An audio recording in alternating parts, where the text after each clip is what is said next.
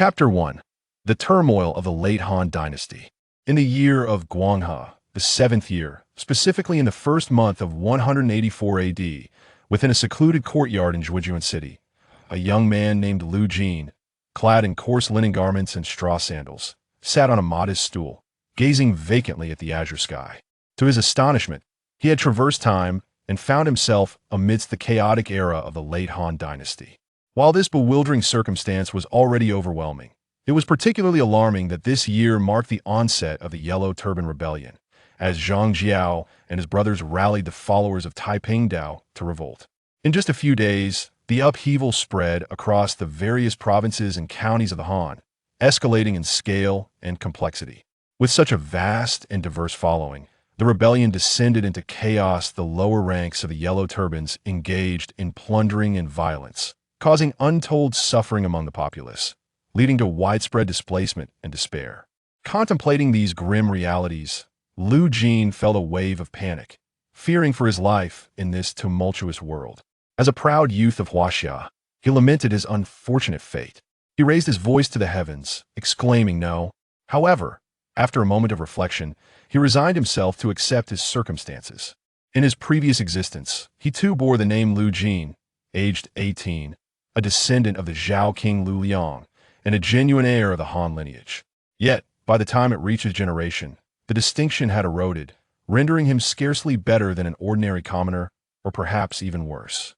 The edict of Emperor Wu regarding the distribution of titles had decreed that all Han relatives, regardless of their noble blood, were to toil in menial labor. My children shall be emperors, while yours will serve as commoners, all for the glory of the Han. Fortunately, Lu Jin's father, Luin, managed to secure a position in the local government through familial connections, bequeathing a modest estate, which was the very courtyard he now occupied. Alas, 2.5 years prior, a tragic accident claimed the lives of his parents, leaving Lu Jin to navigate life in solitude. Despite the loss, the Lu clan and the kind-hearted villagers occasionally offered him assistance, ensuring he would not starve. After sorting through his thoughts, Lu Jin sighed heavily, realizing that his parents' demise had shattered his world. Now that he had arrived in the late Han Dynasty, his foremost priority was to preserve his own life ambitions of grandeur, and restoring the Han would have to wait. Thankfully, during his parents' lifetimes, he had been well fed, which bestowed him with greater strength than the average person. At that moment, an untimely growl from his stomach interrupted his musings. Lu Jin rose to tighten his belt, hoping to mitigate his hunger. Furrowing his brow, he resolved to procure something to eat. Continued starvation would surely lead to his demise. Since the passing of his parents, his previous self had indulged in a life of ease and idleness, squandering the family savings, which now left him reliant on the goodwill of relatives and neighbors. With this in mind, Lu Jin decided to pay a visit to the neighboring family, the Ergo, in hopes of sharing a meal to satiate his hunger, while also contemplating a means of escape from his dire situation. He could not afford to drift aimlessly like his former self, resembling a mere fish out of water. Pushing open the dilapidated door, he stepped outside and approached the adjacent yard. Lu Jin knocked on the rickety wooden door, producing a series of resonant knocks. After a brief moment, a woman's voice echoed from within. "Who is it?" Lu Jin recognized the voice of widow Zhao, Ergo's mother. "Zhao Ani, it's me," he politely responded. Moments later, the courtyard gate swung open, revealing a woman with a gauze headdress, clad in coarse clothing, her face gaunt, and her cracked hands wiping away droplets of water from her garments. "Ah, it is Jiner who has come. Please come in," she greeted with a warm smile. "Fortunately, I had a bit of extra grain at home, so I made 2 pancakes. I intended for Ergo to bring one to you, but I did not expect you to arrive," she continued. Hearing this, Lu Jin felt a wave of gratitude. He was relieved that he would not go hungry, largely thanks to widow Zhao, who had often lent him support during difficult times. Upon entering the house, he spotted a thin youth, dressed in simple clothes, grinning widely as he approached. "Brother Jin," Lu Jin nodded back, recognizing the slender boy as his neighbor and friend, named Zhao Ergo. The nickname Ergo came from a childhood illness that had nearly claimed his life. After a failed treatment, a wandering Taoist had renamed him, suggesting that a humble name would be easier to sustain, and miraculously, his health improved, leading to the name's enduring use. The two boys, having grown up together in a close-knit bond akin to that of brothers, shared many carefree moments. However, their circumstances had changed. Ergo's family had fallen on hard times. His father, once a sergeant in the border army, had provided well for them, sending home ample provisions each year. Tragically, a year prior, news of his death left only the mother and son to rely on one another.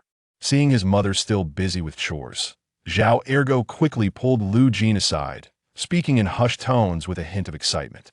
"Brother Jin, I have something to tell you," he said eagerly.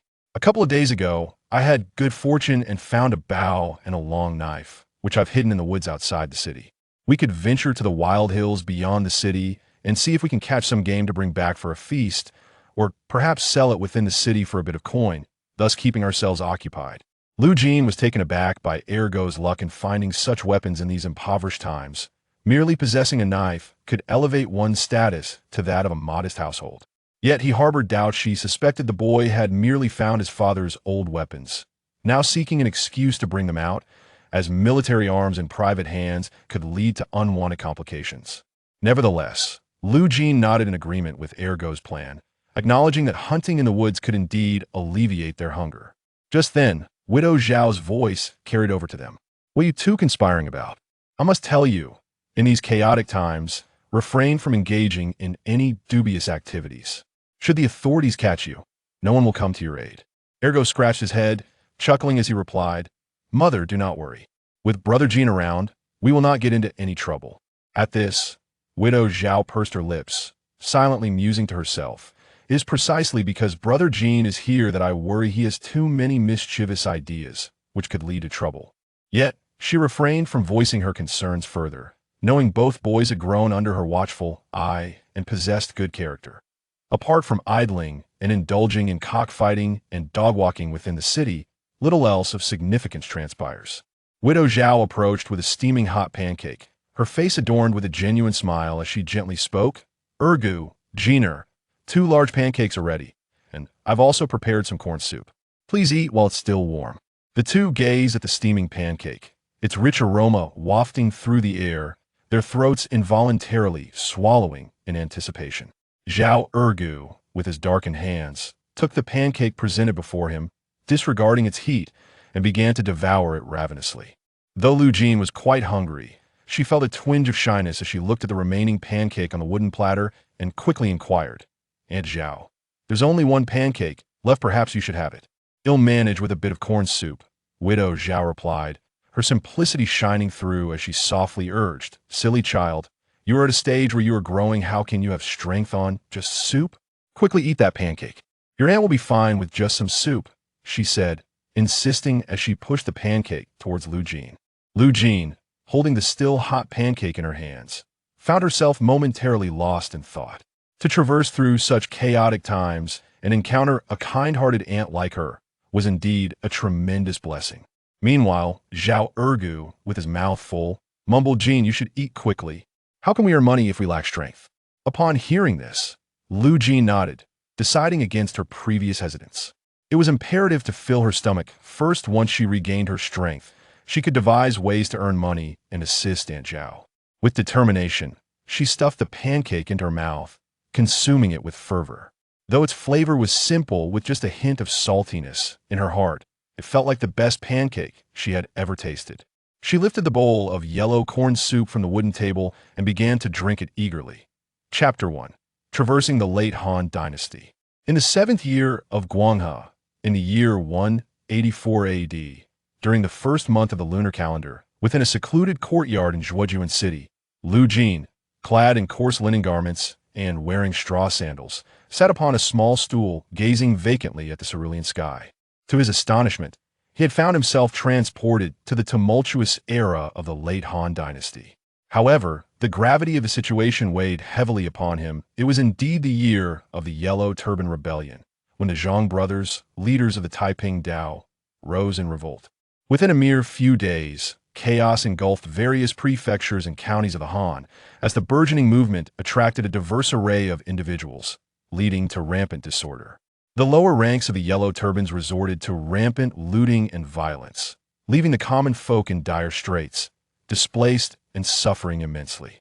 Reflecting on this, Lu Jin felt a surge of anxiety, fearing for his life amidst such turmoil. A promising youth of Huaxia, he found himself ensnared in this chaotic epic. With his head tilted towards the heavens, he bellowed, "No." After a brief moment of contemplation, he resigned himself to this new reality. His previous incarnation bore the same name, Lu Jin, and at the age of 18, he was a descendant of the Zhao king Lu Liang, a legitimate heir of the Han Dynasty. Yet, in this generation, he bore little resemblance to the nobility, often living in conditions akin to those of commoners, and, at times, even worse. The decree of the Emperor Wu of Han had relegated all Han lineage, regardless of their noble ancestry, to laborious tasks such as weaving straw sandals. "My children shall be emperors, while yours shall serve as commoners all in service of the Han," was the prevailing sentiment. Fortunately, Lu Jin's father, Luin, had secured a modest position within the local government through familial connections, thus preserving a semblance of heritage. This humble abode was the result of that legacy. Alas, 2.5 years prior, a tragic accident claimed both his parents, leaving Lu Jin to navigate life in solitude. Despite the loss, the Lu clan and compassionate neighbors occasionally extended their assistance, ensuring he did not succumb to starvation. After gathering his thoughts, Lu Jin sighed deeply, acknowledging the gravity of his situation, orphaned and thrust into a chaotic world. Having arrived in this tumultuous time, his foremost priority was to safeguard his life ambitions of establishing a dynasty or restoring the Han would have to wait.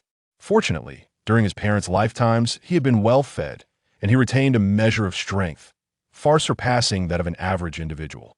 At that moment, an untimely growl from his stomach broke the silence, prompting Lu Jin to stand and tighten his belt, hoping to stave off the gnawing hunger. His brow furrowed, he needed to devise a plan to procure some sustenance, for if things continued as they were, he would surely starve.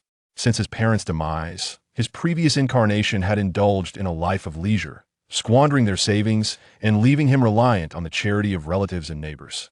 With this in mind, Lu Jin resolved to visit the neighboring Di Go's home to share a meal, hoping to satiate his hunger and subsequently devise a means of escape from this plight.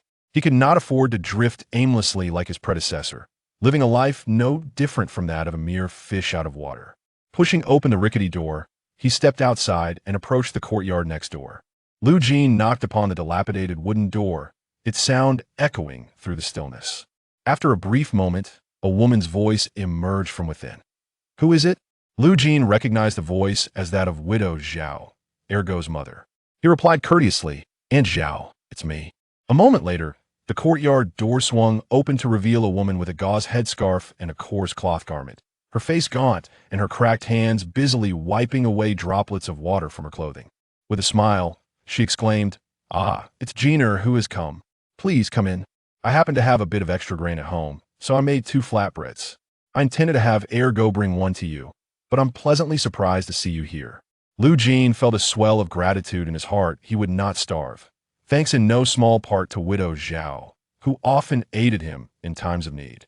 Upon entering the home, he spotted a lean young boy clad in simple attire, grinning widely as he approached. "Jingu." Lu Jin nodded in response. This slender youth was none other than his neighbor and dear friend, Zhao Ergo. The name Ergo was bestowed upon him after a severe childhood illness that left him weak. When traditional remedies failed, a wandering Taoist priest suggested the name as a form of good luck, which seemed to work as health improved, and the name stuck. They were of the same age, having grown up together in close companionship, akin to brothers. Regrettably, Ergo's family had fallen into misfortune. His father, once a sergeant in the border army, had provided well for them, sending home substantial amounts of grain each year. However, a year ago, they received news of his passing, leaving only mother and son to rely on one another. Noticing his mother still engaged in chores, Zhao Ergo eagerly pulled Lu Jin aside and whispered conspiratorially, "Jingu, I've got something to tell you. Just a couple of days ago, I had some luck outside and found a bow and a long knife, which I've hidden in the woods beyond the city. We could venture out to the wild hills and see if we can catch some game to bring back for a feast, or even sell it within the city for a bit of pocket money. It would keep us from idling away our days." Lu Jin was taken aback. He hadn't anticipated Zhao Ergo's good fortune in finding such weapons. In these impoverished times, Even having a knife at one's waist signified a level of comfort. Yet, he harbored doubts, suspecting the items were likely left by Ergo's father, and that his friend was merely seeking an excuse to wield them, as possessing military weapons privately could lead to unnecessary trouble. Nevertheless, Lu Jin said nothing, nodding in agreement with Ergo's idea of hunting in the woods beyond the city, as it would indeed address their hunger. At that moment, Widow Zhao's voice interrupted. "What are you two discussing over there? I must tell you, given the current chaotic times, do not engage in any dubious activities. If the authorities catch you, there will be no one to come to your aid." Ergo scratched his head and chuckled. "Don't worry, mother. With Jingu around, we won't be getting into any trouble." Upon hearing this, Widow Zhao pursed her lips, silently thinking that having Jingu around might lead to mischief, but she chose not to voice her concerns. After all, she had watched the two boys grow up, and their character was beyond reproach. Aside from idly passing time within the city, engaging in cockfights and walking dogs, little else of significance would transpire. Widow Zhao approached with freshly baked flatbreads, a genuine smile illuminating her face as she gently spoke. "Ergu, Jiner, 2 large pancakes are ready, and I've also prepared some corn soup. Please, eat while it's hot." The two gazed at the steaming flatbreads, their rich aroma wafting through the air, causing their throats to involuntarily convulse with the sound of swallowed saliva. Zhao Ergu, with his large, dark hands, took the flatbread before him, ignoring the heat, and began to devour it ravenously. Though Lu Jin felt quite hungry, she hesitated, glancing at the wooden platter holding the remaining flatbread, and quickly inquired, "Aunt Zhao, there's only one flatbread left, you should have it." "I'll manage with some corn soup," Widow Zhao replied, her simplicity shining through as she softly insisted, "Silly child, you are still growing. Drinking soup alone won't provide you with enough strength. You must eat this flatbread. Your aunt will suffice with just the soup," she added, as she pressed the remaining flatbread into Lu Jin's hands. Lu Jin, holding the still warm flatbread, momentarily lost herself in thought. To traverse through such tumultuous times and encounter a kind-hearted aunt like her was indeed a great fortune. As Zhao Ergu continued to voraciously consume his food, he mumbled, "Jin, you should eat quickly. Without strength, how can we earn money?" Upon hearing this, Lu Jin nodded, deciding not to linger in her reluctance any longer. It was essential to fill her stomach first, only then could she muster the energy to assist Aunt Zhao. With determination, she bit into the flatbread, indulging in its simple, slightly salty flavor. Yet in her heart, it was the finest flatbread she had ever tasted. Lifting the bowl of yellow corn soup from the wooden table, she began to drink heartily. Chapter 2. Hunting in the mountains. As they savored their flatbreads and rice soup, Lu Jin felt that in these impoverished times, their meal could be considered quite satisfactory. Significantly better than what the average commoner would enjoy. Soon, having satisfied his hunger, he sat back on a small stool and let out a hearty belch, finally feeling content.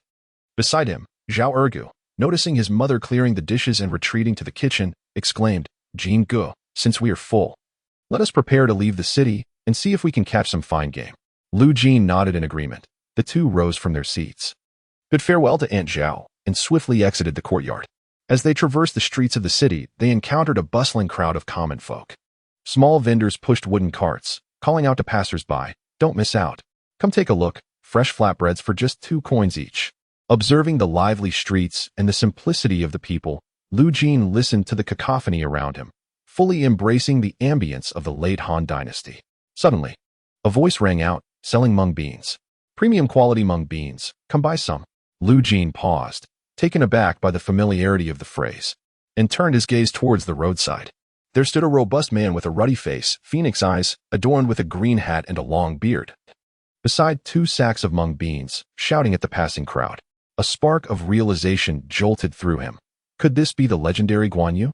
Reflecting on the timeline, he recalled that Guan Yu had indeed fallen into disrepute and fled his homeland, arriving in Yuzhou, Zhujian, to sell mung beans, where he would eventually meet Zhang Fei and Liu Bei, and the 3 would become sworn brothers. A smile crept across Lu Jin's lips. Here was Guan Yu still selling mung beans, seemingly untouched by Liu Bei's call. A thought of seizing the opportunity crossed his mind, yet he recognized his own insignificance. As a mere wanderer in Zhujian without any renown, persuading Guan Yu to serve him was utterly implausible. After all, the man was not foolish. At least he could earn a modest living selling mung beans, while Lu Jin was a penniless drifter, faring worse than him. Liu Bei, at this time, had garnered a certain reputation in Zhuojuan, having studied under Lu Ji and sharing a mentor with Gongsun Zan, making his recruitment of Guan Yu and Zhang Fei entirely reasonable. However, as a time traveler, Lu Jin understood that his identity was of his own making.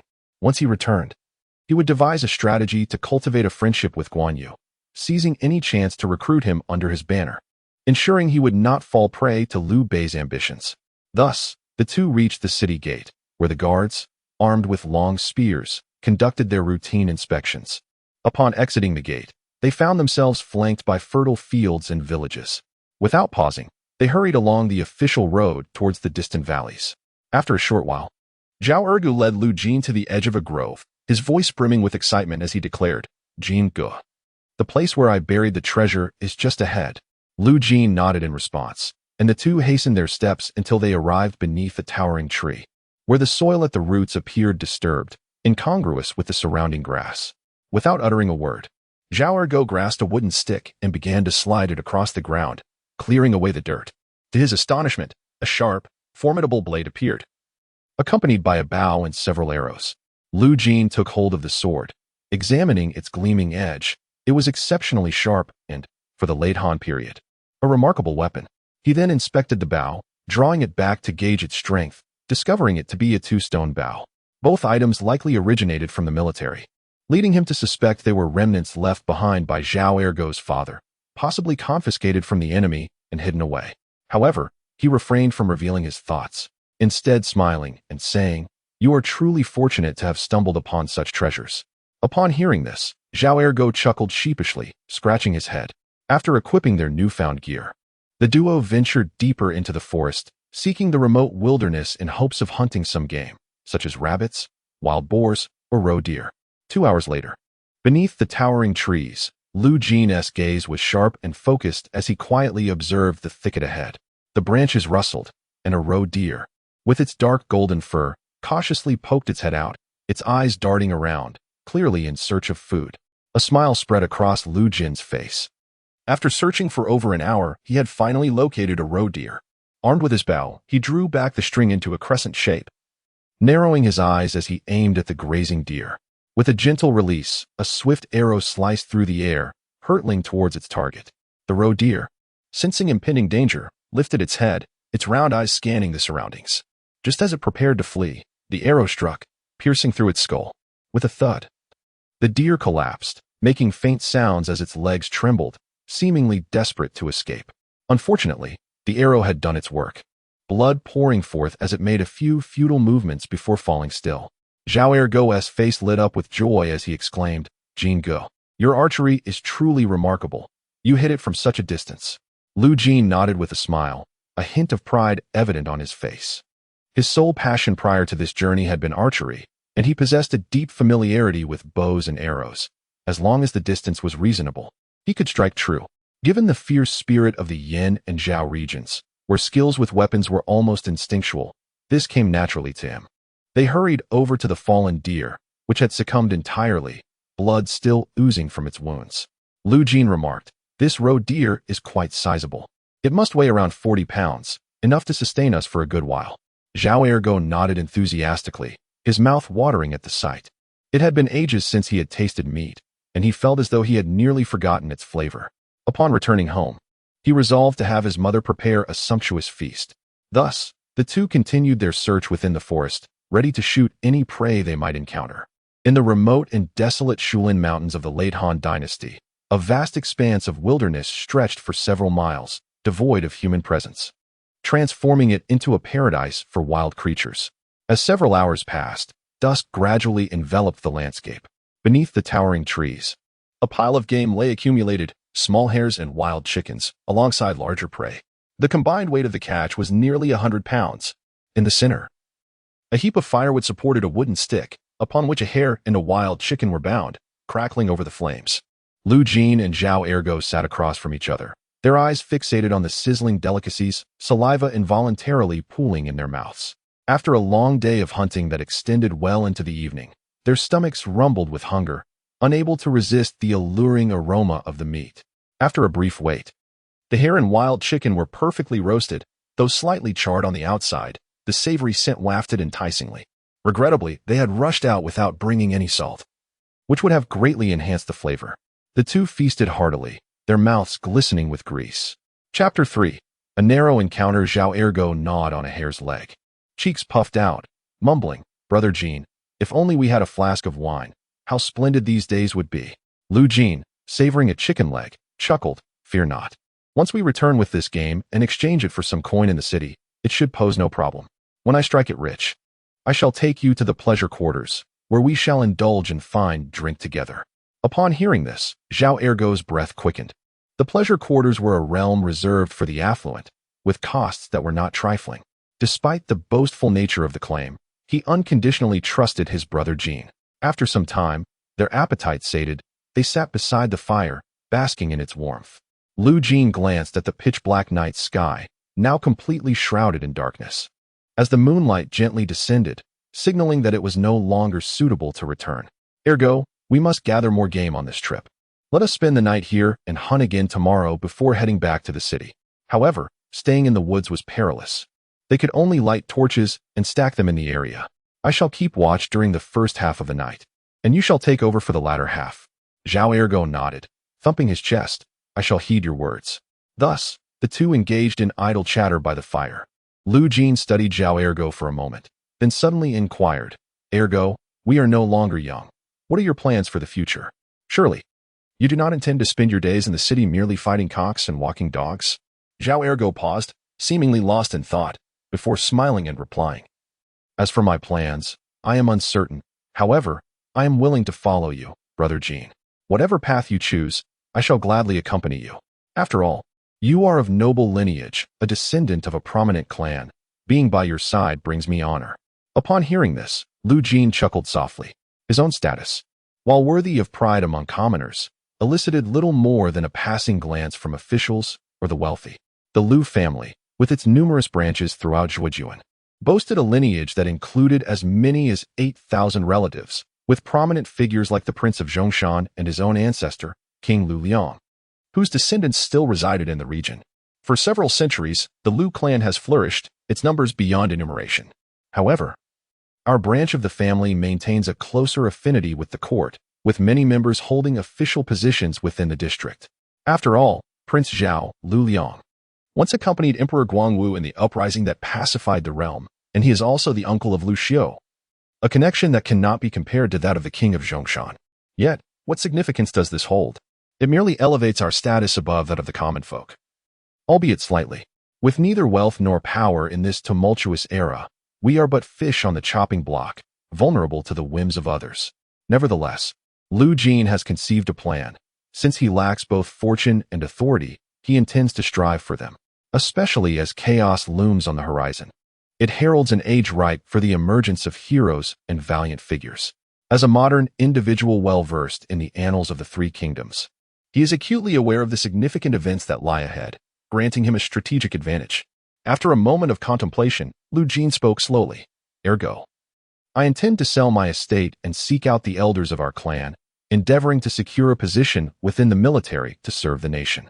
A man of honor born between heaven and earth cannot languish in aimlessness, squandering his prime years. He is no different from decayed wood or withered grass." Ergo, taken aback by these words, displayed a hint of anxiety and quickly replied, "Brother Jean, that residence was left to you by your father. If you sell it, where will you live?" Lu Jean chuckled and shook his head. "If I can enter the military, the house is inconsequential. Once I have established myself, I shall find a way to reclaim it." Upon hearing this, Ergo seemed to grasp the rationale. If Lu Jean were to join the military, he would undoubtedly be exceedingly busy, likely residing there and seldom returning home. His eyes gleamed with anticipation as he eagerly inquired, "Brother Jean, if you enter the military, can you bring me along? I would be content to serve as a foot soldier by your side." Lu Jean nodded in affirmation. Naturally, if he were to join the military, he would take his steadfast companion with him. Having grown up in close quarters, their bond was exceptionally strong. As Lu Jean sought to ascend through military merit, it was imperative to have trusted allies by his side, making Ergo an ideal choice. While the two conversed, a sudden roar shattered the stillness of the night sky. A whoa! The deafening sound reverberated through the air, causing Lu Jin and Ergo, who were tending to the fire, to shudder in fear. Ergo quivered as he spoke. "Brother Jin, that sounds like a great beast." Lu Jin's expression grew solemn as he gripped his crossbow tightly. The sword resting at his waist, his gaze fixed on the darkened sky. In a hushed tone, he advised, "There is no escaping. It has 4 legs while we possess but 2. We must climb the tree." Without a moment's hesitation, Ergo began to ascend the great tree. Lu Jin cast a wary glance at the inky night, following suit in his ascent, his heart filled with trepidation. The so-called great beast or tiger, also known as the Mountain Lord, possesses immense strength. Should it discover them, their fate would be sealed. Perched atop the tree, they found some solace, observing the dark sky, where the leaves occasionally rustled in the breeze. Soon, illuminated by the flickering flames, a resplendent yellow tiger approached with a measured gait, occasionally baring its fangs as it surveyed its surroundings with an air of vigilance.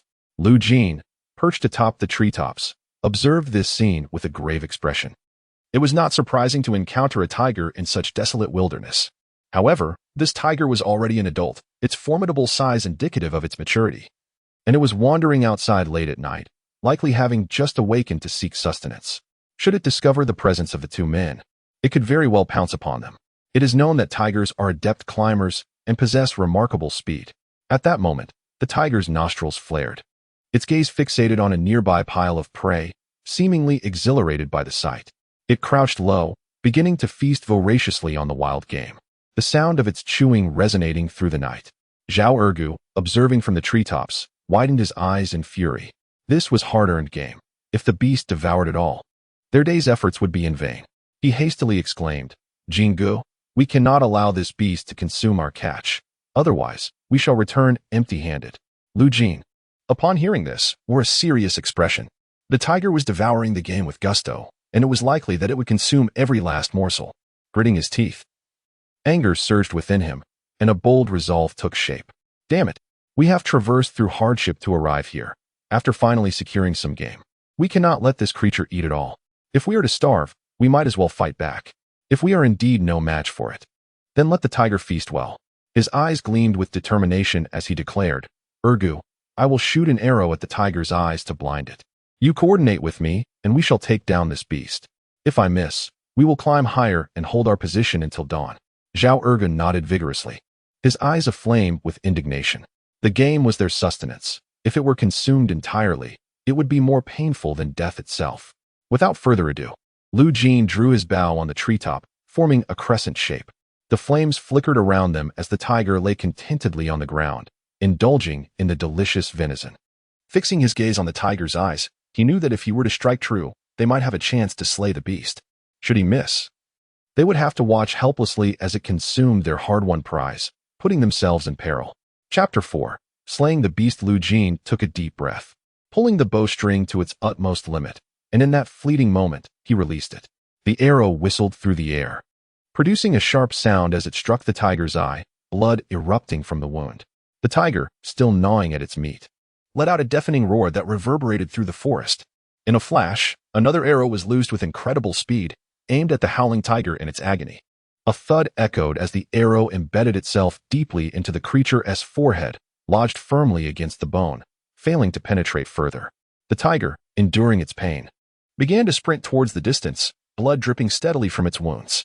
Lu Jin and Zhao Ergo exchanged a glance, promptly leaping from the tree. Grasping a torch pulled from the fire and wielding a sharp blade, they pursued the direction in which the tiger fled. The beast had been struck by 2 arrows in the head. Though its hide was tough and its flesh resilient, these were indeed fatal injuries, especially with its eye being pierced and bleeding profusely, likely impairing its mobility significantly. They could not allow this tiger to escape. Thus, the 2 men followed the trail of the fleeing creature. The dawn gradually broke. After several hours of pursuit, they finally discovered the fleeing tiger deep within a forest, collapsed motionless on the grass, its head still bleeding. However, faint growls escaped its mouth, indicating it was still alive but weakened. Lu Jin, witnessing this, could not help but admire the tiger's formidable endurance. Having sustained 2 arrows and lost so much blood, it had still managed to run such a distance and remained alive. For their safety, Lu Jin and Zhao Ergo did not approach too closely, knowing that the tiger still possessed the strength to resist. If they ventured near and it reacted, they would undoubtedly meet a fatal end. From a distance of several meters, Lu Jin drew his bow, forming a crescent shape, and aimed at the tiger's forehead, releasing several more arrows. A series of thuds resonated as the arrows struck the tiger's head, blood splattering forth. The beast on the ground emitted intermittent growls, its limbs trembling as it attempted to rise and flee, though its movements were sluggish and feeble. Lu Jin released a few more arrows, and the tiger fell silent, lying still in the grass, blood oozing from its wounds. Only then did the two dare to approach. Zhao Ergo, wielding a large knife, wasted no time and struck down upon the tiger's head, producing a series of clangs. After completing this grim task, they finally exhaled in relief. Zhao Ergo chuckled, "Jingu, your prowess is truly remarkable.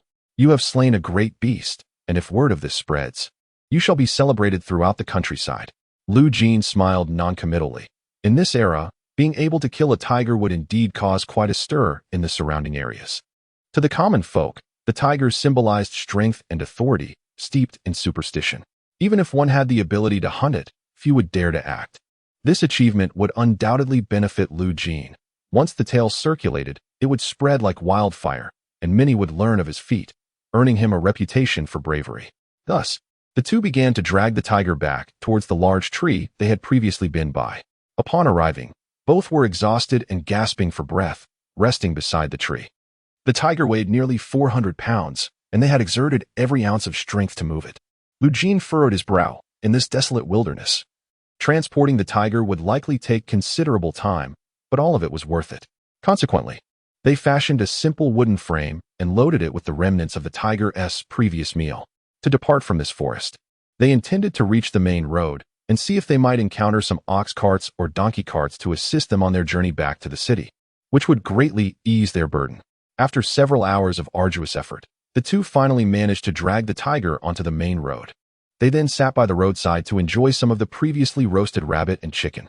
After a brief wait, an ox cart approached, with an elderly man lazily driving it forward while waving his whip. Upon noticing Lu Jin and Zhao Ergu by the roadside, the old man paid them little mind. But when he saw the tiger lying on the ground, his body trembled slightly. Thinking he might have been mistaken, he quickly rubbed his eyes. And upon confirming it was indeed a tiger, he stammered in fear, "A great tiger." The old man hastily waved his whip, eager to hasten the ox cart's departure from the scene. Lu Jin promptly reached out to stop him, courteously assuring, "Do not be afraid, good sir. This great tiger is already dead." Hearing this, the old man let out a sigh of relief, managing to calm his frayed nerves. However, the sight of the colossal creature lying before him still filled him with dread, for to the common folk, a tiger represented calamity. Once the old man had steadied himself, Lu Jin continued, "Sir, this tiger is far too large for us to drag into the city. Might we trouble you to take us a short distance? We are willing to pay for the fare." The elder, surprised to find that these two could slay a tiger, regarded them as formidable individuals.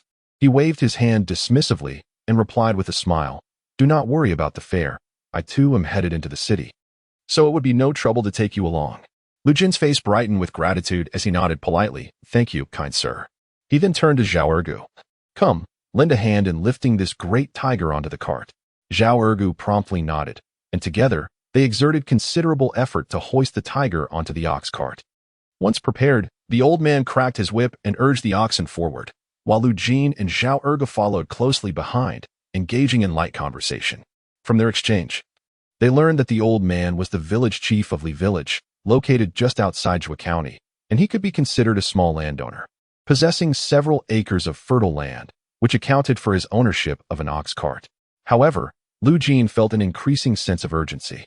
The old man had mentioned that a Taoist priest from the Taiping sect had come to their village, promoting a method to cure all ailments simply by placing talismans in water, which had garnered the trust of many villagers. The old man was on his way to Jua County to retrieve his ailing son, hoping to have him treated by the Taoist priest. Lu Jin was increasingly anxious, as it seemed the nearby villages were being consumed by these Taiping followers. He feared that the more remote towns had already fallen under the influence of this sect. At such a time, should Zhang Jiao make his move, rebellion would spring forth across the land, and even Jua County would become a focal point of conflict. Lu Jin felt a pressing need to establish a firm foothold in the county before Zhang Jiao's uprising commenced. Possessing a formidable army, one seizes this opportunity to establish military achievements, thereby amassing strength for future endeavors to restore the Han Dynasty. Chapter 5. The First Encounter with Liu Bei. During the tumultuous late Han period, many heroes emerged, gaining military merit through the Yellow Turban Rebellion, which allowed them to make their mark. Numerous individuals, having contributed to quelling the Yellow Turban uprising, gradually rose to prominence, accumulating a measure of renown and securing official positions. Do not underestimate this fame. It represents public recognition and has the power to attract ambitious individuals to serve under you. Even the illustrious brothers Yuan Shu and Yuan Shao, descended from 4 generations of high officials, sought ways to enhance their reputation and elevate their status in the realm, let alone those of more humble origins. Thus, a cart drawn by an ox, carrying a tiger and various wild creatures, slowly approached the outskirts of Zhou County. The surrounding populace, witnessing this spectacle, gasped in astonishment, exclaiming, "Look, it's a tiger." Instantly, a crowd gathered at the city gates, captivated by the enigmatic and perilous presence of the tiger. Many had only heard of such beasts and had never before laid eyes on one. Now, seeing a tiger before them was indeed a shocking experience. Even the dozen soldiers stationed at the city gate were filled with awe, marveling at the feat of slaying such a formidable creature, a testament to great prowess. The cart, bearing the great beast, made its way toward the bustling streets of the city, drawing attention wherever it passed. Lu Jin and Zhao Ergu, buoyed by the gasps and praises from the crowd, wore expressions of delight and even a sense of pride. They urged the elderly driver, Old Li, to steer the cart toward the liveliest thoroughfare, whereupon they disembarked and rewarded Old Li with a wild chicken as fare. They abandoned the tiger by the roadside, inviting the throngs to gather and gawk.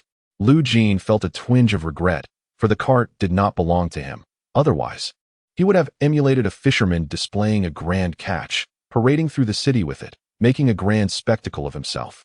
Zhao Ergu, astute and perceptive, regaled the curious onlookers with tales of their exploits. He proclaimed that Lu Jin had vanquished the tiger, leaving the crowd in a state of shock and disbelief that one man could slay such a beast. They gazed in admiration at the towering Lu Jin, who, having felled a tiger, clearly possessed remarkable strength.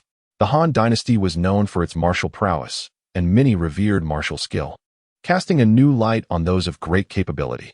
At that moment, a group of young men clad in coarse linen garments observed the gathering crowd. The leader, possessing a handsome visage, resolute eyes, prominent ears, and long arms, shifted his weight upon his straw sandals. He murmured, "What event has transpired to draw such a multitude?" One of the young men, seemingly overhearing snippets of conversation from the crowd, excitedly exclaimed, "Brother Xuanda, it appears they are saying someone has slain a tiger, which has attracted quite a number of spectators. We should go see this tiger slayer." The man referred to as Brother Xuanda was none other than Liu Bei, a prominent figure among the heroes of the late Han period. Upon hearing this, he paused for a moment, taken aback. A sense of astonishment filled his heart. The ability to slay a tiger signified extraordinary martial prowess and formidable strength. Instantly, he felt a desire to befriend this individual, hoping to enlist his talents for his own purposes.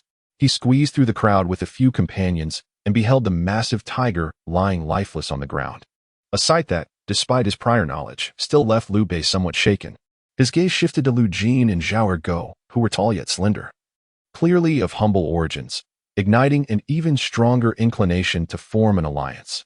With a decisive step forward, he cleared his throat softly, inquiring, "May I ask which brave soul has vanquished this mighty beast?" Upon hearing this, Lu Jin turned toward the speaker, momentarily taken aback.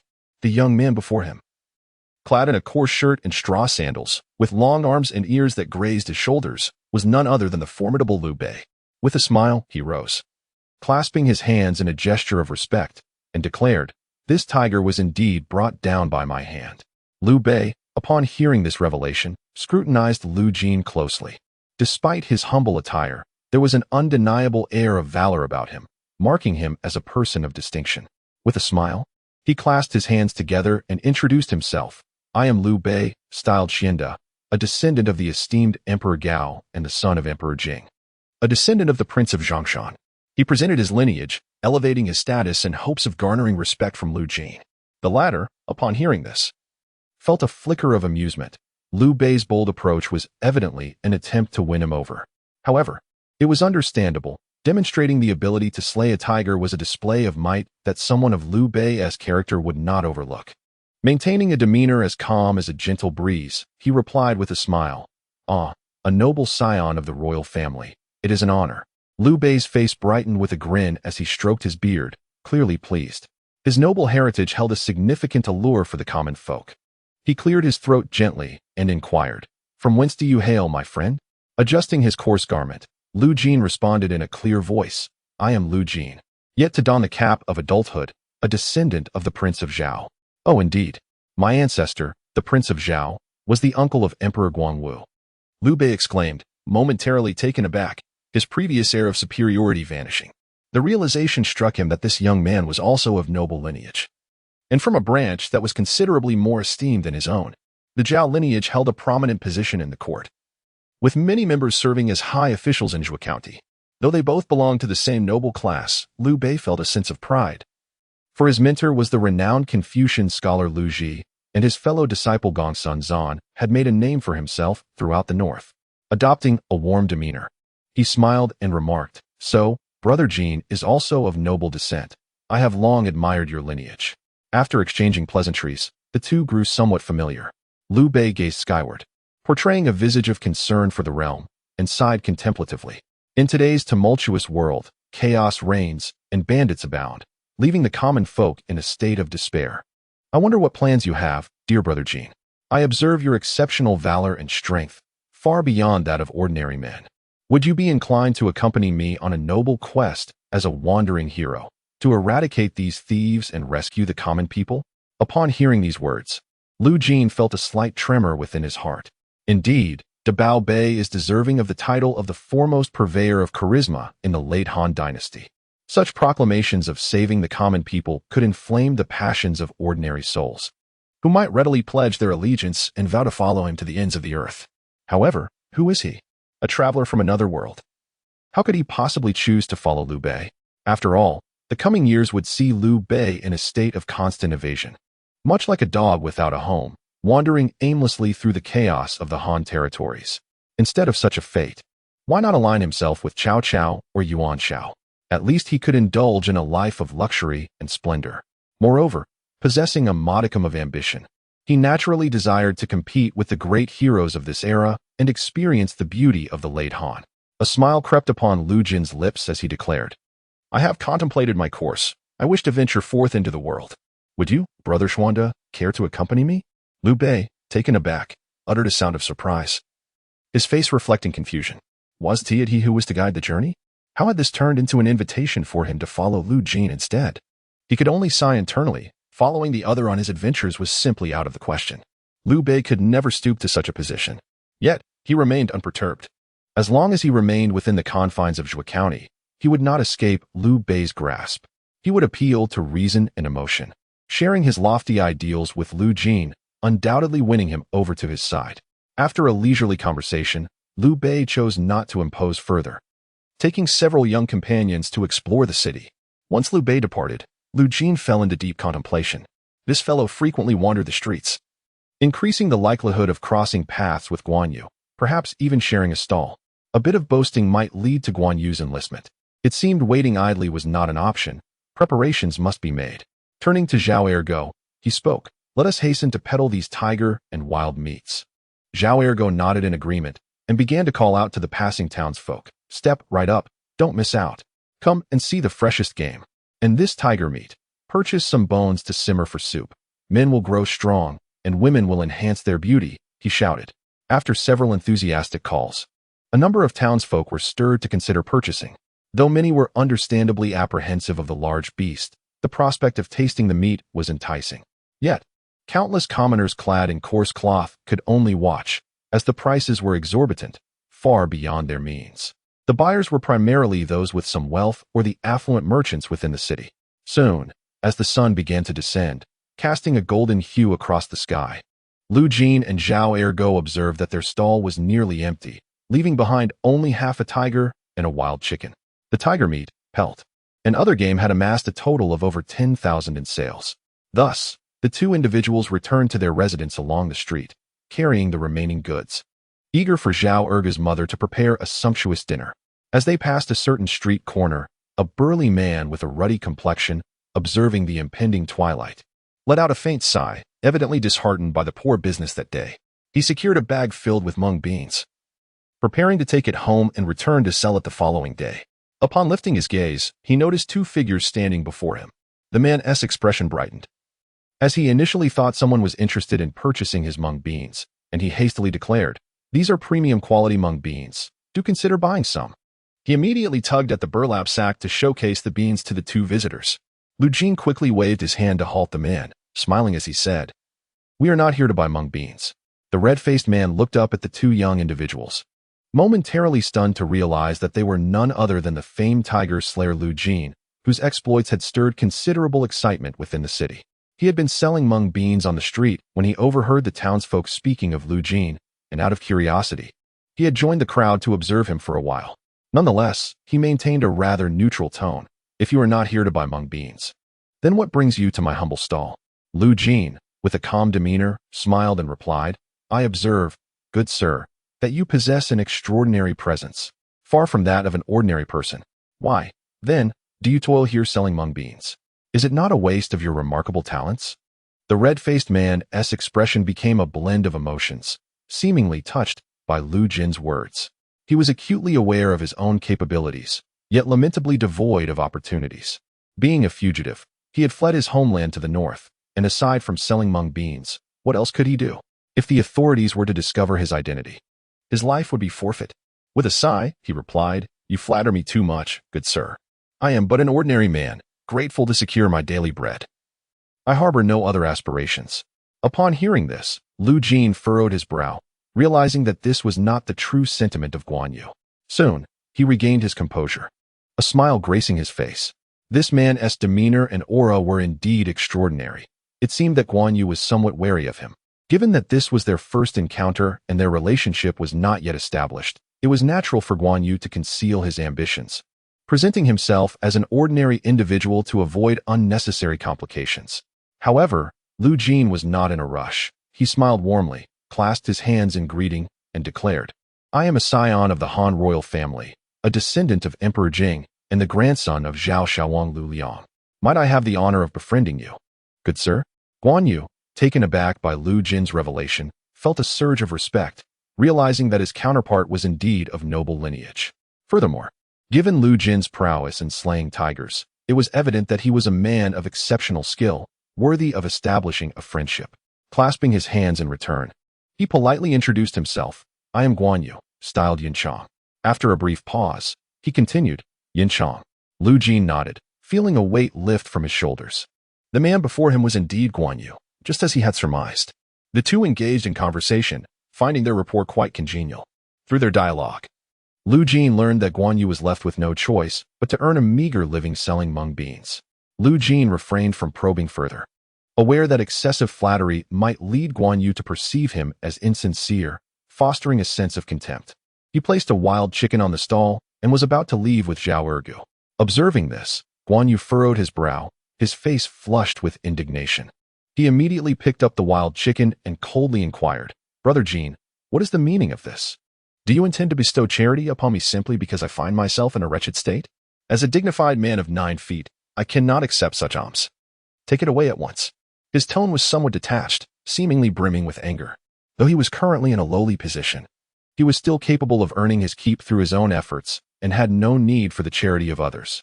Lu Jin quickly waved his hand, smiling as he replied, "Yin Chong, do not misunderstand. I am merely an admirer of talent. I see your extraordinary demeanor, akin to a treasured sword concealed in its sheath or a brilliant pearl hidden in the dark.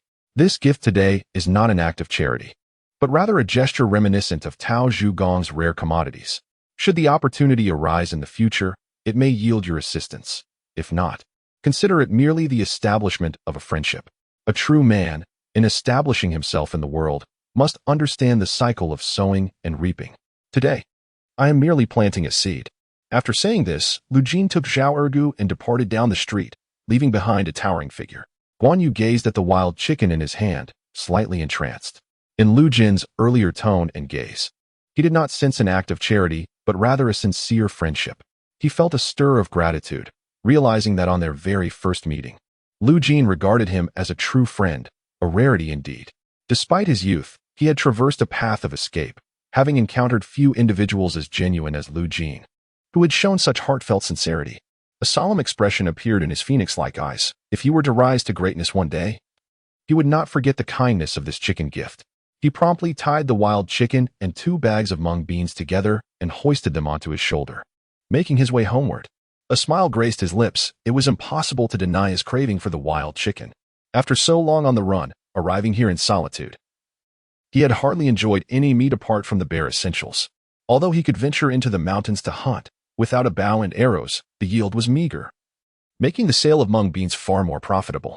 As they walked down the street, Zhao Erge turned to Lu Jin, puzzled, and asked, "Brother Jin, why were you so generous as to gift that wild chicken to him?" I found that red-faced man to be somewhat arrogant and unfriendly, thinking we were merely offering charity, which left me rather displeased. Lu Jin chuckled at this and responded, "Erge, you do not understand. Guan Yu exudes a commanding presence and possesses a formidable physique. He is clearly a martial artist. In these tumultuous times, he may rise to prominence at any moment, destined for greatness. Thus, we must forge a strong connection with him. As for his apparent arrogance, I find it quite normal. For men of ambition, receiving a favor upon first meeting can seem belittling, hence the display of anger. A simple explanation would suffice." Hearing this, Zhao Erge's displeasure eased considerably, yet he remained skeptical about Guan Yu's potential for extraordinary achievement, believing that such greatness would be reserved for figures like Brother Jin. The two soon arrived at Zhao Erge's home and knocked on the door. A voice filled with surprise echoed, "Ergo, have you returned?" After a few days apart, the question of whether he had eaten brought joy to Zhao Erge's heart. "Mother, it's me. I haven't eaten yet.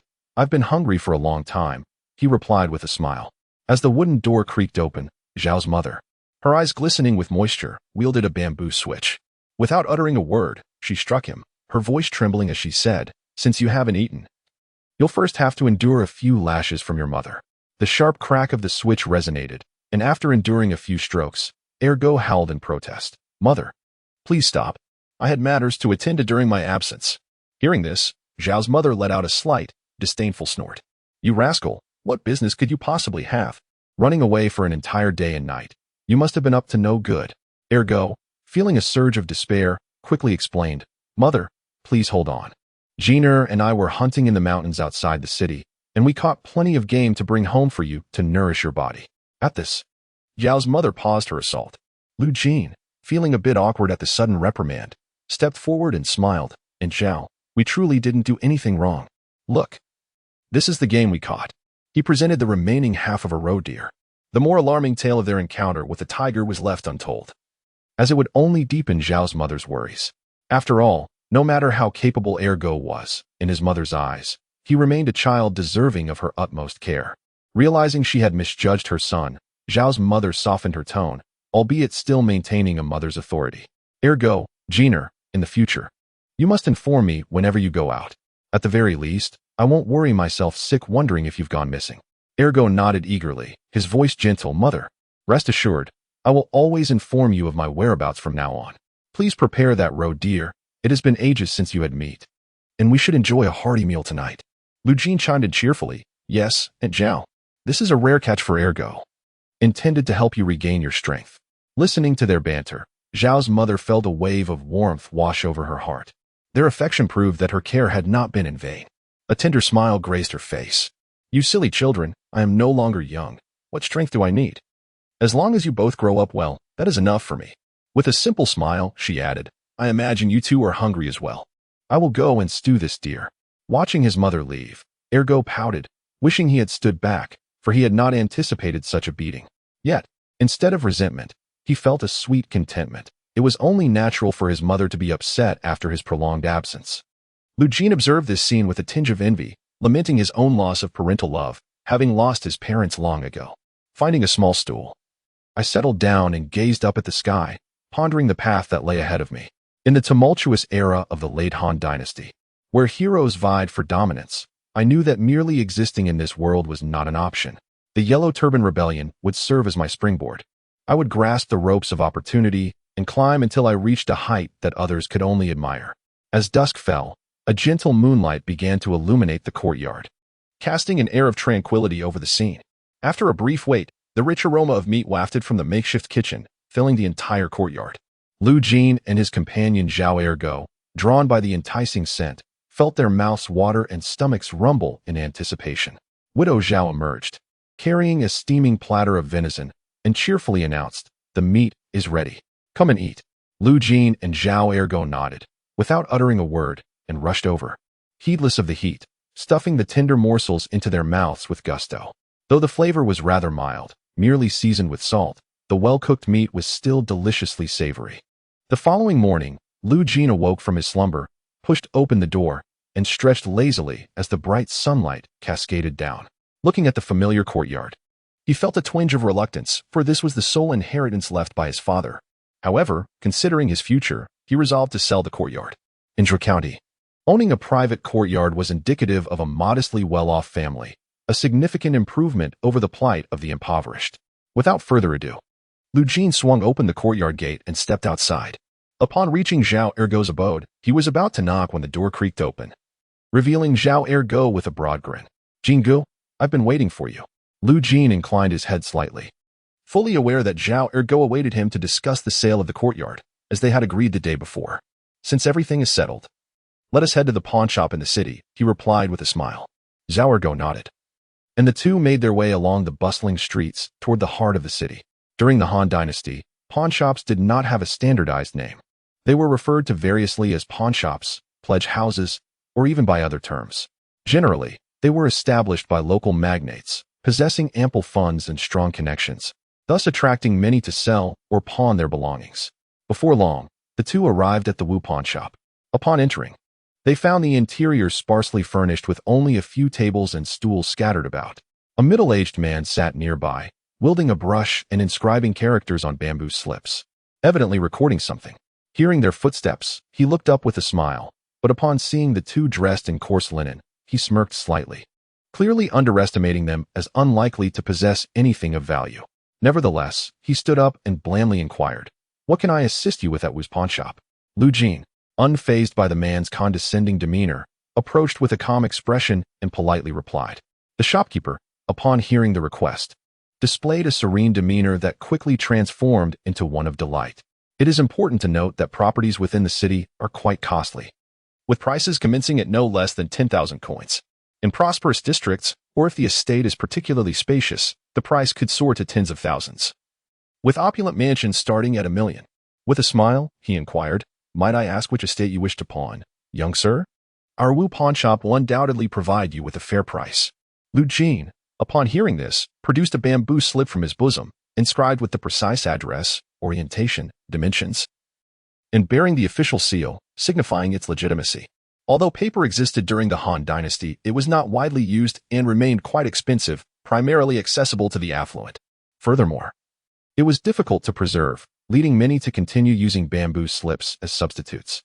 The shopkeeper took the slip, examining it meticulously.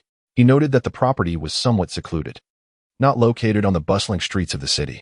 Nevertheless, the real estate prices in Zhuojuan City were still relatively high, making it a significant transaction.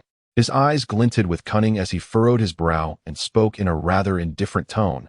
"The size of your property is quite decent, but it is somewhat remote, far from the lively streets. Thus, the price may not be substantial. For a pawn, our Wu pawn shop can only offer 30,000 coins."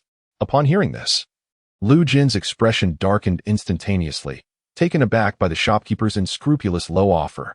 It is essential to recognize that Zhuojuan is no mere small town. It serves as a county seat, housing over 100,000 residents, thus creating a demand that far exceeds supply. Moreover, his estate occupies a considerable area, and reaching the prosperous district would not require much time, making it a property of high quality. Regardless of the circumstances, it could not possibly be worth only 30,000 coins. It was evident that the shopkeeper, noticing Lu's humble attire, perceived him as a destitute individual, seeking to exploit the situation for a hefty profit. Lu Jin's tone grew more detached. "Shopkeeper, I am sincerely looking to pawn this estate. Your offer is excessively low."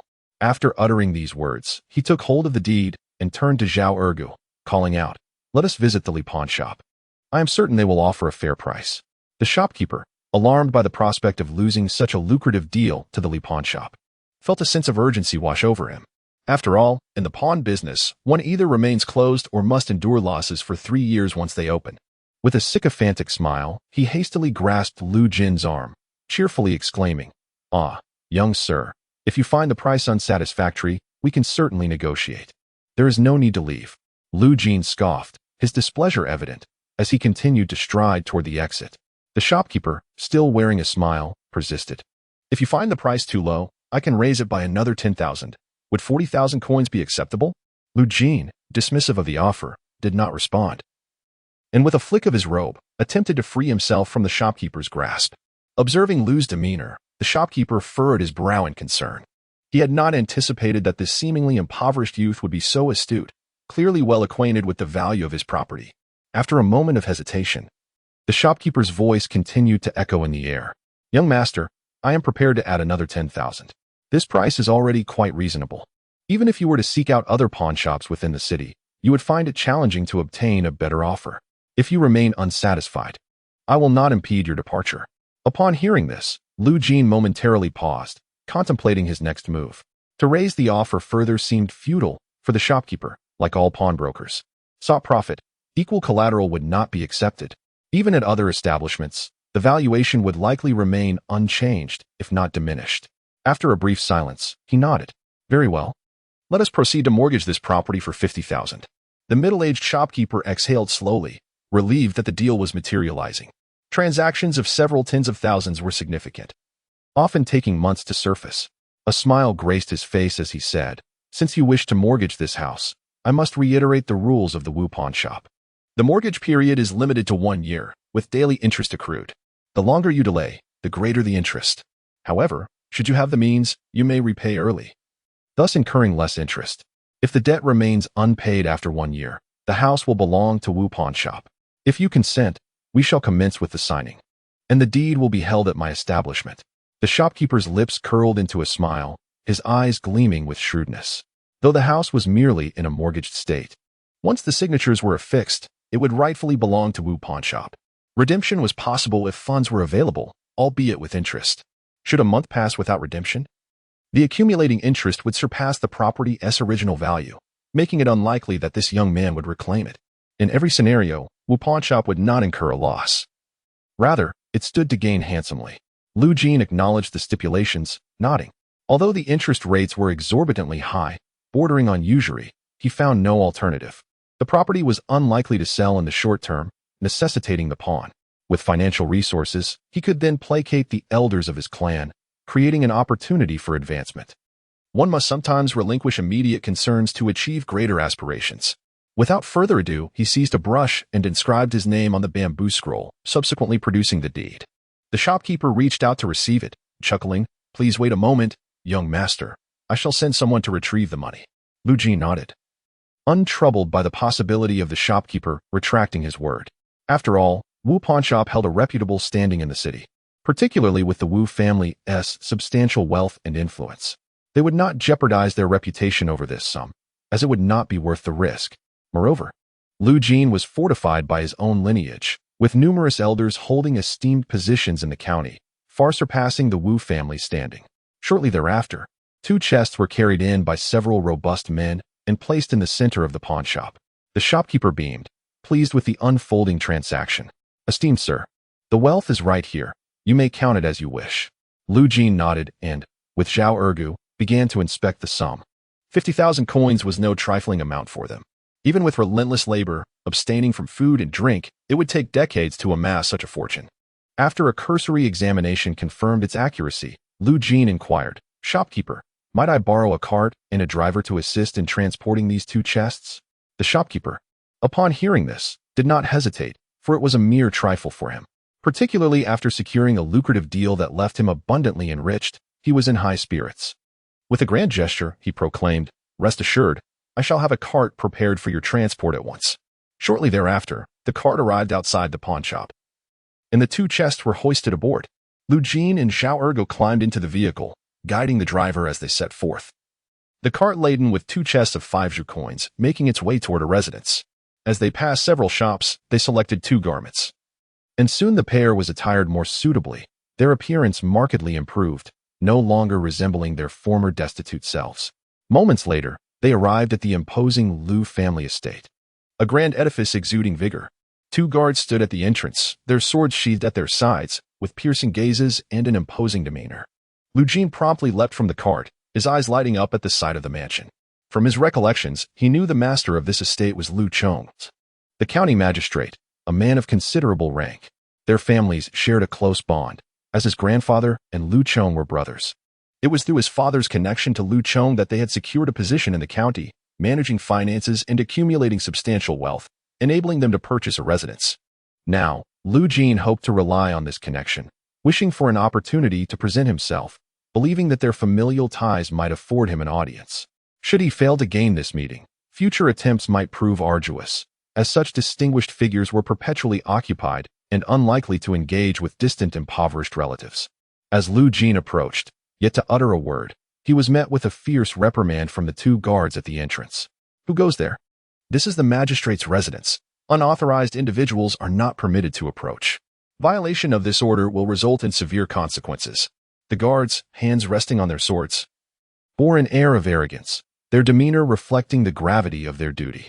Lu Jin quickly clasped his hands together in a gesture of respect and declared, "I am Lu Jin, son of Luan, a relative of the magistrate. I have come to pay my respects and hope to be announced." Upon hearing this, the guards' menacing expressions softened slightly. They scrutinized Lu Jin, noting his decent attire, though his demeanor seemed somewhat lacking, akin to a nouveau riche who had stumbled upon sudden fortune. Observing their indifference, Lu Jin reached into his pouch, retrieving several handfuls of 5 coins, a smile adorning his face as he approached the guards. He placed the coins in their hands, speaking courteously. "Two gentlemen, I kindly ask for your assistance in delivering a message stating that Lu and son has arrived. Should the county magistrate be unwilling to meet, I shall have no further words to offer." The two guards, weighing the 5 cash coins in their hands, estimated there to be around 20 to 30 pieces, a sum not insignificant to them, equivalent to several days' salary. Their gazes towards Lu Jin softened somewhat. For at the very least, this young man understood the nuances of human relations and recognized the value of a small gratuity. One of them cleared his throat gently, a smile gracing his face as he spoke in a casual tone. "We can certainly relay your message. However, whether the magistrate chooses to meet with you is beyond our concern." Lu Jin promptly nodded, expressing his gratitude. "Rest assured, should the magistrate not summon me, I shall leave immediately, and it will not inconvenience you." The guards, pleased with Lu Jin's perceptiveness, felt satisfied, as he had spared them any embarrassment. Unlike previous impoverished relatives who, despite their lowly status, had shown arrogance and remained unyielding when ignored by the gentry, only to be driven away by force. One of the guards stepped into the residence to convey the message while Lu Jin and Zhao Ergu awaited outside. Within the residence, in a study, a middle-aged man clad in a brocade robe knelt beside a table, perusing a bamboo slip with a furrowed brow, lost in contemplation. At that moment, a respectful voice echoed from outside the door. "May I report to the magistrate that a person claiming to be Lu and S son, Lu Jin, wishes to pay his respects." Upon hearing this, Lu Chong frowned, the name Lu and striking a chord of familiarity. Soon, he recalled that Luan was indeed his cousin, whom he had recommended for an official position in the county government. Unfortunately, Luan had passed away over 2 years ago, leaving behind a sole heir, Lu Jin, undoubtedly the individual before him. It seemed that Lu Jin had come seeking a fortune in his uncle's favor. After a brief moment of reflection, Lu Chong resolved to meet him, for he was the last descendant of their lineage, having endured 3 generations. It was only fitting to extend a helping hand, albeit with no expectations for the future success of this branch. Fate would determine its course. If all relatives sought his aid, he would be overwhelmed. A voice of authority resonated, commanding, "Send someone to bring Lu Jin to the study." The guard at the entrance immediately bowed and hastened away, somewhat astonished that this young man had garnered the magistrate's attention, indicating that his connections were indeed noteworthy. Upon returning, they would treat him with the utmost respect, ensuring not to provoke him. Outside the gates, Lu Jin and Zhao Erge continued their wait. Soon, the guard who had gone to deliver the message emerged, a sycophantic smile adorning his face as he approached swiftly. Seeing this, Lu Jin felt a surge of joy. It seemed the matter had been favorably resolved. True to his suspicions, the guard no longer bore the haughty demeanor of before, but rather spoke humbly. "Young Master Lu, please enter. The magistrate has consented to meet with you." Lu Jin nodded with a smile, expressing his gratitude. "Thank you both for your assistance," and once again reached into his coin pouch, producing several handfuls of 5 cash coins, which he pressed into their hands. Upon witnessing the situation, the 2 guards promptly gestured dismissively. feeling utterly unqualified to accept him. To receive an audience with the county magistrate indicated that this young man had substantial connections, far beyond the reach of mere gatekeepers. Politely, they remarked, "Ah, Master Liu, there is no need for such formalities." Seeing this, Liu Jin did not press the matter. Maintaining a good rapport with the two would facilitate future requests to meet the magistrate. Soon, Liu Jin instructed several individuals to carry the two large chests behind him into the estate. The guards then led Liu Jin through winding paths of the residence. Arriving at a secluded study, the guard respectfully bowed before the door and announced in a clear voice, "Magistrate, Liu Jin has arrived."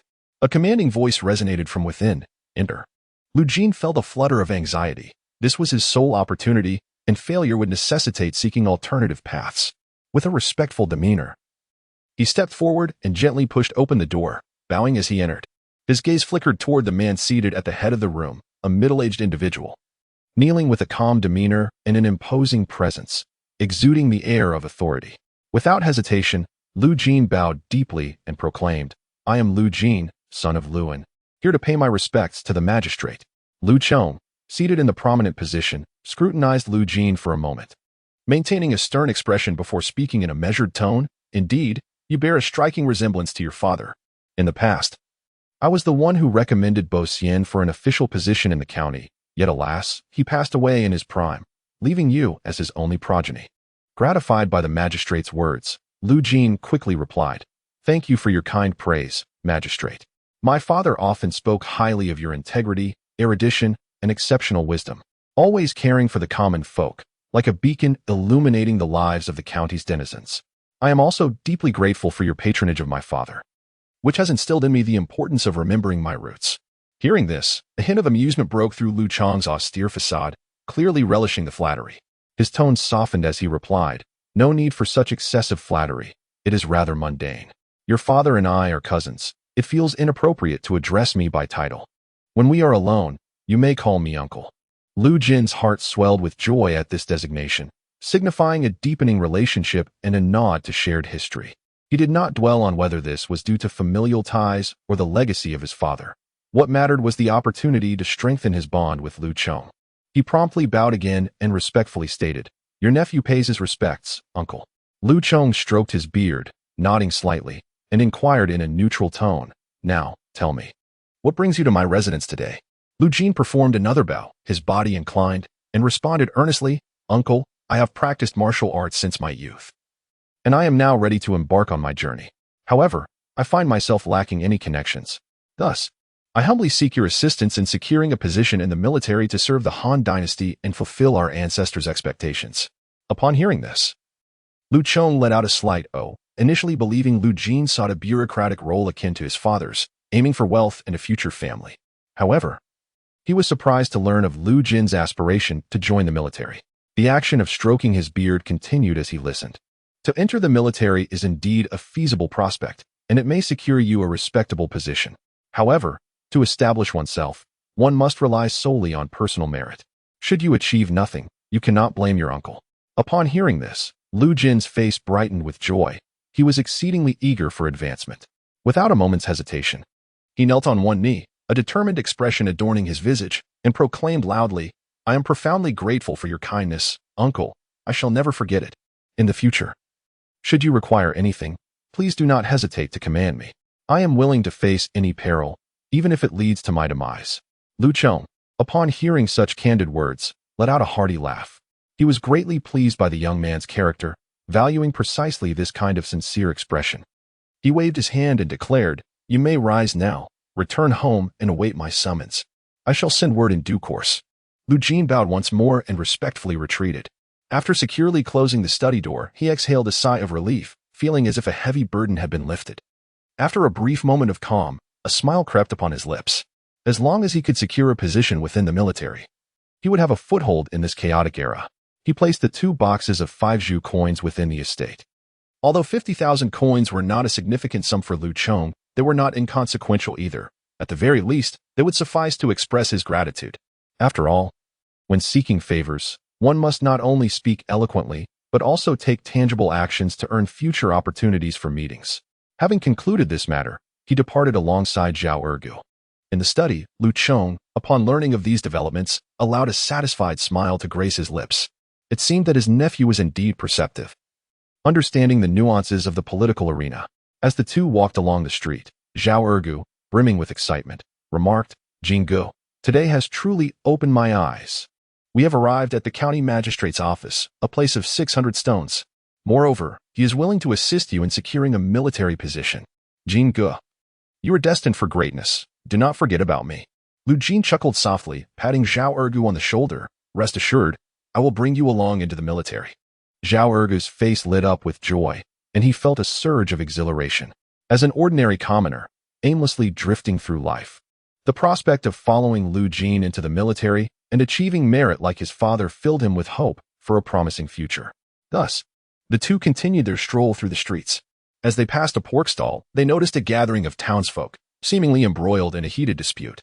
Lu Jin promptly led Zhao Ergu into the throng.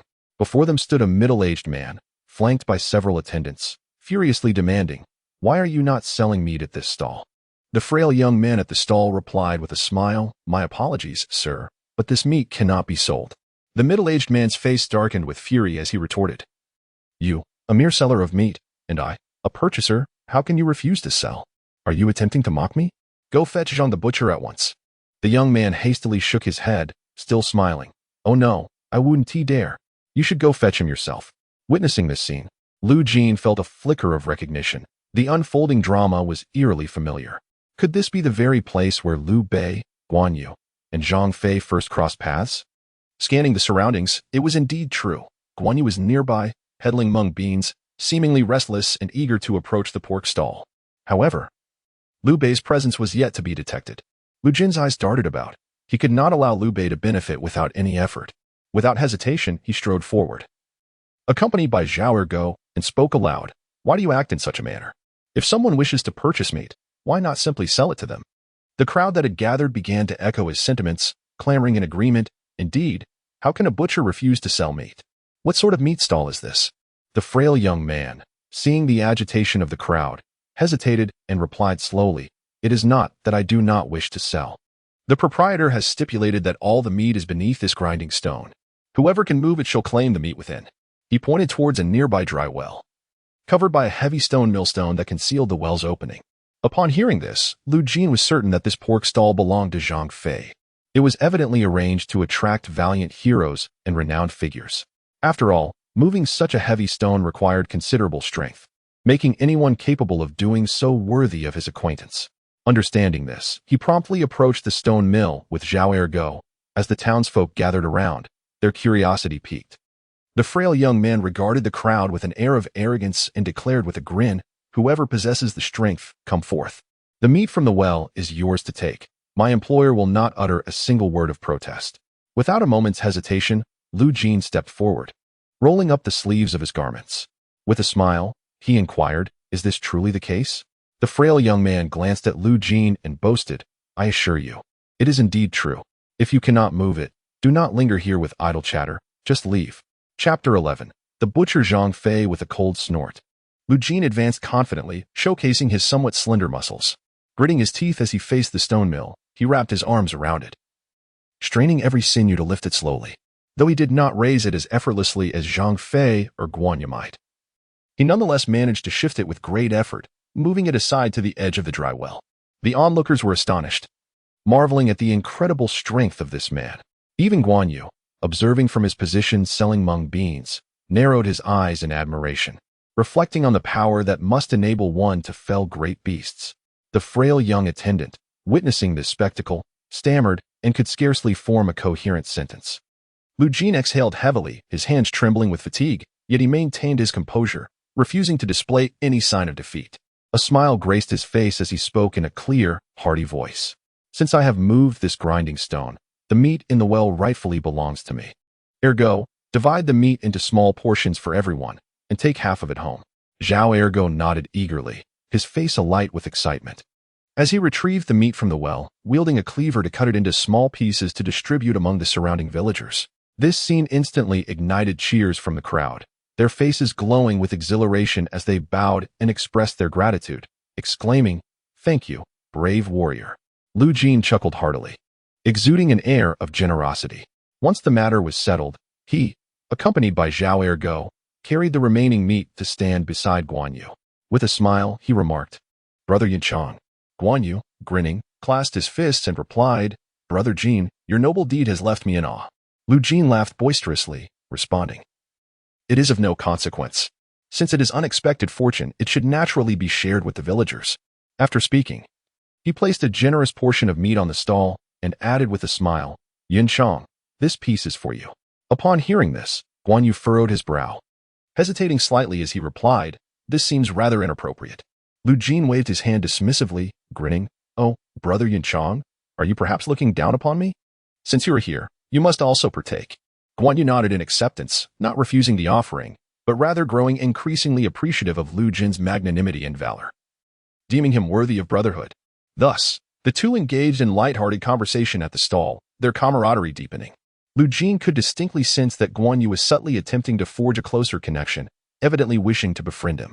After all, Guan Yu, known for his proud disposition, retained his dignity even in misfortune. Gaining his esteem indicated Lu Jin's significant standing in his eyes. With a smile upon his face, Lu Jin believed that once he secured an official position, winning Guan Yu's allegiance would pose no challenge. At that moment, two sets of footsteps approached, revealing a frail young man accompanied by a burly figure making their way toward them. Pointing at Lu Jin, the young man exclaimed with excitement, "This is the one." The robust man immediately strode forward. Noticing this, Guan Yu and Zhao Ergo furrowed their brows, apprehensive that the pork vendor had come seeking trouble. They promptly positioned themselves beside Lu Jin, ready to assist should the formidable figure dare to act aggressively. Lu Jin observed the newcomer, towering over 8 feet, broad-shouldered, with a face as dark as charcoal and piercing eyes, his beard resembling steel needles. He approached with an imposing presence that was undeniably formidable. Recognizing him as Zhang Fei, also known as Zhang Yida, Lu Jin understood that this man was indeed a legendary warrior, his aura unmatched by ordinary men. However, Lu Jin felt no trepidation. Zhang Fei was not concerned about the pork, but rather sought to befriend heroes.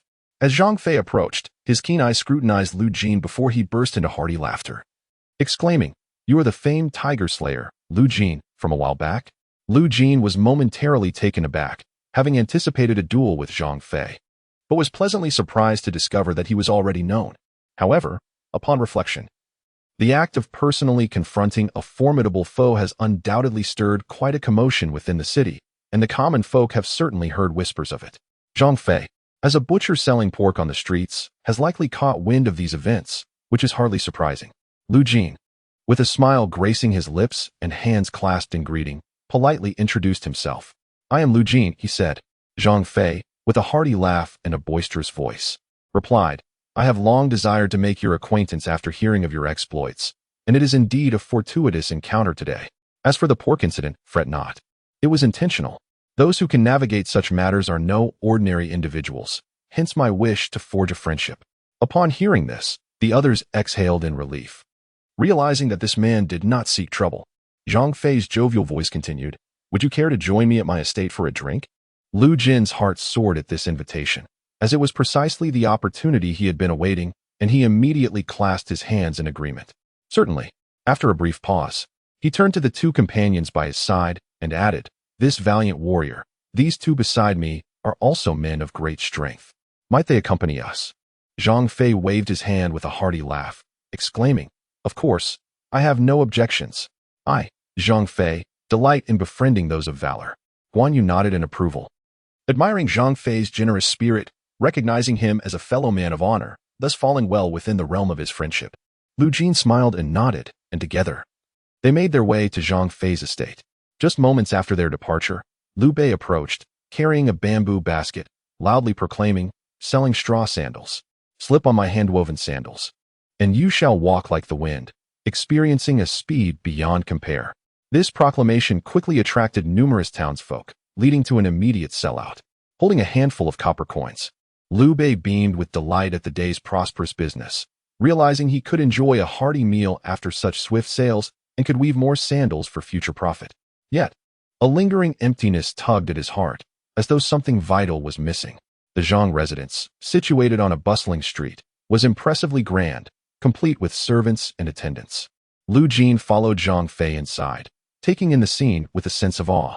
Truly, the estate of a local magnate, worth several tens of thousands of coins. Explained how Liu Bei, upon allying with Zhang Fei, could afford to organize militia and rally local heroes to combat the Yellow Turban rebels. With Zhang Fei's support, these challenges could be effortlessly overcome. Before long, the group settled in the grand hall, where they knelt beside the banquet, replete with fine wine and sumptuous meats. Zhang Fei, regarding his guests with earnestness, clasped his hands and declared, "Ha ha, I am Zhang Fei, also known as Ida. My greatest passion is to forge friendships with the heroes of this world. Today, encountering you all is indeed a stroke of great fortune." Hearing this, Guan Yu did not hesitate to respond, clasping his hands in greeting. "I am Guan Yu, also known as Yin Chang, a man from Hudong." Zhao Ergo, witnessing this exchange, stood as well, clasping his hands with a smile and saying, "I too wish to introduce myself. I am Zhao Ergo, a native of Zhou County in Yuzhou, and I have yet to don the cap of adulthood, thus I have not chosen a courtesy name. I hope you, esteemed brothers, will forgive my lack of formality."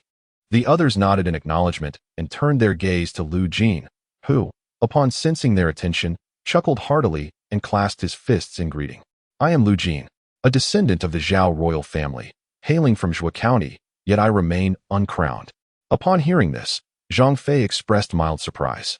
Realizing that Liu Jin was indeed a member of the Han Imperial lineage, which stirred a newfound respect in his heart. The group resumed their seats, raised their wine bowls, and began to drink heartily. After a few cups, Liu Jin turned to Guan Yu and Zhang Fei, speaking softly, "I observe that you both are extraordinary individuals. In this time of turmoil, with the country in chaos and bandits rampant, what are your plans for the future?" After a moment's hesitation, Guan Yu sighed and confessed, "Alas, Jin brother, I must admit that I am a fugitive. Back home in Xianyang, I could no longer endure the oppression of the powerful over the common folk. And in a fit of rage, I took the life of a tyrant. Since then, I have fled to this place, surviving by selling mung beans in Zhou County, merely scraping by." Upon finishing his words, Guan Yu raised his wine cup and downed its contents, appearing exceedingly despondent. Zhang Fei, upon hearing this, exclaimed with anger, "Such scoundrels deserve death. I, Zhang, have always loathed these treacherous villains, wishing fervently to eradicate every last one of them. I wholeheartedly support everything that you, Yin Chang, have done." Seeing the fervor in their expressions, Liu Jin, filled with righteous indignation, proclaimed, "If that is the case, would you too be willing to join me in military service? To wield sword and spear on the battlefield, even if it means dying wrapped in horsehide? It would not be in vain for a true man." Zhang Fei's heart leapt with joy, and he slammed his palm on the table, declaring loudly, "Indeed, a true man ought to act thus. As 7-foot men, how can we wallow in despair? We must serve our country. I, Zhang Fei, am willing to follow Brother Jin into the military." Guan Yu, equally stirred, quickly responded, "Yes. I, Guan, also wish to follow Brother Jin into the military." Upon hearing their agreement, Liu Jin's heart swelled with delight. With the addition of these two valiant warriors, victory was all but assured. "Since you both are willing to accompany me, I shall not let you down." He raised his wine cup, inviting everyone to join him in a toast. Zhang Fei, Guan Yu, and Zhao Ergo, filled with camaraderie, lifted their cups and drank heartily, sharing a moment of joyous laughter. Liu Jin, observing the three, continued with a hearty voice, "To speak candidly, the county magistrate, Liu Chong, is my uncle. I have recently visited his residence to request an official position. In just a few days, I shall transform from a commoner into an official. At that time, I will invite Yin Chang, Ida, and Ergo to join the army. With such formidable warriors among us, we shall thrive in battle, serve our nation, and deliver the common people from their plight. Thus, our existence in this world will not be in vain." Zhang Fei and Guan Yu were profoundly shaken by these words, gazing at Liu Jin, who wore simple linen garments, in disbelief. After all, this humble appearance belied the fact that his uncle was a prominent figure in the county.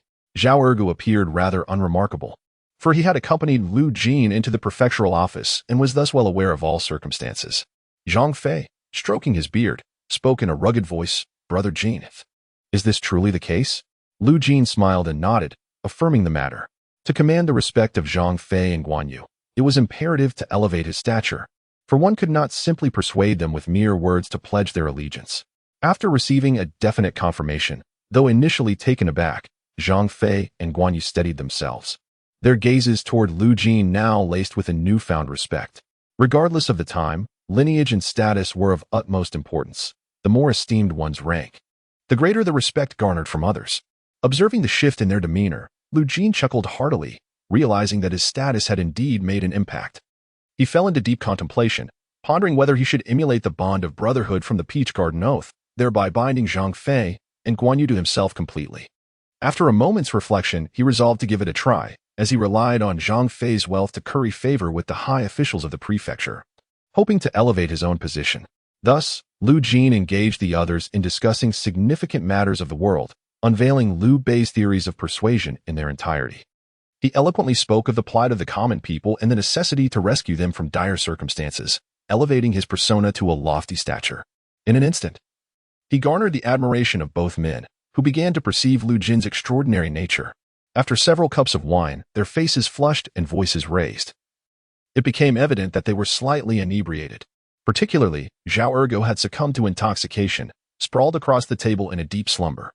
Lu Jin, observing Zhang Fei and Guan Yu before him, inquired, "Brothers Yunchang and Ida, our camaraderie is evident, and I wish to forge a bond of brotherhood with you both, pledging our lives to one another.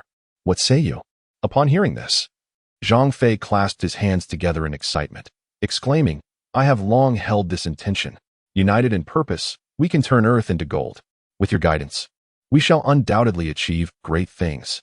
Guan Yu, equally stirred by emotion, recognized Lu Jin's exceptional qualities, his virtue, talent, and generosity, coupled with his profound understanding of the world's affairs and the support of influential allies within the prefecture. To be able to call such an individual a mere fugitive, his brother, was indeed a remarkable honor. Rising to his feet, Guan Yu clasped his hands in salute, declaring, "Though I am but a soldier, I understand the essence of loyalty and righteousness. As the saying goes, a wise bird chooses the right tree to perch upon. A worthy minister selects the right lord to serve. Your talents have already earned my utmost respect. From this day forth, my life is yours, and my body is yours. I will follow your lead without reservation." Zhang Fei, equally fervent, hastily joined in, affirming, "I feel the same." Guan Yu's impassioned voice continued, "I vow to stand by you through thick and thin, to be your companion for life, to follow you even unto death." Zhang Fei promptly echoed, "I too." Lu Jin, witnessing the fervor of the two men, felt his heart swell with excitement, and he eagerly extended his hands to clasp theirs tightly. A trembling voice broke forth. "Two brothers stand by each other, truly a matter of divine providence. We, the three of us, do not seek to be born on the same day of the same month in the same year, but rather hope to depart this world on the same day of the same month in the same year, sharing in both fortune and adversity." At this moment, Guan Yu and Zhang Fei were overwhelmed with emotion, their trembling voices resonating. "We do not seek to be born on the same day of the same month in the same year, but rather hope to die on the same day of the same month in the same year, sharing in both fortune and adversity." Guan Yu's eyes were filled with determination as he slowly stepped forward and proclaimed, "Brother Jin, with your vast knowledge and prowess in both literature and martial arts, as well as your noble lineage, to join us in brotherhood is indeed a mark of esteem. One must not judge by age. Furthermore, our acquaintance is due to your initiative, so I shall respectfully address you as elder brother." After uttering these words, Guan Yu clasped his hands in salute and called out, "Elder brother."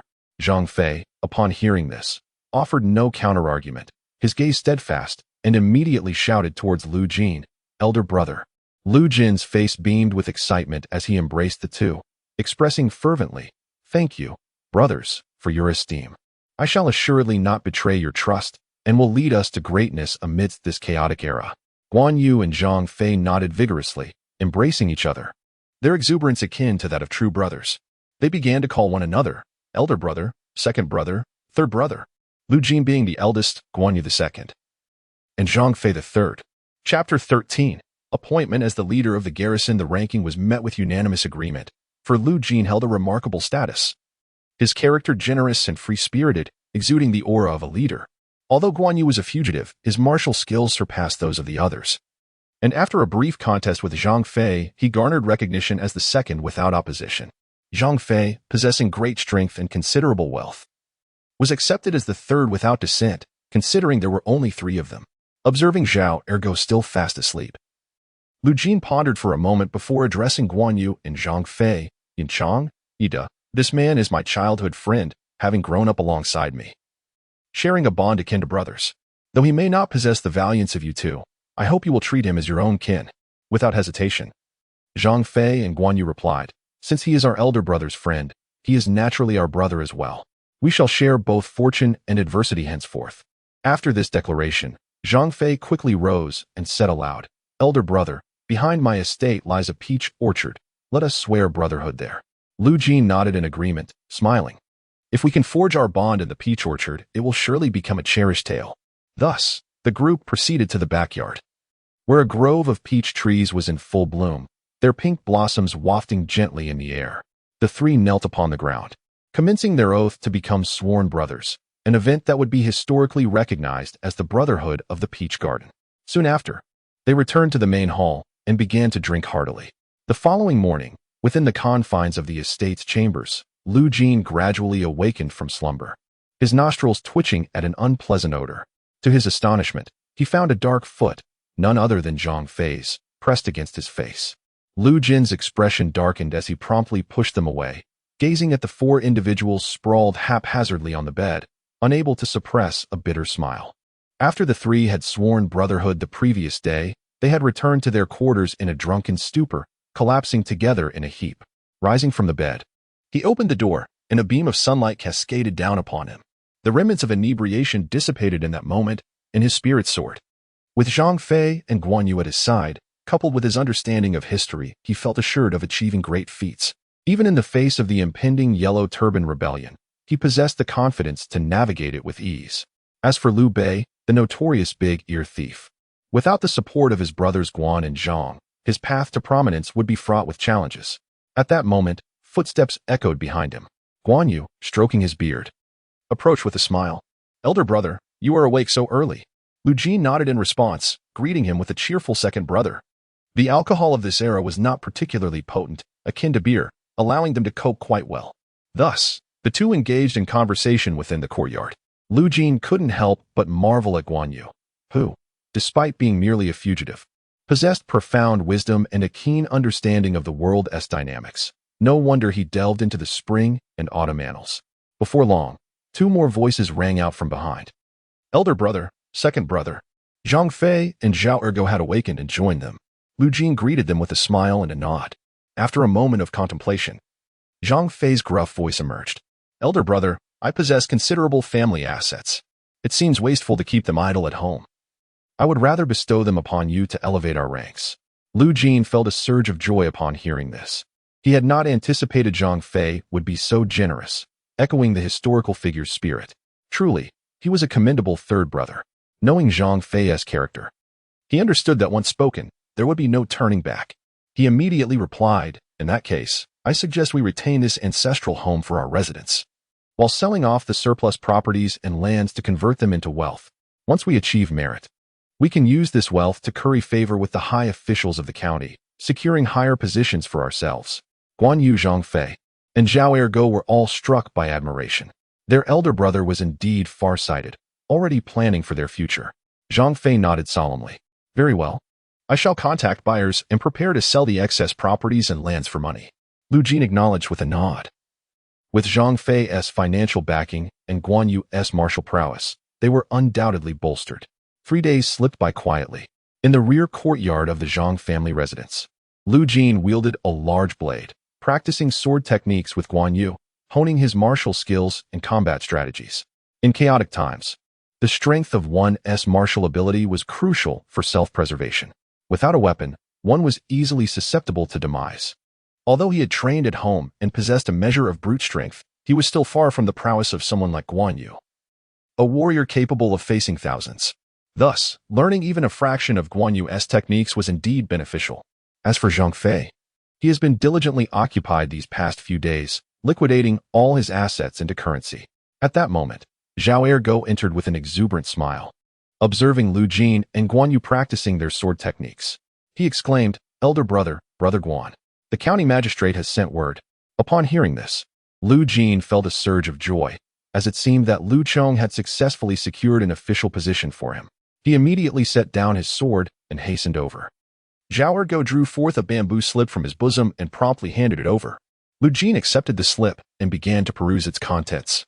It was indeed a military appointment, designating him as the commanding 100 soldiers with a stipend of 200 stones.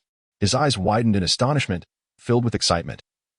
He had not anticipated Lu Chang's substantial support, which elevated him from a mere commoner to the rank of, making several significant leaps in status.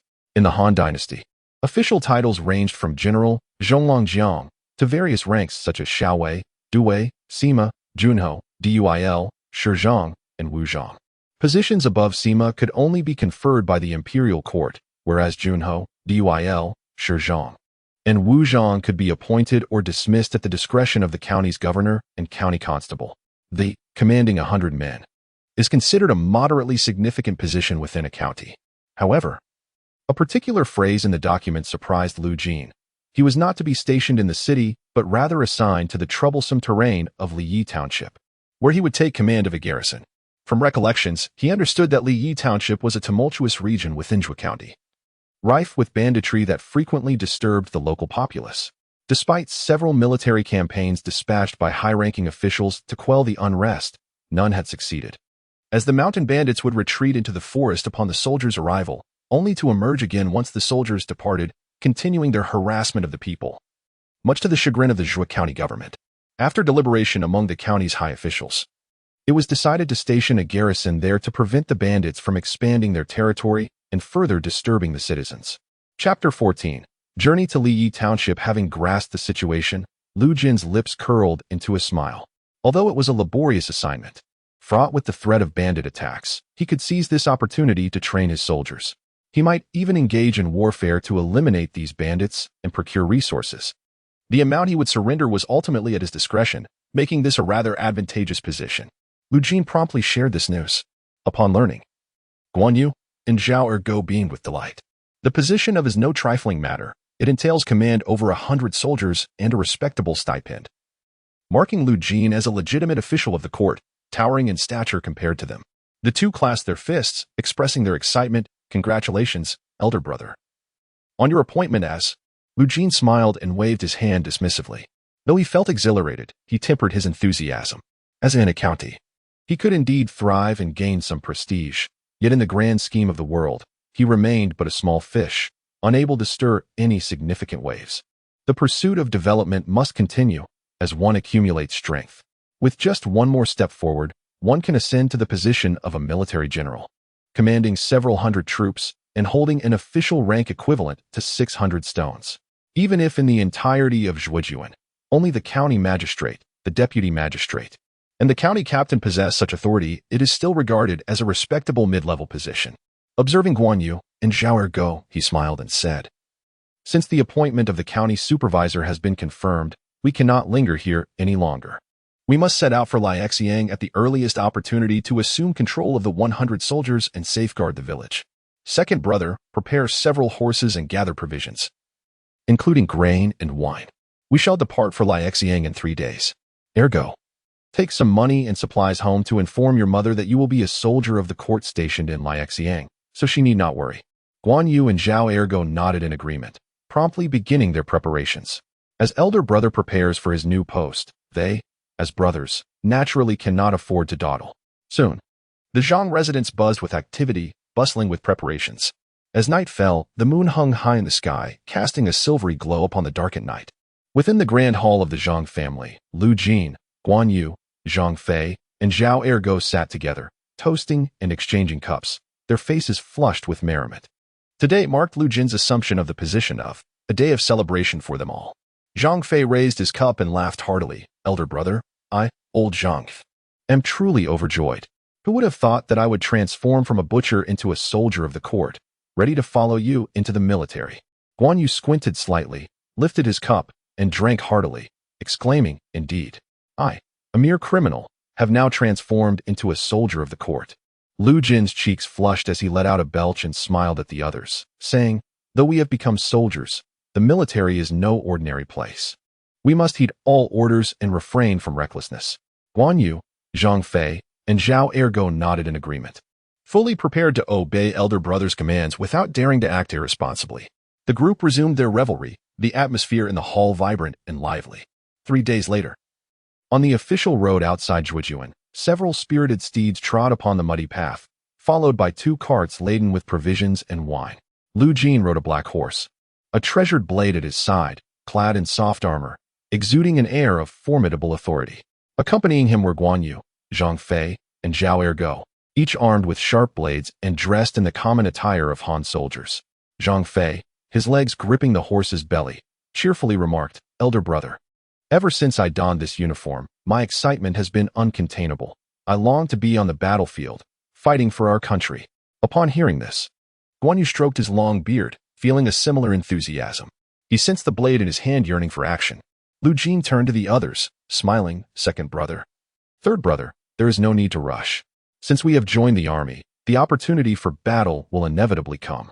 The others nodded in agreement, fully acknowledging this reality. In these tumultuous times, chaos reigns across the land, with bandits and marauders wreaking havoc upon the populace. In an era dominated by treacherous courtiers and the chaos wrought by eunuchs, the common people suffer in silence, clearly heralding the impending storm. Lu Jin's voice resonated with gravity as he proclaimed, "We must proceed to the village of Liexiang for our encampment.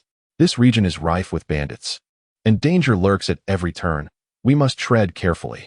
Upon arrival, we shall rigorously train our troops, transforming them into an elite force capable of eradicating these marauders and safeguarding the peace of this land." Guan Yu, Zhang Fei, and Zhao Erge clasped their fists together, bowing respectfully as they embraced their military roles. Lu Jin brandished his whip and shouted, "Onward!" The steed bolted forward, galloping swiftly along the official road. Guan Yu, Zhang Fei, and Zhao Erge, not to be outdone, wielded their whips and followed their leader into the fray. After 2 days of arduous travel, the group finally reached the realm of Liexiang, a desolate area surrounded by mountains. The verdant peaks stretched endlessly, a tapestry of green. Nearby, 5 villages: Li Family Village, Huang Family Village, Wu Family Village, Zhang Family Village, and Chun Family Village, dotted the landscape. Each village boasted a population ranging from 2 to 400, with a combined total of approximately 1 to 2,000 souls. However, the inhabitants were mostly impoverished, living in dire conditions. The vast mountains offered little arable land, and they were frequently plagued by bandit raids. The stationed soldiers found their encampment in a valley adjacent to Li Family Village. Lu Jin, accompanied by Zhang Fei, Guan Yu, and Zhao Ergu, rode on fine steeds, transporting several carts of supplies toward their destination.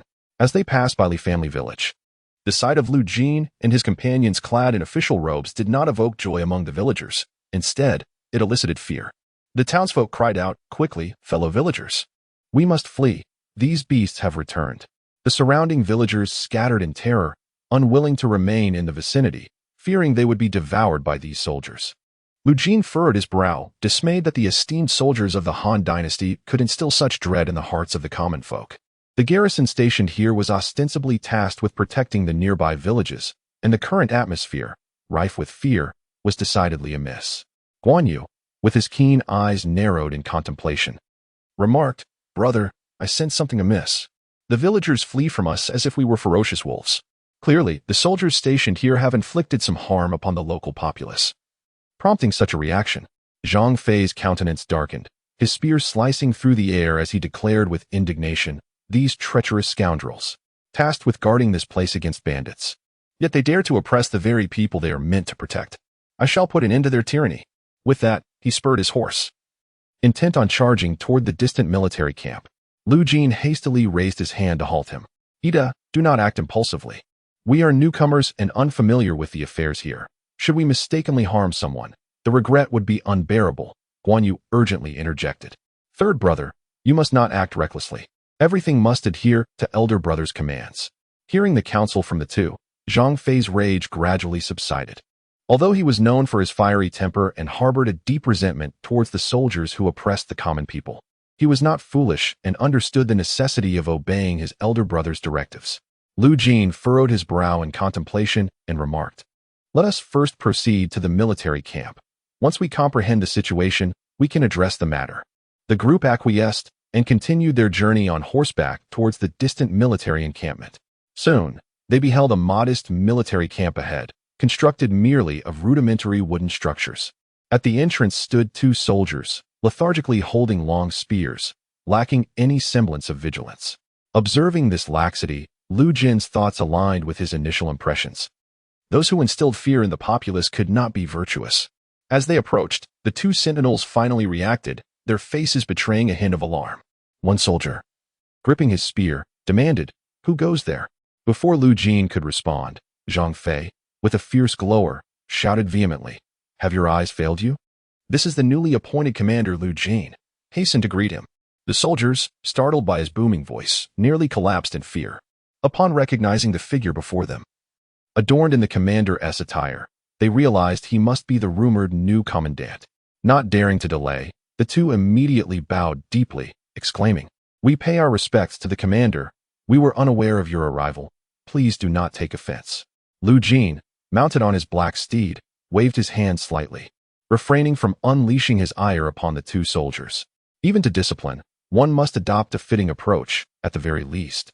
One should possess the stature of an officer or sergeant within the camp.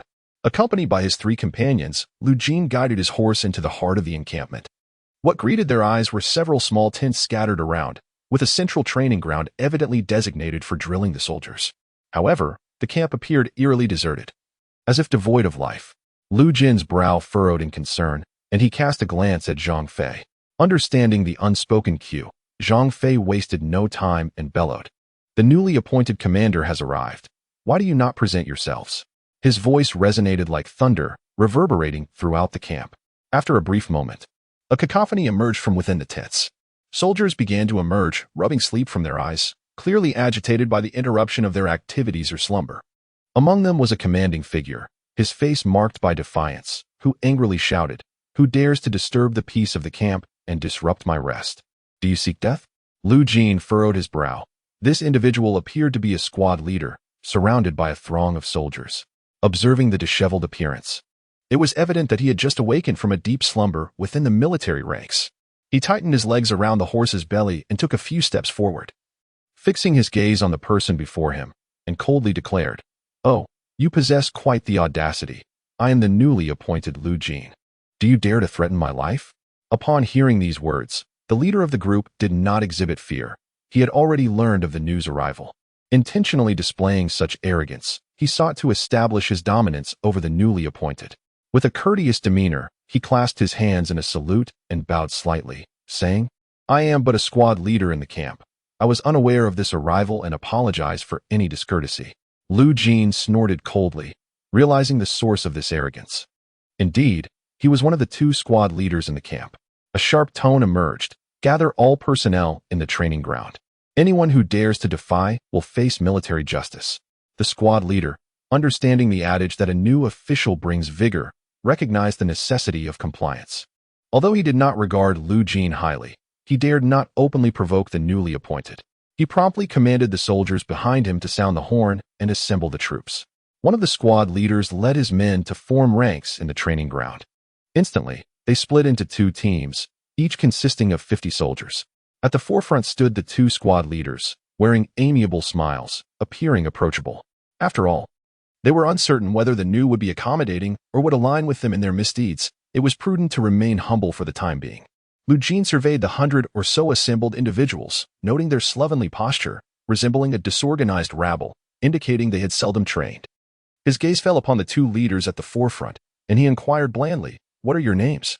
The two stepped forward and bowed, reporting to this. "My name is Zhao Lei, the squad leader of the first team." Reporting to the, "I am Yang Ling, the squad leader of the second team." Lu Jin replied coldly, "You two are squad leaders, yet the military discipline here is lax, resembling a disorganized mob.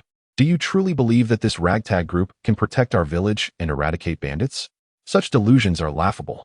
His unreserved rebuke was directed at the two leaders. The surrounding soldiers lowered their heads, not daring to meet his gaze. This man was their superior's superior. To challenge him would be tantamount to courting death. The two squad leaders, scowling with indignation, felt a surge of anger. Zhao Lei's defiant expression betrayed his fury. Unable to contain himself, he raised his head and retorted, "Lu Jin, I am a court-appointed official, with a rank of 100 stones. How dare you insult me so? Do you truly believe me to be an easy target?" Lu Jin's fierce gaze swept over him, recognizing the audacity of this individual, and thundered, "As I am the highest authority in this military camp, superior to you. Even if I choose to insult you, what can you do about it? You must endure it. Do you dare to defy me? Zhao Lei, his eyes blazing with fury, clenched his fists tightly, veins protruding, pointing accusatorily at Lu Jin, and shouted, "What if I refuse? Do you truly dare to act against me?" At this proclamation, the camp erupted into a murmur as the soldiers began to whisper among themselves. Many soldiers reveled in the misfortune as Zhao Lei, an experienced veteran within the ranks, had garnered the loyalty of numerous troops. In contrast, Lu Jin, a newly appointed commander, remained unfamiliar to most and had yet to establish his authority within the military. With tensions escalated and animosity palpable, both sides were at an impasse. In Chapter 16, Killing the Chicken to Warn the Monkeys, Lu Jin realized that if he were to let Zhao Lei off the hook, it would be exceedingly difficult for him to gain a foothold in the camp, as no one would take him seriously. Moreover, he was isolated and, with only a handful of supporters, could not effectively deal with Zhao Lei. Thus, many soldiers believed that Lu Jin would have to swallow this bitter pill. Standing behind Lu Jin, Guan Yu narrowed his phoenix-like eyes, revealing a fierce glint, while the blade in his hand gleamed ominously. Zhang Fei and Zhao Ergu, armed with sharp weapons, were prepared to strike at a moment's notice, ready to tear Zhao Lei apart. Lu Jin's gaze sharpened.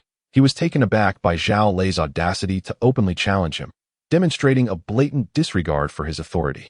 If he did not set an example to intimidate the 100 or so soldiers in the camp, establishing his position would prove exceedingly challenging.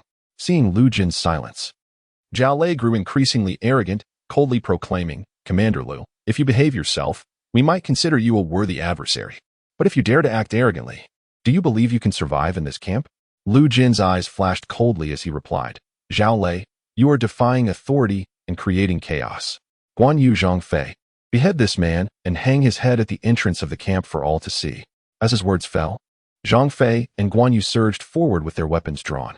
Zhao Lei, witnessing the unfolding scene, was overwhelmed with shock at Lu Jin's audacity to attempt his execution before the crowd. He bellowed, "Soldiers, Commander Lu seeks to murder us. Kill him." Over 20 of his loyal followers quickly rallied around Zhao Lei, weapons in hand.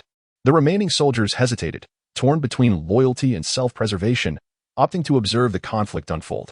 Guan Yu blinked, his mighty blade sweeping through the air like a tempest, cleaving through the nearest foes.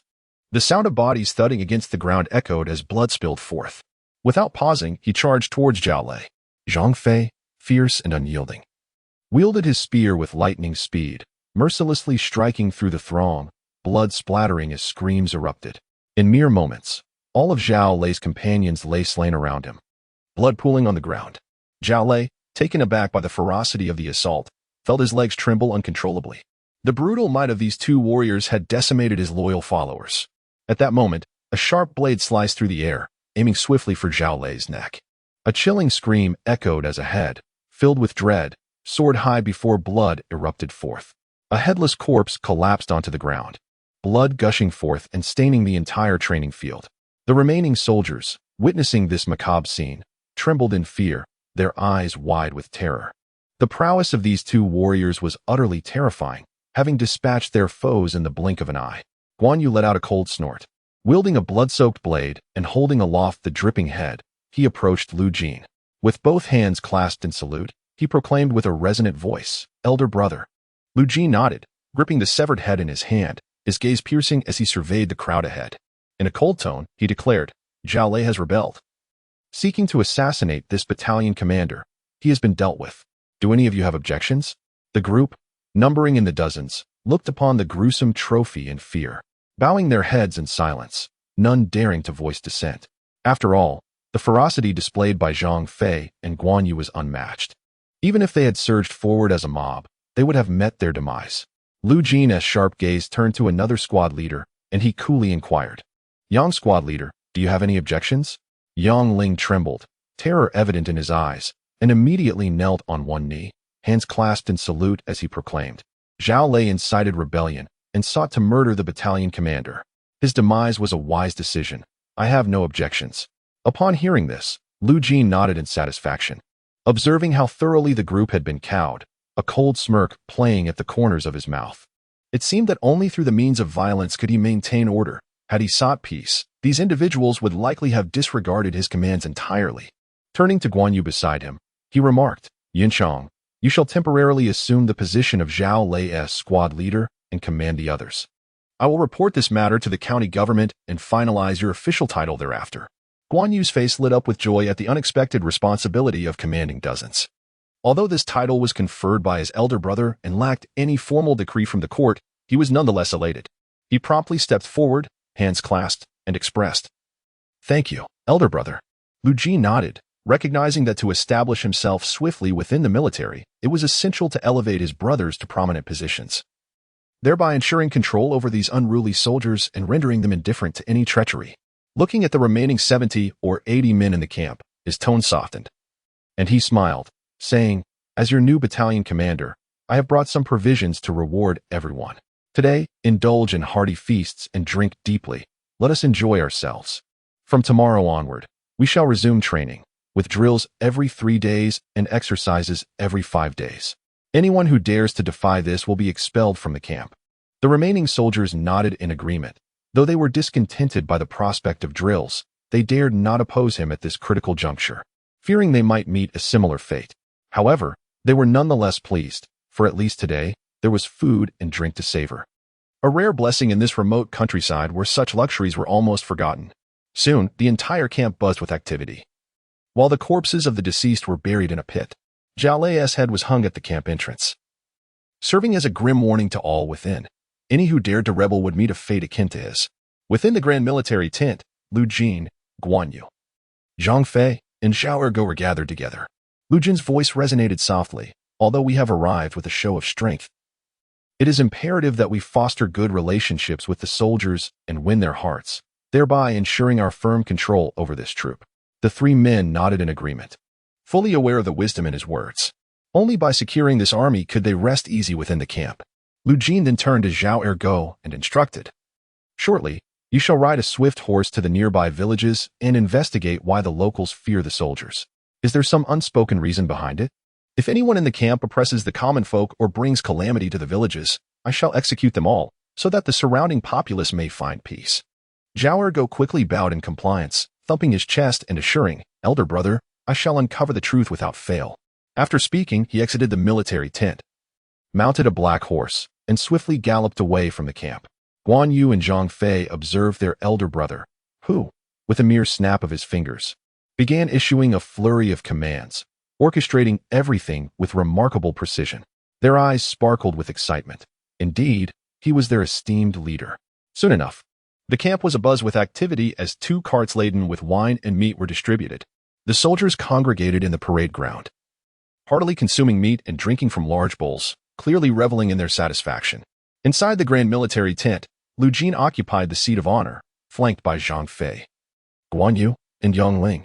After finishing a cup of wine, he turned his gaze towards Yang Ling, lost in contemplation. He surmised that Yang Ling might not be an innocent party and devised a plan to eliminate him, thereby consolidating control over the remaining men. After a moment of reflection, a subtle smile graced his lips as he asked, "Young team leader, may I inquire about a matter?" At these words, Yang Ling felt a wave of unease wash over him, even a hint of fear. After all, Lu Jin had previously executed a team leader, and he dreaded becoming the next victim. However, he steadied himself and politely replied, "Please, feel free to ask, Commander." Lu Jin nodded slightly, his tone turning cold. "When I passed through Li Family Village, I noticed that the locals were fearful of our soldiers. Is it true that our troops often oppress the common people and bring misfortune to the villages?" As he spoke, his voice took on a chilling edge, his eyes reflecting a menacing glint. Even Guan Yu and Zhang Fei, seated beside him, set down their cups, quietly observing Yang Ling. Should he falter in his response, they would pounce upon him.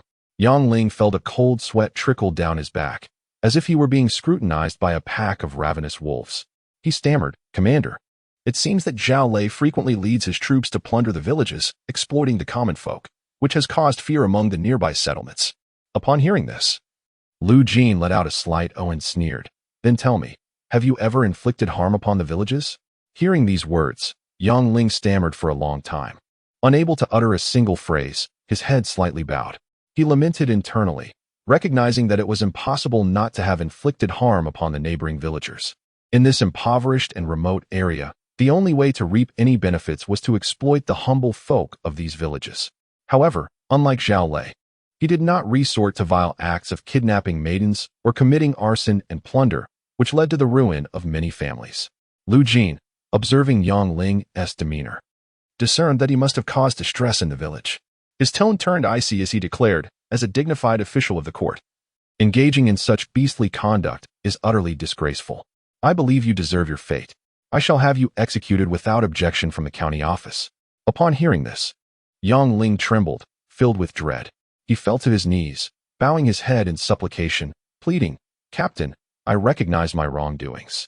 Please grant me another chance. I shall mend my ways and never transgress again." Lu Jin let out a cold snort, his tone remaining harsh. "I may spare your life, but you must relinquish your troops. You will retain your position as captain, provided you refrain from interfering in military affairs and remain in the camp. I assure you, your past misdeeds will be overlooked." Yang Ling, kneeling on the ground, understood the implications of these words. It was clear that Lu Jin sought to strip him of his military power, reducing him to a mere figurehead. His countenance darkened with despair and hesitation. Without military authority, his official rank would render him insignificant within the camp, devoid of the respect he currently enjoyed. Though he contemplated resistance, the fierce aura emanating from Guan Yu and Zhang Fei seated nearby extinguished his courage. Their ferocity displayed during the day was formidable, and he realized that any attempt at defiance would likely lead to his demise. His only thought became one of survival. As long as the Green Mountains stood, one need not fear the absence of firewood. Clenching his teeth, he bowed again and proclaimed, "I am willing to surrender my military command, and I hope the captain can forgive me and spare my life." Upon hearing this, Lu Jin's fierce expression gradually softened, revealing a hint of a smile as he gently reassured, "Captain Yang, as long as you obey, once I navigate through this period, you will undoubtedly catch the eye of the nobleman in the county, and your ascent will be assured. This captaincy shall rightfully belong to you." Yang Ling felt a sense of relief at these words. Although Lu Jin's claims seemed somewhat exaggerated, they were preferable to despair. Lu Jin, satisfied with Yang Ling's comfort, nodded approvingly. He recognized that offering a sweet promise could pacify Yang Ling, preventing him from becoming despondent and causing further trouble. With a smile, he raised his goblet, and the others joined him in a round of toasts.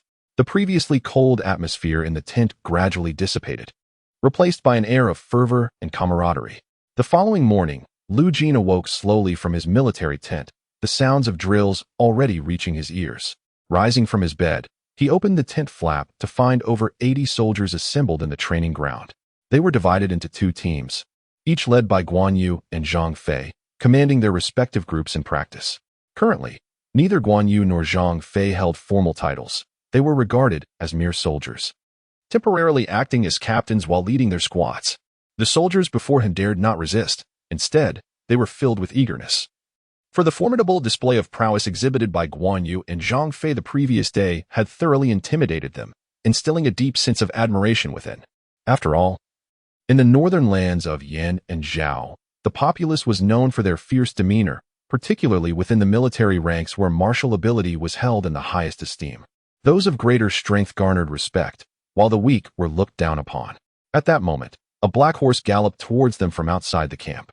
It was Zhao Ergu, who had been gathering intelligence from the nearby villages. Dismounting and approaching Lu Jin, he bore a solemn expression and respectfully spoke, "Elder brother, I have visited several neighboring villages and learned from the locals that the garrison stationed here has been routinely oppressing the surrounding populace, causing great distress. In particular, Zhao Lei, accompanied by his trusted subordinates, has brazenly abducted maidens in broad daylight, violating them, and even slaughtered several families. Yang Ling, while somewhat better, has resorted to extorting money and grain from the nearby villagers without causing any fatalities or extreme misconduct." Despite being somewhat prepared, Lu Jin's heart was ablaze with anger.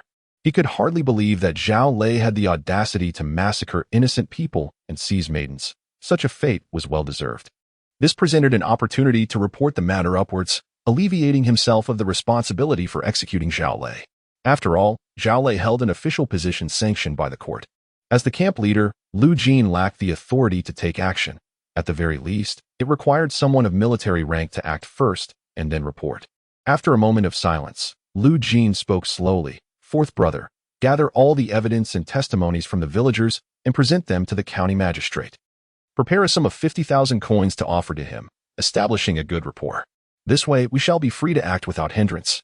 We will then preserve Zhao Lei's head and parade it through the nearby villages, informing the people that the culprit has been dealt with and that the soldiers stationed here will no longer trouble them. Should anyone defy this, they will face military justice. Upon hearing these instructions, Zhao Ergu nodded solemnly. He wasted no time in attending to the matter. Lu Jin, observing Zhao Ergu's decisive manner, felt quite satisfied. Although not particularly skilled in martial arts, Zhao Ergu was adept at managing these affairs, significantly lightening Lu Jin's burdens.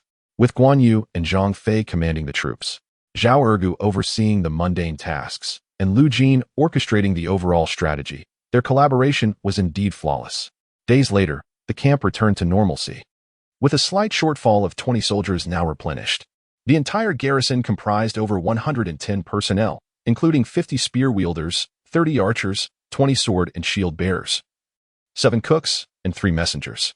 Lu Jin sat upon a small stool, observing the training ground where the troops practiced fervently, their shouts resonating through the air.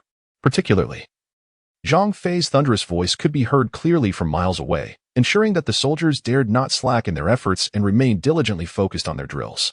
After this period of consolidation, the stance has become notably complete, exuding an increasingly sharp and refined appearance. This is the first troop under my command. Thus, it is imperative that their training does not cease. I may even draw from Zhang Fei's wealth to subsidize the soldiers' provisions, ensuring they are well fed and hydrated each day, as only then will they possess the strength to train effectively. To spur a horse forward, it must be well fed. Without sufficient sustenance, what vigor remains for practice?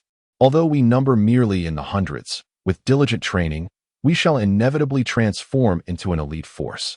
With the command of both Guan Yu and Zhang Fei, even when faced with overwhelming adversaries, victory is within our grasp.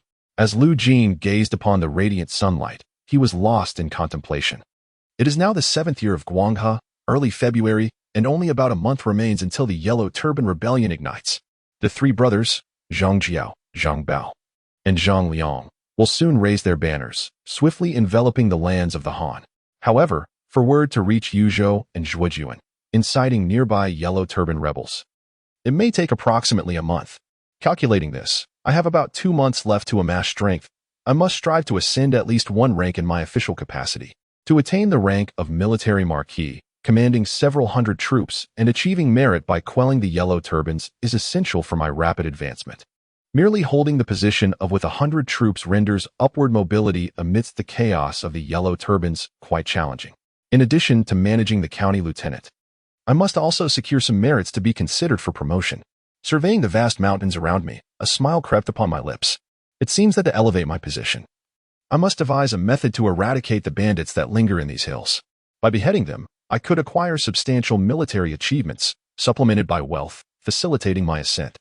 At that moment, Zhao Ergu rode in on a black horse, his face adorned with a radiant smile. Upon reaching Lu Jin, he promptly dismounted and exclaimed, "Elder brother, the matter you entrusted to me has been successfully handled.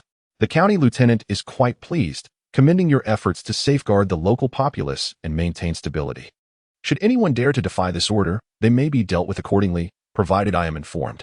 Moreover, he has promoted our 2nd brother to the position of team leader, commanding the 1st squad." Lu Jin chuckled heartily upon hearing this. It appears that the 50,000 coins spent were worthwhile, at the very least. I am not blamed for indiscriminate killings, and I have secured a command position for Guan Yu. Zhao Ergu grinned and added, "Elder brother, the nearby villages are now aware that you have eliminated the instigator, Zhao Lei, bringing peace and safety by eradicating the wicked. Their goodwill towards us officials has significantly improved. They no longer regard us as ravenous wolves." Lu Jin nodded, looking at Zhao Ergu with great satisfaction, patting him on the shoulder and gently saying, "You have worked hard these past few days. Make sure to rest well." Zhao Ergu chuckled, scratching his head, his face beaming with excitement.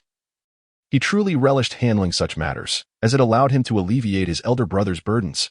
Lu Jin turned his gaze toward Guan Yu and Zhang Fei, who were still engaged in their training, and called out to them with a smile. Yun Chang and Ida, upon hearing these words from Guan Yu and Zhang Fei, swiftly entrusted the training tasks to their subordinates and hastened towards the source of the conversation. The 2 clasped their fists in respect and greeted, "Elder brother." Lu Jin responded with a slight nod, tossing a token into Guan Yu's hands, and smilingly remarked, "Yun Chang, the command token has been issued. You are now an official of the court, with a rank of 100 stones." Guan Yu felt a surge of excitement as he grasped the token, his Danfeng eyes gleaming with exhilaration.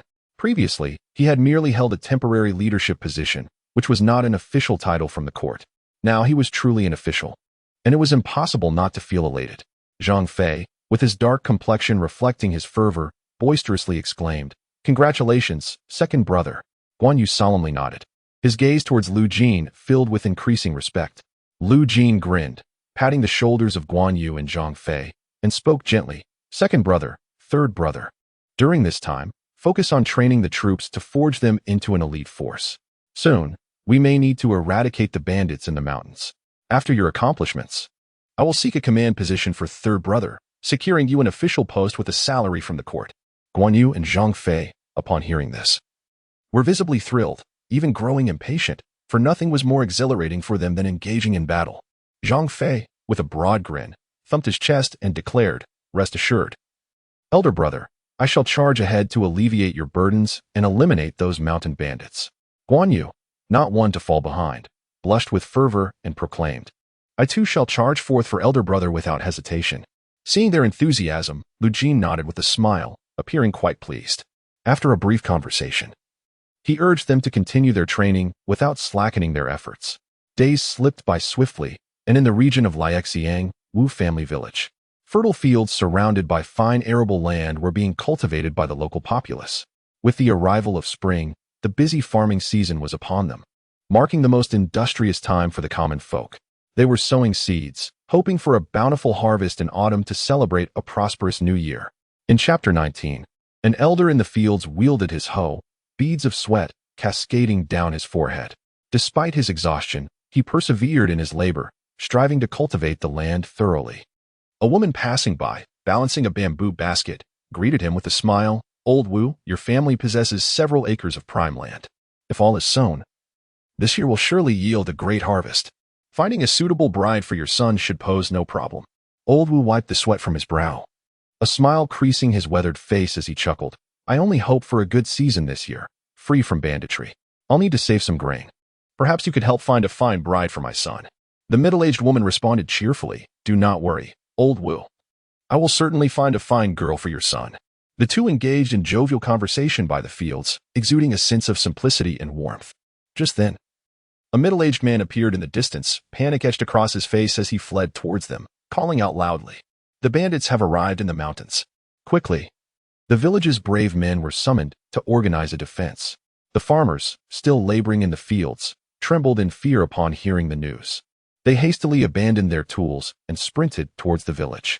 These mountain bandits were ruthless, notorious for slaughtering without mercy and plundering the villagers. Any resistance would be met with brutal retribution. Soon, the village began to sound alarms, and voices echoed, "The bandits are here! The bandits are here!" The venerable village elder, upon learning of the situation, was filled with urgency and immediately called upon the village's young heroes to assemble. The middle-aged messenger, upon returning to the village, spoke in a trembling voice, "100 bandits have come. It will be difficult for us to resist. We must send someone to alert the station troops, or else our village will face a massacre." The elder, nearly losing grip on his walking stick, felt an intensifying dread. The arrival of such a large number of bandits clearly indicated their intent to completely ransack the village, enough to sustain them for an entire year without descending back down the mountains. With a weathered face etched with anxiety, he urgently addressed a young man beside him, "Wu Xing. Quickly ride the village donkey to the military camp several miles away and inform the newly appointed Captain Lu to come and quell the bandits. Remember, you must be swift. Without the soldiers' arrival, our village faces annihilation." Wu Xing nodded fervently, his face displaying urgency, and promptly mounted the donkey, whipping it into a gallop towards the village's outskirts. The elder then directed the remaining young men to gather, arming themselves in preparation to confront the oncoming bandits. As ominous footsteps thundered outside the village, 100 bandits, armed with sharp blades, marched towards them.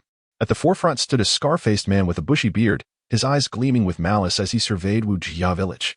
Licking his lips, he boomed to his followers, "Brothers, follow me down the mountain today, and you shall feast and grow rich beyond your dreams." Excitement illuminated the faces of the 100 men behind him, who cheered loudly, "Second in command is mighty. Second in command is mighty." Instantly, they surged forward, following their leader towards Wujia village. The two groups met at the village entrance, where the elder, trembling and leaning on his bamboo cane, led over 100 strong youths to block the way. Gazing at the leader of the bandits, he felt a flicker of fear but still managed to inquire politely. "Second in command, we have already paid our dues for this year. Why do you still come to plunder Wujia village?" The scar-faced man chuckled coldly in response. "The mountain village is currently facing a severe shortage of grain. The meager sum you have contributed is insufficient even to fill the gaps in our teeth. My brethren are suffering from hunger, compelling us to come down and seize what we can. Old Wu, if you are wise, you will surrender 100 measures of grain, 10,000 coins, and 10 young women, and only then will I spare Wu village this time. Should you dare to refuse, do not blame us for our ruthlessness. We shall invade and plunder without mercy, leaving no one, young or old, alive." Upon hearing these words, the villagers of Wu displayed their anger, some even gritting their teeth in fury, wishing to annihilate their oppressors. 100 measures of grain and 10,000 coins represent half of their entire savings. If they were to surrender all of it, Wu village would face starvation in the latter half of the year, possibly resorting to cannibalism, leading to their demise. Rather than this, it would be better to fight to the death against these intruders. The elder of the village, his face etched with rage, spoke coldly. "Deputy, how dare you make such exorbitant demands? Whether Wu village survives is now in question." The scar-faced man laughed heartily, shaking his shoulders, and retorted, "Your survival is of no concern to me. These are my terms. Refuse them, and I shall slaughter you all without hesitation." Upon hearing this, the old village chief, after a moment of deep contemplation, softened his tone and said, "Deputy, please wait a moment while I discuss this with them to see if we can reach an agreement." The scar-faced man scoffed, nodding slightly, and with a raspy voice added, "Hurry up. I shall only wait for the time it takes for an incense stick to burn. If you do not reach a conclusion by then, do not blame me for my merciless blade." Turning back, the old village chief noticed the anxious expressions of the young men around him, who urged, "Chief, we cannot agree to this. Let us fight these beasts directly. If we surrender such a sum, we will eventually starve anyway. It would be better to drive them away now, ensuring the survival of most villagers." The old chief winked at the group, signaling for silence, and then quietly explained, "Gentlemen, do not panic. This is merely a temporary strategy to delay the bandits, allowing Wuxing to seek help sooner. Once the officials arrive, these outlaws will be of little concern." Upon hearing this, the young men realized the wisdom of their chief and breathed a sigh of relief. They understood that buying time could save lives. As the incense stick burned quietly, the scar-faced leader watched the old chief deliberating, his brows furrowing with impatience. The bearded man, slightly trembling, growled, "Old man, have you reached an agreement? If you continue to dawdle, I shall charge in without hesitation." Upon hearing this, the village chief quickly stepped forward from the crowd, trembling as he said, "Deputy, please wait a moment. I am negotiating with them. After all, surrendering such a large sum is no trivial matter." The tension in the air thickened as the scar-faced man frowned, his impatience growing, for the longer they delayed their descent to rob, the worse it would be for them. After all, a military outpost lies a dozen miles away. Though they consist of nothing more than a ragtag group, wreaking havoc upon the countryside and extorting wealth, their status as soldiers affords them a certain inherent advantage when confronting these bandits. It is best to avoid any confrontation with them if possible. With a fierce glint in his eye, he coldly commanded, "Old man, my patience has worn thin. Will you comply or not?" The old village chief, understanding the urgency of the situation, recognized that there was no time for delay. The second-in-command was clearly prepared to resort to violence. Nevertheless, he displayed remarkable cunning, his eyes darting about as he trembled and replied, "We will comply. I shall instruct my people to prepare immediately." Upon hearing this, the scarred-faced man suppressed his fury and coldly reiterated, "I will grant you half a stick of incense's worth of time. If you fail to produce the goods, I will come in and ensure that none of you survive." After uttering this threat, he fixed his gaze ahead, determined that if this old man continued to stall, he would not hesitate to sacrifice some of his men to seize the village. Initially, it would have been preferable to avoid bloodshed, as preserving strength and securing resources was paramount. After all, within the band, he was merely the second-in-command. Above him was the leader, and below him was the third-in-command. Should he deplete his trusted subordinates, his standing within the band would plummet. Meanwhile, on a secluded road, Wuxing, drenched in sweat, was fiercely wielding his whip while riding a donkey at a frenzied pace, embodying the appearance of a war charioteer. Despite the bumpy terrain threatening to unseat him, he dared not relent in his efforts, for the survival of their village depended on it. Soon, he spotted the military camp ahead, where several soldiers were patrolling the vicinity. Wu Xing shouted at the top of his lungs, "General, trouble is afoot. Over 100 bandits are pillaging Wu family village. Quickly send troops to aid us." His voice reverberated through the air, startling the soldiers stationed at the gate, who were taken aback by the news of the bandits attacking the village. Without hesitation, they rushed to the camp to relay the message. Arriving at the entrance of the military camp, Wu Xing abruptly halted, tumbling from his donkey. Ignoring the pain that coursed through him, he stammered, "Esteemed officers, please inform Captain Liu at once. The bandits have invaded Wu family village. We must go to their rescue." The leading sergeant, upon hearing his words, promptly reassured him, "Do not panic. I have already dispatched someone to notify the captain, and reinforcements will soon be sent to eradicate the threat." Within the military tent, upon receiving this news, Lu Jin felt no surprise. The rural bandit problem was all too common, with reports surfacing every few days. Beside him, Zhang Fei wore an expression of exhilaration, eagerly exclaiming, "Brother, let us mobilize our troops at once. I wish to slay this band of bandits." Meanwhile, Guan Yu stroked his long beard, coldly interjecting, "Brother, since these scoundrels dare to plunder our villages, we must ensure they do not escape, forcing them to meet their end beneath my blade." Lu Jin regarded the two impassioned men with a slight nod. Having concurred with the sentiments of the two, it was evident that the bandits who had descended upon the mountains could not be permitted to escape. They must be eradicated entirely. Rising immediately, a commanding voice echoed, "Yin Chang, Ida, heed my orders. Assemble all the troops within the camp. We shall mobilize the entire army to rescue Wu family village and annihilate the marauding bandits." The loyal soldiers, Zhang Fei, Guan Yu, and Zhao Ergo, promptly stood, clasping their fists together in respect, affirming, "We shall obey your command." Lu Jin then led Zhang Fei and Guan Yu out of the military encampment, gathering over 100 soldiers, mounted on the scant few horses available. Wu Xing, the messenger, rode ahead upon his donkey, guiding the formation. Thus, the 100-strong contingent moved in an orderly fashion along the serpentine mountain paths, advancing towards Wu family village. Outside the entrance of Wu family village, the scar-faced leader, accompanied by over 100 bandits, anxiously awaited the passage of time. As moments ticked by, a fragrant stick of incense burned down, and seeing that no offerings had yet arrived from Wu family village, his brow furrowed in anger. It dawned upon him that the old man was likely deceiving him, stalling for time. With that realization, he resolved to unleash his fury. Addressing his band of brigands with a cold voice, he commanded, "Brothers, storm into Wu family village.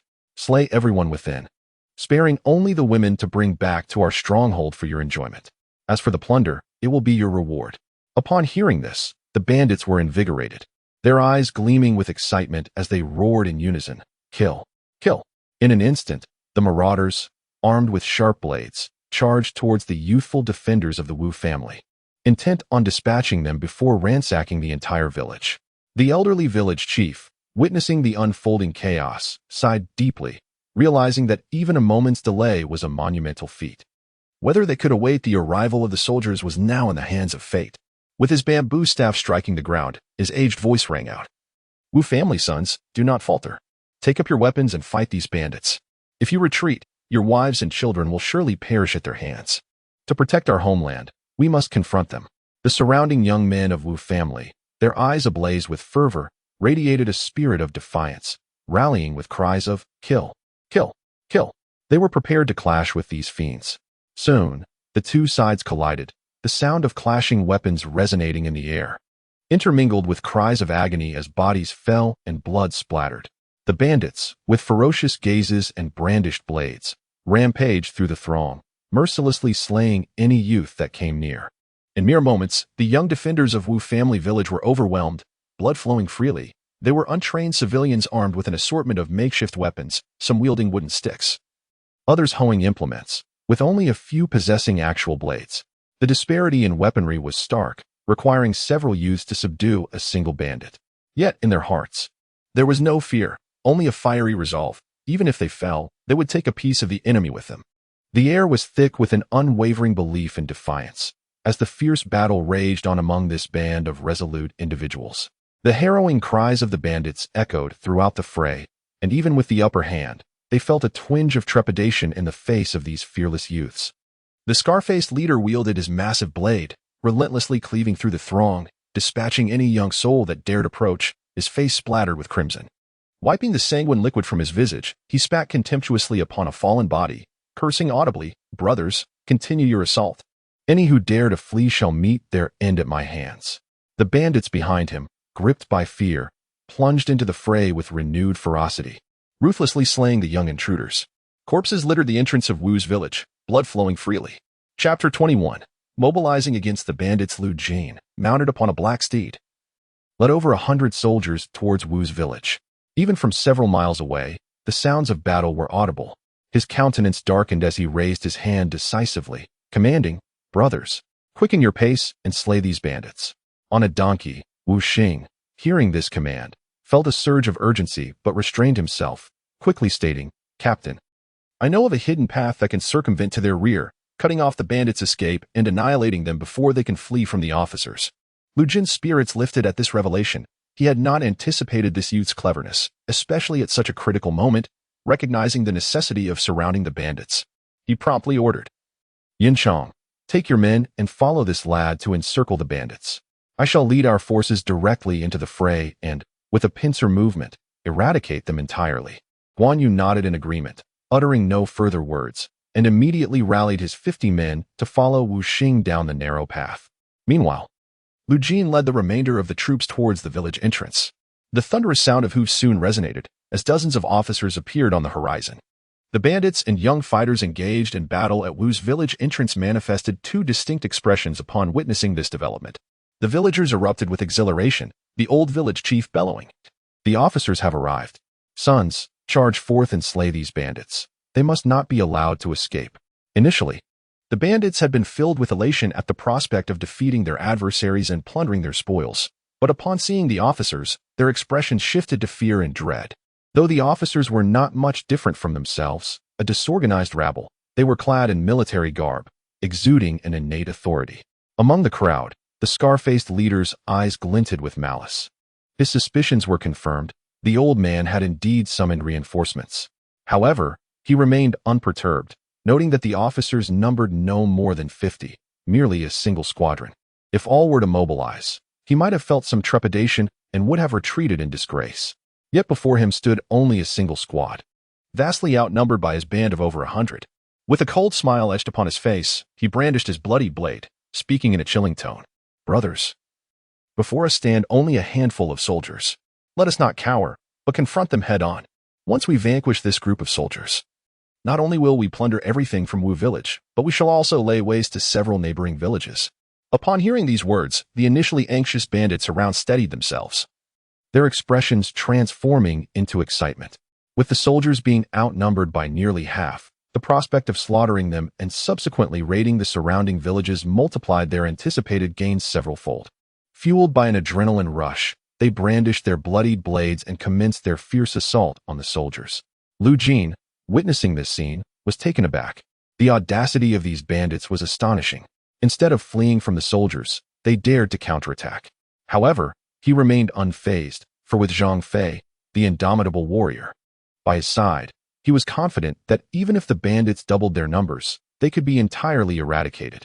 Zhang Fei, mounted on a black steed, wielded a spear, his eyes ablaze with fury. He bellowed towards the front lines, "You seek death." His voice boomed like thunder, instilling fear as he spurred his horse forward. In the blink of an eye, he charged into the fray, thrusting his spear towards the foremost bandits with unparalleled speed, leaving them no opportunity to react. The sickening sound of bodies hitting the ground echoed as several bandits fell, their chests punctured, blood gushing forth. Their eyes filled with agony, they collapsed, lifeless. Zhang Fei continued to wield his bloodied spear, striking down any bandit that dared approach, each thrust claiming a vibrant life. His presence radiated an unassailable might. Beside him, the 50 soldiers, having undergone rigorous training, displayed significantly enhanced stamina and combat prowess, surpassing that of ordinary bandits. In an instant, a fierce melee ensued, the soldiers exuding a fierce momentum as their blades danced relentlessly, corpses tumbling and blood flowing freely. Amidst the chaos, a scar-faced man observed with astonishment. When did this rabble transform into such formidable adversaries, capable of pursuing and slaying his own men? Particularly alarming was the imposing figure of a dark-faced giant, who wielded a spear and cut through the ranks of his men as if they were mere paper, slaughtering several of his brothers in mere moments. Coupled with the youth from Wu village, armed with various weapons, they closed in relentlessly. The scar-faced man, gripped by panic, realized that surrender was his only option. He shouted urgently to his remaining men, "Brothers, retreat at once." Having uttered these words, he commanded a few trusted followers to surround him as they hastily retreated towards the nearby woods, hoping to escape back to their stronghold. Lu Jin, mounted on his black horse and wielding a large blade, relentlessly struck down several of the minor henchmen. While he lacked Zhang Fei's reckless ferocity, dispatching a few men was hardly a challenge. Observing the scar-faced leader retreating amidst a throng of over 20 men, a cold smirk crept upon his lips as he paid no heed to the fleeing figure and continued to slay the straggling bandits. The scar-faced giant, noticing that the soldiers were not in pursuit, could not help but breathe a sigh of relief.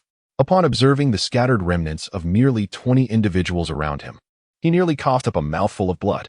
Having brought over 100 men, the stark contrast left him disheartened. Even upon returning to the stronghold, his standing would plummet.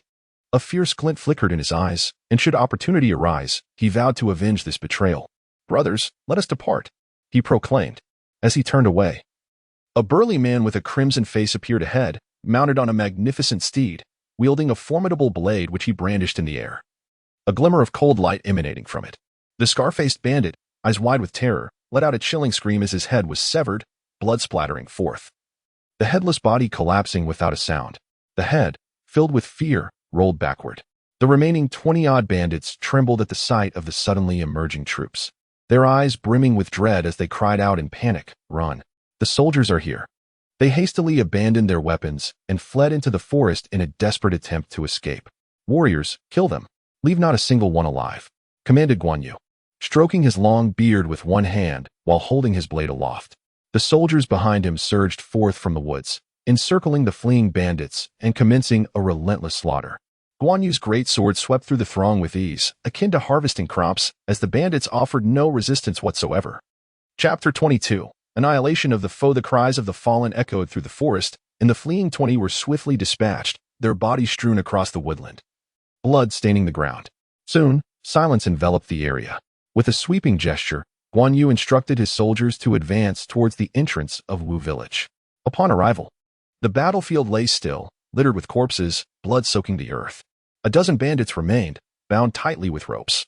Guan Yu rode forward, clasping his fists together and declaring, "Elder brother, the bandit leader has been slain.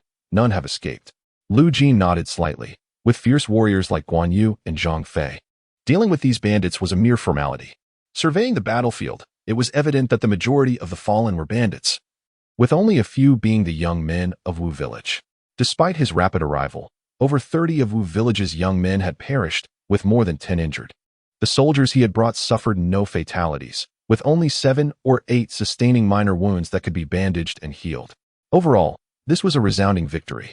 Having completely eradicated the 100-odd bandits, he then addressed Guan Yu and Zhang Fei with a booming voice. "Yin Chong, Ida, commence the cleanup of the battlefield.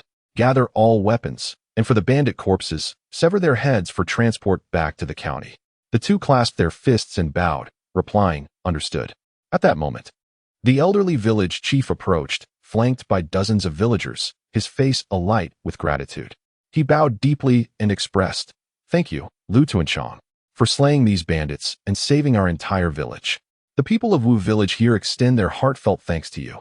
After uttering these words, he knelt down, followed by the young and stalwart behind him, who also sank to one knee. Had it not been for Lu Jin leading the soldiers to their aid, the Wu village would have been utterly annihilated by this band of mountain bandits, thereby saving countless lives. Observing the situation, Lu Jin promptly dismounted, assisting the elderly man to his feet, and gently reassured him, "Please, everyone, rise. You are citizens of the Han, and as a soldier of the Han, it is my duty to safeguard the nation, protect the people, and eradicate these vile bandits." The crowd was deeply moved by his words. While there were many soldiers in the Han army, few possessed Lu Jin's dedication to the safety of the populace. Simply not extorting them was already a stroke of fortune. Once the old village chief regained his composure, he respectfully stated, "Captain Lu, I must express my gratitude to you all. As darkness approaches, I invite you to stay in our village tonight so that I may extend my hospitality and appreciation for your timely rescue." Lu Jin glanced up at the sky. The sun had set, ushering in twilight, yet a swift march could still return them to the barracks. However, the old village chief and the able-bodied men of Wu village were eager to have them stay, and declining would seem ungracious. Additionally, Lu Jin wished to inquire about the origins of these bandits to see if they could be uprooted entirely, thereby earning greater military merit. Slaying over 100 bandits would indeed count as a commendable achievement, yet it still fell short. To attain the rank of military commander, one would likely need to decapitate several hundred and perhaps offer some wealth to the county magistrate. After a moment of contemplation, Lu Jin nodded and smiled. In that case, we shall stay here for the night. I hope the village chief will not find it troublesome. Upon hearing this, the old village chief quickly waved his hand, responding courteously. General, there is no need for such formality. It is our fortune to host you in Wu village. I shall instruct the villagers to prepare a meal forthwith. With that, he began directing the villagers to prepare a feast, ensuring they would extend the utmost hospitality to their savior. Lu Jin handed his horse to a soldier behind him. While he gazed at the vast mountains before him, deep in thought, his eyes suddenly caught sight of a young man riding a donkey, coming to deliver news. In his mind, this lad was quite clever. He understood the need to divide their forces to encircle the bandits. Had they charged in recklessly, the bandits might have fled, with at least a handful escaping into the woods, making complete annihilation impossible. He waved his hand and called out, "You there? Come here." Wu Xing, still clearing the bodies, heard Lu Jin's summons, quickly wiped the blood from his hands, and approached respectfully, saying, "Captain, how may I assist you?" Lu Jin assessed the young man before him. He was handsome and robust, clearly a practitioner of martial arts, and appeared to be a promising candidate for military service. After a brief silence, Lu Jin inquired, "Do you know where this band of mountain bandits originates?" Wu Xing nodded promptly and began to explain. "In the vicinity of our Liaxiang, the landscape is dominated by vast, unending mountains, a veritable range that has driven many to desperation, leading them to become bandits. In the past, this area was home to at least 6 or 7 groups of mountain thieves, with numbers varying from a mere dozen to several dozen. The officials have attempted to quell these bandits multiple times, yet their efforts have yielded little success, failing to eradicate them entirely. Approximately a year ago, the notorious chief of Langtu Mountain absorbed various surrounding bandits into his stronghold, establishing what is now known as the Gathering of Virtue Stronghold. This coalition boasts 3 principal leaders, among whom the Scar-Faced Brute, who invades our Wu family village, serves as the second in command, commanding a following of over 100 men. Currently, only the chief Wang Shou and the third in command Guadazhuang remain, together leading a band of 200 to 300 mountain rogues. Upon hearing this, Lu Jin fell into deep contemplation, surprised to learn that these bandits had organized themselves into a formidable establishment. It seems the chief harbors considerable ambition, seeking to expand and achieve greatness. However, at their core, bandits remain bandits, retreating into the mountains. Even if they muster 1,000 men, should they dare emerge, they will inevitably face extermination at the hands of the officials. With only 200 to 300 remaining, their strength is not particularly formidable. Thus, Lu Jin must devise a plan to eliminate this band of thieves and seize the merit for himself, especially with the Scar-Faced Brute now eliminated by his own hand. The bandits of the Gathering of Virtue remain blissfully unaware and complacent. This presents Lu Jin with an opportunity to ascend the mountain, accompanied by his formidable allies Guan Yu and Zhang Fei, along with over 100 soldiers. With the element of surprise on their side, they could certainly ensnare this band of mountain thieves in one fell swoop. If word of the recent developments were to reach the Gathering of Virtue, the bandits would likely tremble in fear, sealing their gates in dread of an impending assault. Hence, this moment is Lu Jin's singular opportunity. After a moment of reflection, a glimmer of delight appeared in Lu Jin's eyes. There remained a few captives who could guide him up the mountain. Under the guise of the Scar-Faced Brute, he could open the stronghold's gates. Once inside, there would be no barriers, and these men would be as sheep awaiting slaughter. Chapter 23. Many hands make light work. Having grasped the situation, Lu Jin turned to Wu Xing, admiration evident in his gaze, and inquired with a smile, "Might you be willing to enlist in the army?" Wu Xing, momentarily taken aback, revealed a spark of joy in his eyes. To say he did not wish to join the military would be disingenuous. Remaining in this impoverished corner of the world offered no viable future beyond farming. To enlist could very well pave a path to success and opportunity. Furthermore, Lu Jin exuded an undeniable air of confidence. and his two companions bore the stature of exceptional warriors. Without a trace of hesitation, Wu Xing clasped his hands together in salute and declared, "I am willing to join the military and serve under Lu Tu and Zhang." Lu Jin erupted in hearty laughter, clapping Wu Xing on the shoulder and responding warmly, "Excellent. In that case, I hereby appoint you as a squad leader, overseeing 5 men." Upon hearing this, Wu Xing was filled with exhilaration. He had not anticipated that joining the military would elevate him to an officer's rank, a considerable honor. Even a fool could discern that Lu Jin held him in high regard. Once again, he bowed deeply and proclaimed with a resonant voice, "I am profoundly grateful for the promotion bestowed upon me by the captain. This favor will be etched in my memory for eternity, and I shall remain steadfast. Never to betray." Lu Jin smiled and nodded, directly appointing him as a sergeant under Guan Yu's command. Although this lad may not be a renowned hero from the late Han Dynasty, the talent and wisdom he has displayed suggest that, if nurtured properly, he may well rival the illustrious figures of history. It is indeed the circumstances that forge heroes. Had he not encountered me, he might have spent his days in obscurity, living as an ordinary commoner. However, after crossing paths with me, he has revealed his potential and could very well ascend to greatness, becoming a celebrated general. As the saying goes, while fine steeds are not uncommon, the discerning horseman is a rarity. The sky gradually darkened. Lu Jin and his 100+ soldiers set up a modest encampment at the village entrance, where the villagers brought forth their prepared meals.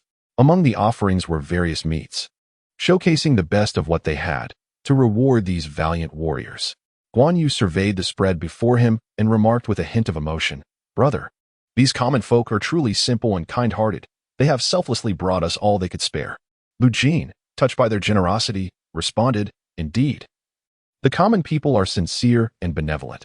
If treated well, they will repay with gratitude tenfold. As officials and soldiers, we must honor the responsibilities that come with our positions, wielding our blades to safeguard peace and ensure the prosperity of the people."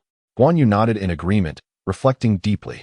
"If all officials were to think of the common folk as you do, brother, perhaps there would be far fewer corrupt officials and bandits in the land." Lu Jin chuckled and shook his head. As the saying goes, those who are capable bear more burdens, the wise carry greater worries, while the inept seek nothing at all. I am but a captain, commanding hundreds of troops, and thus can only exercise the authority of a captain to protect the stability of the local populace. Were I a district commander or a governor, my duty would extend to safeguarding the citizens of an entire district. If I were a regional inspector, I would bear the responsibility for the welfare of the people across an entire province. As for managing the safety and security of the realm's commoners, that responsibility lies with the current emperor and the ministers of the court. As a mere captain, even with the desire to protect the people, I lack the authority to intervene in such matters. When in adversity, one should focus on self-cultivation. When in prosperity, one should strive to benefit the world. It is unwise to overreach beyond one's capabilities, as it may lead to disastrous consequences. Nearby, Zhang Fei, having heard this discourse, felt somewhat bewildered. Yet he grasped the essence of the words. Breaking into a wide grin, he exclaimed, "Brother, enough of this. I understand. What you mean is that only when you ascend to the throne can you truly attend to the needs of the common folk." At this utterance, the atmosphere grew tense and silent. Guan Yu furrowed his brow, glancing around to ensure no one was eavesdropping, and urgently admonished, "Third brother, do not speak carelessly. If these words were to spread, our brother's life would be in jeopardy." Lu Jin was momentarily taken aback, a wry smile appearing on his face. Zhang Fei had indeed articulated his innermost thoughts. If he were the sovereign of the Han, he would undoubtedly contemplate how to protect the common people. Yet, as a mere captain, he found himself lacking the authority to effect such change. With a wave of his hand, he calmly replied, "It matters not. Here we are. Just the 3 of us brothers, and there is no one to speak out of turn. However, once we step outside, we must be cautious with our words. Such treasonous acts, if discovered, could very well lead to our untimely demise." Zhang Fei scratched his head, glancing at his elder and younger brothers, appearing somewhat simple-minded. Yet a keen glimmer flickered in his eyes.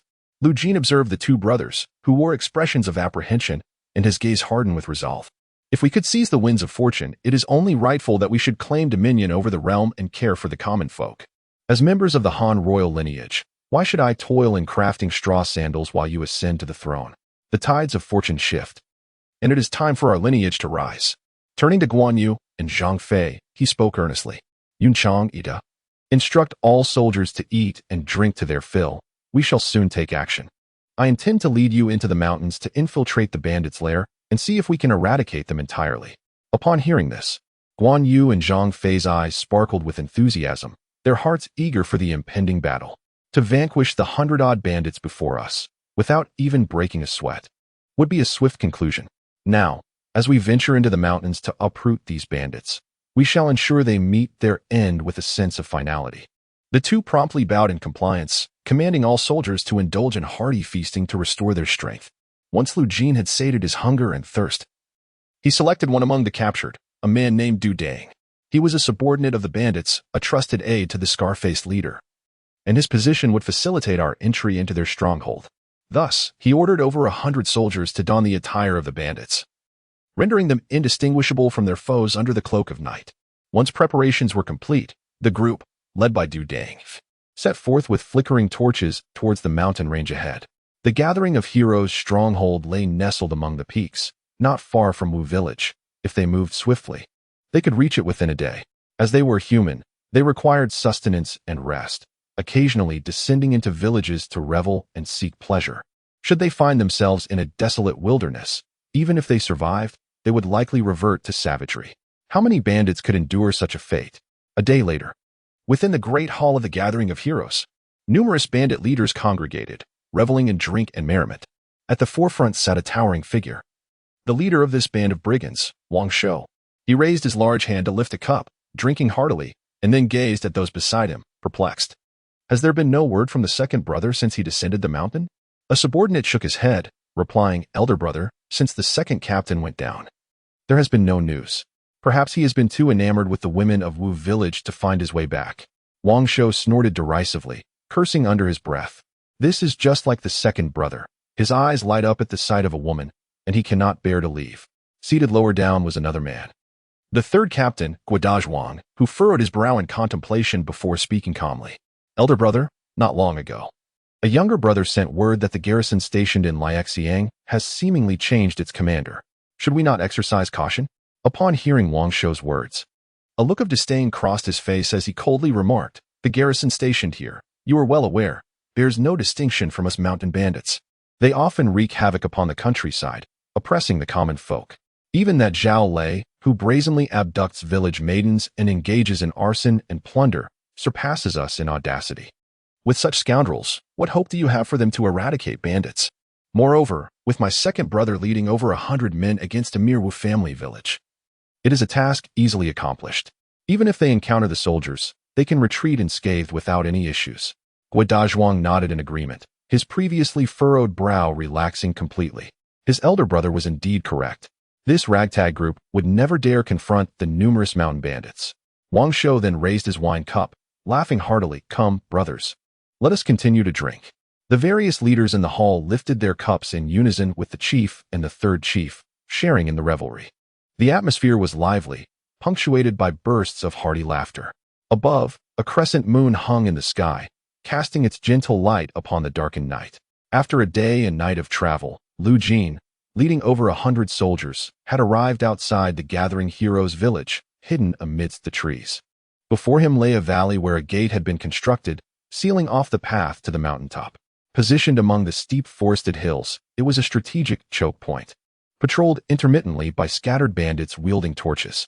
A direct assault would be futile. Even if they managed to breach the gate, it would likely come at a heavy cost. The task of eliminating the remaining bandits would be exceedingly daunting. Lu Jin knew he had to devise a strategy to deceive them into opening the gate to access the stronghold. After a moment of contemplation, he commanded his men, "Bring that Du Dang over here." A few soldiers emerged, escorting the frail young man. Lu Jin surveyed Du Dang, his voice icy. "I offer you a singular opportunity. If you can trick them into opening this gate, not only will I spare your life, but I shall also reward you with wealth, allowing you to live a life of comfort without worry. Should you attempt any treachery, do not blame me for my blade's indiscriminate nature. I will send you to meet the King of Hell." Nearby, Guan Yu and Zhang Fei exhibited fierce expressions, exuding an overwhelming aura that pressed down upon Du Dang. Faced with the menacing presence of the two, Du Dang had no thoughts of deceit. The last encounter had left him utterly terrified. As they had acted like a meat grinder, dispatching foes without mercy, he quickly knelt and bowed his head, saying, Rest assured, I have already pledged my allegiance to you. I would never dare to play tricks. I shall go at once to open the gate for you." Lu Jin nodded but, for the sake of caution, decided against a rush. If Du Dang resorted to any cunning ploys or alerted the bandits, their men could be shot down by arrows from the gate, leading to significant losses. After some deliberation, he instructed Guan Yu to lead a small group to accompany the young men to the gate. Should anything go awry, he could command Zhang Fei to lead the remaining soldiers to provide cover and ensure Guan Yu and the others could retreat safely, preventing a total annihilation of their forces. After receiving the command, Guan Yu immediately placed Du Dang before him, a sharp blade pressed against his waist. Should he utter a single incorrect word, he would be mercilessly slain. Du Dang felt the chill of the blade at his side, his steps faltering, fear gripping him that Guan Yu might unwittingly thrust the knife into him. Thus, a group of over 10 individuals arrived at the gates of the stronghold, quickly attracting the attention of the mountain bandits. The small leader stationed at the gate coldly inquired, "Who approaches?" With a smile on his face, Du Dang jested, "Old Zhang. Do you not even recognize me?" The small leader named Old Zhang, upon hearing this familiar voice, responded with a slight realization. "Ah, it is Old Du. Wasn't the second captain leading you all to raid Wu family village? Why return to the stronghold at such an hour? The big captain has decreed that no one should enter the mountain gates after dark." As he spoke, wariness glimmered in his eyes, and he held a torch aloft, scanning the crowd below before asking, "Where are the rest of your brothers? Where is the second captain?" Without a moment's hesitation, Du Dang replied, "Oh, do not mention it. The second captain led us to thoroughly plunder Wu family village, seizing numerous fair maidens, widows, and a mountain of grain and cloth. There was simply too much to transport back, so the second captain instructed me to bring some items back to the stronghold first.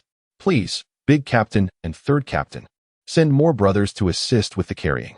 After delivering this statement, Du Dang tore open one of the burlap sacks he had prepared. Illuminating its contents with the torchlight, golden corn gleamed within. Upon hearing this and seeing the shining grain, Old Zhang's eyes sparkled with desire, nearly compelling him to descend and partake in the plunder himself. Du Dang's enticing voice continued, "Old Zhang, spare us the chatter and swiftly open the mountain gate. I need to let the brothers from the stronghold come down to carry the goods. If we delay, the second captain's wrath will be upon us. If you act promptly, I might reward you with 2 fair widows, and you can indulge yourself tonight." At the mention of the fair widows, Old Zhang's breath quickened. He hastily replied, "Old Du, you have my word. If you grant me those 2 fair widows, I shall open the gate for you every day." He then instructed his 2 companions beside him, "Open the mountain gate for me." The few nodded and descended towards the gate. In the crowd, Du Dang's lips curled into a cold smile. "There would be no opportunity to open the gate in this lifetime, Old Zhang. Once you descend, you shall have no one to blame but yourself." The gate creaked ominously as it was pushed open from within, and several small brothers spread out to either side. The leading Old Zhang, with a smile upon his face, slowly approached. However, upon seeing the group before him, an unsettling sensation washed over him. The air felt chilling, especially as he regarded Du Dang, who appeared to be under duress. Standing beside him, Guan Yu narrowed his phoenix eyes, a cold glint flashing within. In a chilling tone, he commanded, "Kill them." With that, he swung his great blade, aiming to strike down the foremost individual. With a swift motion, Old Zhang's eyes widened in shock as a chill gripped his neck, blood gushing forth before he could even utter a scream, falling victim to a fatal blow. His lifeless body slumped down, shrouded in confusion as he departed from this world. Following the command, the soldiers brandished their sharp blades, advancing forward with fervor. The sound of bodies thudding to the ground echoed continuously. The bandits stationed at the entrance met their demise in an instant. With his bloodied sword in hand, Guan Yu led a dozen soldiers into the fray. As he encountered the bandits, he swept his blade horizontally with lethal precision, rendering them powerless to resist, and they were swiftly dispatched. The anguished cries resounded in the air. Lu Jin, concealed within the thicket, felt a surge of joy upon witnessing Guan Yu penetrate the stronghold. He promptly gestured grandly, rallying the dozens behind him to surge forward, entering the fortress with resolute determination. In unison with Guan Yu, they decimated the bandits at the gate as effortlessly as slicing through vegetables. Soon, the cacophony of battle began to wane, with all the brigands at the entrance having been slain, leaving no survivors. Countless corpses lay sprawled around, blood pooling on the ground. Upon closer inspection, it was evident that around 50 had perished in this skirmish, leaving only over 200 bandits remaining atop the mountain. Lu Jin turned to Du Dang beside him, inquiring whether the sounds of the conflict would carry beyond their location. Du Dang, shaking his head, assured him, "Rest easy, Commander. The distance from the entrance to the mountaintop is significant, and the clamor of the recent skirmish will not travel that far." Hearing this, Lu Jin's expression brightened. As long as the ruckus here did not alert the bandits, he was content. It was not that he feared a desperate counterattack. Rather, he dreaded the possibility of them fleeing upon hearing the commotion. This area served as a stronghold for the bandits, and the winding paths through the mountains were far too familiar to them for a complete encirclement to be feasible. Therefore, they needed to strike swiftly and decisively while the bandits were unprepared, eliminating them entirely. Even so, Lu Jin felt the urgency to march onward and reach the mountaintop as quickly as possible to eradicate this bandit scourge. He prepared to issue commands, instructing Guan Yu and Zhang Fei to lead their soldiers further ahead. However, Du Dang raised a hand to halt Lu Jin, whispering, "Commander, be cautious as you ascend to the summit, for there lies a hidden lookout, approximately 10 men strong. If we proceed along the main path, we risk detection. These sentinels must be eliminated." Lu Jin, alarmed by this revelation, realized the level of vigilance maintained by the bandits, who had even established a lookout at the peak. It was no wonder that the troops had repeatedly failed to eradicate this bandit group. With such extensive defenses, they would likely retreat into the forest upon sensing danger. After a moment of contemplation, Lu Jin commanded, "Du Dang, take my brother Guan Yu and lead a contingent of 10 to eliminate this lookout. This commander will remember your contribution and ensure your reward is substantial." Du Dang nodded eagerly, his excitement palpable. "Rest assured, my esteemed commander, I shall execute this task splendidly." Thus, Guan Yu and Du Dang, accompanied by more than 10 men, stealthily advanced towards the summit of the mountain. Lu Jin and Zhang Fei, leading the remaining soldiers, trailed a short distance behind, progressing steadily along the mountain path. An hour later, Guan Yu and his companions had stealthily reached the vicinity of the mountaintop. As they passed through a dimly lit grove, Du Dang whispered, "Commander Guan, the grove ahead is the gathering place of the sentinels. If we approach from this side and eliminate them, we can directly access the summit." Guan Yu nodded in acknowledgement, instructing the 10 or so men behind him to follow him into the thicket. True to his words, within the grove lay a small tent, intermittently interrupted by the sounds of snoring. Only 2 guards were patrolling the area, appearing lethargic and yawning frequently. With a sharp blade in hand, Guan Yu stealthily approached, and with swift, silent movements, the 2 patrolling bandits scarcely had time to react before their throats were slit, blood gushing forth.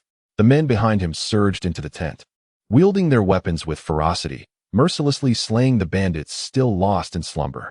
Blood splattered continuously, accompanied by the occasional low groan of agony. Once the deed was accomplished, tranquility returned to the grove. Du Dang entered, surveying the corpses within the tent, sensing something amiss. The 2 patrol bodies, combined with the 7 within the tent, totaled only 9. Recognizing the discrepancy, Du Dang's heart sank. The sentinels were always 10 in number, yet today only 9 were present. Realizing the gravity of the situation, Du Dang urgently addressed Guan Yu, "Commander, there is 1 individual missing." Upon hearing this, Guan Yu furrowed his brow, scanning the ground for a moment before confirming that indeed there lay only 9 bodies. Du Dang had stated that there were 10 sentinels, and now 1 was unaccounted for.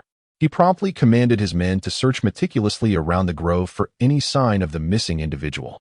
Du Dang hastily interjected, "Commander, do not search further. This person may have arisen in the night to relieve himself, hiding within the forest. Upon witnessing our actions, he has likely fled to alert the others. If that were the case, the men atop the mountain would undoubtedly be roused." Guan Yu, his voice cold and resolute, declared, "In that case, I shall lead the few men by my side to charge forth and intercept this band of brigands. You, go back and inform my elder brother to hasten his arrival." Du Dang, taken aback by the audacity of such a move, protested vehemently, "Commander, it is folly to advance with so few against at least 200 foes atop. We should await the arrival of Lu Tuanzhang with reinforcements to ascend the mountain together." With a slight flick of his long sleeves and an expression of haughty confidence, Guan Yu replied, "Such lowly scoundrels are beneath my notice. You need only to inform. The rest does not concern you." Having spoken, he led his companions forward, charging towards the mountaintop with unwavering determination. Upon witnessing this scene, Du Dang let out a faint sigh. He had offered his counsel, and should any misfortune arise, he could not be held accountable. Without further ado, he took off running downwards. A brief moment passed, akin to the burning of half an incense stick.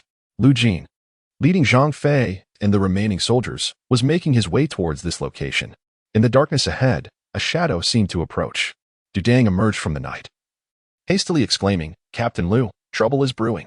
While we were dispatching those sentinels, one individual appeared to have evaded our grasp, likely heading up the mountain to alert others. Upon learning of the situation, Guan Yu had already charged upwards with more than 10 men. Chapter 26. The Vanguard. Upon hearing this, Zhang Fei's eyes widened in alarm as he urgently declared, "Eldest brother, we must hurry. There are over 200 bandits at the summit. And with second brother leading only a handful, they stand no chance. If we delay, second brother's life may be at stake." Lu Jin felt a sudden rush of anxiety. He had not anticipated his younger brother's reckless bravery in attempting to confront such a large number. Although they were reputed to be invincible, the chaos of battle could easily turn deadly. And the loss of Guan Yu would far outweigh the conquest of the entire bandit stronghold. With a steely gaze, Lu Jin addressed the soldiers behind him in a commanding tone. The entire army must advance swiftly. We must reach the summit within the time it takes to burn half an incense stick. Anyone who dares to lag behind will face military discipline once this matter is resolved. Having spoken these words, Lu Jin and Zhang Fei surged ahead, followed closely by the other soldiers who, heeding his command, hurried forward. Atop the mountain, several rudimentary structures had been erected, constructed from earth, while a handful of bandits patrolled the vicinity. In the pitch-black sky, a frail man approached, his face marked by panic, rushing towards them with urgency. He shouted, "Enemy attack!" The patrolling bandits momentarily halted, their expression shifting to one of caution as they approached. One among them shouted in anger, "What are you doing, Wang Erling? Why are you shouting enemy attack at this late hour?" The frail man gulped, struggling for breath as he stammered, "There are people coming from the mountain. They've already killed several of our brothers." The leader among them, with a dismissive look, coldly retorted, "Wang Erling, how much have you had to drink? The second in command is currently leading over 100 brothers to plunder Wu family village. With so many checkpoints in the stronghold, how could anyone approach unnoticed?" Seeing the disbelief in their eyes, Wang Erling nearly choked on his words. It seemed the bandits had grown complacent during this period of tranquility, having not faced an onslaught from the soldiers in years, thus lacking any sense of vigilance. Just as he was about to continue, a sound of numerous footsteps echoed from behind. Guan Yu, wielding a bloody blade, swept towards the group. With a chilling cry, Wang Erling was cleaved in two, propelled forward as if shot from a cannon. Blood erupted from his severed body, and he breathed his last. The bandits surrounding the scene stared wide-eyed at the unfolding spectacle, astonished that someone had indeed dared to charge the stronghold. The leader of the group, filled with trepidation, bellowed at the top of his lungs, "Intruders! Enemies have breached our fortress!" His voice echoed through the stillness of the night like a rolling thunder, reverberating against the nearby structures. Many bandits, still in slumber, were startled awake by this alarming cry, hastily grasping their blades and rising from their beds. Observing the chaos, Guan Yu's eyes glinted with a chilling light as he commanded the dozen men behind him, engage in combat while sowing discord. Without waiting for a response, he charged forth, his great blades sweeping with deadly precision. The few foes before him fell swiftly, unable to mount any defense. From within the stronghold, the bandits, armed with sharp weapons, surged forth from the shadows, encountering merely a handful of assailants engaged in battle. Regaining their composure, a small leader among them shouted fiercely, "Kill them!" Instantly, 30 or 40 men surged toward Guan Yu and his companions, and the two sides clashed atop the mountain, the sound of clashing steel accompanied by flickers of firelight. With his mighty blade in hand, Guan Yu swept through the throng.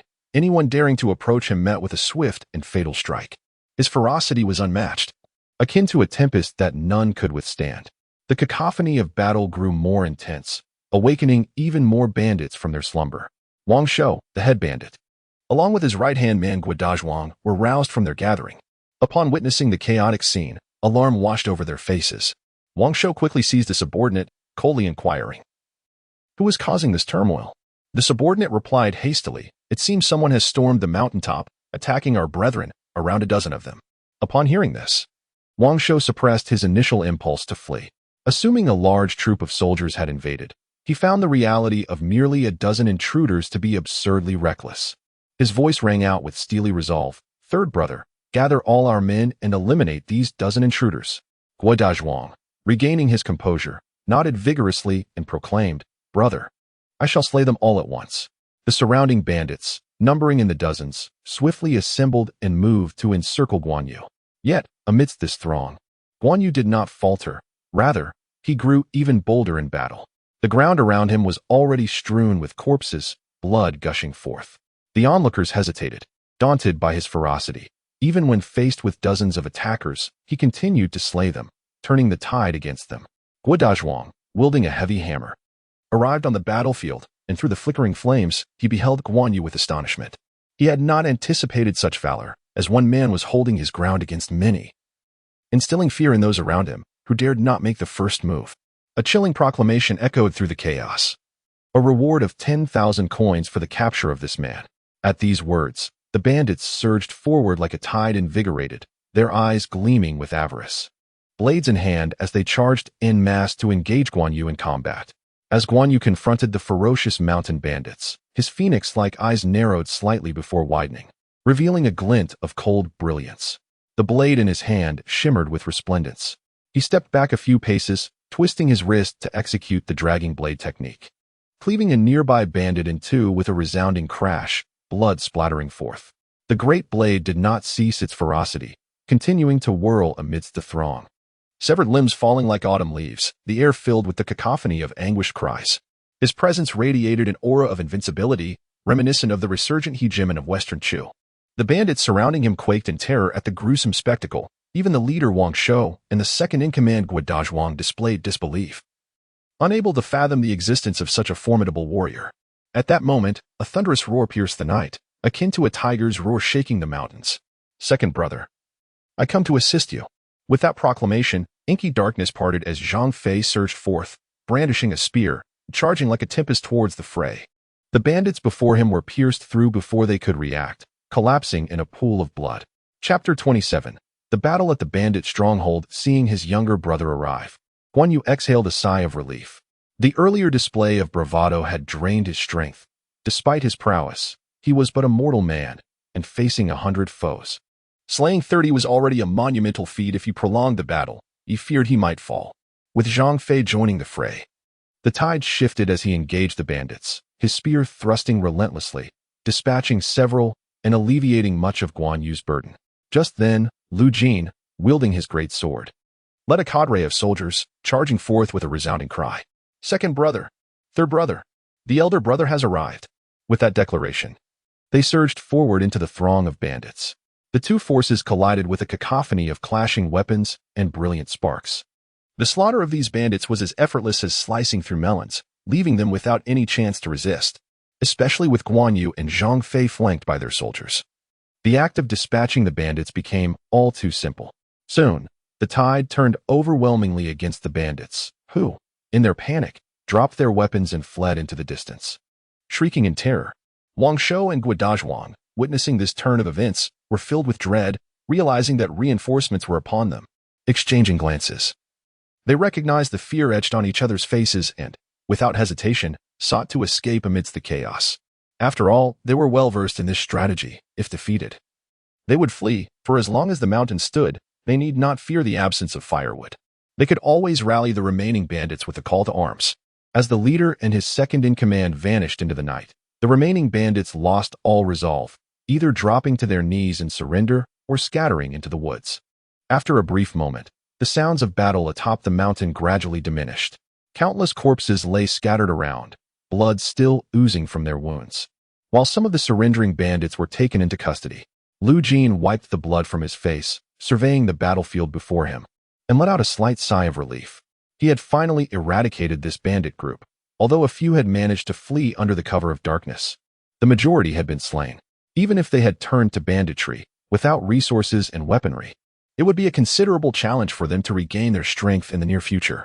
Guan Yu and Zhang Fei, both drenched in blood and wielding their sharp blades, approached and immediately bowed deeply, exclaiming, "Elder brother."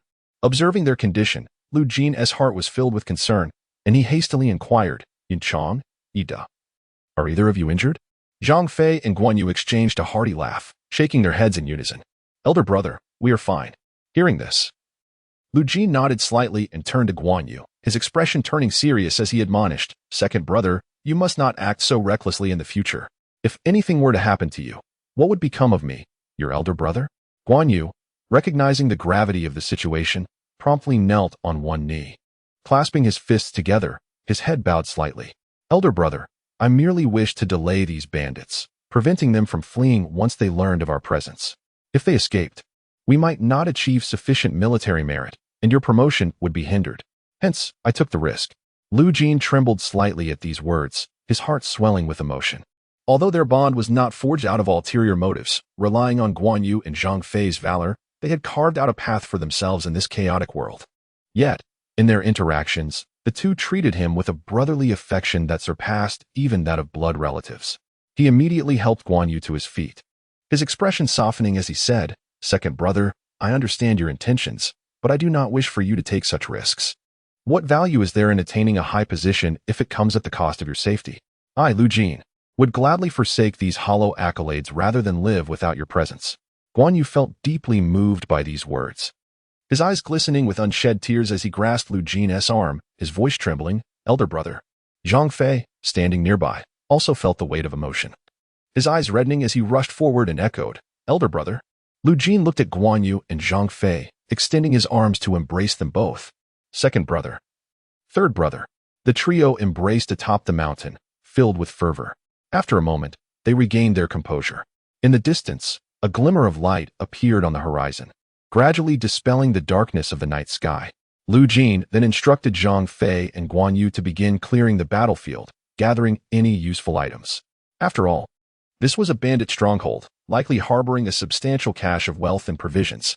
As for the corpses, their heads would be severed and collected together to be sent back to the county city as a record of military achievement. The headless bodies would be buried in a pit, concealed from sight. After over an hour of consolidation, dawn had begun to break. Inside the hall, Lu Jin reclined in a chair, his eyes closed as if in deep slumber. Just then, Guan Yu and Zhang Fei entered and, upon seeing their elder brother in such a state, prepared to quietly exit. However, a voice suddenly rang out from behind them. "Yunchang, Ida, have the matters outside been resolved?" Zhang Fei and Guan Yu turned their heads and beheld their elder brother already seated. Guan Yu promptly spoke, "Elder brother, the situation has been dealt with. We have slain over 200 foes in the bandit stronghold and captured more than 40. Some of the bandits managed to escape amidst the chaos. Our forces suffered a loss of over 10 men. As for the spoils, we have acquired approximately 2,000 stones of grain, over 300,000 coins, various weapons, and a dozen sets of armor." Upon hearing this, Lu Jin displayed no astonishment. After all, it was a stronghold of several hundred men, and such a yield was quite ordinary. In fact, he felt it was somewhat meager. The discovery of the armor, however, was a pleasant surprise. This equipment was exceedingly precious, and among his troops, only a select few were fit to don such armor, primarily those of a certain rank. The crafting of armor required significant time and bore a low success rate, with many pieces rendered unusable in the process. In the Han army, if stationed in prosperous regions, the rate of armor-wearing troops could reach 2 to 3 tenths. In impoverished areas, it would be surprising to see even 1/10 achieve this. For border troops, the situation was slightly better, likely reaching 3 to 4 tenths. Being clad in armor could significantly enhance combat prowess, allowing one to easily contend with several ordinary soldiers and providing a measure of protection against fatal blows. Thus, a higher rate of armor-clad soldiers signified a more formidable army. After a moment of contemplation, Lu Jin addressed Guan Yu. "Yunchang, grant these dozen sets of armor to those valiant fighters from this campaign. The spoils we have gathered should be transported by the soldiers and captives. As for the fallen, their bodies must be returned for a proper burial, and we shall dispense compensation to ease their families' burdens. They need not worry. Even in death, I will ensure their loved ones are cared for." Chapter 28.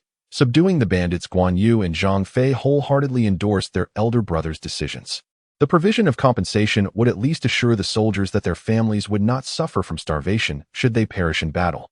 With their concerns alleviated, the soldiers would fight with even greater fervor, thus greatly enhancing the army's combat effectiveness. After some hesitation, Guan Yu continued, "Elder brother, we discovered over 20 women captured in the cellar of the stronghold. How shall we proceed with them?" Upon hearing this, Lu Jin furrowed his brow. It was evident that these women had been violated by the bandits. Even if they were returned home, they would likely face scorn and shame. and many would find their families annihilated, leaving them utterly alone. To disregard their plight would make survival in this tumultuous world exceedingly difficult. After a moment of deliberation, Lu Jin spoke slowly. Inquiring among the 20 or so women, those who wished to return home were given some money and provisions for their journey. For those unwilling to go back, the village chief decided to pair them with single soldiers from the army, forming couples to lead a good life together. Before any arrangements were made, both parties were to be consulted for their consent. Should either party refuse, the matter would be abandoned, as no one could be coerced. It is worth noting that the women taken by bandits were generally of remarkable beauty, often the Armée de la Armée. Meanwhile, most soldiers came from impoverished backgrounds, having enlisted out of necessity, making it difficult for them to find brides. By granting these women to the single men in the army, it would resolve a significant issue in their lives, and the soldiers would undoubtedly feel gratitude, motivated to protect their new families with unwavering dedication. Upon hearing this, both Guan Yu and Zhang Fei nodded in agreement, recognizing it as a commendable solution that addressed the soldiers' predicament while ensuring the women could live in peace. Once all matters were settled, Lu Jin led everyone away from the site, setting fire to the entire gathering place, reducing it to ashes. This was a precaution against the bandits returning after the soldiers had departed to reclaim their stronghold. Now that it lay in ruins, reconstruction would not be a swift endeavor. 2 days later, Lu Jin and his troops, escorting the group of captives and spoils, arrived at the entrance of Wu village. The old village chief and the villagers gathered upon hearing the commotion. Previously, they had learned that Lu Jin was leading troops into the mountains to confront the bandits of Zhu Xianzhai, and they were astonished, unable to believe the news. After all, the bandits numbered in the hundreds, and it seemed implausible that a mere 100 soldiers could successfully encircle them, let alone breach their gates. When they saw the soldiers leading the captives and the severed heads, shock filled their eyes. The old village chief approached, trembling with excitement, and exclaimed, "Lu Tuanzhang, have you truly eradicated the bandits of Zhu Xianzhai?" Lu Jin smiled and nodded, his voice resonant. "The bandits of Zhu Xianzhai have been completely annihilated, with only a handful fleeing, unable to stir any trouble in the vicinity. You can now live without worry, free from the threat of bandit raids." The villagers, upon hearing this, were overwhelmed with joy, bowing deeply in gratitude. "Thank you, Lu Tuanzhang, and thanks to all the soldiers for safeguarding our village." Their appreciation was heartfelt.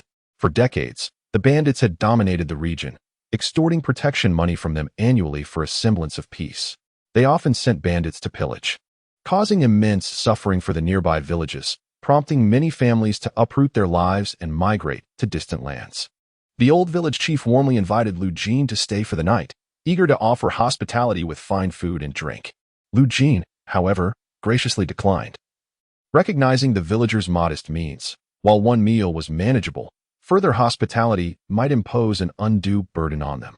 After a brief exchange, several ox and donkey carts were borrowed from the village to transport goods. Subsequently, leading his troops, they escorted a group of captives and the seized provisions back to the military camp. By the time they returned, dusk had already begun to settle. Zhao Ergo, accompanied by several firebrand soldiers, emerged to greet them, and among the crowd stood Yang Ling. As they observed the large contingent of soldiers returning, excitement filled the air. However, as they drew closer, they were taken aback to see the carts piled high with severed heads, alongside numerous captured bandits, leaving everyone in a state of shock. The sheer number of lives claimed was staggering.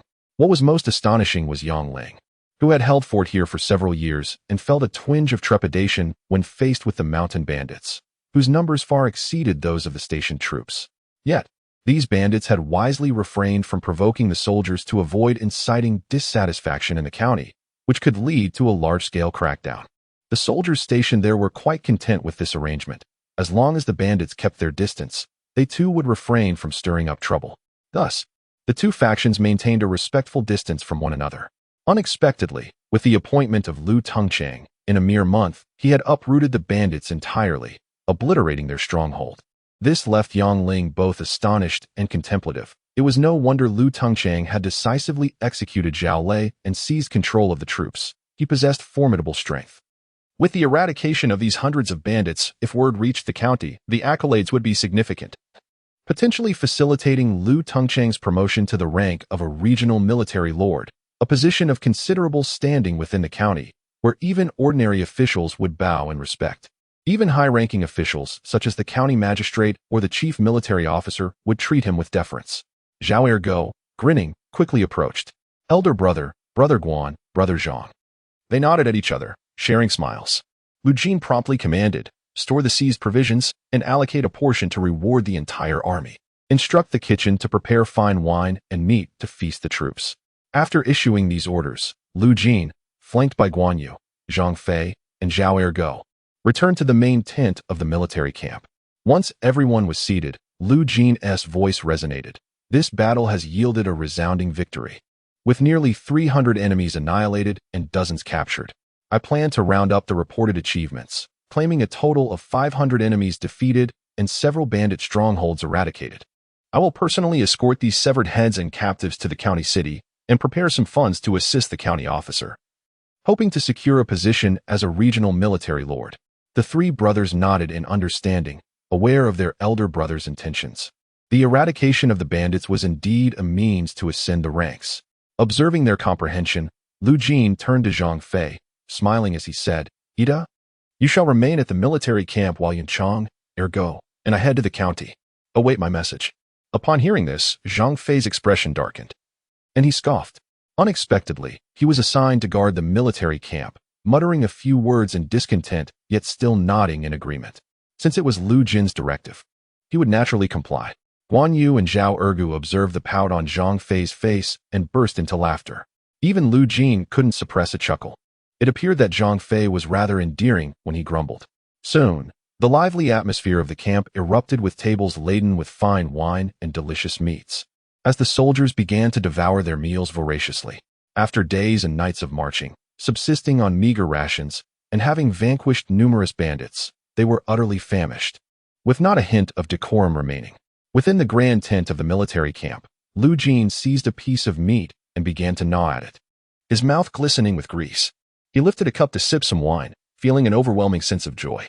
Although this era had some seasonings available, they were exceedingly costly and rarely used, leaving salt as the primary flavoring. Yet, when one is ravenous, even the simplest fare tastes exquisite. Particularly, Zhang Fei, lifting a jug of wine, began to drink heartily. Even the usually refined Guan Yu could not restrain himself at that moment. His eyes widened slightly, and he exclaimed, "Third brother, how can you drink so recklessly? With so little wine left in the camp, what will become of me and our elder brother if you finish it all?" After speaking, Guan Yu reached out, attempting to seize the jug of wine. Zhang Fei, however, paid him no mind, continuing to gulp down the wine, clearly intent on consuming it all himself. Zhao Ergu, witnessing this scene, refused to back down and joined the fray, vying for the jug of wine. Lu Jin looked at the three men before him, grinning broadly. It was unexpected to see three grown men squabbling over wine. The brothers, while chatting and enjoying the delectable feast, radiated a sense of camaraderie. The following noon, Lu Jin gradually awakened from his slumber, shaking his head to clear his thoughts. Observing several burly men still sprawled on the bed, he couldn't help but smile wryly. Ever since arriving at the military camp, after indulging in drink, they would lie down together and fall into a deep sleep. It wasn't due to any peculiar penchant. Rather, they were all somewhat inebriated, their tongues loosened with drink, leading to idle chatter that inevitably transitioned into slumber. Lu Jin pushed aside the heavy foot resting on him, adjusted his clothing, and stepped out of the tent. The bright sunlight bathed him warmly. Only a handful of soldiers remained in the camp, most likely still deep in sleep. After all, with last night's generous feast for the entire army, many were enjoying a well-deserved rest. In the distance, a familiar figure caught his eye. It was Wu Xing, the recruit he had previously enlisted, practicing martial skills with a long spear. Approaching him, Lu Jin smiled and inquired, with a few days off, "Why are you not resting properly but instead practicing in the training grounds?" Upon hearing Lu Jin's voice, Wu Xing promptly halted his drills, bent in a respectful bow, and replied courteously. The commander, accustomed to the habits of rising early and retiring early, would still awaken to exercise even during rest periods, ensuring his vitality. Lu Jin nodded appreciatively at Wu Xing's disciplined nature, recognizing him as a person destined for great accomplishments. After engaging in casual conversation for a moment, Lu Jin prepared to take his leave when Wu Xing suddenly inquired, "Commander, is the military currently recruiting soldiers?" "In Wu family village. There are many young men eager to join the army and serve you." Upon hearing this, Lu Jin paused thoughtfully, then smiled and replied, There should still be recruitment for soldiers, but it will take some time. Wu Xing's face brightened with excitement at this news. If the young men from his village could secure positions in the army, it would be a significant opportunity. At the very least, it would provide for their families. And should they achieve merit, they might even attain positions within the court, thus improving their lives. A promising pathway for these common folk. Observing Wu Xing's enthusiasm, Lu Jin proceeded towards the military tent, contemplating silently.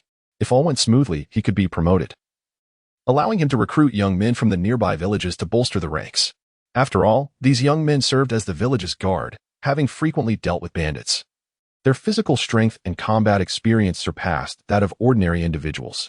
Moreover, having quelled the mountain bandits and resolved the troubles in their village, he could be regarded as their benefactor, thus facilitating their recruitment. After 3 days of recuperation, the military camp returned to normalcy, resuming training amidst the cacophony of noise. On the official road to the county city, Lu Jin, accompanied by Guan Yu and Zhao Ergo, led dozens of soldiers, escorting captives and heads on their way to Zhou County. To prevent decay, they spread lime powder over the cargo. Riding atop a black horse, Lu Jin contemplated his entry into the county city, where his first task would be to pay a visit to the county lieutenant, who held command over all military forces in the region, second only to the governor. In times of turmoil, wielding military power was paramount, and one's status could rival that of the governor. From Zhao Ergo, Lu Jin learned that this individual was named Zhang Qian, hailing from a modest background, belonging to a small family in Zhou County. Years prior, he had joined the military, accruing notable achievements, and through flattery and bribery, managed to secure a position as county lieutenant, surpassing the rank of 2,000 stones. However, Zhang was inherently greedy and had amassed considerable wealth during his tenure, which was favorable news for Lu Jin. As long as Zhang was avaricious, he could be maneuvered. Thus, after 2 days of marching, the group finally arrived outside Zhou County. The presence of dozens of soldiers escorting captives drew considerable attention from the populace. The surrounding citizens pointed and gasped, particularly when they beheld the heads on the cart, causing the timid to scream in terror. Observing the scene, Lu Jin promptly commanded, Yin Chong, lead these men and wait outside the city. Ergo and I will enter the city to report this matter to the county lieutenant. Guan Yu nodded in agreement, reassuringly stating, Brother, do not worry. I will handle this. Lu Jin acknowledged him with a nod, and then rode his black horse alongside Zhao Ergo into the city. Outside the county commander's residence, several soldiers clad in armor and wielding long spears stood guard, their sharp gazes sweeping the surroundings. The passing townsfolk felt a shiver of fear, daring not to linger in this vicinity. The master of this estate was none other than the second-in-command of Zhou County, a figure who could stand shoulder to shoulder with the prefect. 2 swift steeds galloped towards this location, coming to a halt with a pull of the reins. The soldiers stationed there turned their attention to the newcomers, and, upon noticing the lead figure adorned in the uniform of A, the tension in their demeanor gradually dissipated. The leader's expression remained calm. Though they held a respectable position, he too was not without merit, being a trusted confidant of the county commander. With an air of indifference, he inquired, Who approaches? Chapter 30. Arrival at the county city. Upon dismounting, Lu Jin clasped his fist and spoke loudly, I am Lu Jin, the of Liya Township. Recently, I vanquished 500 bandits and am here to report my success along with the captured heads and prisoners awaiting outside the city. The surrounding crowd, upon hearing this proclamation, widened their eyes in disbelief. How could Emir, commanding just over 100 men, possibly defeat 500 bandits? It seemed a tale spun from the fabric of fantasy. The lead soldier scrutinized Lu Jin carefully, noting his imposing stature and commanding presence, which hinted at a warrior's prowess. Unsure if this was a fabrication, he refrained from intervening, leaving the matter to the nobility above. His tone softened considerably as he cupped his fists and smiled. Lu, please, come inside. I shall dispatch someone to inform the county commander at once. Lu Jin nodded and, accompanied by Zhao Ergu, proceeded into the residence, where they were guided to take their seats in the hall. Shortly thereafter, a maid arrived with tea for the 2 men to enjoy. In the back courtyard of the county commander's residence, Zhang Qian lounged comfortably, legs crossed, a look of satisfaction gracing his features. Flanking him were 2 lovely maidens, attending to him with gentle massages, while a young maid fed him fresh fruit. At that moment, the sound of footsteps approached, and a guard, with a respectful demeanor, bowed and announced, Esteemed County Commander, Lu Jin, the of Liya Township, has led his troops to slay 500 bandits, clearing several nearby mountain bandit groups, and is currently here to report this matter. Zhang Qian, upon hearing this, abruptly sat up, his eyes widening in disbelief. He scrutinized the guard with a piercing gaze and coldly asked, "Is this true?" Feeling the weight of his intense scrutiny, the guard trembled. Wiping the sweat from his brow as he stammered, "I report to you, County Commander, that this information comes directly from Lu, who is presently awaiting you inside." Zhang Qian nodded, his eyes narrowing as he fell into deep contemplation. Lu Jin was no stranger to him. His appointment as of Liya Township had been recommended by Lu Chong, the county supervisor. Initially, given Lu Jin's humble background, it was improbable for him to ascend to such a position of authority. He could have only hoped to serve as a mere captain, let alone become an official of the court. Regrettably, this remote village is devoid of any substantial resources, serving instead as a hub of contention, surrounded by numerous bandits. Those with any influence would never choose to serve here. Thus, out of favor, Lu Chong facilitated Lu Jin's appointment as the village chief.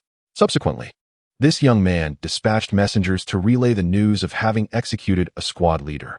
Although Zhao Lei had oppressed the common folk, abducted maidens, and committed numerous atrocities, Lu Jin's unilateral action was a blatant violation of court protocols. Nevertheless, Lu Jin, possessing a sense of propriety, offered a sum of 50,000 coins, which greatly pleased Zhao Lei, thereby granting Lu Jin full authority over all matters in the village. In a remarkably short span, word spread that this young man had vanquished 500 enemies and quelled several bandit strongholds, a revelation that indeed astonished many. After all, the soldiers under the village chief's command were hardly formidable. As the county lieutenant, he was fully aware that they were merely a disorganized rabble. It was commendable enough if they could merely hold their territory, let alone eradicate bandits. After a period of contemplation, Zhang Qian resolved to meet this young man in person. Should he dare to misreport military affairs, even with the backing of county supervisor Lu Chong, he would see to it that this young man faced disciplinary action. To slay 500 foes is no trifling matter. Even the lord of the estate would be taken aback by such an event. A slight exaggeration could easily double the count to 1,000, and if this reached the court, it would not only lead to promotion but also earn commendations or accolades from the Imperial court, significantly benefiting future prospects. Thus, this matter held immense importance for Zhang Qian. Within the grand hall, Lu Jin and Zhao Ergo sat quietly, awaiting developments. Soon, the sound of footsteps approached, and a dignified middle-aged man entered. Adorned with a silver insignia and blue ribbon, signifying his rank as a 2,000-stone official, radiating formidable authority, Lu Jin and Zhao Ergo immediately stood, their faces reflecting respect as they bowed in greeting. "We pay our respects to County Lieutenant Zhang Qian." Zhang Qian acknowledged them with a slight nod before taking his place at the head of the hall, kneeling to sit.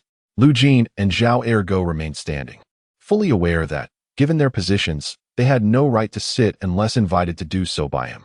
Zhang Qian's gaze swept over Lu Jin, his voice resonating with authority. "Lu Jin, is the battle report you submitted authentic? Should you dare deceive this county lieutenant, do you comprehend the repercussions?" Unfazed by the stern tone, Lu Jin maintained his composure, clasping his hands respectfully. "I report to you, County Lieutenant, that I would not conceal the truth. Indeed, I have vanquished 500 enemies. The heads and captives are presently outside the city, and you may dispatch personnel to verify at any time."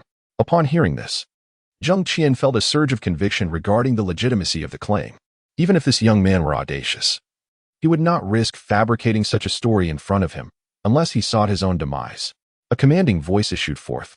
"Send men to the outskirts of the city to ascertain the truth of Lu Chief's words." Upon delivering this command, someone at the entrance bowed in compliance and proceeded to investigate the matter.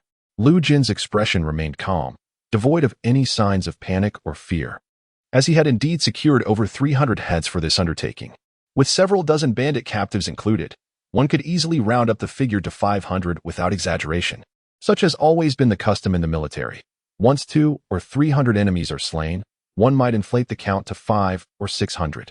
As long as one can present half the heads, it is generally accepted to double the claim. Indeed, some audacious individuals would even boast of slaying over 1,000. Yet they would be met with approval from above, provided they have powerful patrons to shield them, which is not a game for Lu Jin to play. Otherwise, he might find himself in dire straits. Thus, an air of silence enveloped the hall. After a brief moment of waiting, a guard entered, his eyes wide with astonishment. He glanced at Lu Jin before approaching Zhang Qian, whispering a few words into his ear. Upon hearing this, Zhang Qian's authoritative demeanor transformed, revealing a look of surprise as he regarded the composed Lu Jin, filled with admiration. He had not anticipated that this young man had truly slain 500 enemies. Although there might be some embellishment, it was not entirely unusual. The stern expression faded, replaced by a warm smile as he spoke softly. I had no idea that Zhujian harbored such a hero, capable of defeating 500 with merely 100 men. Please, take a seat. Upon hearing this, Lu Jin's heart soared with joy. It seemed that Zhang Qian, upon receiving the news, was equally thrilled and had tacitly acknowledged his achievement. Bowing deeply once more, he expressed his gratitude. Thank you, County Lieutenant, for your gracious offer. He knelt beside the table, while Zhao Ergu stood behind him, hunched over with head bowed. Chapter 31. A promotion. Zhang Qian, with a smile upon his face, cheerfully remarked, Captain Lu, your leadership has led to the slaughter of 500 bandits, ensuring the safety of the people in Liaxiang and bringing peace to the region. What reward do you seek? Lu Jin, feeling a surge of excitement, had already prepared his words before arriving. He quickly rose, bowing respectfully. This subordinate's ability to vanquish 500 foes and eliminate the robbers is greatly owed to the county lieutenant's wisdom and martial prowess, as well as your strategic command within the county, which enabled our forces to achieve such a resounding victory. All credit belongs to the county lieutenant. I would not dare claim it for myself. Seated at the head of the table, Zhang Qian felt a thrill at the flattery, his blood boiling with fervor, as if this victory were his own design. A sense of elation washed over him, clearly relishing this praise. He was quite pleased with Lu Jin, recognizing his deftness and deflecting credit. After all, the feat of slaying 500 was indeed a significant military accomplishment for Zhang Qian, and with 400 heads to report, he could easily maneuver to claim 2,000 to 3,000 slain for the Imperial court. Even the Emperor would be inclined to commend him, paving the way for a promising future filled with promotions and wealth. Zhang Qian laughed heartily, his satisfaction evident. This great victory was indeed executed under my command in the county. However, your performance, Lu Jin, was exceptionally brilliant. Leading over 100 men into battle and achieving such a remarkable feat, I, as the county lieutenant, shall ensure that your contributions are duly recognized. After a moment of reflection, he continued. Just as Yi County was in need of a Chu Junho, your valiant performance in this battle has been extraordinary. I shall discuss with the Lord of the Manor and recommend you for this position. Upon hearing the title of Chu Junho, Lu Jin's eyes sparkled with excitement. It seemed quite astute to attribute this merit to Zhang Qian. After all, as merely no matter how many enemies he vanquished, the accolades would inevitably belong to Zhang Qian, the county captain. It would be far more advantageous to proactively submit his accomplishments, thereby garnering favor. He continually reminded himself not to reveal his elation, yet he could not suppress the tremors of excitement that betrayed him. It is worth noting that the Chu Junho rank carries a salary of 600 shi, commanding an army of at least 400, making one a significant figure within the county. In the county, one could wield considerable influence, apart from the county magistrate and a few others of equal standing. Few dared to provoke him. Lu Jin promptly bowed deeply and proclaimed, Thank you, county captain, for your elevation. I shall forever be indebted and will certainly remember your kindness. Should any matters arise, please do not hesitate to command me. I shall exert my utmost effort to fulfill them. Zhang Qian nodded with a smile, appreciating the young man's words. After all, the position of Chu Junho is no trivial matter. Promoting him would naturally ensure he became one of Zhang Qian's subordinates. Should he prove disobedient, he could be replaced at any moment. After a moment of contemplation, Lu Jin continued, County Captain, my soldiers displayed remarkable bravery in this battle. Might it be possible to promote their ranks as well? Zhang Qian frowned slightly at this, taken aback by the young man's apparent greed and desire to enrich his subordinates alongside his own advancement. Lu Jin, sensing the situation, understood that without offering some benefit, it would be quite challenging to elevate the ranks of his companions, such as Guan Yu, Zhang Fei, and Zhao Ergu. The position of is also of considerable stature. With a salary of 200 shi, not one easily attained. With a sycophantic demeanor, he persisted, County Captain, could we speak privately? I have a personal matter to discuss with you. Zhang Qian, seated prominently, recognized that something significant was afoot. Rather than displaying anger, a smile graced his face as he waved his hand dismissively. The others, upon receiving the order, withdrew, even Zhao Ergu bowing as he exited. In the hall, only Zhang Qian and Lu Jin remained. Lu Jin wasted no time, stating directly, I have eradicated the mountain bandits and acquired an unexpected fortune of 200,000 coins, which I am prepared to present for your discretion. At the mention of 200,000 coins, greed glimmered in Zhang Qian's eyes, and his smile could hardly be contained. Such a sum was no trifling matter for a county captain. His hearty laughter echoed through the hall. Excellent. Well done, young man. I am quite pleased. With a grin reminiscent of a sycophant, Lu Jin continued, County captain, regarding the ranks of my soldiers. Before he could finish, Zhang Qian, still smiling, waved his hand to interrupt. Such trivial matters can be handled personally by you, as long as they do not exceed reasonable bounds. The county lieutenant would certainly be amenable. As for the garrison stationed in Lycon, the mountain bandits have been eradicated, rendering their presence here unnecessary. When the appointment documents are issued, you may escort this garrison to Yixian for deployment. Upon hearing these words, Lu Jin felt a tremendous weight lift from his heart. The situation had come to a successful conclusion. Not only could his military commander escape unscathed, but even Guan Yu, Zhang Fei, and Zhao Ergo would at the very least secure the position of garrison captain. Without further ado, he respectfully bowed and declared, I shall take my leave now. After uttering this, he bent slightly at the waist and slowly made his exit. Standing outside, Lu Jin gazed at the bright sunlight streaming down, releasing a soft sigh of relief. Zhao Ergo, brimming with excitement, hurriedly approached and exclaimed, Brother, congratulations. Lu Jin waved his hand, smiling as he replied, We shall discuss matters upon my return. Please deliver the previously prepared sum of 200,000 coins. Zhao Ergo promptly nodded and set about this task, ensuring that the funds were delivered to the residents. Once the affairs were settled, Lu Jin and Zhao Ergo returned to the former Zhang estate. Zhang Fei's previous assets had all been liquidated for currency, leaving only this empty courtyard. Guan Yu and several officials now resided in this compound, while the captured heads and mountain bandits were entrusted to Zhang Qian for disposal. Whether they lived or died was of no concern to him. It was evident that Zhang Qian would have them all executed, their heads reported to the court in exchange for commendation. Upon their return to the courtyard, Guan Yu approached with palpable excitement, swiftly asking, Brother, fourth brother, have matters been resolved? Zhao Ergo chuckled and replied, Second brother, everything is in order.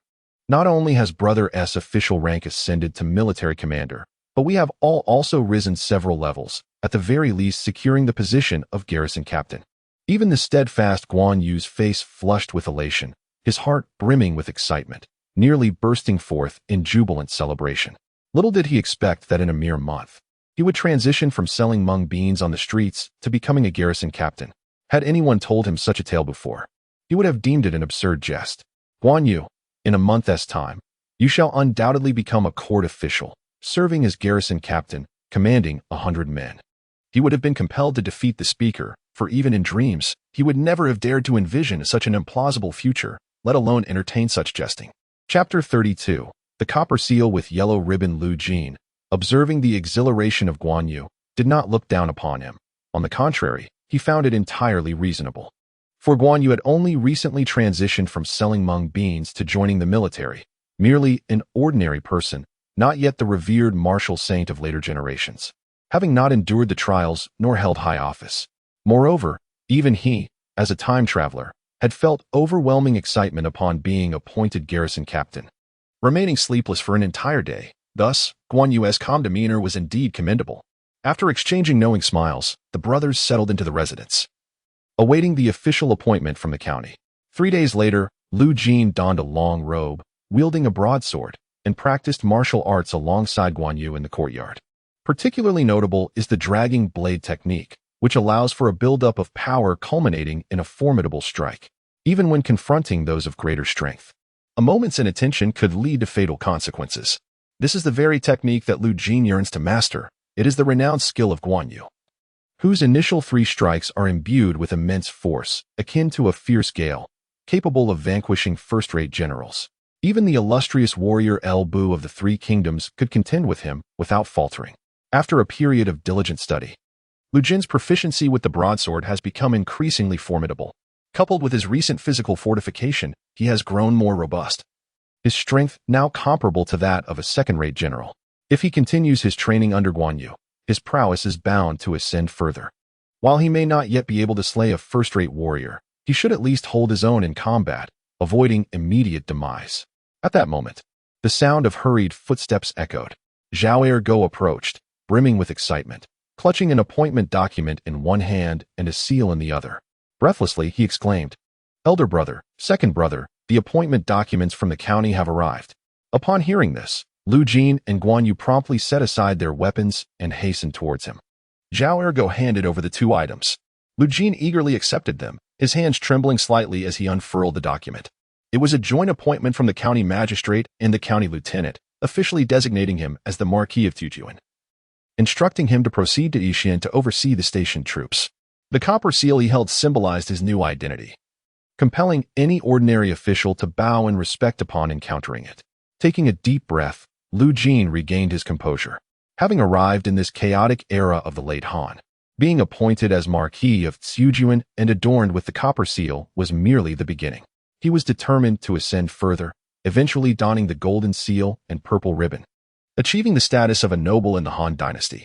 At that echelon, he would be regarded as a significant figure, able to observe the shifting tides of power and navigate through the turmoil to compete for supremacy.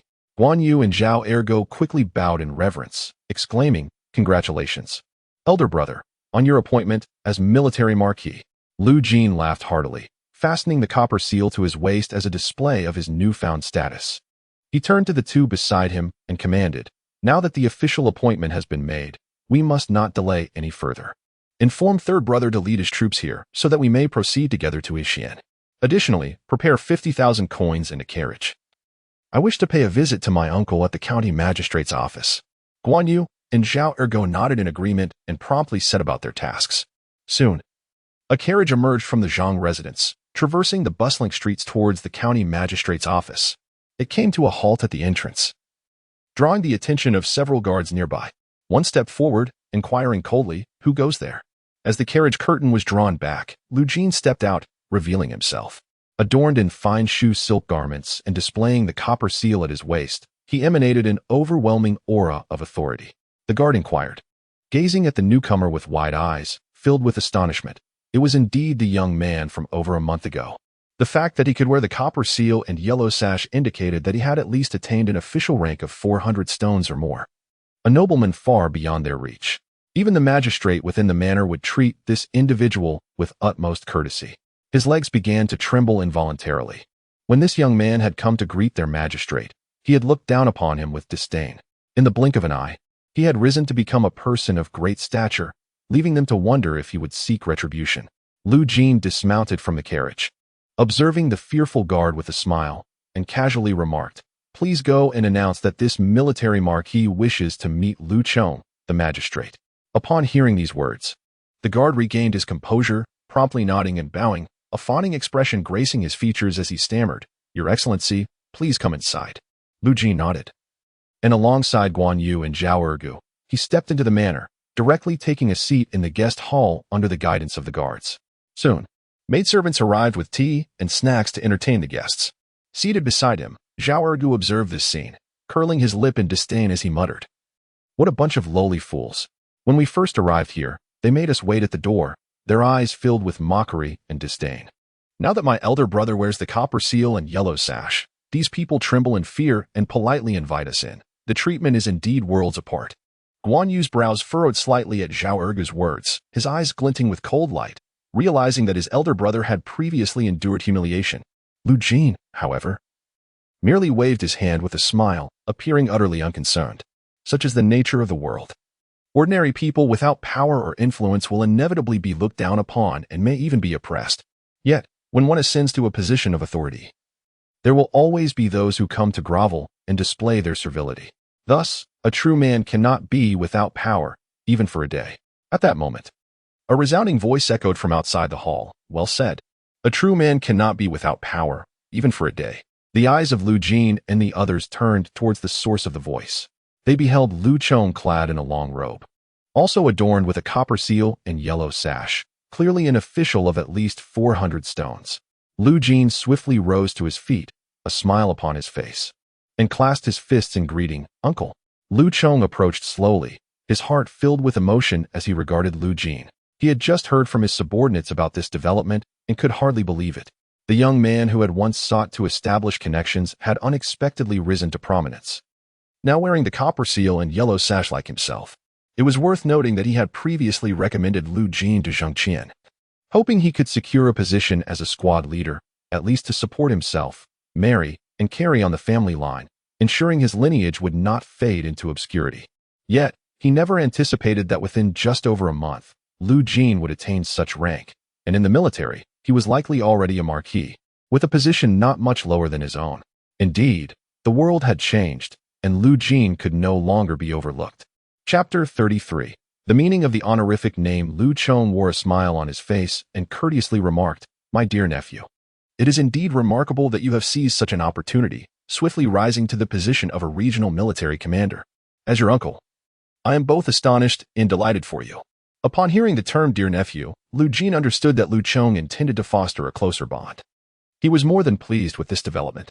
Although both he and Lu Chong held the same rank of 600 stones, the latter was a county supervisor, tasked with managing the finances of the region, and was a trusted confidant of the local lord, thus enjoying a higher status. To ascend further in his career and attain the rank of a regional Sima, Lu Jin knew he must rely on Lu Chong's support for a recommendation to the local lord, which would enable him to make his mark at court. Otherwise, no matter the merits he might achieve, without reporting them to the court, he would forever remain merely a regional military commander. Maintaining his respectful demeanor, Lu Jin expressed, "All of this is thanks to your esteemed recommendation, uncle. Without your guidance, I would have never had the fortune to attain such a position.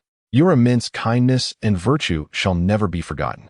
Should you require anything in the future, please do not hesitate to command me, and I shall do my utmost to fulfill your wishes." Lu Chong, pleased by this flattery, revealed a satisfied glint in his eyes, recognizing that this young man had not forgotten his roots and acknowledged who had nurtured his rise. Despite sharing the rank of 600 stones within the city of Zhua, Lu Chong was a close ally of the local lord, wielding influence comparable to that of a 1,000-stone official. Anyone who dared offend him would likely find themselves unable to escape the consequences. Yet, Lu Chong was confident that he could keep Lu Jin in his current position indefinitely. Stunning any further advancement, he stroked his beard and jovially stated, "Ah, dear nephew, we are indeed of the same clan, descended from a common ancestor. It is only fitting that we assist one another in restoring our family's former glory." Lu Jin eagerly nodded in agreement, exclaiming, "Uncle speaks the truth. I shall never forget our ancestral teachings and shall commit them to memory, striving to restore our family's honor." With a smile, Lu Chong nodded and gestured for Lu Jin to take a seat beside him, while he himself assumed a kneeling position at the upper seat. As for Guan Yu and Zhao Ergu, they stood to the side, not daring to sit, as their ranks were too low, even though they held positions as local captains. They were deemed only marginally acceptable in Lu Chong's eyes, and were not permitted to sit without express permission. Lu Chong lifted a cup of tea, taking a gentle sip before inquiring, "Dear nephew, may I ask how old you are this year?" Lu Jin, without hesitation, replied honestly, "Uncle, I am 18 years of age this year." Lu Chong was somewhat taken aback upon hearing this. He had not anticipated that Lu Jin was merely 18, for he appeared at least 20 years old. Nevertheless, Lu Jin's mature demeanor and calm approach were reminiscent of a seasoned elder, explaining his remarkable achievements. Indeed, one should never judge solely by appearances, for the depths of talent can be unfathomable. Reflecting on this, Lu Chong mused, "Truly, heroes emerge in their youth." At such a tender age, to hold an official title bestowed by the court and to don the yellow sash with copper seals, your future accomplishments are boundless. Now that you hold the title of military commander, it would be prudent to adopt an honorific name. Otherwise, it may come across as somewhat ostentatious. It would be an honor for your elder to bestow upon you such a name. What are your thoughts? Upon hearing Lu Chong's words, Lu Jin did not hesitate in the slightest. The selection of a courtesy name often involves numerous considerations, either from the elders of one's clan or from individuals of esteemed reputation. Since Lu Chong had taken the initiative to bestow a courtesy name upon him, it was evident that he held Lu Jin in high regard and even wished to cultivate his potential. Furthermore, it was customary for influential figures to adopt courtesy names at a younger age, sometimes even in their teenage years. Lu Jin promptly nodded, expressing, "Uncle, I could not have wished for more." Lu Chong chuckled heartily, stroking his beard as he pondered for a moment. "My dear nephew, as the eldest son of the family, possessing a gentle and refined character, along with a chivalrous spirit, how about the name Winnie? It signifies your deep sense of loyalty and integrity, your unwavering commitment to your roots, and your aspiration to restore the glory of our ancestors. Moreover, Jin connotes vibrancy and splendor, while Winnie embodies elegance and depth, thus intertwining both meanings beautifully, reflecting a facade of grandeur coupled with inner refinement. Upon hearing the name Winnie, Lu Jin could not help but inwardly jest. Did this mean he was to be called Lu Plague? Nevertheless, he refrained from voicing any objections, after all. A courtesy name was merely a symbolic title and would not affect him significantly. He mused that perhaps, like a plague, he could sweep through the entirety of the Han Dynasty, ultimately taking its place, a rather intriguing implication indeed. In this light, Lu Chong displayed a certain prescience. Recognizing the ambition that lay within him, he promptly bowed in respect, declaring, "Then Winnie it shall be." "Thank you, uncle, for this name." Satisfied, Lu Chong nodded, interpreting Lu Jin's acceptance of the name as a sign of his desire to forge a closer bond, which could prove beneficial in the future. With a smile, Lu Chong inquired, "Winnie, as you are now a military marquis, where do you intend to be stationed?" Lu Jin hurriedly responded, "The provincial edict has been issued, directing me to proceed to Yixian immediately to take command of the local troops, subsequently establishing my post there to eliminate the surrounding bandits and ensure the safety of the region." Lu Chong nodded thoughtfully and replied, "Yixian is indeed a fine place, densely populated and prosperous. Upon your arrival, make sure to cultivate good relations with the local officials and avoid any conflicts. Spend a few years there, and should you achieve notable merits, I, along with the governor, shall recommend you to the court for a military appointment." Hearing this, Lu Jin mused silently. If only I could remain there for a few years. It is now the 3rd month of the 7th year of Guan, and Zhang Jiao and his brothers seem poised to rise against the Han Dynasty at this very moment. Even if they have yet to make their move, it is likely imminent. Within a month, the entire realm will be aware. Even Zhujian may find itself besieged by the Yellow Turbans, leaving no room for tranquility. Determined to seize this opportunity, he resolved to rigorously train his troops and consolidate his forces, striving to forge an elite unit capable of confronting any impending incursions from the Yellow Turbans. However, he chose not to voice his concerns, knowing that such foresight might be viewed with skepticism, especially when the rebellion had not yet commenced. It was conceivable that Lu Chong might not be able to protect him, nor could the governor of Zhujian. Thus, he respectfully stated, "Nephew is grateful for your guidance, uncle. I shall diligently defend the region, rooting out bandits and safeguarding the people." Lu Chong nodded in approval, and after exchanging a few more casual remarks in the grand hall, the conversation continued. Lu Jin bowed respectfully and departed the residence with Guan Yu and Zhao Ergu, leaving behind several boxes of wealth. Lu Chong, observing Lu Jin's departure, stroked his beard with a smile gracing his face. After their interaction today, he felt quite satisfied with the lad, capable of both humility and assertiveness, unpretentious and composed. With a meticulous mind, his future accomplishments would undoubtedly be noteworthy. Just then, a guard approached, whispering a few words in his ear. Upon hearing this, Lu Chong chuckled softly, realizing he needed to add one more thing. It was clear that Lu Jin was well-versed in the intricacies of human relationships and adept at navigating social situations. Once Lu Jin exited the gates, he, along with Guan Yu and Zhao Ergu, boarded a carriage and set off slowly into the distance. Zhao Ergu murmured, "Brother, I find this county magistrate rather hypocritical. Seeing your rise, he intentionally draws close, addressing you as worthy nephew and even insists on giving you a courtesy name. Though he has aided you in securing an official position, you have already repaid him handsomely on 2 occasions. There is no need to grovel so." Chapter 34. Still selling straw sandals, Guan Yu nodded in agreement, expressing his disdain for Lu Chong's insincere demeanor. What irked him the most was witnessing his elder brother bowing and scraping, stirring a deep-seated resentment within him, wishing he could cleave Lu Chong in 2 with his blade. Lu Jin, seeing his 2 brothers defending him, laughed heartily and promptly explained, "The situation is not as straightforward as it appears. To navigate the bureaucratic landscape, one must first avoid offending others. It is essential to maintain a courteous demeanor with everyone, fostering goodwill. Moreover, your brother holds the position of military marquis, not that of a governor. In Zhou County, he cannot wield absolute power and must not disregard Lu Chong.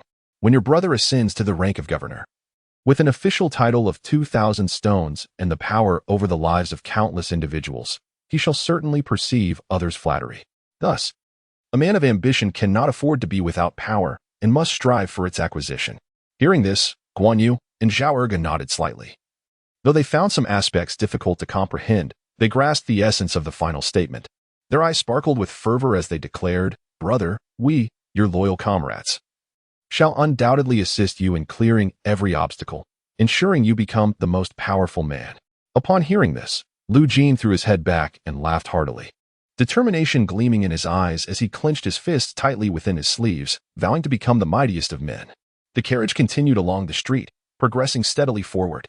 As they passed a row of stalls, a sudden shout rang out, "Straw sandals for sale! Straw sandals for sale! Slip on my hand-woven sandals and stride with ease." Lu Jin, upon hearing the familiar call, immediately lifted the curtain of the carriage. He was taken aback to see a young man by the roadside, with a resolute face, prominent ears, and hands resting past his knees, holding a pair of straw sandals and calling out to passers-by. Lu Jin was momentarily stunned. It was Liu Bei, unexpectedly selling straw sandals here. It seemed that after he had recruited Guan Yu and Zhang Fei, Liu Bei had not received any support and had resorted to peddling sandals. However, given Liu Bei's character and ambition, it was clear that once the Yellow Turban Rebellion erupted, he would undoubtedly rally local heroes and organize militias to resist the bandits, aspiring for a noble rise. Contemplating this, Lu Jin promptly instructed the driver to halt the carriage. In the midst of the unfolding situation, Guan Yu and Zhao Erge exchanged puzzled glances and turned their gaze towards the window, where they spotted Liu Bei. Zhao Erge gasped in astonishment, recognizing him. Upon hearing this exclamation, Guan Yu inquired with curiosity, "Fourth brother, do you know this man?" Zhao Erge nodded, a hint of disdain flickering in his eyes as he slowly recounted, "In the past, when my elder brother shot down a large insect and was selling it within the city, he encountered this individual. However, he was rather ostentatious, boldly claiming to be a member of the Han royal family and a descendant of King Jing of Zhongshan, attempting to elevate his status in order to recruit my brother for his own purposes. Little did he realize that my brother was already an official of the court, while he remained on the streets selling straw sandals, a true farce." Guan Yu, upon hearing this, also displayed a look of disdain. How could someone of such insignificance dare to recruit his elder brother? It was nothing short of a pipe dream. Had Lu Jin followed this man, his brother's talents would undoubtedly have been squandered, and he might still be selling mung beans. A singular thought occupied his mind. This large-eared man was not to be trusted. Observing that his brother had disembarked, the two followed suit, unwilling to lag behind. Liu Bei, while peddling his handmade straw sandals, was suddenly confronted by a horse-drawn carriage that came to a halt before his stall. Frowning in irritation, he thought to himself, "Is this merely a shabby cart?" In his prime, he had washed several such carriages for affluent families. Just as he was about to voice his displeasure, the owner of the carriage descended. Before him stood a young man clad in a brocade robe, bearing a smile, yet adorned with a yellow ribbon and bronze seal at his waist, exuding an imposing aura. Upon seeing this figure, Liu Bei's eyes widened in astonishment. It was Lu Jin. He recalled their prior encounter on the streets, where he had learned of the young man's remarkable feat of shooting down a great insect, realizing then the prowess he possessed, which instigated thoughts of recruitment. Little did he know that this young man was also of the Han royal lineage, being a descendant of the Zhao King, thus surpassing his own lineage as a scion of King Jing of Zhongshan. Their conversation was brief, yet Liu Bei did not relinquish his desire to recruit Lu Jin. However, after several fruitless days of searching, he had not encountered him again. Now, over a month later, this lad who once donned coarse garments had transformed into one clad in fine brocade, and the sight of the bronze seal and yellow ribbon nearly blinded him with disbelief. Liu Bei was no fool. To wear such insignia indicated that the person was at least a high-ranking official, commanding over 400 stones. He had not anticipated such a swift elevation, now standing before a figure of unattainable nobility. Lu Jin, noticing Liu Bei's stunned expression, smiled warmly and greeted him, "Brother Xuanda, it has been a long time." Liu Bei, jolted from his reverie by the familiar voice, opened his mouth, at a loss for words. Yet, he managed to muster a smile that was more painful than a frown, replying, "Brother Jin, it has indeed been a while. I never imagined you would ascend to an official position. It fills me with envy." At that moment, Liu Bei felt as if he could nearly shatter his back teeth in envy, for while they once shared the plight of fallen Han royals, he was still on the streets selling goods while Lu Jin had, in the blink of an eye, donned the insignia of a distinguished official. Yet he remained on the streets selling straw sandals, a contrast so profound it felt more painful than death itself. Lu Jin remarked with a smile, It was merely a stroke of luck that led to his recommendation by the clan's uncles, eventually becoming the chief of the county and earning a military title through his contributions. By the way, I am now formally known as Lu Jin, courtesy name Wanyi. You may address me by my courtesy name, Brother Xuanda. Liu Bei nodded, a bitter smile appearing on his face, his heart a tumult of emotions. He longed to lie in a warm embrace, to weep freely and share the hardships he had endured over the years. Lu Jin pondered for a moment and then asked with a smile, Brother Xuanda, I see you are currently weaving straw sandals. Would you be willing to join my army to produce sandals for our soldiers? I would gladly purchase them at a generous price. Upon hearing this, Liu Bei shook his head without a second thought. Thank you for your kindness, Brother Wanyi. As a member of the Han royal family, a descendant of the founding emperor, how could I spend my days weaving straw sandals?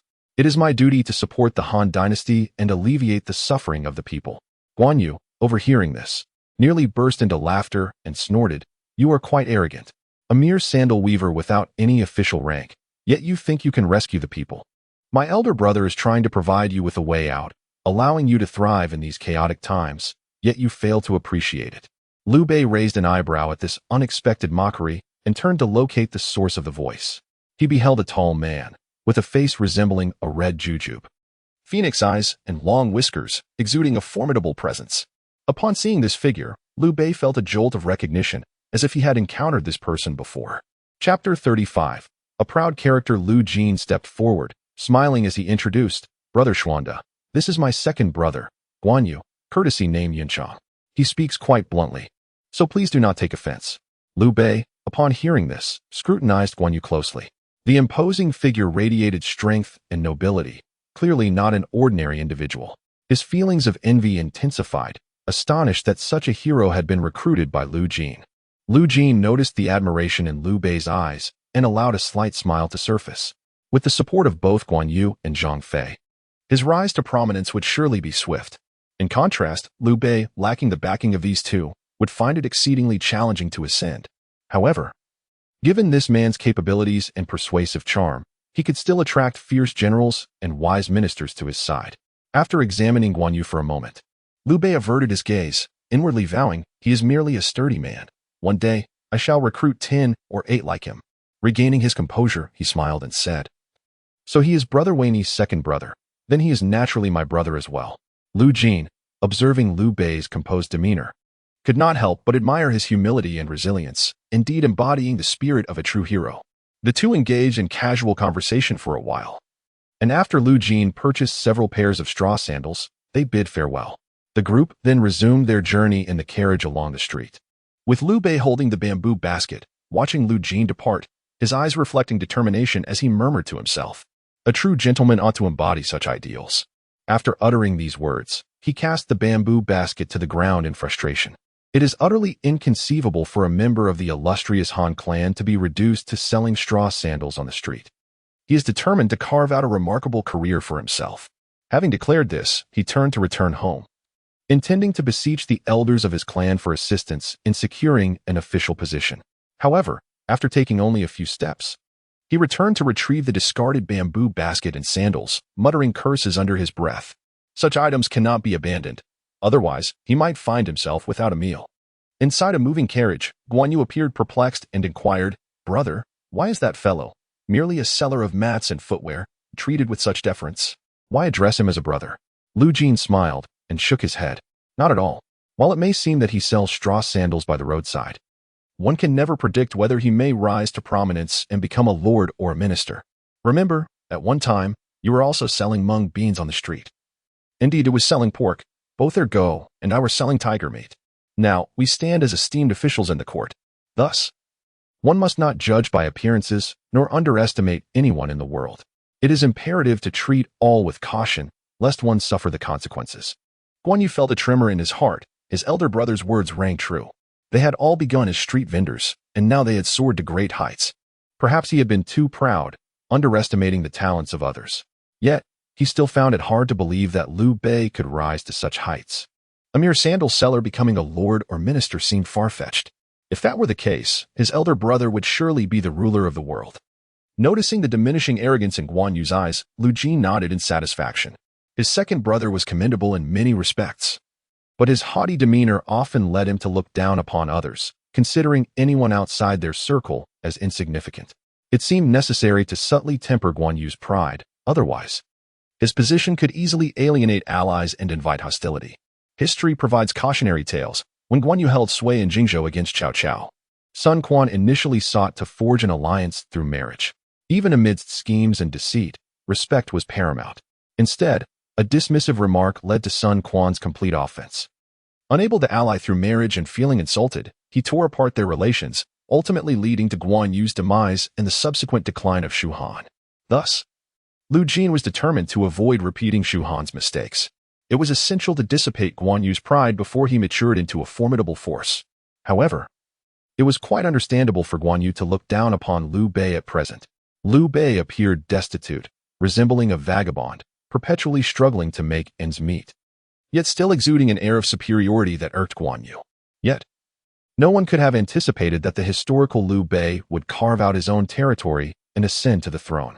If not for his knowledge as a time traveler, one might find it hard to believe that such a man could rise amidst the chaos of the era. After all, countless individuals vie for prominence, akin to fish crossing a river. 3 days later, Lu Jin was still in the courtyard, practicing his swordsmanship, and the technique of the dragging blade was beginning to take shape. Although its power and speed were not as ferocious as that of Guan Yu, he could still slay generals who were slightly stronger than himself without difficulty. Just then, a thunderous laugh echoed from outside the courtyard. Eldest brother, second brother, fourth brother, I have arrived. The voice boomed like thunder, resonating throughout the estate. Upon hearing this, Lu Jin recognized the arrival and turned to see Zhang Fei, grinning widely and entering with a cheerful demeanor. He promptly set down his large sword and walked over, clapping Zhang Fei on the shoulder.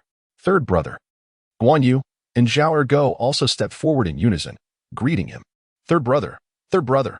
Zhang Fei chuckled, exchanging embraces with his brothers. Observing the situation, Lu Jin refrained from idle chatter and directly stated, since third brother has arrived, we shall set off for Xian today, to take command of the troops and train diligently. Zhang Fei, Guan Yu, and Zhao Ergo nodded eagerly, their hearts brimming with anticipation.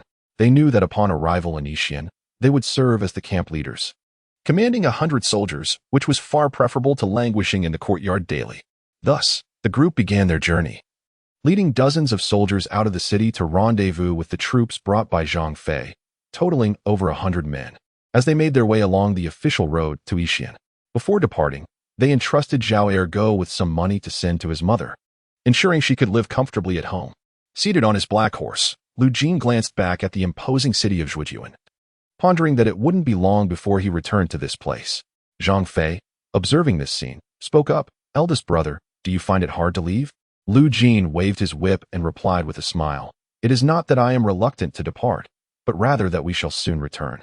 Zhang Fei, Guan Yu, and Zhao Ergo exchanged puzzled looks, for they knew that if they were to be stationed in Xian, it would likely be several years before they returned, unless they achieved significant merit. Seeing their confusion, Lu Jin chose not to elaborate, believing that in due time they would come to understand. He continued to wield his whip, urging his black steed to gallop forward, with Guan Yu, Zhang Fei, and the others following closely behind. After several days of marching, Lu Jin led his 100-odd soldiers to the outskirts of Xian, arriving at a temporary camp located at a place called Xiaoshigu. To the east flowed a river, and to the south lay a valley, providing both a water source and a defensible position, making it an ideal location for the military encampment. The soldiers stationed at the camp soon spotted the approaching contingent and promptly received orders, aware that the newly appointed military commander, Lu Jin, was approaching. The leading camp commander immediately instructed the surrounding soldiers to stand at attention and bow in welcome. Lu Jin, riding his black horse amidst the throng, approached slowly. The soldiers around him bowed deeply and proclaimed in unison, we salute you, military commander.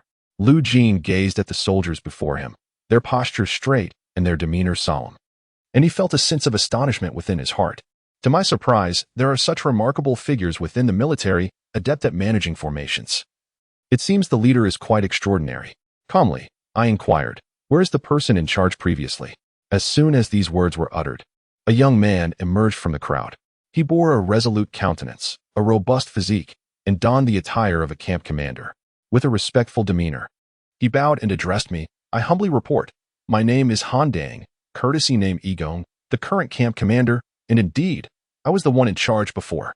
Upon hearing this, Lu Jin, mounted on a black steed, momentarily appeared taken aback, soon revealing an expression of surprise as he scrutinized the youth before him.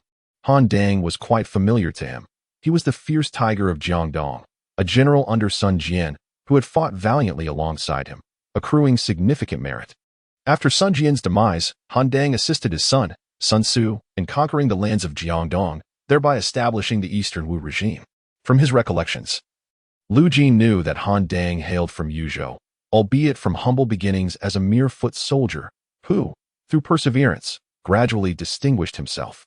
When the Yellow Turban Rebellion arose, Han Dang joined the campaign against the rebels, showcasing exceptional prowess, which led to his meeting with Sun Jian, ultimately becoming a trusted retainer. Lu Jin's eyes sparkled with excitement. Since Han Dang was known as Egon, it indicated that he was indeed one of the 4 formidable ministers of Eastern Wu. It was truly fortuitous to discover such a talent within the military camp of Yixian, and moreover, as one of his own commanders. Lu Jin felt a burgeoning desire to recruit him. Such a fierce general should not remain under Sun Jian's banner, but should instead align with Lu Winnie.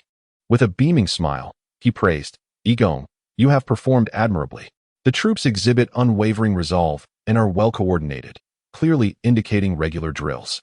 It appears you possess a keen understanding of military matters. I am quite satisfied."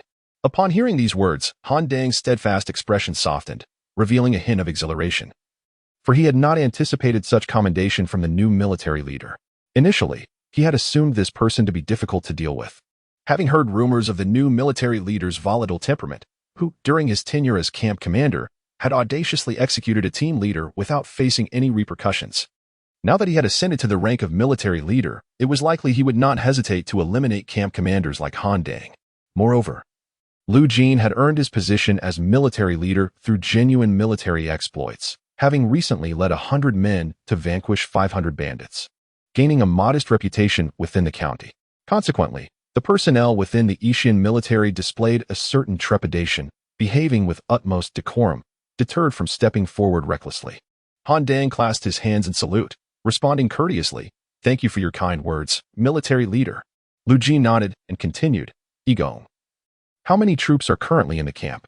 Without hesitation, Han Dang promptly replied, "I report, military leader, that our contingent in Yixian comprises 245 soldiers at present." Upon hearing this, Lu Jin furrowed his brow but refrained from further comment. According to the Han military structure, a typical contingent should consist of approximately 200 to 400 soldiers, including messengers, cooks, auxiliary forces, and scouts. The total could reach around 500. Therefore, having just over 200 soldiers in the camp was deemed fairly normal. Lu Jin then brandished his riding whip and led the assembly into the military camp. As for the recruitment of Han Dang, there is no urgency, after all. I merely hold the rank of military marquis, which is but a notch above his. The endeavor to enlist him as a retainer is far from straightforward. Furthermore, he is a figure of historical significance, possessing unique qualities that cannot be easily swayed. Should he choose to ally himself, it would likely be with someone of higher rank, not someone of my modest standing as a military marquis. In this era, those who opt for allegiance typically do so by swearing fealty to a lord, becoming lifelong retainers. Unless their sovereign perishes, it is unlikely they would change allegiances, for doing so would invite ridicule and render them perpetually unable to hold their heads high. Thus, many ambitious individuals refrain from hastily pledging their loyalty to others. They must first assess whether it is worth their while to devote their lives to service. Han Dang, I presume, is no exception. If I present myself as ordinary, lacking any display of talent or prowess, it is highly probable that he would never choose to ally with me. Therefore, I must proceed gradually, beginning by demonstrating my abilities, so that he may be gradually persuaded to join me, even if I do not formally recruit him. Within the confines of the military tent, Lu Jin occupied the central position, flanked by Guan Yu, Zhang Fei, Zhao Ergo, and Wu Xing, with Han Dang also seated nearby. Observing the others, Lu Jin spoke in a calm tone. "I intend to expand this contingent to full capacity, totaling 400 soldiers, along with an additional 100 auxiliary troops, making 500 in total." Upon hearing this, the others nodded in agreement. The court's military organization was inherently structured thus, and expanding to full strength was entirely reasonable, devoid of any illicit army augmentation. Han Dang, seated to the side, breathed a sigh of relief upon hearing this announcement.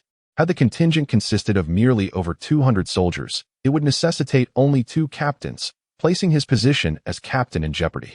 After all, I am not Lu Jin's confidant. How could I lead 100 men within the army? With 500 soldiers now, my position as captain should remain secure.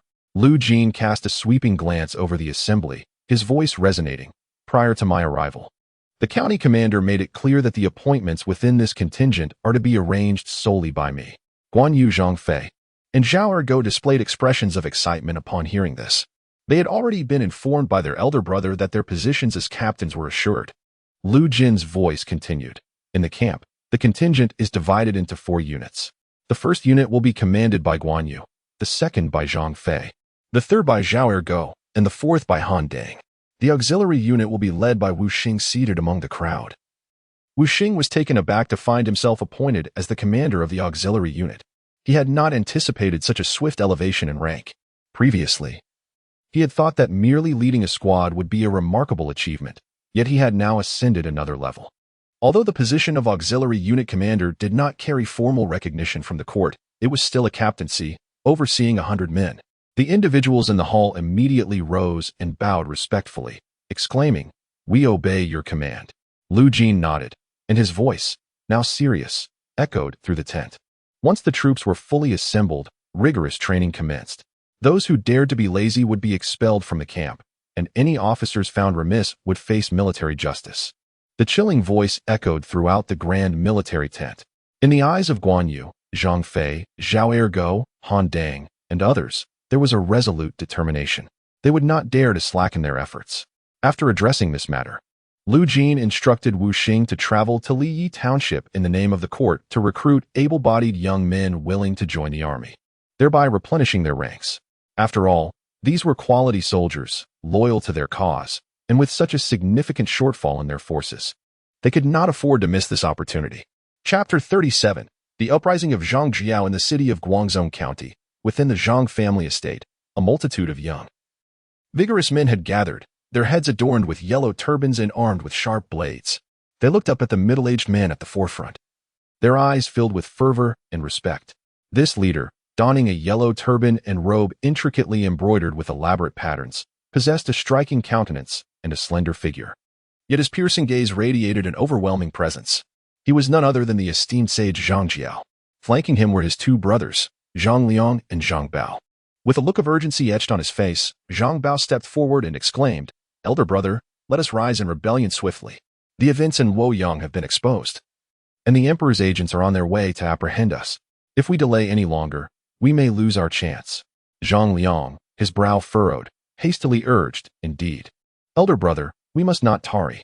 Although this uprising may be hasty, we have cultivated our support across various provinces of the Han over the past decade or 2. Once you raise your arm and call upon the faithful, they will surely rally to your side. We can undoubtedly usurp the Han Dynasty." At these words, the crowd behind them erupted with fervent shouts, their eyes ablaze with zeal. "Great sage, let us revolt.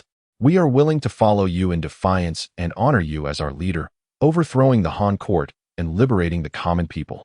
Hearing such fervent cries, Zhang Jiao's previously hesitant demeanor transformed into unwavering resolve. He had initially envisioned uniting various factions for a grand uprising to strike a decisive blow against the Han Dynasty. However, with the recent revelations in the massacre of over 1,000 yellow turbans in Luoyang, along with the impending bounty on the heads of the 3 brothers, it was clear that they could not await a joint uprising. They must act first, hoping to inspire the surrounding factions to respond. Without hesitation, Zhang Jiao drew his blade, addressing his followers with a steely voice. "The Han Dynasty is in decline, corrupt ministers are in power, oppressing the common people and causing chaos. Today I, Zhang Jiao, formally declare an uprising to replace the Han court and liberate the people of the world. Heaven has perished, let the yellow sky arise. The year of the rat brings great fortune to the realm." His thunderous voice reverberated throughout the courtyard, igniting the fervor of his followers, who raised their weapons high in unison, chanting, "Heaven has perished, let the yellow sky arise. The year of the rat brings great fortune to the realm." With that proclamation, Zhang Jiao, along with Zhang Liang and Zhang Bao, led the multitude of yellow turban soldiers directly towards the county office, intent on seizing control of Guangzhou County and rallying the surrounding factions to sweep across the land. The entirety of Guangzhou County and its inhabitants were effectively under the control of Zhang Jiao, all belonging to the cult of Taiping Dao, the citizens living along the streets. Upon hearing the rallying cries, hastily donned yellow turbans and armed themselves with sharp blades, gathering together to follow the main force towards the county office with murderous intent. Upon learning of this uprising, the county magistrate was consumed by dread, utterly astonished that Zhang Jiao of the Taiping Dao dared to rebel and incite such a multitude of citizens. He immediately resolved to mobilize the local constabulary to suppress this band of yellow-turbaned insurgents. However, to his dismay, the constables had already been seduced to the Taiping Dao's cause, brandishing weapons and joining the yellow-turbaned ranks, turning their blades against the officials.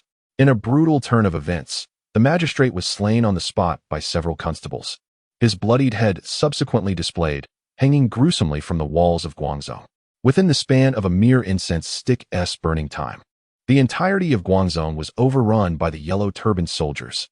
Zhang Jiao established his stronghold there, rallying surrounding yellow turban factions, and commanded his two brothers to lead troops to sweep through the vicinity, aiming to seize control of the entire Jilu County and subsequently use Jizhou as a springboard to conquer the world. The news of Zhang Jiao's leadership in the yellow turban uprising spread like wildfire, igniting fervor among nearby counties, prompting many citizens, including magistrates and high-ranking officials, to join the ranks of the rebellion. Days later, in a military camp several miles away from Yishi County, Lu Jin, clad in armor, conducted inspections within the encampment. Following a period of recruitment, the forces had been adequately replenished, totaling 500 soldiers, 400 warriors, and 100 auxiliary troops. The likes of Guan Yu, Zhang Fei, Zhao Ergo, and Han Dang trained with great proficiency. The army already had over 200 seasoned veterans, bolstered by Lu Jin's contingent of 100 men who had previously quelled banditry and witnessed the horrors of battle. After 2 months of rigorous training, they had become formidable troops. Only a little over 100 were newly recruited, primarily serving as auxiliaries, their presence not diminishing the overall effectiveness of the warriors. Lu Jin surveyed his assembled force with satisfaction. With the likes of Guan Yu, Zhang Fei, and Han Dang among them, the morale of the troops was elevated, significantly enhancing their combat capabilities. They could defeat even 1,000 opponents. At that moment, a swift steed galloped towards the camp from afar, heralded by a voice that echoed before its rider arrived, announcing urgent news from within the county. Upon hearing the proclamation, Lu Jin turned his gaze toward the direction of the camp, spotting the messenger racing towards him, sweat cascading from his brow, his eyes betraying a hint of panic. Observing this scene, Lu Jin surmised with a high degree of certainty that the Yellow Turban uprising had indeed erupted and had now reached Yuzhou. As the messenger dismounted beside Lu Jin, he swiftly produced a letter from within his garments and respectfully presented it. Lu Jin accepted the missive and scrutinized its contents, his brow furrowing deeply. Indeed, it was news of the Yellow Turban Rebellion. The Zhang brothers had risen in Guangzhou, proclaiming themselves as the generals of heaven, earth, and humanity. They had slain the county magistrate, rallied thousands of bandits, and seized control of the entire Jilu County, continuing their advance in a sweeping motion. Surrounding counties and states rallied in response to the uprising of the Taiping Dao believers, amassing an impressive force of over 100,000 individuals, even claiming the presence of 36 leaders, with some commanding tens of thousands and others merely thousands. The county magistrate of Yixian, Fan Fong, resolved to personally lead his troops into the city for garrison duty, aiming to prevent the Yellow Turban rebels from inciting chaos within the walls and thereby risking the loss of the city. Upon digesting this news, Lu Jin promptly instructed several of his trusted soldiers to gather Zhang Fei, Guan Yu, Han Dang, Zhao Ergo, and others. He then proceeded to the military tent, where he seated himself at the head, lost in contemplation. The eruption of the Yellow Turbans presented a prime opportunity for his own rise. He could not afford to let it slip away. Yet, as the military marquis of Zhujian, his foremost duty was to quell the Yellow Turbans in his own district before seeking to quell disturbances elsewhere. To lead his troops outside of Zhujian without authorization to eradicate the Yellow Turban rebels would be akin to rebellion itself. The prefect of Zhujian, Wen Shu, would not let such an act go unpunished. Even if he were to slay Zhang Jiao, he would still be treated as a bandit. Therefore, Lu Jin recognized the necessity of patience to proceed methodically in suppressing the Yellow Turbans of Zhuozhou to establish merit, and to see if he could rise to the rank of 1,000 stone officer. Having clarified his subsequent steps, Lu Jin felt a sense of relaxation wash over him. Soon, footsteps echoed from outside the tent, and Zhang Fei, Guan Yu, Zhao Ergo, Han Dang, and others hurriedly entered. They were aware that something significant was afoot, which explained their urgency in arriving. Chapter 38. The Yellow Turban Uprising. Once they were seated, Lu Jin wasted no time, stating plainly, "News has reached us that the three brothers of Zhang Jiao from the Taiping Dao have risen in rebellion, and the believers across various states and counties have rallied in response. This uprising has already swept through the entirety of Jizhou and is encroaching upon Yuzhou. The county magistrate has ordered me to lead our troops into the city to defend against the gathering forces of the Taiping Dao believers who seek to assault our stronghold." The assembled officers were taken aback by this revelation, some even struggling to believe it. The believers of the Taiping Dao were not unfamiliar to them. They often witnessed these individuals casting spells to aid the populace, their presence felt in every village. It was shocking to hear that the leaders, the three brothers of Zhang Jiao, had initiated a rebellion, for the followers of the Taiping Dao were scattered throughout the Han Dynasty, numbering at least in the tens of thousands. With the incitement of the common people, the number could swell to 1 million, should they all rise. The entire Han would ignite. Once Zhang Fei, Guan Yu, Han Dang, and the others regained their composure, their eyes sparkled with excitement. In this tumultuous world, with rebels emerging in every corner, it was an opportune moment for warriors like them to achieve glory through martial prowess. Lu Jin, noting the enthusiasm radiating from his commanders rather than fear, nodded in satisfaction. If they were to cower before the Yellow Turban rebels, their aspirations for greatness would remain unfulfilled, and they would find it impossible to establish themselves in this chaotic era. He then waved his hand decisively, proclaiming, "Gather all our forces and swiftly proceed to garrison within the city of Yixian." The commanders responded in unison, their voices ringing out as they moved to assemble their troops.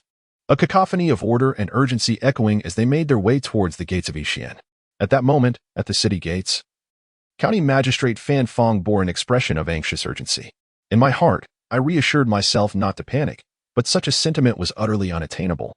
After all, Yixian lies in proximity to Jizhou, where the rebel leader Zhang Jiao and his three brothers are stirring chaos, posing an imminent threat to this region.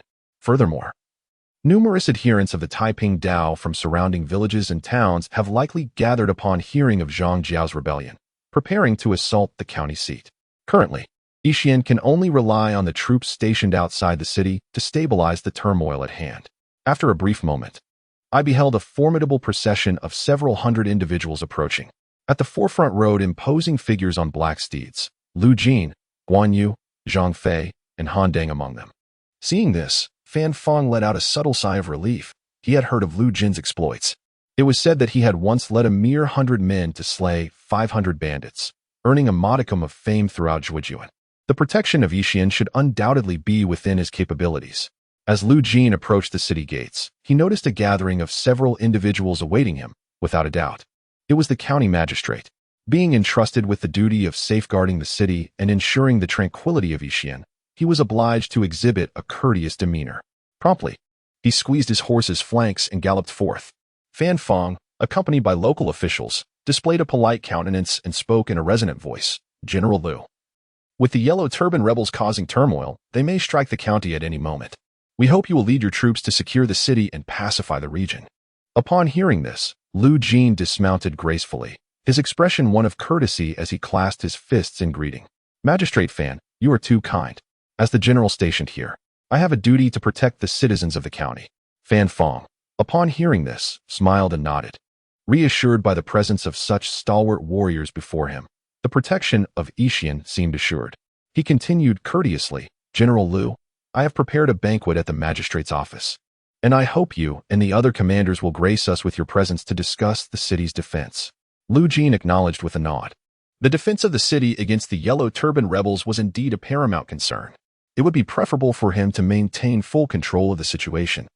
Avoiding interference from others, for too many commanders, could reveal vulnerabilities and lead to the city's downfall. Both men displayed a veneer of politeness, engaging in light conversation as they made their way to the magistrate's office. Meanwhile, the troops behind them were led by Zhao Ergu and Han Dang into the military encampment within the city. Guan Yu and Zhang Fei trailed closely, accompanied by 20 personal guards. Lu Jin was no fool in these tumultuous times of Yellow Turban unrest. One could never be certain whether the county magistrate was an ally or a spy for the rebels. Should he be deceived into entering the city only to be slain? Yixian would surely fall without a fight. It was well known that Zhang Zhao's uprising had garnered the support of numerous magistrates, many of whom had aligned themselves with the Yellow Turban Army, including even some governors who had chosen to support or defect to their cause. Inside the magistrate's office, an array of exquisite delicacies adorned the table. Fan Feng, wearing a smile, gestured for Lu Jin to take a seat beside him while he knelt at the head of the table. Seated nearby were several high-ranking officials from the county, as well as prominent local gentry.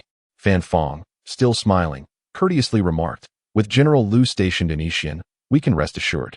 The others in the hall echoed his sentiments with similar expressions of civility. Indeed, with the presence of the young and talented Lu Junho, we can rest assured that we will be able to fend off these Yellow Turban rebels. Hearing such flattery, Lu Jin merely smiled, showing little concern. It is fortunate that in these turbulent times, his position as a military marquis allows him to be treated as an esteemed guest within the county. In times of peace, gaining such respect and flattery from these individuals would likely be impossible. The county magistrate holds an official rank equivalent to 400 to 1,000 stones, with many of their positions being on par with his own. Moreover, as scholars, they inherently possess a sense of superiority, looking down upon those they deem as mere brutish warriors. Lu Jin cleared his throat gently and said with a smile, "Thank you all for your kind words. But I have a matter I wish to discuss with you. Given the current turmoil caused by the Yellow Turbans, it is highly likely that it will extend to Yixian. As I am the highest military officer here, the defense of Yixian must be entrusted solely to me. No one else should interfere, lest we exacerbate the chaos and jeopardize the city's safety. Do you all agree?" Upon hearing this, some in the hall frowned, seemingly dissatisfied. Yet they did not express it outwardly. The majority nodded in agreement, refraining from contesting Lu Jin for the responsibility of the city's defense. After all, they were mere civil officials with little understanding of military formations. It was preferable to let the military marquis handle it entirely. Fan Feng stroked his beard, hesitated for a moment, then nodded with a smile, saying, "Rest assured, military marquis. Since we have invited you into the city, we naturally trust you to defend Yixian. The defense of the city will be at your discretion, and we can feel at ease. Furthermore, there are over 100 officials and a regiment of soldiers within the city, all under your management. Additionally, I, the county magistrate, have discussed with the local gentry and powerful families, and they are willing to provide financial assistance to reward your soldiers, hoping they will fight valiantly to protect the safety of all county residents. As for the soldiers within the city, we hope they will adhere to the rules and not oppress the common people or cause harm, lest the populace raises their voices in despair and turns to the Yellow Turbans, leading to the city's inevitable downfall." Upon hearing this, Lu Jin felt a surge of joy. He had not anticipated Fan Feng's willingness to not only offer financial resources, but also to entrust the soldiers within the city to his command. It was evident that they wished for him to focus on the defense of the city without engaging in any mischievous antics. He promptly nodded, assuring, "You need not worry about this matter. If any soldier dares to disturb the common people, I, Lu Jin, will show no mercy. As for the defense of the city, you can rest assured, I vow to stand with Yixian through thick and thin." After hearing this assurance, the assembly breathed a sigh of relief. They placed considerable trust in Lu Jin, whose demeanor was generous and commanding, clearly a young talent, and his soldiers likely not a mere rabble. Their willingness to provide financial support for his troops was a hope for stability within the city, ensuring that the common people would not suffer or have their property usurped, marking a cooperative and mutually beneficial arrangement. Once the matters were settled, the atmosphere in the hall grew increasingly lively, punctuated by bursts of hearty laughter. Numerous officials and powerful families raised their glasses to clink with Lu Jin, signifying their respect. Lu Jin, graciously accepting, engaged in hearty drinking with everyone, fostering relationships that would undoubtedly benefit him. The following morning, Lu Jin gradually awakened from the military tent, reflecting on the rather boisterous drinking session from the previous night, which had only concluded in the early hours. In his eagerness to cultivate goodwill, he had indulged a bit too freely, necessitating the assistance of Guan Yu and Zhang Fei to return him to the camp.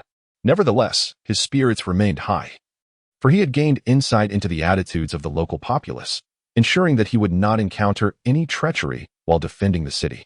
After donning his attire, he pushed aside the tent flap and surveyed the training grounds where hundreds of soldiers were diligently exercising, a sight that pleased him greatly. Although the military camp within the city was somewhat cramped, accommodating several hundred troops posed no challenge. Lu Jin promptly commanded his subordinates to summon the leaders under his command, which included the head of the station troops and the chief of the local constabulary. Within the grand military tent, Lu Jin, adorned in a robe, sat regally at the head of the table, flanked by Guan Yu, Zhang Fei, Han Dang, Zhao Ergo, and Wu Xing, two middle-aged men. The camp leader Zhao Shan and the head of the constabulary Xinjiang displayed a degree of apprehension upon encountering Lu Jin, for although they belonged to different factions, he was now their superior. After scanning the assembly, Lu Jin's voice resonated calmly throughout the tent. I trust you are all aware that I am now tasked with the defense of Yixian. Henceforth, all military affairs within the city are under my sole command. Should anyone contest this authority, you may relinquish your military power and retreat to the sidelines until the peace of Yixian is restored, at which point I shall return your command. At this pronouncement, the room erupted in head shakes. None dared to express dissent. With no objections voiced, it became imperative that military orders be adhered to strictly. Any insubordination would be met with lethal consequence. Xinjiang, you are to lead over 100 constables to patrol the city rigorously, maintaining order. Any instigator or agitator shall be executed without mercy. Xinjiang, seated nearby, immediately rose and bowed in acknowledgement of the command. Lu Jin then turned his gaze to the remaining individuals, continuing, Guan Yu and Han Dang. You shall lead your respective troops to secure the city walls, remaining vigilant for any disturbances outside. Dispatch messengers to inform me immediately of any developments. The rest of the camp leaders are to drill their soldiers, bolstering morale and preparing for defense. The assembly stood, bowing in compliance, and set forth to execute their tasks. Soon, the entirety of Yixian was placed under martial law. Days later, in a village several miles outside the city, a throng of robust young men, their heads wrapped in yellow scarves, gathered. The leader, brawny and wielding a large blade, addressed the villagers with a booming voice. I am a disciple of the esteemed great sage and have come to rescue you from your plight. Quickly arm yourselves and join me in storming the county seat. Let us eradicate these corrupt officials and share their lands and wealth among you, so you may live prosperous and contented lives. As his words echoed, the villagers responded with fervor, whether old or young, men or women. Their eyes sparkled with passion and excitement. We willingly follow the great and wise teacher, opposing the court, slaying the corrupt officials, and restoring our peace. The leader of the Han displayed a smile, immediately waving his hand to rally the citizens clad in yellow headscarves. They surged forth, sweeping towards another village, inciting the populace to join their rebellion. The number of followers swelled rapidly, thanks to the previous teachings of the Taiping Tao believers, who had spread their doctrines, healed the people, and gained their unwavering trust. Moreover, even the bandits lurking in the mountains, hearing of the great and wise teacher's uprising, could no longer remain idle and descended from the hills to join the ranks of the insurrection. Within a few days, a formidable force of 2,000 had gathered. Under the leadership of the Han, they advanced toward Yixian. On the city walls, Guan Yu surveyed the surroundings with his gleaming blade. Suddenly, he spotted a cloud of dust rising several miles ahead, thronged with figures converging towards their location. Furrowing his brow, he scrutinized the scene and realized that the approaching multitude wore yellow cloth and wielded sharp weapons, charging forth with fervor. Alarmed, he recognized them as the Yellow Turbans, precisely as his elder brother had described. Without hesitation, he shouted toward the city gates, "The bandits are coming. Close the gates." The centurion stationed at the gates, upon seeing the dark mass of figures approaching and hearing Guan Yu's command, acted without delay. He instructed the soldiers beside him in a commanding tone, "Shut the gates." The soldiers, responding to the order, hurriedly pushed the gates closed. Just then, from the throngs in the streets, dozens of citizens emerged, brandishing blades and rushing toward the gates, crying out, "Heaven is dead, the yellow sky shall rise. Let us kill." In an instant, they clashed with the guards at the gates, evidently intent on preventing the closure to allow the army outside to enter. The centurion, taken aback by the sight, swiftly drew his weapon and coldly commanded, "Slay these rebels." The two factions engaged in fierce combat at the city gates, weapons clashing, sparks flying. From his vantage point atop the walls, Guan Yu heard the sounds of battle. His eyes narrowed, a fierce glint flashing as he led his soldiers toward the gates. With his bloodied blade, he cut through the throng of yellow-scarved citizens, weaving through the chaos. Bodies fell, blood flowed, and cries echoed in that moment. His soldiers joined the fray, encircling the remaining citizens. After a tumultuous skirmish, the number of citizens had diminished significantly, leaving only a few who continued to resist valiantly. The leader among them, undeterred, wore a cold smile and shouted at the surrounding guards, "You ignorant fools, wise up and surrender. Open the gates to welcome the army of our great and wise teacher. If you dare resist, you shall all meet a grave without a burial." As he continued his bluster, attempting to intimidate the guards, Guan Yu's eyes gleamed with cold determination. He had no intention of showing mercy. Gripping his bloodied blade, he swiftly struck at the defiant figure before him. A piercing scream echoed through the air. The sound abruptly ceased, and a severed head was flung high into the air, blood gushing forth. The headless corpse exhibited no reaction and simply collapsed. Chapter 40. The invasion of bandits. Guan Yu surveyed the soldiers at his side and commanded in a cold voice, "Slay all these men and close the city gates. Anyone who dares to delay shall face execution without mercy."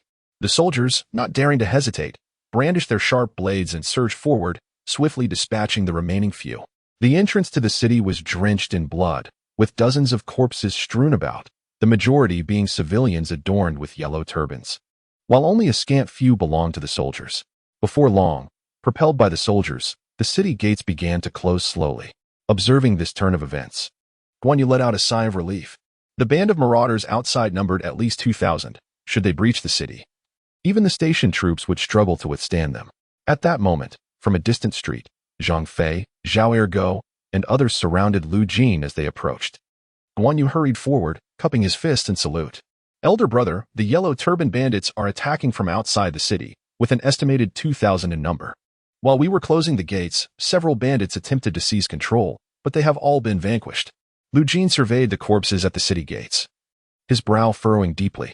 Thankfully, he had instructed Guan Yu, Han Dynasty, and others to patrol the city walls and remain vigilant. Had they been as lax as usual, the gates could have easily fallen into the hands of these bandits, and with thousands of troops outside, the entire county would have faced utter ruin. Nodding in acknowledgement, Lu Jin promptly ascended to the city walls, followed closely by his generals. Standing atop the battlements, they could see a vast throng of soldiers below, all wearing yellow turbans and wielding an assortment of weapons, gathered 1,000 meters from the city. Furrowing his brow slightly, Lu Jin was taken aback by the sheer number of traitors in county. Even Zhang Fei, Zhao Ergo, and Wu Xing beside him were astonished at the sight. The overwhelming presence of the crowd outside evoked a profound sense of shock. The faint-hearted would likely tremble uncontrollably, their eyes filled with dread. At that moment, a voice emerged from behind, as Fan Fong, flanked by numerous officials, ascended the city walls. Upon witnessing the scene before them, some of the officials, unaccustomed to such sights, began to tremble, fear evident in their eyes. Fan Fong, though somewhat steadier as a court official and county magistrate, had not encountered such a grand spectacle, yet managed to maintain his composure. He approached Lu Jin hastily and urged, "General Lu, you must defend the city. There are over 10,000 civilians within. If the city falls, it will be subjected to pillage by these bandits, and the county will descend into chaos." Lu Jin nodded in response, offering words of reassurance. "Do not be troubled, my friends. Although the bandits before us are numerous, they are but a disorganized rabble, armed with an assortment of weapons, yet lacking any siege apparatus. Their strength is not formidable. With our steadfast guardianship, we can undoubtedly keep this band of brigands at bay." Upon hearing these words, Fan Fong and the others felt a considerable sense of reassurance, relieved by the presence of Lu Jin's troops stationed within the city, providing them with significant security. Were it not for such a force, the chaos that would ensue from an assault by this many bandits would likely lead to disorder within the walls, with some even abandoning the city in fear. After observing for a moment, Fan Fong departed the city walls along with the officials. The defense of the ramparts must be entrusted to Lu Jin, as their presence there would only hinder progress. Once the officials had left, Zhang Fei muttered to himself, "What a bunch of ineffectual cowards, trembling before this ragtag group. It is no wonder these yellow turbans are able to conquer cities and ravage the entirety of Jizhou." Guan Yu, Han Dynasty, and others nodded in agreement, acknowledging that it was precisely due to such timid officials that the yellow turbans found the opportunity to rise. Lu Jin raised a hand to silence Zhang Fei's further complaints, emphasizing that their foremost concern was to quell the current bandit threat. The fears of the county officials were not within his purview, as he would not remain in Yixin indefinitely. After a moment of contemplation, he turned to those beside him and inquired, "Do any of you possess a clever strategy to repel or completely vanquish these brigands?" Upon hearing this, The assembly fell into deep thought, recognizing the urgency of addressing the bandit threat. Allowing them to encircle the city and recruit from the surrounding populace would only lead to an overwhelming force that would be difficult to withstand. Zhang Fei, with a glint in his eye, chuckled, "Brother, I have a plan."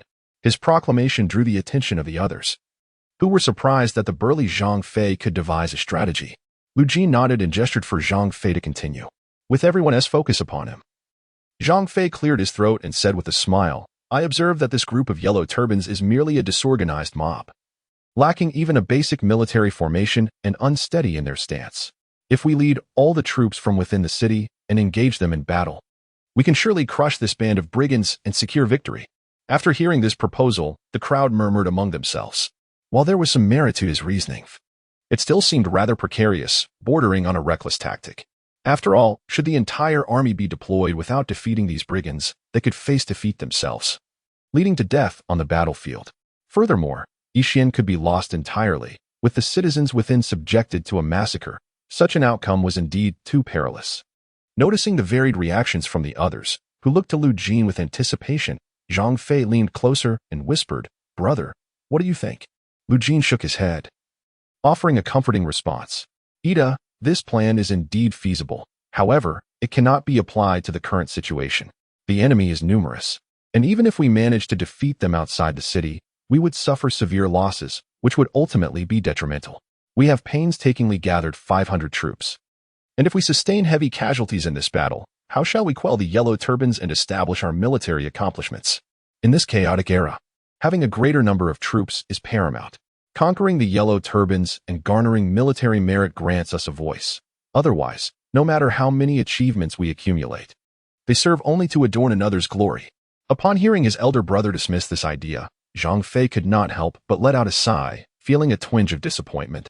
Nevertheless, he regained his composure, reassured that his brother deemed the plan to be decent, albeit unsuitable for the present circumstances. Lu Jin then turned to the others and calmly inquired, "Do any of you possess alternative strategies?" The assembly shook their heads. No viable tactics emerged. Although they were a disorganized multitude, their sheer numbers and inability to venture outside the city rendered direct confrontation unfeasible. Standing nearby, Guan Yu narrowed his eyes, pondering for a moment before slowly articulating, "Elder brother, I have a commendable strategy. Let us observe for a few days to ascertain whether this band of yellow turbans will assault the city. Should they attempt an attack, they are bound to suffer significant losses, leading to diminished morale and instability within their ranks. At that point, we can muster our forces and charge out to annihilate them in battle. If they merely besiege the city, we can delay for a few days, allowing the brigands to lower their guard. Under the cover of night, we shall dispatch an elite unit to flank their rear, setting fire to their encampment to incite chaos. Seizing this opportunity, Elder Brother shall lead all our troops from within the city to strike at the enemy, ensuring a resounding victory." The assembly's eyes brightened at this suggestion. It was indeed a sound strategy. Even Lu Jin nodded in agreement, secretly admiring the plan. Truly, he was a man well versed in the strategies of war. Thus, he proclaimed aloud, "Very well, we shall heed Guan Chang's counsel, delaying for a few days to observe the situation before making a decisive move." The others nodded in unison and began to fortify their defenses atop the city walls, preparing for the possibility of an unforeseen assault by the Yellow Turbans. Outside the city, among the ranks of the Yellow Turbans, a burly figure with a thick beard commanded attention. This man, named Deng Mao, was a devout follower of the way of the peaceful and led this contingent of troops. Though he was not one of the 36 chieftains, he held the position of deputy to the chieftain Cheng Yuanji and possessed considerable influence in Zhuojuan, regarded as the second in command. Following Cheng Yuanji's orders, he incited the populace of Yixian to breach the city walls and seize control. Subsequently, they intended to rendezvous with Cheng Yuanji's forces to launch an assault on Zhuojuan. However, their plans faltered. The soldiers at the city gates were slain, and they were thwarted by the fortifications of the city. Deng Mao, mounted upon a black steed, surveyed the city before him, observing numerous officials and soldiers patrolling the perimeter, clearly on high alert. Despite their overwhelming numbers, he was acutely aware that they were merely a disorganized rabble. Once ordinary farmers, they had been incited by his rhetoric to take up arms in rebellion, their combat prowess proving inadequate when compared to the disciplined forces of the government. Without the necessary siege weapons and solely relying on the sacrifice of lives, it is unlikely that the present city can be breached. Thus, he decided against an assault, choosing instead to encircle the city of Xi'an with his troops while continuing to incite the surrounding populace to join the ranks of the Yellow Turban Army.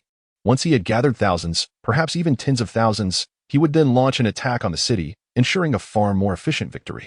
At that point, he would plunder the city's wealth and further recruit the populace to expand his forces.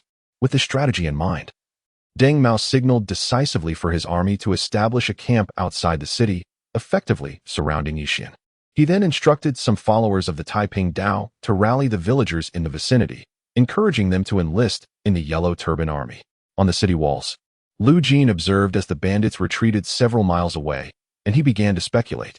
This Yellow Turban leader indeed possessed some capability, displaying a modicum of wisdom by choosing to bide his time. However, Lu Jin remained unconcerned, believing that such limited insight would not prove formidable.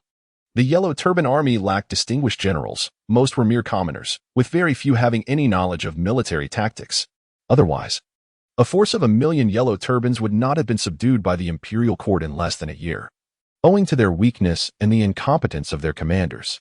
The disunity in their commands led to a fervent uprising that was ultimately extinguished. 3 days passed swiftly.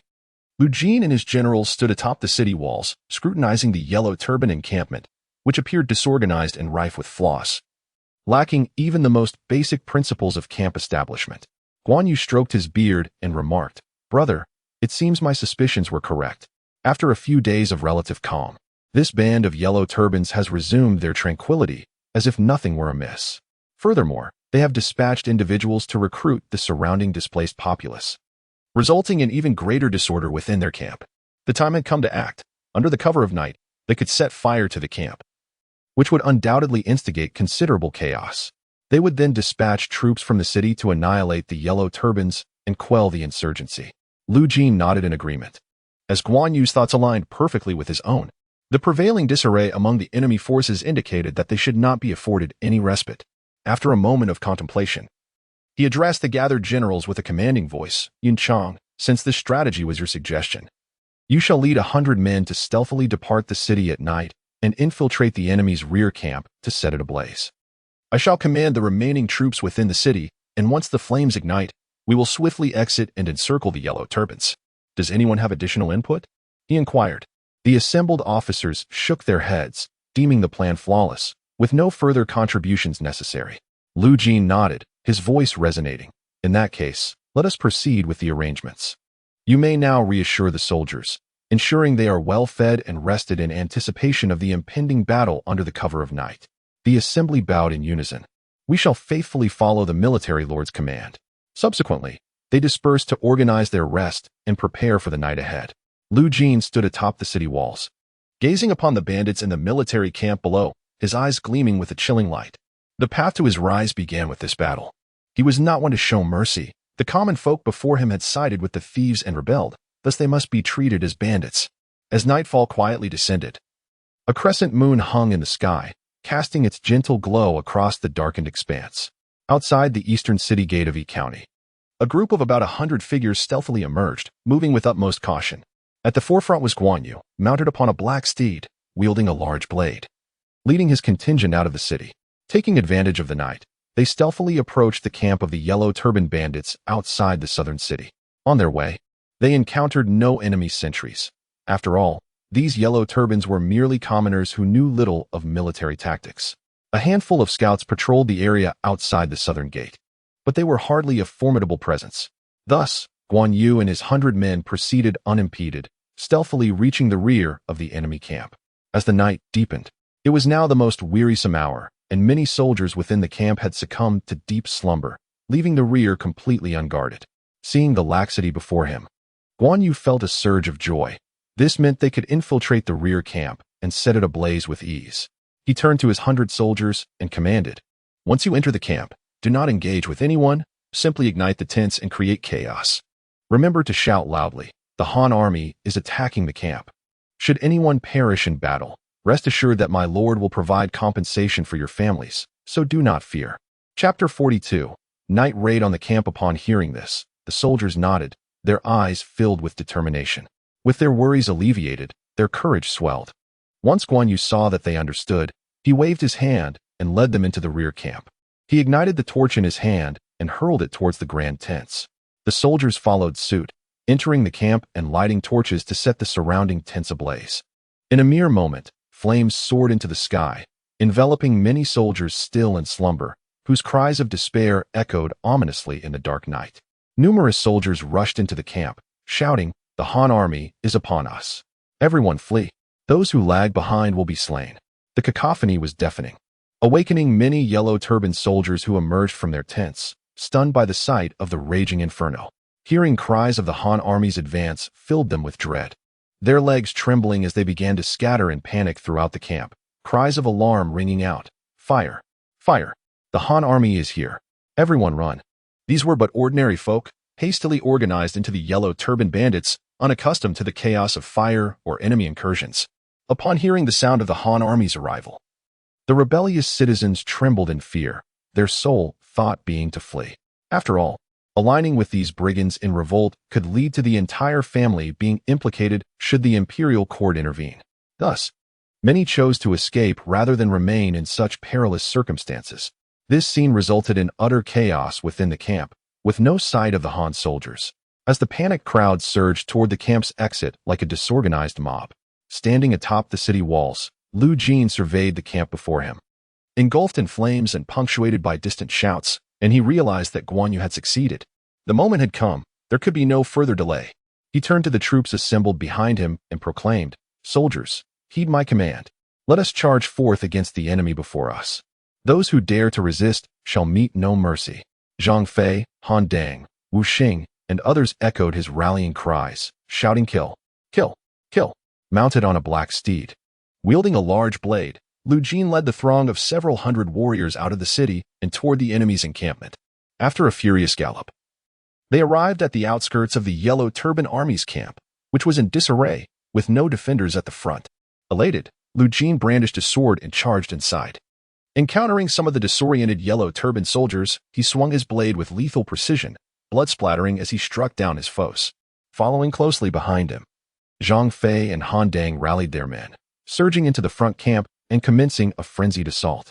The air was filled with anguished cries, and many Yellow Turban soldiers, seeing the Han troops storming in, quaked in terror, discarding their weapons as they fled in panic. As Lu Jin fought through the ranks of the Yellow Turbans, he bellowed, "The Han army has arrived. Who dares to resist shall be met with no mercy." Many of the Yellow Turbans, hearing his thunderous shout, felt their legs weaken, nearly collapsing from fear, utterly devoid of any will to fight back. The others followed suit, retreating in haste. The trembling Yellow Turban soldiers, paralyzed by fear, surrendered, dropping their weapons and pleading for mercy. The Imperial forces, akin to autumn winds sweeping away fallen leaves, ruthlessly cut down the Yellow Turbans, showcasing an unstoppable momentum. Within the military tent, Dang Mao had been sleeping soundly until the news of the Han army's assault jolted him awake. Trembling, he quickly dressed and peeked outside, only to witness flames soaring into the sky, with soldiers fleeing in droves. The shouts of "The Han army is here! The Han army is here!" echoed in his ears. His legs weakened at the thought of the Han army's ferocity, realizing that they had indeed penetrated the camp with overwhelming force. With no desire to resist, he understood that remaining would mean capture by the Han, leading not just to his demise but to the destruction of his entire family. He promptly ordered his personal guards to escort him as they sought to escape under the cover of night. Just as they exited the main tent, they unexpectedly encountered a burly man with a red face, leading a contingent of dozens charging toward them. Guan Yu narrowed his eyes, peering through the flames, and recognized Dang Mao amidst the crowd. "A few days ago, atop the city walls, I beheld a figure astride a magnificent steed, surrounded by throngs of people, exuding an extraordinary aura of authority. He was undoubtedly the leader of the Yellow Turban rebels." A surge of delight coursed through me, and I called out coldly, "Soldiers, slay them." Upon uttering these words, Guan Yu surged forth, wielding his bloody blade, sweeping it across the front. The few Yellow Turban rebels before him had no chance to react, as they were swiftly cleaved in half. Blood sprayed forth, splattering onto Dang Mao behind him, drenching him in crimson.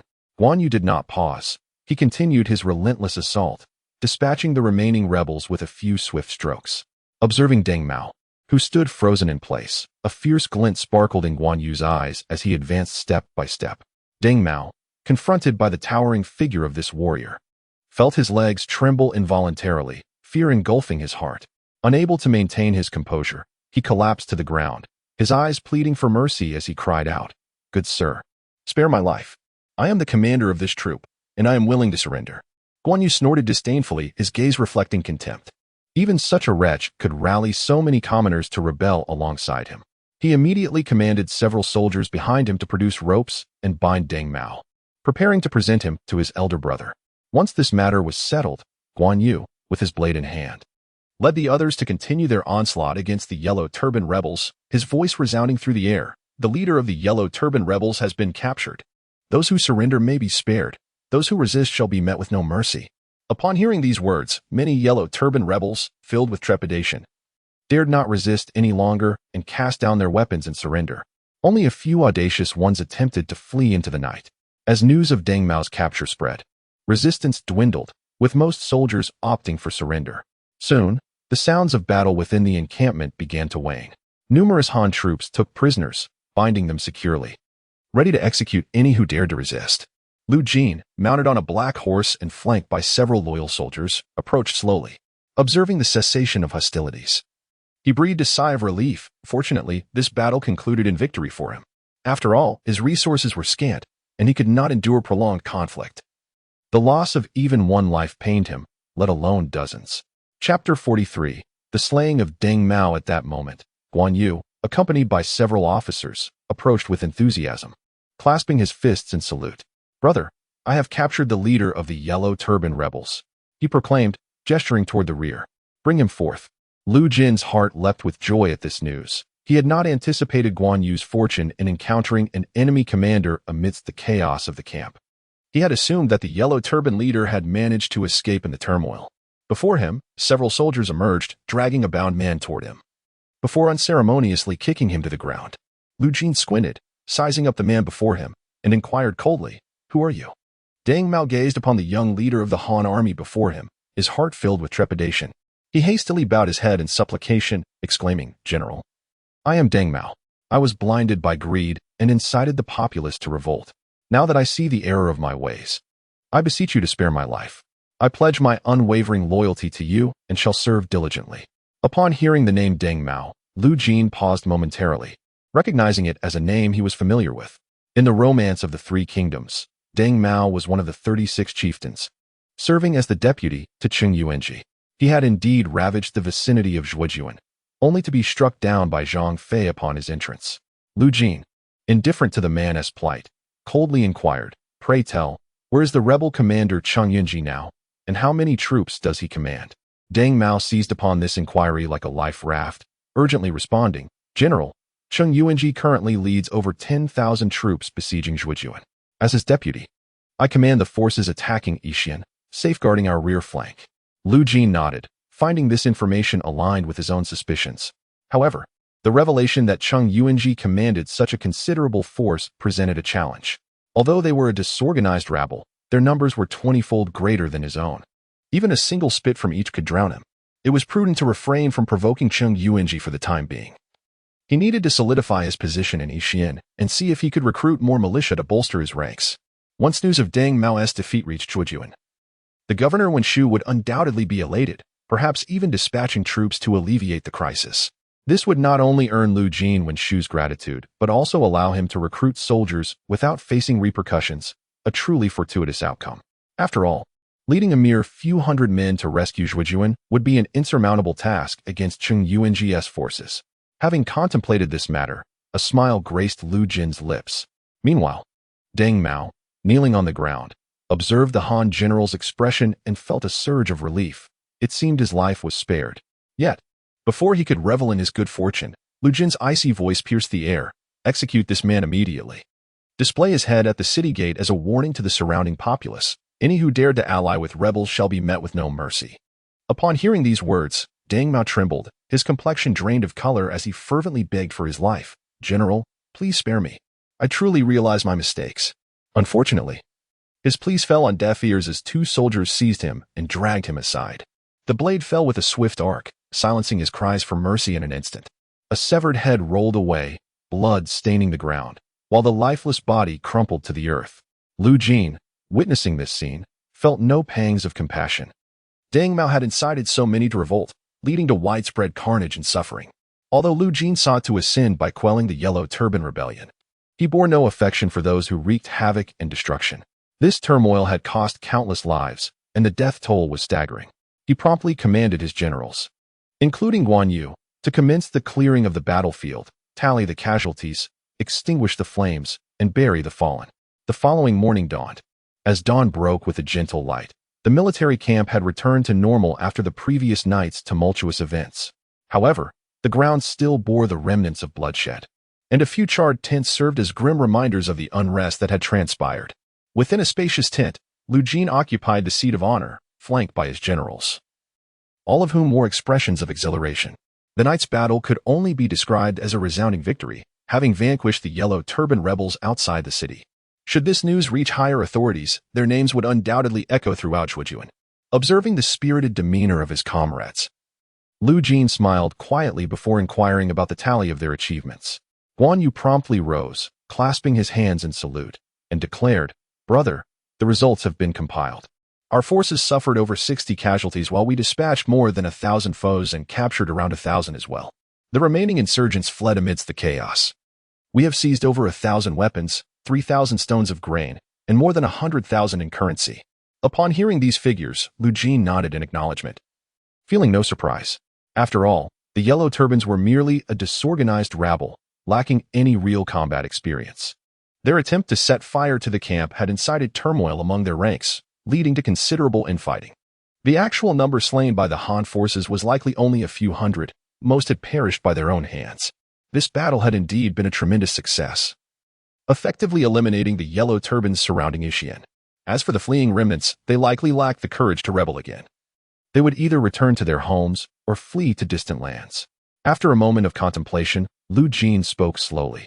"Let us account for the fallen soldiers and distribute their compensation without delay. Remember, there shall be no embezzlement. Those who defy this order shall face severe consequences. As for the surviving and valiant soldiers, they too shall receive rewards to reassure them of their worth." The assembled generals nodded in agreement, particularly Han Dynasty, whose gaze toward Lu Jin was filled with respect. In the aftermath of such a significant battle, Lu Jin's first thought was for the fallen, ensuring they received their due honors. A leader who shows such concern for his men was a rare find, and Han Dynasty couldn't help but admire him. Although Lu Jin held the modest title of a military commander, his integrity and remarkable talent shone through in his calm demeanor amidst adversity. Such qualities indicated that he was destined for greatness. Han Dynasty resolved that once the situation stabilized, he would express his loyalty and seek to align himself closely with Lu Jin. Lu Jin continued, "The battle has concluded. You may all take this time to rest and rejuvenate. Tomorrow, we shall host a grand feast to reward the entire army." The generals bowed in compliance and promptly dispersed to ensure the soldiers could rest well. Having attended to these matters, Lu Jin felt weariness wash over him. After a night of fierce combat, he was ready to find solace in the military tent. Chapter 44. Han Dang's loyalty. At that moment, footsteps approached from outside the tent. The county magistrate, Fan Fong, arrived accompanied by the officials of the county, their faces alight with excitement. They had received the news that last night, Lu Jin had led a great army to decisively defeat the Yellow Turbans outside the city, thus alleviating the crisis in Xian. Consequently, the entire city was imbued with a sense of exhilaration and tranquility, with praises resounding for Lu Jin, whose military prowess was likened to that of a deity. With a smile gracing his face, Fan Fong clasped his hands in salute and proclaimed, "Congratulations, General Lu, on quelling the Yellow Turbans outside the city." Upon hearing these words of commendation, Lu Jin, undeterred by fatigue, promptly rose and responded with a smile, "This victory is not solely my achievement. I owe much to Magistrate Fan and the esteemed officials, who stabilized the populace within the city and provided resources, enabling our forces to unite as one. It is through your support that I was able to suppress the Yellow Turban Rebellion outside. You all are deserving of this honor." The gathered crowd exhibited expressions of joy, clearly pleased with Lu Jin's acknowledgement. Although the Yellow Turbans were vanquished by Lu Jin's command, the officials of Xian felt a sense of shared accomplishment, and receiving praise from the general naturally delighted them. Even Fan Fong silently marveled at the young man before him, noting his wisdom, humility, and willingness to share glory, traits that marked him as a rare individual. Observing the smiling faces around him, Lu Jin beamed and gently suggested, since Magistrate Fan and esteemed officials are present, let us jointly report this victory to the prefectural lord, so that he may be informed and we may seek our rewards. Fan Fong, upon hearing this, had no intention of declining. He had come with the intent of garnering military merit. After all, Lu Jin had slain and captured thousands in battle, a feat grand enough to warrant a promotion and commendation from the court. While they were not the primary commanders, their involvement in the significant conflict at Yixin would surely earn them some measure of credit, facilitating their future advancement. Thus, within the military tent, they convened to compile the details of their achievements, with Lu Jin at the forefront, followed by Magistrate Fan, and then the likes of Guan Yu, Zhang Fei, and Han Dang. Soon, a messenger was dispatched to relay the battle report to the prefectural city. With so many officials jointly endorsing the matter, it was beyond reproach. Lu Jin's merits were assured. After finalizing their plans, Fan Fong and the others did not linger at the military camp but returned to the county office to calm the citizens of Yixin. After all, the instigator, Deng Mao, had incited rebellion among the populace, leaving nearby villages ravaged, and it would take considerable time and effort to restore order. 3 days later, a radiant sun illuminated the entire camp, casting a golden glow. Lu Jin emerged from the main tent, stretching with renewed vigor, appearing fully revitalized. Following several days of recuperation, the army had returned to its normal state, and compensations along with rewards had been distributed, significantly boosting the morale of the troops.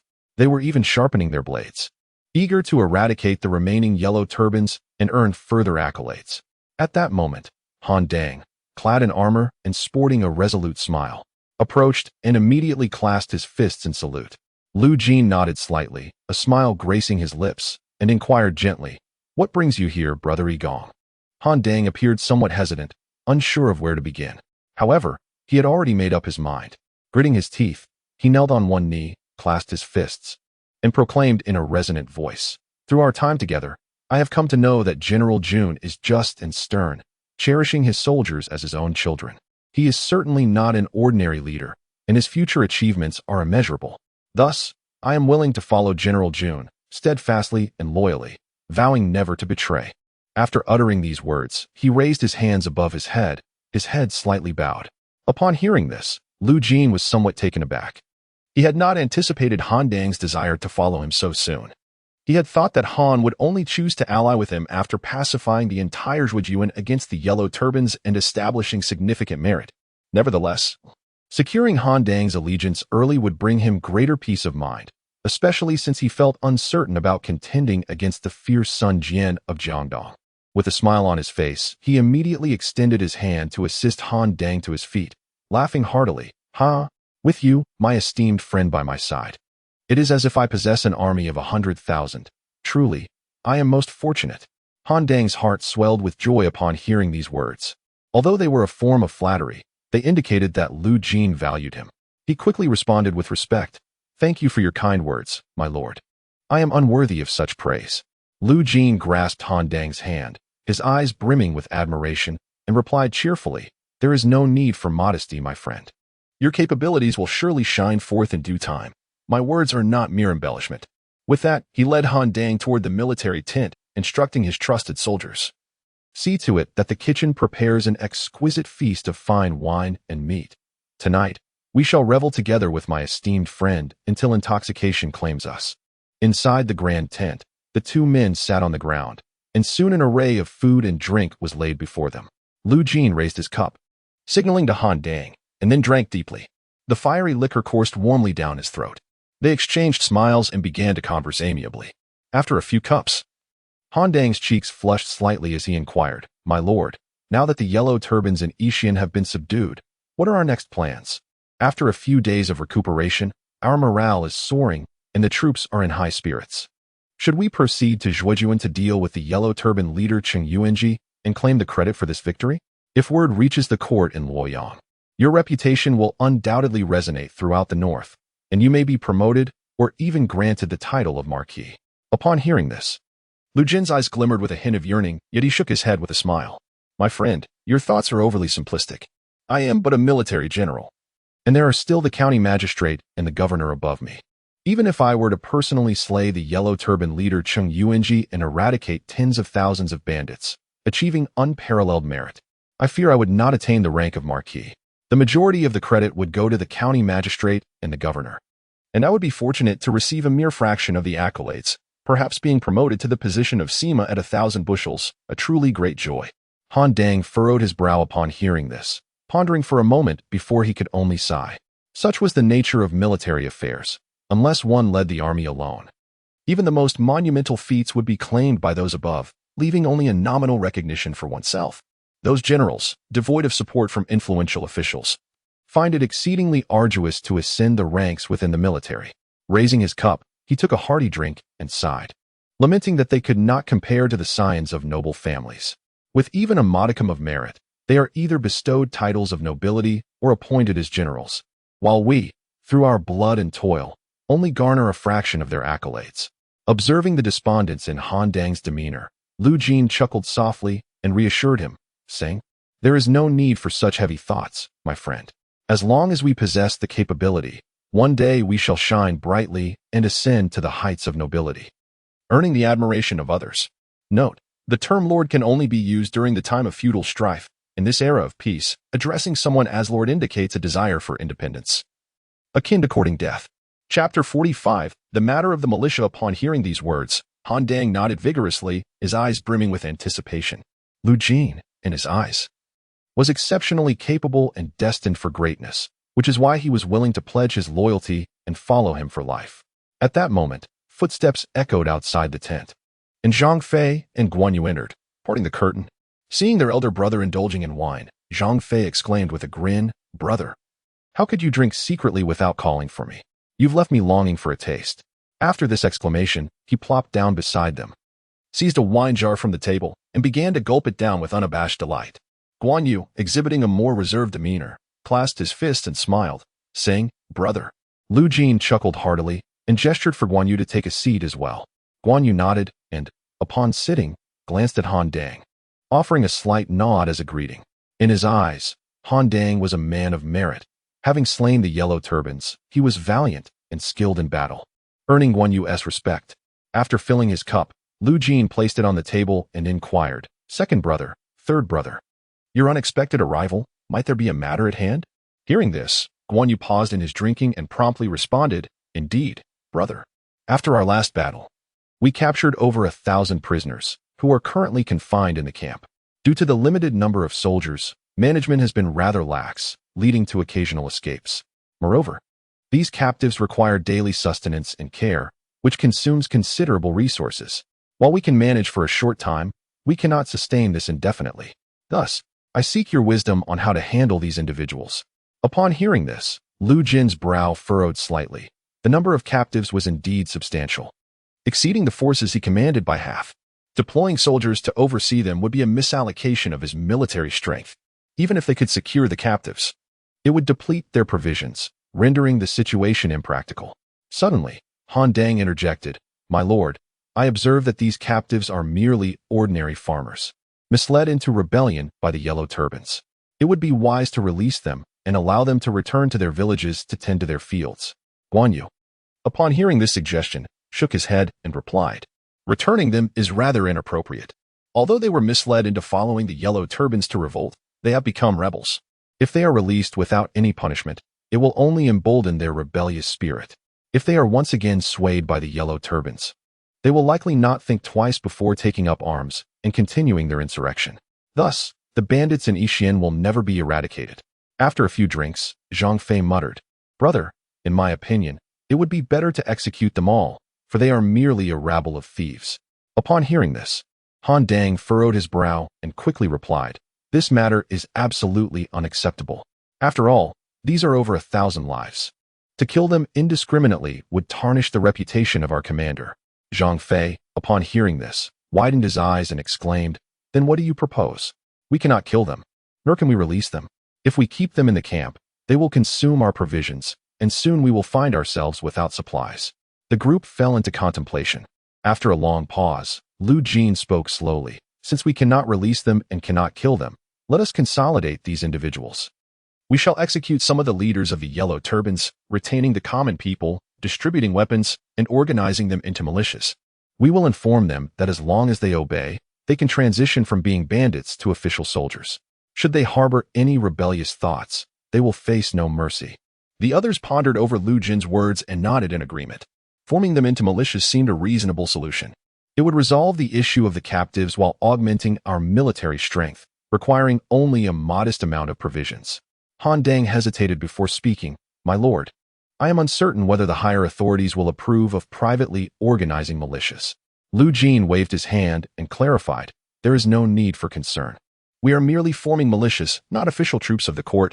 They will be a privately organized force, as long as the scale is not too large. In these chaotic times, it is likely to be overlooked. Moreover, with Zhujiuan City currently besieged by the thousands of yellow turbans led by Cheng Yuanji, the Lord will undoubtedly be anxious and will send someone to request my assistance. At that time, I can bring additional militias along. Not only will we not be punished, but we will also receive commendation. Han Dang nodded in agreement with Lu Jin's perspective. Seeing that the others understood, Lu Jin turned to Guan Yu and instructed, Yin Chang, you must take charge of the captives and promptly organize them into militias. I believe it will not be long before the nobles above send someone to us, and we must prepare to march. Guan Yu nodded eagerly and responded, brother, do not worry. I will ensure the militia is organized swiftly. After saying this, Guan Yu did not even pause for a drink, but promptly left to begin the task of organizing the militia. Zhang Fei and Han Dang, now aware of the impending actions, lost interest in drinking. They both took their leave to train the soldiers, forging them into an elite force to face the forthcoming battle. Soon, the military commenced an intense training regimen, with soldiers gritting their teeth and the echoes of their shouts reverberating throughout the camp. On the ramparts of Zhujiuan, ranks of soldiers stood steadfast, wielding long spears as guardians of the realm. Wen Shu, with a grave countenance, donned a flowing robe and a sword at his waist, patrolling the battlements amidst a throng of officials. Gazing upon the vast encampment several miles away, stretching endlessly and teeming with yellow turban bandits who brazenly traversed in and out, it was evident they held the garrison troops in contempt. At that moment, the yellow turban camp appeared to stir, as a substantial contingent of soldiers marched towards the city in a formidable display. Panic erupted atop the walls, with many fearing an impending assault, their eyes betraying trepidation as they trembled. Even the high-ranking officials shared this fear, for there were thousands of bandits, and if they truly launched an attack, it remained uncertain whether the city could withstand such a siege. Wen Shu, observing the chaos atop the walls, raised an eyebrow, his fury ignited by the encirclement of the yellow turbans. Witnessing the pitiful scene of his subordinates, his anger could no longer be contained. He drew his sword, its blade gleaming ominously, and directed it towards the assembled officials. In a cold voice, he declared, how dare these mere yellow turban bandits instill such fear in you? It is a disgrace. Anyone who dares to display cowardice upon these walls shall face my sword, offered as a tribute to rally our forces. Upon hearing his words, the crowd lowered their heads, suppressing their panic for fear of becoming a sacrificial offering to the sword of their lord, a figure of authority wielding the power of life and death. Wen Shu, noticing the sudden quietude, let out a slight snort, his piercing gaze fixed on the scene below. There, over 1,000 yellow turban bandits had gathered mere hundreds of meters from the city, led by a robust figure astride a chestnut steed, brandishing a large blade. Exuding arrogance as he regarded Wen Shu's retinue. With a disdainful scoff, he proclaimed, Wen Shu, I presume you are on those walls. I have come to seek you. I hope you are wise enough to surrender the city. My esteemed leader will surely reward you handsomely. Together, we shall overthrow the Han Dynasty, and you shall be among his trusted ministers. Would that not be a splendid fate? His voice thundered across the battlements, inciting a cacophony of whispers among the soldiers, many casting furtive glances at Wen Shu, uncertain of his response. Upon hearing this audacious declaration, Wen Shu was infuriated to the point of laughter. As a high-ranking official of the court, how could he ever consider surrendering to such brigands? With a fierce gaze directed at the encampment below, he coldly retorted, Cheng Yuanji, you possess an audacity most remarkable. As a citizen of the Han, instead of diligently tending to the fields and living a peaceful life, you have chosen to follow Zhang Jiao and others in rebellion. Now, you dare to seek my surrender? I deem this a foolish fantasy. Allow me to offer you a piece of earnest advice. Surrender to my forces at once and disband your troops. Should you comply, I may yet spare your life. However, if you persist in your obstinacy, do not blame me for subjecting you to a fate most gruesome, with your head displayed upon the city gates for all to see. Perched upon his red steed, Cheng Yuanji, upon hearing these words, wore a look of disdain and retorted coldly, "Wen Shu, your words are audacious indeed. Here I stand. So come forth and attempt to inflict your promised punishment. If you lack the courage, cease your empty threats. Many can boast, but what of you, a mere turtle, who dares not venture beyond the city walls? Should you dare to step outside, I shall cleave you in twain, that you may understand the might of my Yellow Turban army." Wen Shu, upon receiving this scornful taunt, felt a tremor of rage course through him. As a dignified ruler, he had never before endured such humiliation at the hands of these brigands. With a piercing gaze, he turned sharply to his subordinate and commanded, "Zhang Junwei, you shall lead 1,000 soldiers forth from the city to capture and slay this Cheng Yuanji. I demand his head, to be displayed upon the city walls for all to witness." Standing nearby, Zhang Qian was taken aback by this command. "Me?" he exclaimed, glancing nervously around to find all eyes upon him. A bitter smile crept upon his face, for if he were capable of slaying Cheng Yuanji, he would not be cowering within the city. It is known that Cheng Yuanji had previously besieged the city with an army exceeding 10,000, and had been actively recruiting local citizens, likely swelling his ranks to 20,000. The city housed merely 2,000 to 3,000 souls. And even if the valiant General Hua Thubing were alive, it would be folly to think 2,000 to 3,000 could contend with 20,000. To send me forth into battle is tantamount to inviting death. Observing Zhang Qian's hesitation, Wen Shu raised an eyebrow, his tone growing icier. "What is it, Zhang Junwei? Did you not hear my command?" Zhang Qian, feeling the chill in his voice, dared not feign ignorance. Although he held a prominent position within the county, he understood the peril of provoking the lord before him. While he might not be stripped of his office, he could certainly expect to face considerable repercussions. Stepping forward cautiously, he stammered, "I implore you, my lord, to temper your anger. The brigands below are employing a tactic of provocation, seeking to lure us out to engage in combat, where their numerical superiority would easily overwhelm us and allow them to seize the city.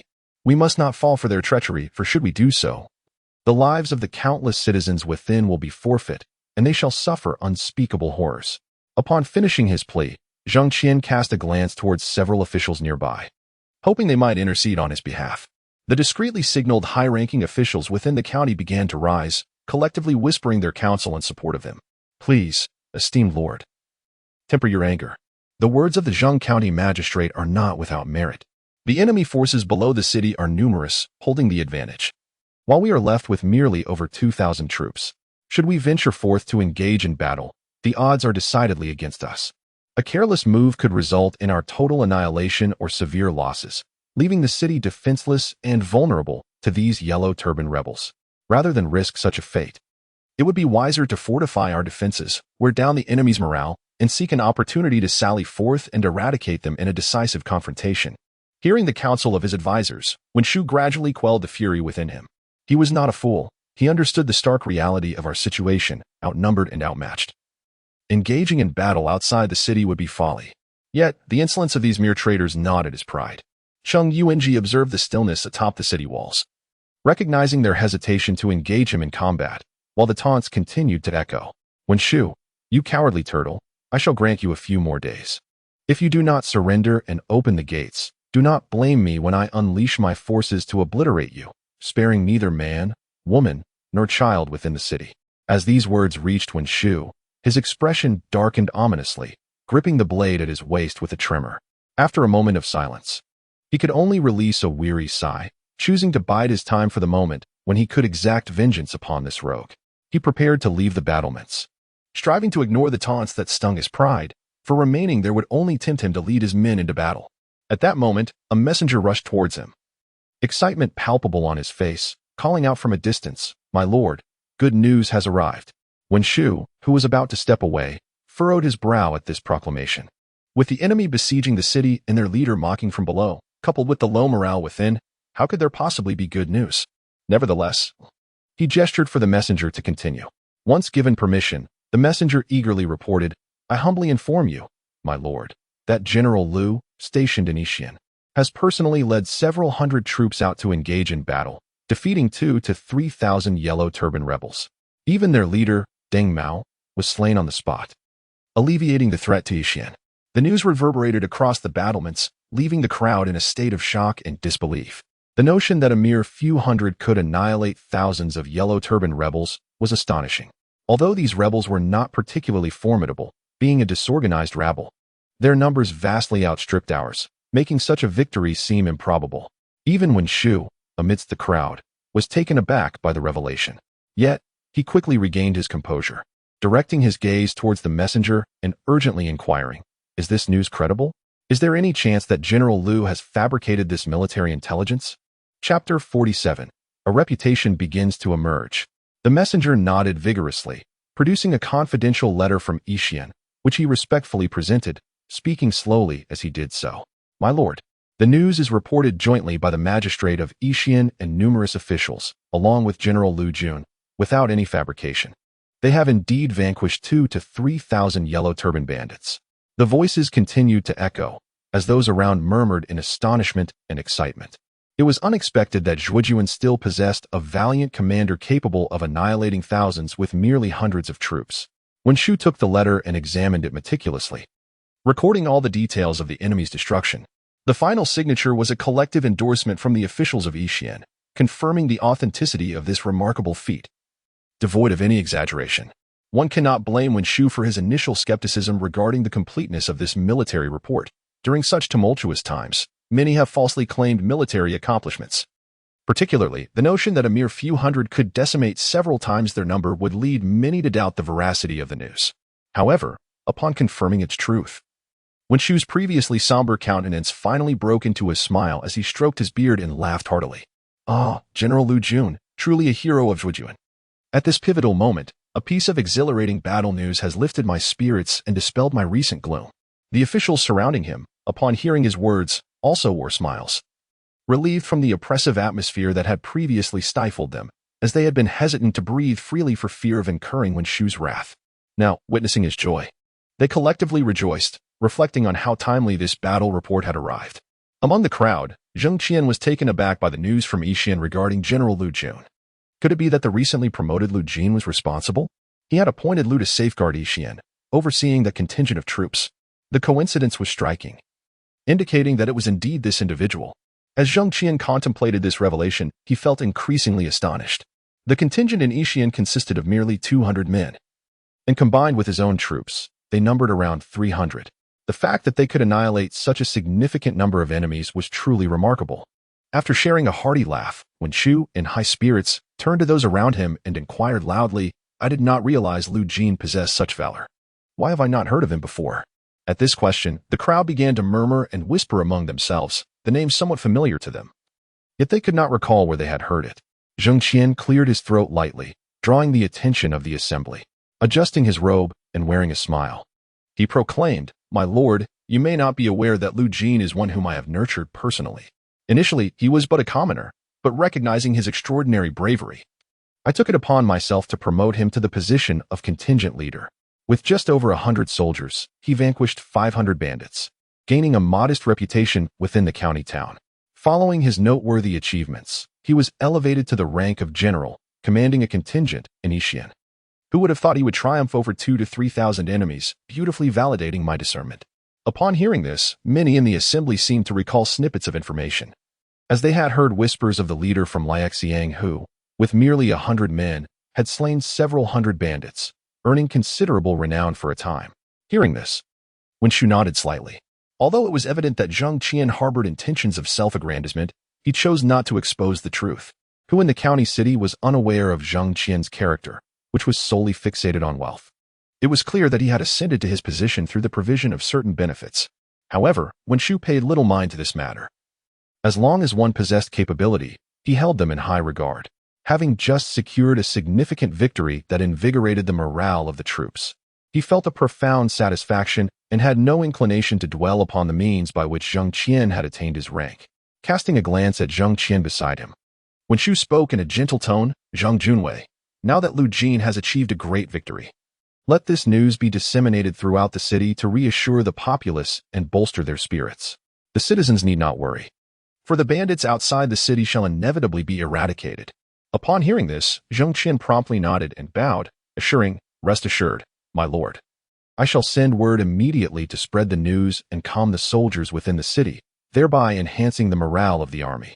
After assigning this task, Wen Shu pondered for a moment, gazing at the assembly before him, and continued to instruct, since the Yellow Turban rebels in Yixian have been quelled. Let us dispatch messengers to summon Lu Jin and his troops to encircle and eliminate the Yellow Turbans in Zhujiuan. Should we succeed in pacifying the turmoil in Zhujiuan, my forces shall report to the court, heralding his merits and ensuring he becomes a pillar of the Han Dynasty, thus justifying his valor in battle. Upon hearing these words, the officials nodded in agreement. Given Lu Jin's display of such bravery, should he lead the troops, there was a high probability of not only defeating the Yellow Turbans outside the city, but also fortifying the city's defenses. They promptly set about arranging to relay this message, preparing for Lu Jin's arrival to provide support. Once matters were settled, Wen Shu let out a sigh of relief. With Lu Jin's forces on the way, he could now rest easy, no longer plagued by the constant fear of an impending siege on the city. Accompanied by his personal guards, he made his way toward the governor's office. Cheng Yuanji, observing the ceremonial procession vanish from the city walls, realized that Wen Shu had departed and thus refrained from further shouting insults from atop the walls. With the officials gone, there was little purpose in cursing into the void. Casting a menacing glance at the city, he thought fiercely that once he rallied the surrounding populace to form a formidable army, he would undoubtedly breach the city's defenses and eliminate all the corrupt officials within. With a decisive wave of his hand, he led over 1,000 of his followers back toward the military camp with great momentum. Days later, outside the city of Yixian, within the military camp, Lu Jin donned his armor and wielded his blade as he trained the 1,000 or so militia before him. Having recently vanquished the Yellow Turban leaders, only a handful of ordinary citizens remained. Thus, he offered them a chance to become militia, ensuring their survival, with the promise that should they perform well, they might one day serve as official soldiers of the court, free from the stigma of rebellion. The captives saw a glimmer of hope and willingly accepted the offer. After several days of training, they had barely formed a semblance of an army, their combat effectiveness remaining woefully inadequate, scarcely differing from that of the Yellow Turban rebels.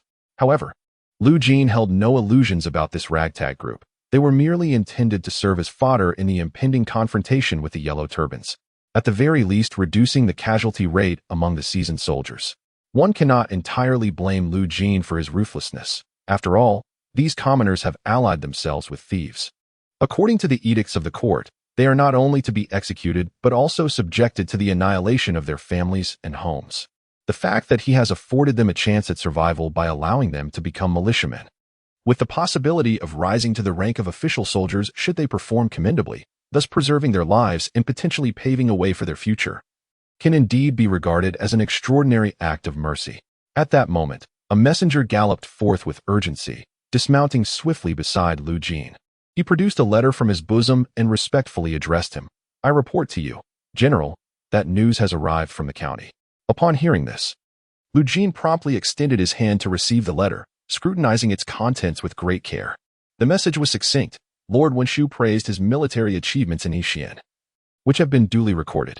He was instructed to lead his troops to Zhujiuan, and should he succeed in exterminating the Yellow Turbans outside the city, his merits would be further acknowledged, paving the way for a commendation from the court. A bittersweet smile played upon his lips. While the recognition of his achievements in Yixian was gratifying, the lack of a formal report to the court rendered it somewhat hollow, essentially a mere promissory note. Yet, he had no option but to comply. To ascend the ranks, he must secure Wen Shu's approval, as long as he performed admirably with his status as a 2,000-shire official. Reporting his accomplishments would undoubtedly lead to the coveted position of a 1,000-shire general. Turning to his trusted soldiers, he commanded, "Summon the commanders to the main tent for a council." Having spoken, Lu Jin made his way toward the military tent, where he took his seat at the head. Lost in contemplation, outside the tent, footsteps approached, revealing the likes of Guan Yu, Zhang Fei, Han Dang, Zhao Ergu, and Wu Xing, who entered in unison. Upon seeing Lu Jin, they hastily bowed, addressing him as general. Lu Jin gestured for them to take their seats on either side. These individuals were his most trusted allies. While the previous officials and garrison troops within the city had already been returned to the county magistrate following the conclusion of hostilities. As the group gathered, Lu Jin spoke. "News has reached us from the county. Lord Wen Shu has commanded me to lead our troops to Zhujiuan, to join forces with the soldiers within the city and devise a strategy to deal with the Yellow Turbans outside." At these words, excitement ignited in the eyes of those present, their enthusiasm palpable. Zhang Fei grinned widely, exclaiming, "Brother, I can hardly contain my eagerness. Since subduing the Yellow Turbans in Yixian, Being cooped up in camp has made me feel like a caged bird. Thankfully, news from the county has finally given us the chance to engage the enemy." Zhao Erga chuckled. "Indeed, Brother 3 speaks truth. My spear is itching for battle." While Guan Yu, Han Dang, and Wu Xing did not share the same fervent urgency as Zhang Fei and Zhao Ergu. Their eager gazes conveyed a shared restlessness. Observing the fervor of his companions, Lu Jin chuckled softly, recognizing them as a veritable band of warriors. He raised his hand to calm the excitement, his voice steady as he continued to speak. With that, the troops began to mobilize, ensuring that provisions were well prepared for the journey to Zhuojuan to address the threat posed by the Yellow Turbans. Additionally, a messenger was dispatched to inform the county magistrate of Yixian that our forces would soon advance northward to support Zhuojuan, urging him to maintain a vigilant presence within the city to prevent any disturbances by the Yellow Turbans. The assembly hall was filled with nods of agreement as everyone proceeded to gather their respective troops. The camp resonated with the sounds of activity, the clarion call of assembly echoing throughout. Before long, the forces were fully assembled, comprising 500 regular soldiers and an additional 1,000 militia. Lu Jin, mounted on a black steed and flanked by his officers, led the grand army out of the encampment. After traveling a short distance, they encountered a group of over 100 individuals transporting carts laden with supplies approaching from the opposite direction. At the forefront was Magistrate Fan Fang, his face adorned with a smile as he rode forward, clasping his hands in greeting and exclaiming, "Wen-yi, as you set forth for Zhuojuan, I have nothing substantial to offer you, but I have prepared 3,000 stones of grain as a gift. May you achieve great victory in this campaign and swiftly quell the Yellow Turbans in the region." Lu Jin, touched by Fan Fang's generosity, expressed his gratitude, his face lighting up with a smile as he replied, "Thank you, Brother Bo Ru, for your assistance. Once the Yellow Turbans are subdued, I shall return to Yixian to share a drink and converse with you." Fan Fang stroked his beard, chuckling, "Wen-yi, you must keep your word. Should your fame rise to prominence in the north and you become a pillar of the court, do not forget your friend." Lu Jin laughed heartily, declaring, "Brother Bo Ru, your kindness is etched in my heart. How could I ever forget?" Fan Fang nodded appreciatively and promptly instructed those behind him, quickly bring forth the grain supplies. Over 100 men began transporting dozens of ox-drawn carts and horse-drawn wagons to the side of the army. Lu Jin, with no intention of being overly polite, recognized the necessity of these provisions for the sustenance of his considerable forces, which consumed vast amounts daily. He immediately directed his men to accept the supplies. Once the matter was settled, Lu Jin engaged in a brief conversation with Fan Fang before bidding him farewell. The formidable army continued its march along the official road, heading northward. As Fan Fang watched the figures of Lu Jin and his troops gradually fade from view, he felt a profound sense of reflection. Although their acquaintance had been brief, it was evident that Lu Jin possessed ambition and exceptional talent, far from being an inconsequential figure. Particularly memorable was the battle outside the city, where a few hundred of his men had decimated 2,000 to 3,000 Yellow Turbans, leaving Fan Fang both astonished and impressed. Given the prevailing chaos across the land, with the Yellow Turbans sweeping through Hebei, should Lu Jin distinguish himself in the ongoing turmoil, he might very well rise to become a renowned general. Cultivating a friendship with him could yield unforeseen benefits. After a moment of contemplation, Fan Fang cracked his whip and led his companions back toward the county seat, resolute in his duty to safeguard Yixian and ensure that no mishaps occurred.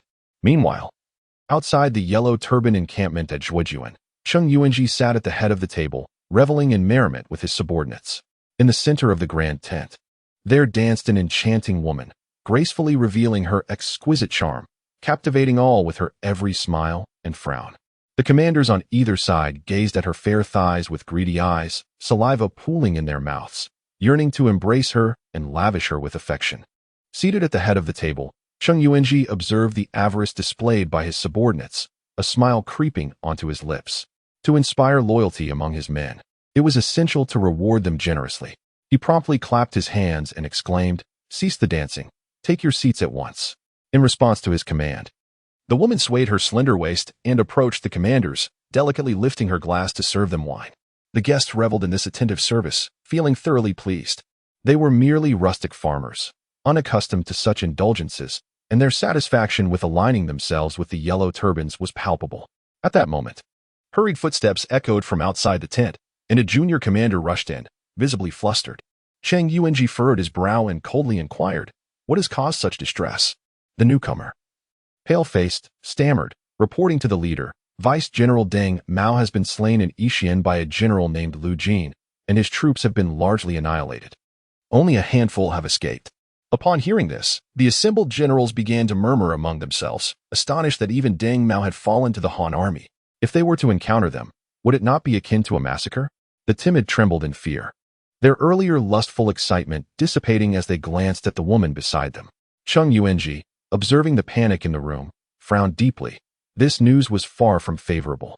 Having painstakingly surrounded the county city and displayed an indomitable spirit that kept the imperial troops confined within, the news of his vice-general's demise threatened to instill fear and prompt a retreat among his men. His eyes glinted with menace as he surveyed the assembly. Commanding in a cold tone, the news of Deng Mao's death must not leave this tent, lest it incite terror among the soldiers. Who dares to speak of this will face dire consequences. Do you all comprehend? The Yellow Turban leaders seated nearby, intimidated by his chilling voice, nodded in acknowledgement, fully aware of Cheng Yuanji's authority.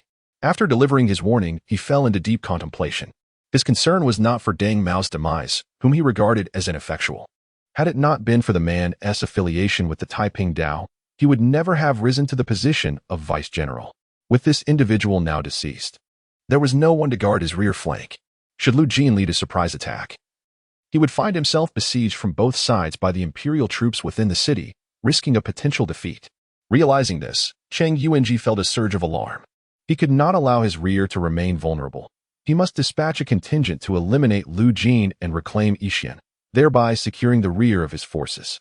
Only then could he confidently maintain the siege of Zhujiuan, awaiting the opportune moment to breach the city and seize control of the entire Zhujiuan, using this stronghold as a launching pad to sweep across the entirety of Yuzhou. The gaze swept across the assembled generals in the hall, and a voice slowly resonated within the chamber. Now that our forces are vulnerable at the rear, who among you can lead the troops to defeat Lu Jin and seize Yixian? Upon this declaration, a profound silence enveloped the hall as the surrounding leaders bowed their heads, a palpable fear gripping their hearts. After all, Deng Mao is their vice-general, commanding 2,000 or 3,000 soldiers, and in less than half a month since the uprising, he had already been slain. If they were to lead their troops against Yixian, it would be akin to courting death, hence no one dared to step forward. Cheng Yuanji observed the timorous demeanor of the crowd, clearly disheartened by Lu Jin's intimidation, resembling nothing more than a band of cowards. Just as he was about to unleash his wrath upon them, two figures rose from a corner, clasping their fists together and declaring loudly, "We beseech you, Commander. My brother and I are willing to lead the troops to attack Yixian and resolve the threat at our rear." Upon hearing this, Cheng Yuanji's expression brightened, and he turned his gaze towards the two imposing figures standing in the corner. He recognized them as two recruits from recent days, mountain bandits who had brought dozens of their brethren to join him, thus earning the titles of minor leaders. After a brief silence, he inquired, "Wang Shou, Guan, do you truly dare to accept this command?" The two men, their eyes ablaze with fervent hatred, responded without hesitation, "Commander, we are willing to accept this command and shall undoubtedly breach Yixian, slaying Lu Jin to uphold the might of the Yellow Turbans." Cheng Yuanji, hearing their resolute words, smiled and replied, "Excellent. I did not expect such valor among my ranks. Therefore, I shall allocate 3,000 soldiers for you to lead against Yixian. Even if you cannot breach the city, you must encircle it and ensure the enemy does not penetrate our defenses to launch surprise attacks on our rear." Wang Shou and Guan immediately knelt on one knee, clasping their fists as they proclaimed, "Rest assured, Commander. My brother and I will faithfully adhere to the military orders and will not allow the Han army to approach." Without further ado, Cheng Yuanji produced a command token, permitting the two to mobilize 3,000 troops, setting forth to Yixian from this day onward. Moments later, the 3,000 soldiers departed the camp, advancing along the official road towards the rear. The two leaders rode on majestic steeds, armed with sharp blades, exuding an air of confidence. Guan, glancing back at the army, wore an expression of exhilaration and remarked, "Brother, with our command of 3,000 troops this time, we shall undoubtedly avenge our mountain stronghold and ensure that Lu Jin meets a gruesome end to assuage our grievances."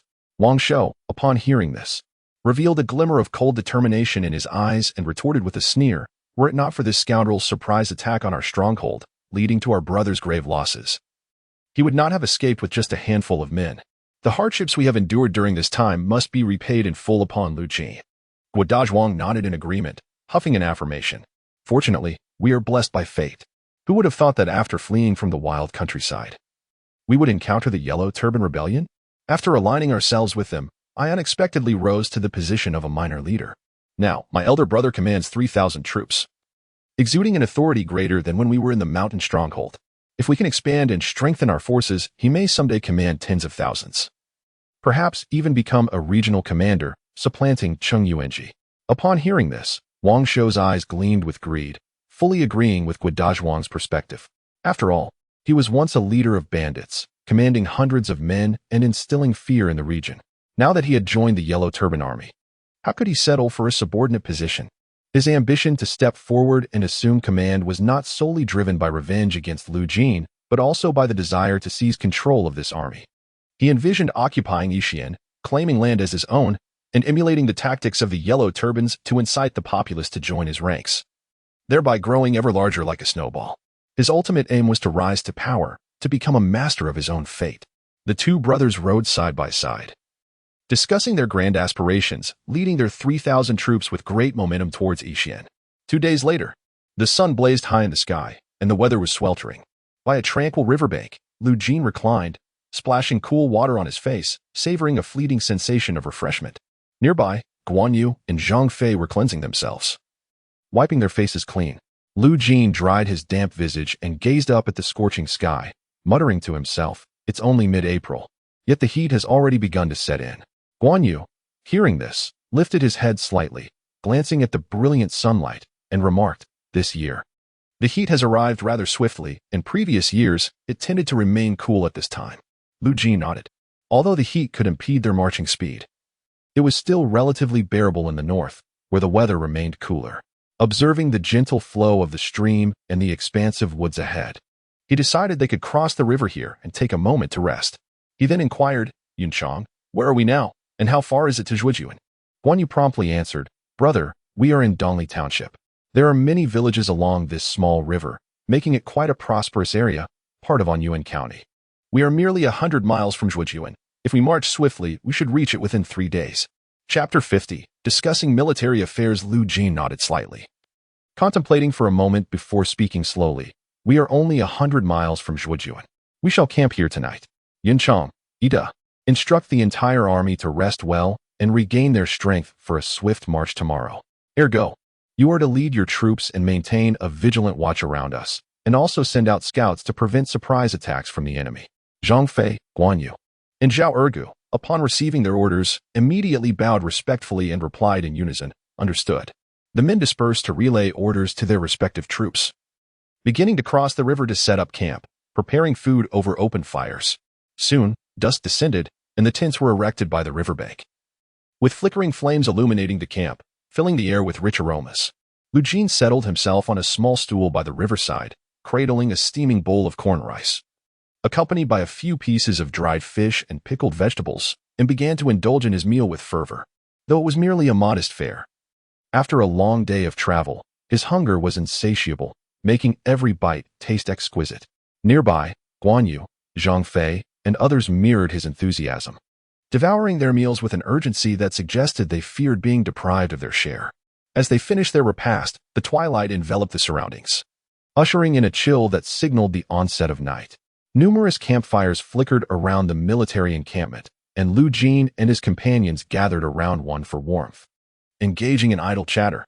Their conversation inevitably turned toward the impending battle, as they were to arrive at Zhujiuan in 3 days, where they would confront tens of thousands of Yellow Turban soldiers. Suddenly, Zhang Fei stood up and proclaimed, "Brother, I believe we should directly lead our forces to launch a surprise attack on the Yellow Turban camp outside the city and decisively defeat them." Guan Yu, upon hearing this, furrowed his brow and quickly shook his head. "Third brother, such a surprise attack is far too reckless. Our contingent of over 1,000 is too large to move unnoticed. We are not a mere 100 men who can stealthily evade their scouts. By the time we approach, they will likely be fully prepared, lying in wait for us. Thus, a surprise attack is too perilous given our current circumstances." Lu Jin nodded in agreement, recognizing the wisdom in Guan Yu's counsel. The leader of the Yellow Turbans they faced was not a mere rabble. He was one of the 36 warlords, and Cheng Yuanji was undoubtedly versed in the art of warfare. To encircle Zhujiuan with such a formidable force, he must have deployed numerous scouts in the vicinity. To charge in recklessly would not only risk detection but could also lead to encirclement, resulting in devastating casualties. For Lu Jin, this was unacceptable. To establish a foothold in these tumultuous times, he needed to rely on the strength of his troops. Therefore, the risks were too great to allow for an impulsive attack. Zhang Fei, displeased by his second brother's rejection of his proposal, huffed softly, expressing his dissatisfaction while warming himself by the fire. Lu Jin and Guan Yu exchanged amused glances. Fully understanding Zhang Fei's temperament and knowing that their disagreement would not incite anger. After a moment of contemplation, Han Dang spoke up cautiously, "My lord. Since launching a surprise attack with over 1,000 men is unfeasible due to the risk of detection by enemy scouts, perhaps we should instead lead a smaller contingent of around 100. We could implement the same strategy as before, setting fire to the enemy's rear camp to create chaos. We could then coordinate with the local officials inside the city for a joint assault, encircling them from both sides, which would undoubtedly enable us to easily annihilate this band of Yellow Turban rebels and secure victory in this battle." The others nodded in agreement, finding merit in this alternative plan. After all, their previous success had been achieved using this very tactic, and even now, it held a significant chance of success. Guan Yu, upon hearing Han Dang's words, also nodded in approval, feeling a stir of eagerness to lead 100 men into a bold charge against the enemy's rear camp. Zhang Fei thumped his thigh and hurried over, laughing heartily. "What a brilliant idea from our righteous elder. Let us once again create a miracle by defeating this band of yellow turbans and earn renown throughout Zhujian." However, to lead the 100-odd men in a surprise attack on the enemy's rear camp, that task falls to me. He cast a sidelong glance at Guan Yu, as if to say, "Brother, do not attempt to steal my glory. It was your turn last time, and now it is my turn."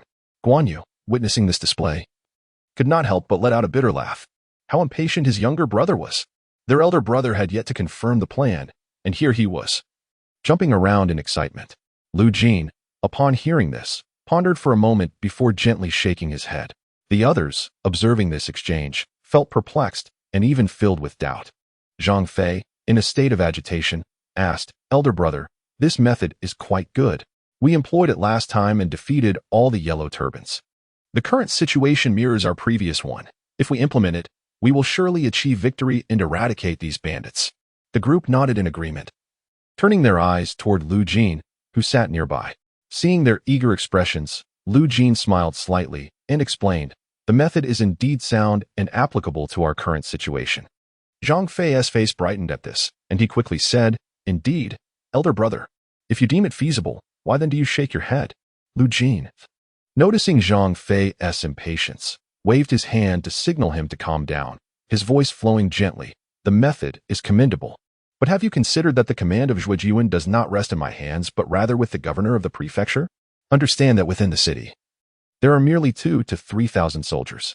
If they are all mobilized to support our assault on the enemy, success would be fortunate, and we could stabilize the situation. However, should the plan fail, with no troops stationed in the city, Zhujian would be lost. All officials would face repercussions from the court. Even if they survive, they may lose their positions and be imprisoned. Such substantial risk means that even if the governor agrees, many officials within the prefecture may oppose the plan, complicating its execution and potentially hindering our efforts. Relying on the 1,000-odd soldiers at my command, even if we manage to sow chaos among the enemy ranks, it would be exceedingly difficult to completely eradicate the yellow turbans. They have over 10,000 men. Their numbers are vastly superior to ours. Once they stabilize their formation, without support from the troops in the prefecture, we would find ourselves on a path to certain doom. Therefore, this method cannot be executed at present. We must at least secure the governor's consent to mobilize the soldiers in the city before we can proceed with this strategy." Guan Yu, Zhang Fei, Han Dang, and the others sighed upon hearing this.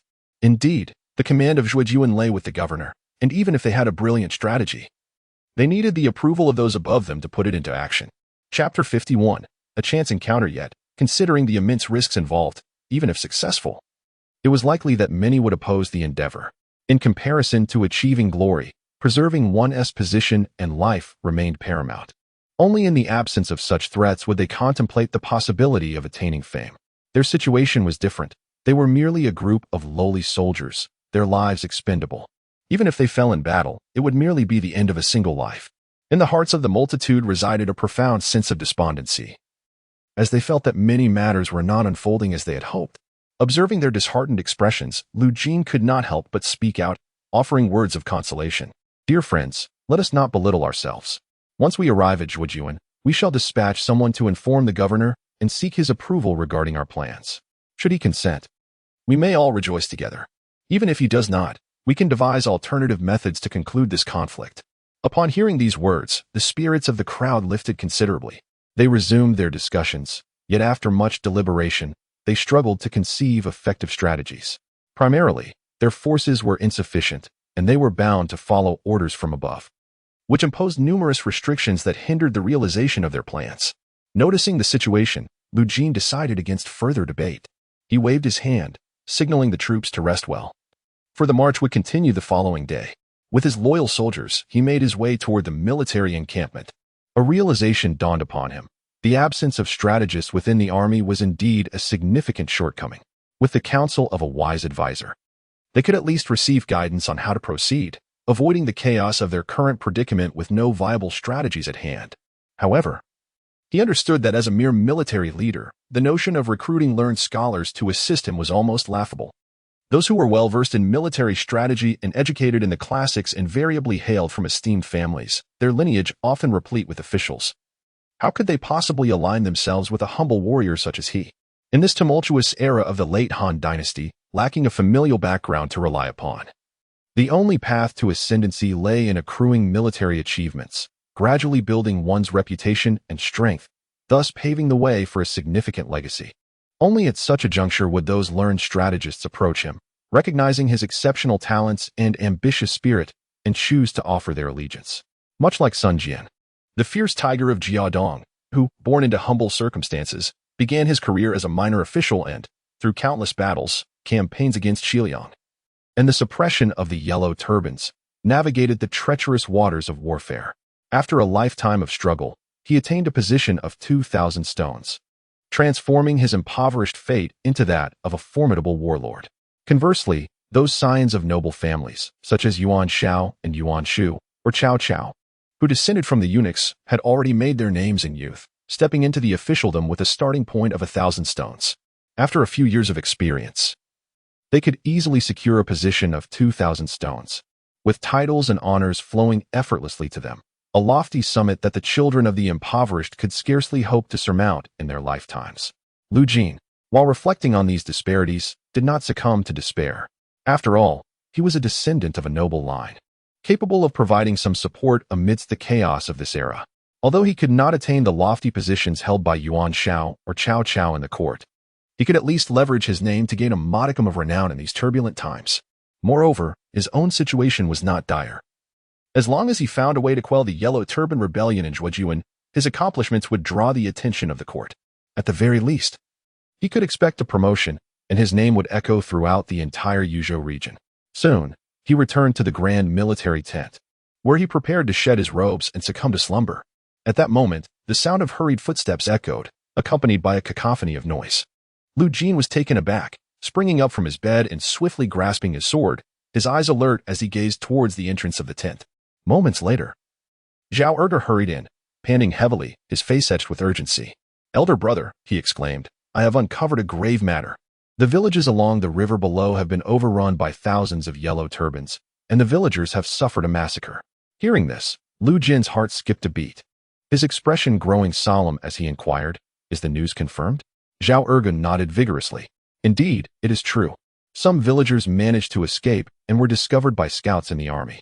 After learning of the situation, I personally took a group to investigate. And now those people are stationed in Li Family Village, numbering around several thousand." Upon hearing this, Lu Jin furrowed his brow, pacing within the tent, lost in thought. It was important to note that there had been no prior reports of yellow turbans in this area.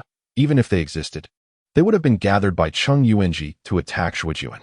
Their sudden emergence here suggested a significant motive, and it was highly probable that this band of yellow turbans had emerged from the Zhujian camp.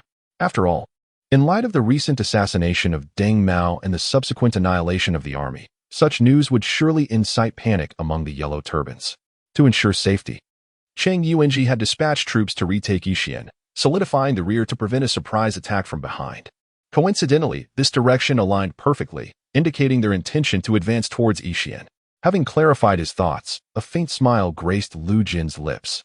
Fate had indeed brought them to this narrow crossing, and he could not let this opportunity slip away. He must ensure that this force remained here. Turning to Zhao Ergu, he promptly commanded, "Relay my orders to summon the various camp leaders to convene here for a discussion." Upon receiving the command, Zhao Ergu nodded and swiftly departed to rally the others. He understood the gravity of the situation. The presence of thousands of yellow turbans below the river represented a substantial opportunity for military achievement that must be seized. Shortly thereafter, Zhang Fei, Guan Yu, Han Dang, and Wu Xing entered, their faces devoid of sleepiness, brimming instead with excitement. Prior to their arrival, Zhao Ergu had already briefed them on the developments. Observing their enthusiasm, Lu Jin recognized their awareness of the current circumstances and wasted no time in addressing them directly. Beneath the river lies a village, where a band of several thousand yellow turbans has gathered.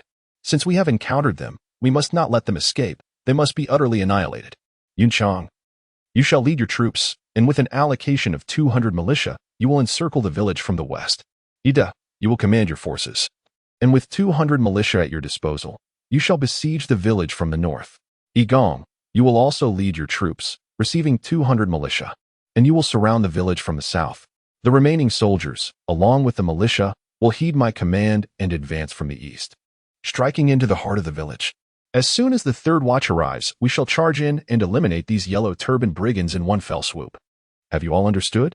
The generals in the tent were filled with excitement, their blood surging with fervor as they leaned in to listen. They vowed to follow the military leader's orders. Lu Jin swiftly gestured for everyone to disperse and prepare for the impending battle.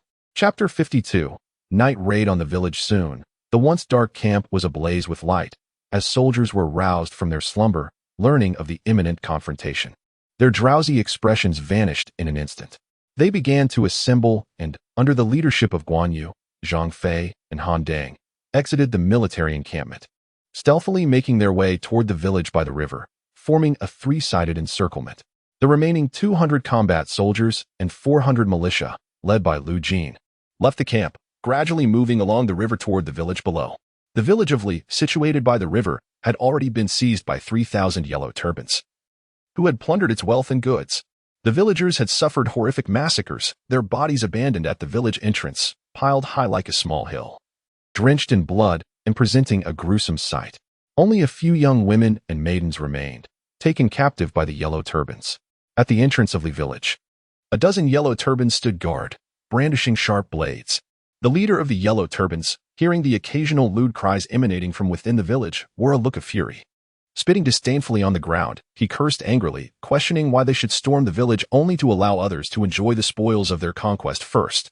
Nearby, the other yellow turbans nodded in agreement, their faces reflecting their anger, some even echoing his curses. Indeed, those were all untouched young maidens.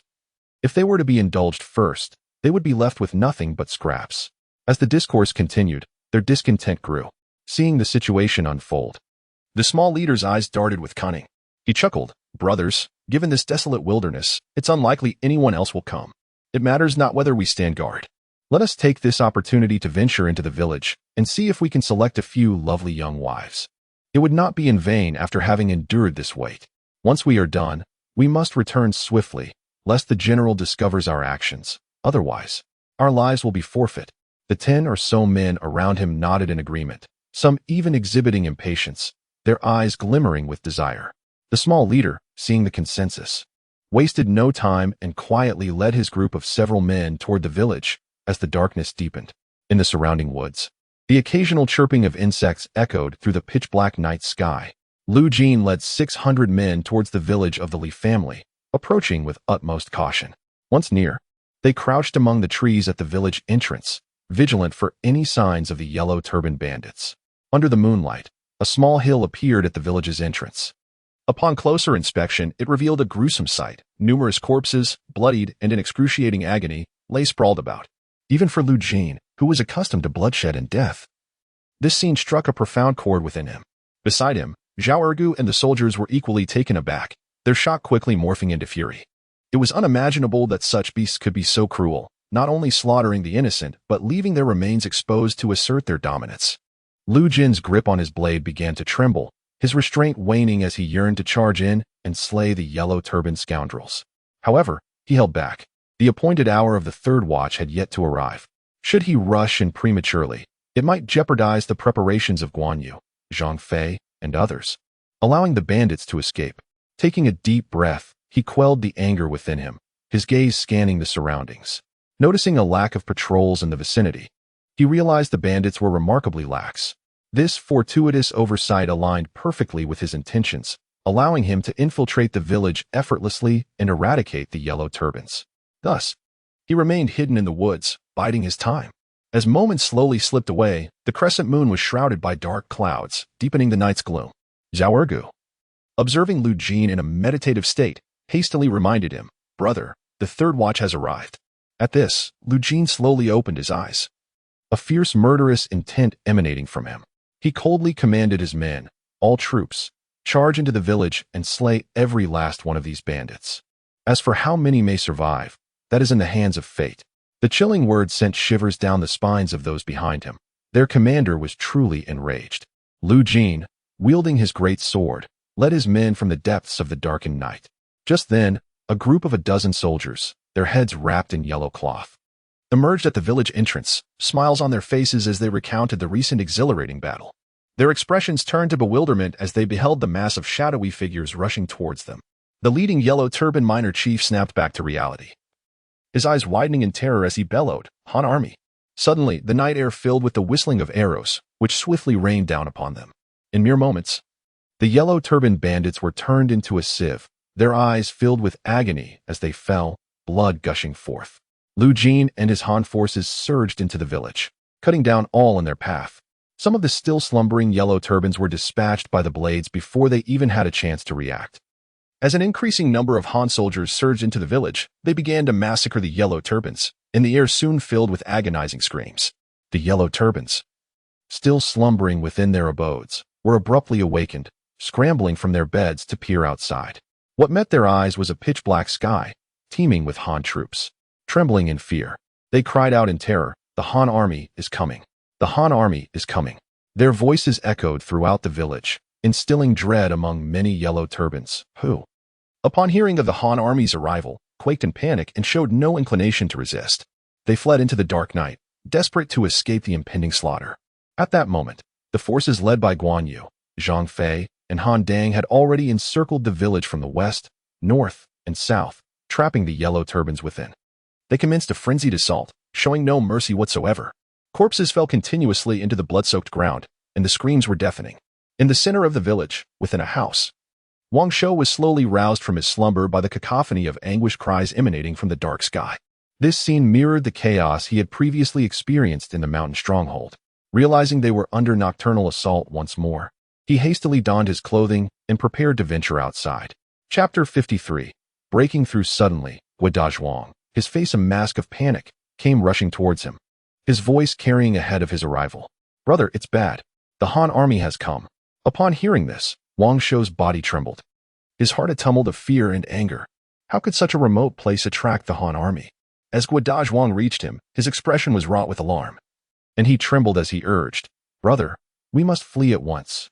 The soldiers, upon hearing of the Han army's approach, are fleeing in terror, refusing to resist, and the entire army is in disarray. The Han army is slaughtering like one with chickens and dogs. If we do not escape amidst this chaos, we will surely be captured, and our lives will be forfeit.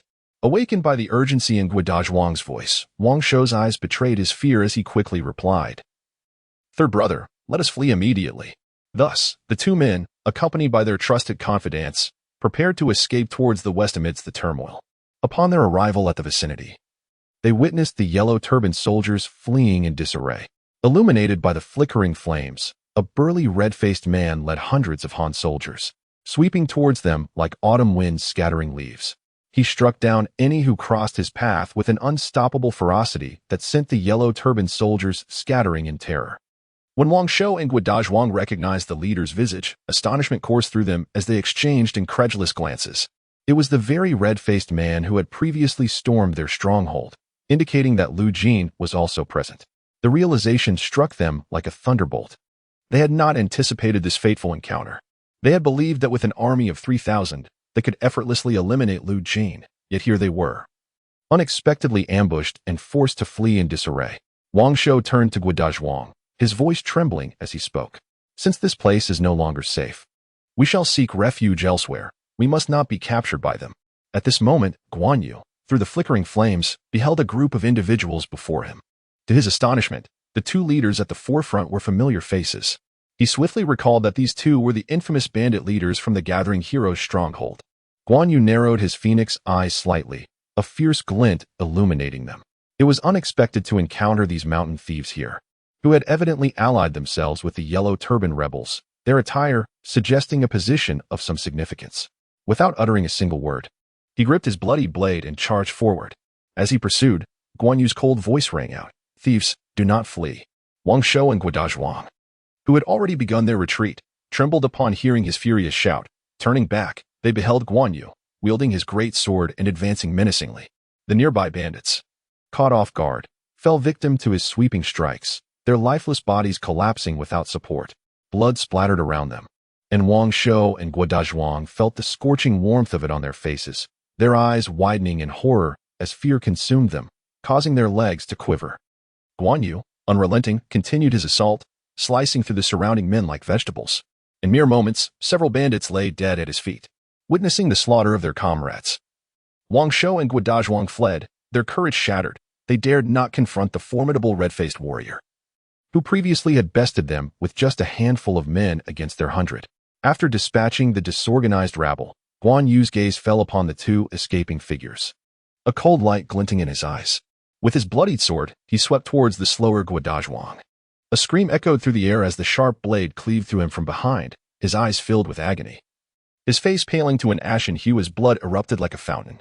He collapsed, his body twitching feebly before succumbing to stillness. Upon hearing the agonizing cry, Wang Shou turned to witness his brother's demise, his legs buckling in terror as he fell to the ground, his face meeting the dirt with a disheartening thud. Trembling, he attempted to rise, but the paralyzing fear lingered in his heart, thwarting his efforts time and again. Guan Yu, brandishing his sword high, prepared to deliver a fatal blow. Wang Shou, unable to bear the weight of his despair, tears welling in his eyes, pleaded, "General, I am the leader of this Yellow Turban band. I am willing to surrender." Upon hearing this, Guan Yu paused, his sword momentarily halting, a look of surprise crossing his features. The transformation of this bandit leader into a Yellow Turban chief was indeed swift. Suppressing his murderous intent, he resolved to hand this leader over to his elder brother for judgment. He promptly commanded the soldiers behind him, "Bind this thief." In short order, several soldiers secured Wang Shou with ropes, rendering him immobile. Once the matter was settled, Guan Yu, sword in hand, led his soldiers onward, ready to continue their campaign. Amidst the chaos, a resounding voice echoed, declaring, "The leader of the Yellow Turban rebels has been captured. Those who surrender shall be spared, while those who resist shall face merciless death." The Yellow Turban bandits, already gripped by fear at the sight of the advancing Han army, found no will to resist upon hearing the news of their leader's capture. They fell to their knees, pleading for mercy. Many, driven by a desperate hope, attempted to flee amidst the turmoil, only to discover themselves completely encircled by the Han forces. With no escape, they abandoned their weapons and surrendered en masse. Soon, the cacophony of battle within the Li family village began to wane. The Han army was diligently apprehending the captives, securing them for custody. Lu Jin surveyed the lifeless bodies of the Yellow Turban rebels strewn about the village, limbs severed and bloodied, devoid of any compassion. They had wrought havoc upon the villagers, and now they had met their destined end. At that moment, Guan Yu, Zhang Fei, and Han Dang, surrounded by soldiers, approached, clasping their fists in salute. Elder brother, esteemed lord." Lu Jin inclined his head slightly, regarding his capable subordinates, and gently inquired, "Yin Chong, Ida, Yi Gong, have you sustained any injuries?" The trio smiled and shook their heads, for the sight of the Yellow Turban rebels fleeing in terror at their arrival had posed no threat to them. Guan Yu stepped forward and announced, "Elder brother, I have just captured a Yellow Turban leader, and it turns out he is an old acquaintance of ours." Lu Jin paused, slightly taken aback, as he pondered how few acquaintances he had, and queried, "Who is it?" With a sweeping gesture, Guan Yu called forth several soldiers, who brought forth a middle-aged man and promptly threw him to the ground. The man, visibly shaken, recognized Lu Jin as the leader and trembled in fear, his face pleading for mercy. Chapter 54. An old acquaintance. Wang Shou. Guan Yu's voice rang out, "Elder brother, This man is the head of the Juxian stronghold. After we dismantled their operations, he fled with a number of his brothers to join the Yellow Turbans, rising to become a local leader. Chang Yuanji, upon learning of our conquest over Deng Mao, was greatly alarmed. To secure his rear, he dispatched this man to lead 3,000 troops against Yixian, only to encounter us along the way. Lu Jin, upon hearing this, felt the world as smallness. The very leader who had once fled was now captured. It became clear why the Yellow Turban rebels were so ruthless in pillaging surrounding villages and slaughtering innocents. Their leader hailed from a bandit background. With their propensity for arson and plunder, they would leave no trace of life in their wake. Fixing a steely gaze upon the trembling Wang Shou, Lu Jin contemplated ending his life, yet recognized that the man still held some value. He coldly inquired, "Relay to me, how many troops does Chang Yuanji command?" Wang Shou, sensing the gravity of the inquiry, hastily replied, his voice quavering, reporting to the military lord, "When I departed with the troops, the commander had approximately 20,000 men under his command." Lu Jin noted this information, finding it consistent with his own suspicions. Given the speed at which the Yellow Turban rebels have been recruiting commoners to serve as soldiers, it is not surprising that their numbers have swelled to around 20,000 over this period. However, their combat effectiveness is exceedingly poor, relying solely on numerical superiority, making it difficult for them to withstand the onslaught of elite troops. Consequently, Lu Jin continued to inquire further, seeking insights about the Yellow Turbans outside Zhou County. Yet he gleaned no valuable intelligence. As for matters of military defense and nighttime patrols, there were none. Such deficiencies were of no utility to him. Lu Jin regarded Wang Shou before him, his eyes gleaming with cold intensity, and he waved his hand decisively. "Take him away and execute him. Cast the corpse to the dogs." Bound tightly, Wang Shou turned pale at these words, hastily bowing his head in a plea for mercy. "General, spare my life." Lu Jin paid him no heed, turning his gaze aside. Wang Shou was hoisted away by several soldiers, prepared for swift resolution. At that moment, it seemed Wang Shou recalled something, a glimmer of hope flickering in his eyes, and he tremulously spoke. "General, I possess information that will be of immense value to you."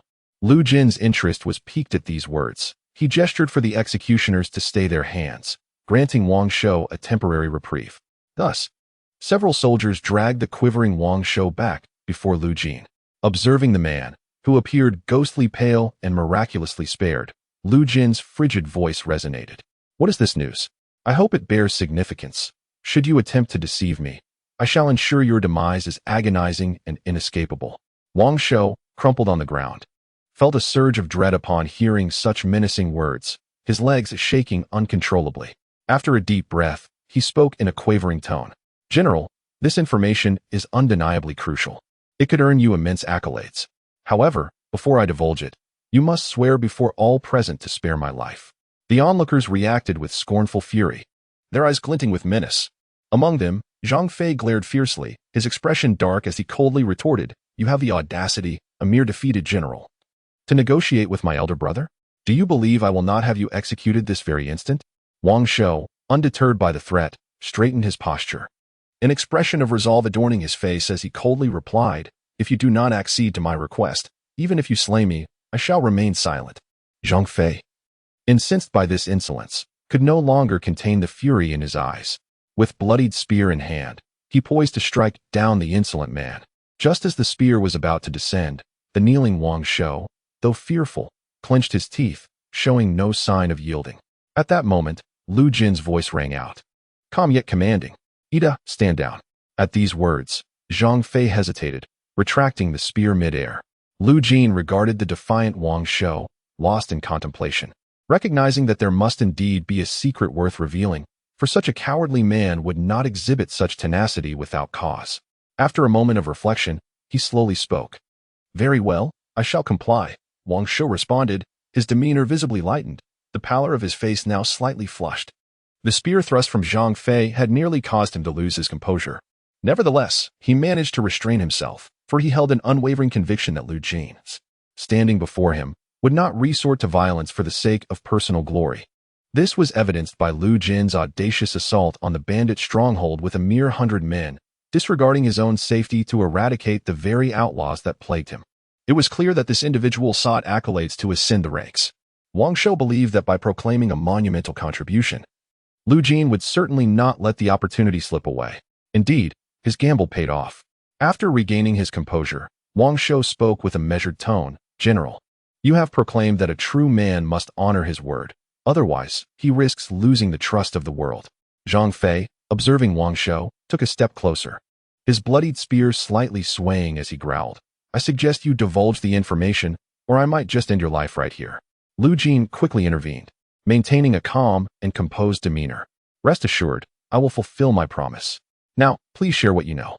With the assurance given, Wang Shou took a deep breath and continued. It is evident that General has brought his troops here to confront the Yellow Turban army outside Zhujian. Lu Jin nodded, encouraging him to proceed. Wang Shou's voice grew steadier as he elaborated. Currently, there are around 20,000 troops outside the city.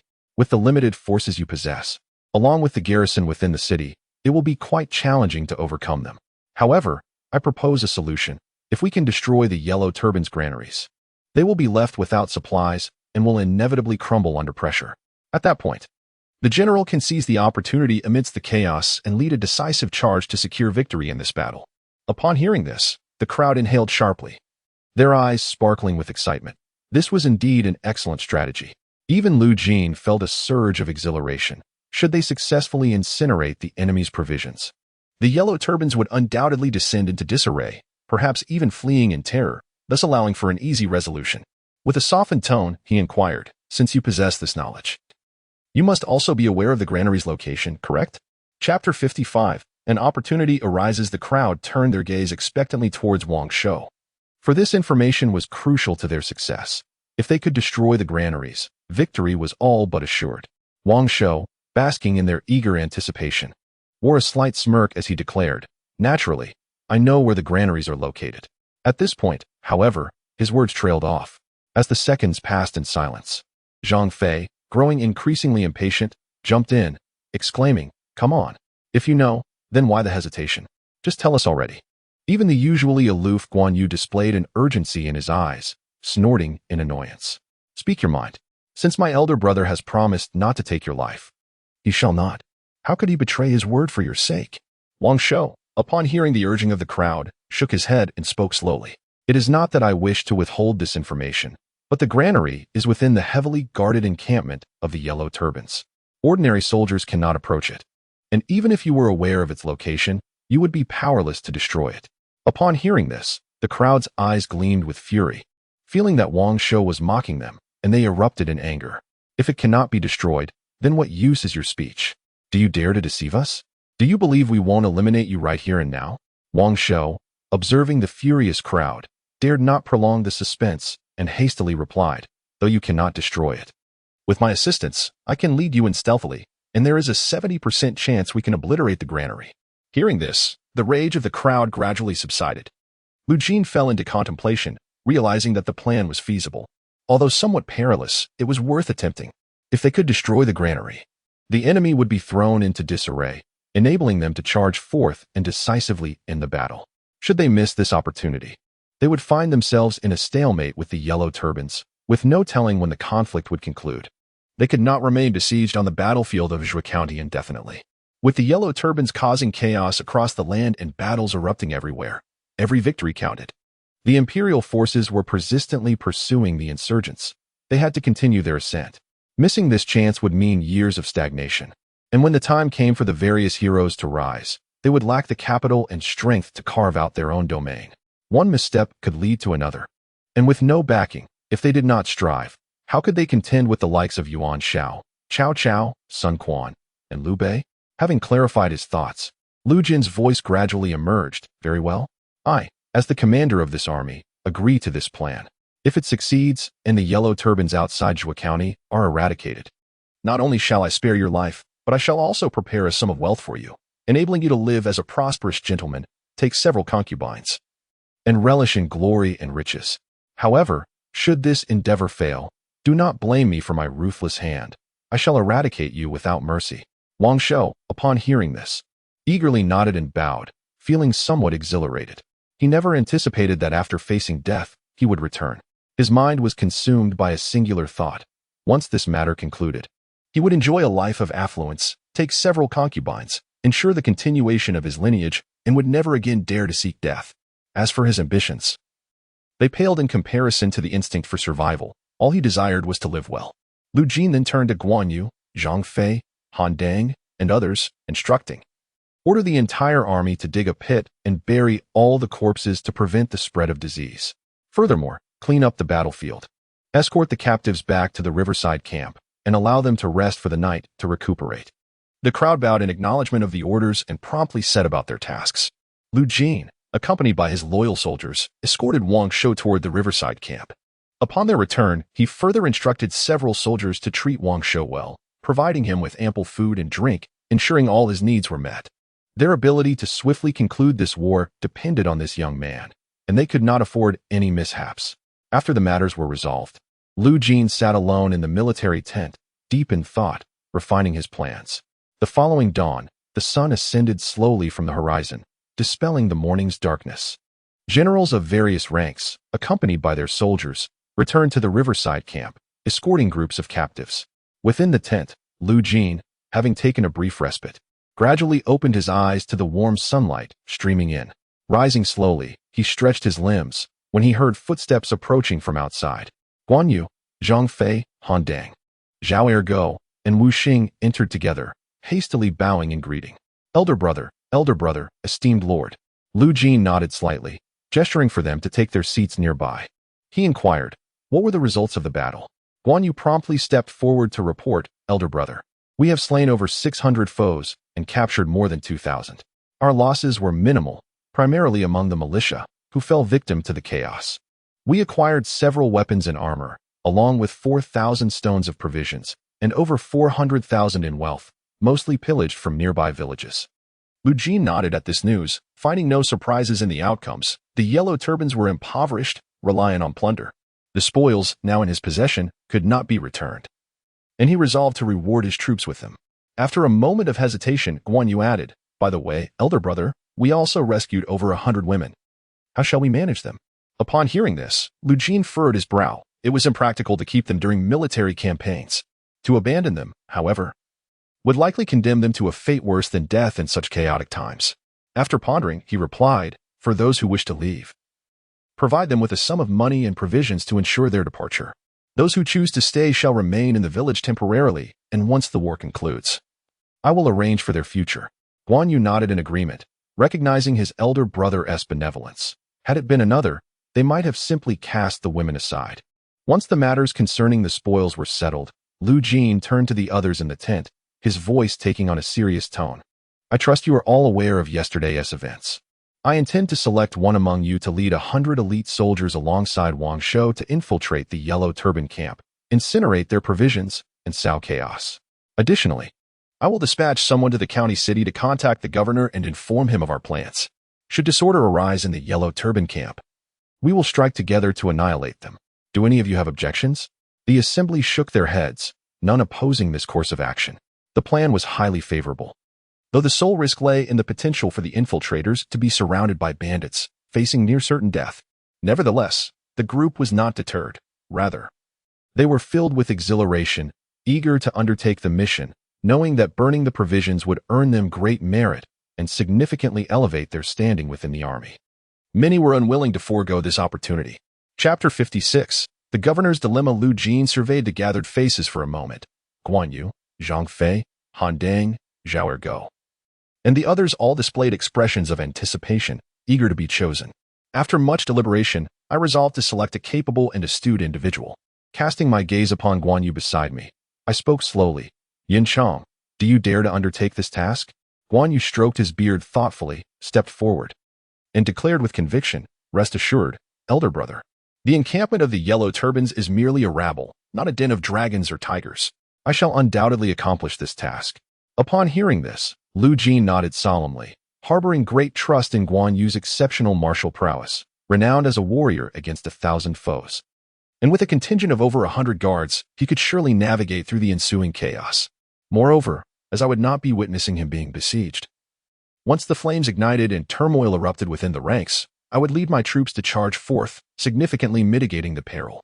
Having solidified our plans, Lu Jin instructed everyone to prepare meals, and, following our repast, we commenced our march towards Zhujian. Additionally, he dispatched a messenger on swift steed to promptly inform the city of Zhujian of our intentions. inquiring whether the governor would acquiesce. Should he agree, it would bring great joy, as we would have the opportunity to annihilate the Yellow Turbans outside the city. Even if he were to refuse, Lu Jin was resolute in his determination to take decisive action, leading his forces to engage in battle to resolve the conflict. Although this might cause the Yellow Turbans to flee in disarray, resulting in fewer spoils, victory would still be within reach.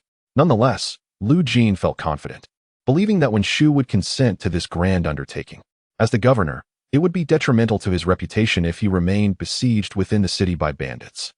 Once the court became aware of this situation, he would inevitably face accusations of failing to repel the enemy. Being a governor with a significant rank, it would be unacceptable to be unable to eradicate the bandits, only to find himself encircled, which could lead to his dismissal.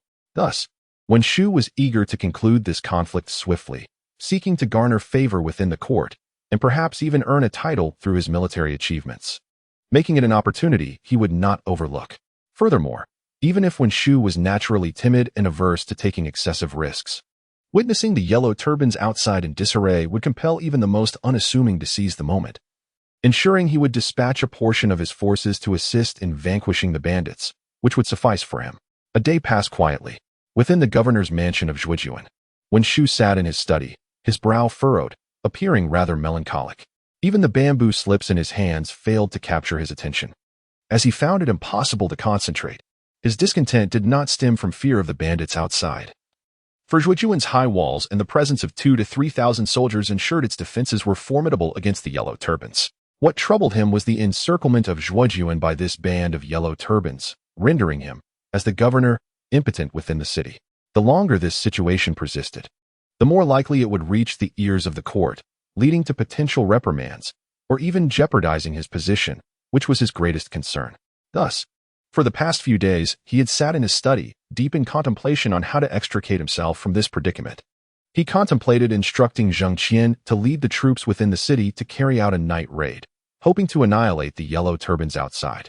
The outcome faced vehement opposition from his subordinates. Leading the army out of the city for a grand battle was fraught with peril and could even result in losing the city itself. They urged him to prioritize defense and await a more opportune moment. This left him seething with indignation, fully aware of their underlying motives. As long as the preservation of Zhujian was assured, this band of Yellow Turbans could rampage through the surrounding populace without fear of retribution from the court, while he alone would be burdened with all blame and losses. In a fit of anger, when Shu slammed his palm on the table, revealing his ire, truly, they were a bunch of inept fools, utterly unreliable. Particularly irksome was Zhang Qian, who, as the county captain commanding all troops, was nothing more than a coward, too timid to venture outside the city, preferring instead to indulge in wine and revelry within. Yet, despite his frustration, when Shu found himself powerless, Zhang Qian, after all, held a rank just a tier below his own and could only be reprimanded, with no recourse for dismissal or punishment. At that moment, footsteps echoed from outside the study. A guard entered respectfully, announcing, "Your Excellency, the Marquis Lu Jin has sent word." When Shu, still mired in discontent, paused momentarily, a glimmer of anticipation crossing his face. He held Lu Jin in high regard, especially after his recent victory, having decimated 2,000 to 3,000 enemies. With such a triumph, reporting it to the court would ensure his own safety. A commanding voice resonated, "Come in." The guard, displaying a look of deference, bowed as he entered, holding a letter aloft. Upon receiving it, when Shu examined the contents closely, his eyes lighting up as his previous gloom dissipated, replaced by hearty laughter. "Excellent, excellent. Truly, Lu Jin is a valiant warrior, bringing yet another piece of good news to this governor." The guard, observing the swift transformation of his lord's demeanor from despair to joy, was momentarily perplexed by the sudden shift. After praising Lu Jin, when Shu's eyes sparkled with renewed determination, it was this young man who would aid in quelling the current turmoil. He promptly arose and instructed the guard, "Summon all officials of 600 stones and above to the main hall of the governor's mansion. I have matters to discuss with them." The guard, upon receiving the command, wasted no time in departing to relay the message. The summoned officials hastened to the governor's mansion. In the grand hall, when Shu sat in the esteemed position, his countenance imposing as he observed the officials entering and bowing respectfully, "Your Excellency, Your Excellency." When Shu nodded slightly, gesturing for them to take their seats on either side. Once all were assembled, When Shu did not withhold his intentions, addressing them slowly, "I have called you all here to deliberate on an important matter." The officials, kneeling on either side, exchanged glances, and some began to murmur among themselves, speculating whether the governor intended to initiate some action or perhaps lead a battle against the Yellow Turbans. Many individuals wore expressions of deep concern, clearly unwilling to engage in confrontation. For now, it was prudent for both sides to coexist peacefully within the city, awaiting the Imperial army's arrival to quell the disturbances. There was no need to take unnecessary risks against these bandits. Should a significant calamity arise and the city be breached, these people would surely fall victim to the blades of the Yellow Turbans. In Chapter 57, after deliberation, when Shu observed the faces of those present and let out a cold snort, his serious voice gradually resonating through the hall. Lu Jin, leading his troops, had annihilated 3,000 Yellow Turbans en route and was now advancing towards Zhujian City. The attendees were taken aback by this revelation, astonished that Lu Jin had once again vanquished 3,000 foes, a feat they found hard to believe. What extraordinary prowess this young man possessed, triumphing repeatedly over the Yellow Turbans with just a contingent of soldiers. If he were to command all the forces within the prefecture, it was likely that the Yellow Turbans would have been subdued long ago, leaving no opportunity for them to besiege the city with such arrogance. The whispers among the crowd transformed into animated discussions as the news was undeniably startling. Seated in a lower position, Zhang Qian, upon hearing this news, also expressed his astonishment. Initially, he had thought that it would be an extraordinary limit for Lu Jin to eradicate 2,000 or 3,000, never anticipating that he would achieve the same against another 3,000 on his journey. If he were to lead 3,000 troops to attack the Yellow Turbans outside the city, their annihilation seemed entirely plausible. No one was more astounded than Lu Chong. Amidst the crowd, who had not expected his nephew to possess such remarkable capabilities. His earlier victories over the Yellow Turbans had already garnered him fame throughout the prefecture, known to both the common folk and the high-ranking officials. Now, with the news of yet another triumph, he was undeniably a valiant warrior, endowed with the qualities of a renowned general. It appeared that the Lu family of Zhujian was on the verge of producing a hero, destined to restore their ancestral glory. When Shu, observing the shocked expressions of the officials, wore a slight smirk. Now they understood that their ineffectuality paled in comparison to Lu Jin's prowess. Despite having 2,000 to 3,000 soldiers at their disposal, they trembled in fear of the 10,000 to 20,000 Yellow Turbans outside, too frightened to venture beyond the city walls. As the initial shock subsided, a sense of calm gradually returned to the assembly. Although the news was alarming, past experiences had led them to accept this reality. When Shu lightly cleared his throat and addressed the crowd, "Now that Lu Jin leads an approaching army, he has informed me of a meticulous plan. He intends to dispatch a contingent to infiltrate the Yellow Turban encampment and incinerate their supplies, inciting chaos among the enemy ranks. Furthermore, he will command his forces to charge from the rear while our soldiers emerge from the city to launch a surprise attack. Under the pressure of this dual assault, the Yellow Turbans outside shall be decisively dealt with. I seek your consensus on this course of action." Upon hearing this, the assembly furrowed their brows, deep in contemplation. Clearly, when Shu's intentions mirrored their own thoughts, he aimed to deploy the city's soldiers to eliminate the Yellow Turbans outside. Some remained apprehensive about the peril involved. Should they face defeat, their lives would be at stake.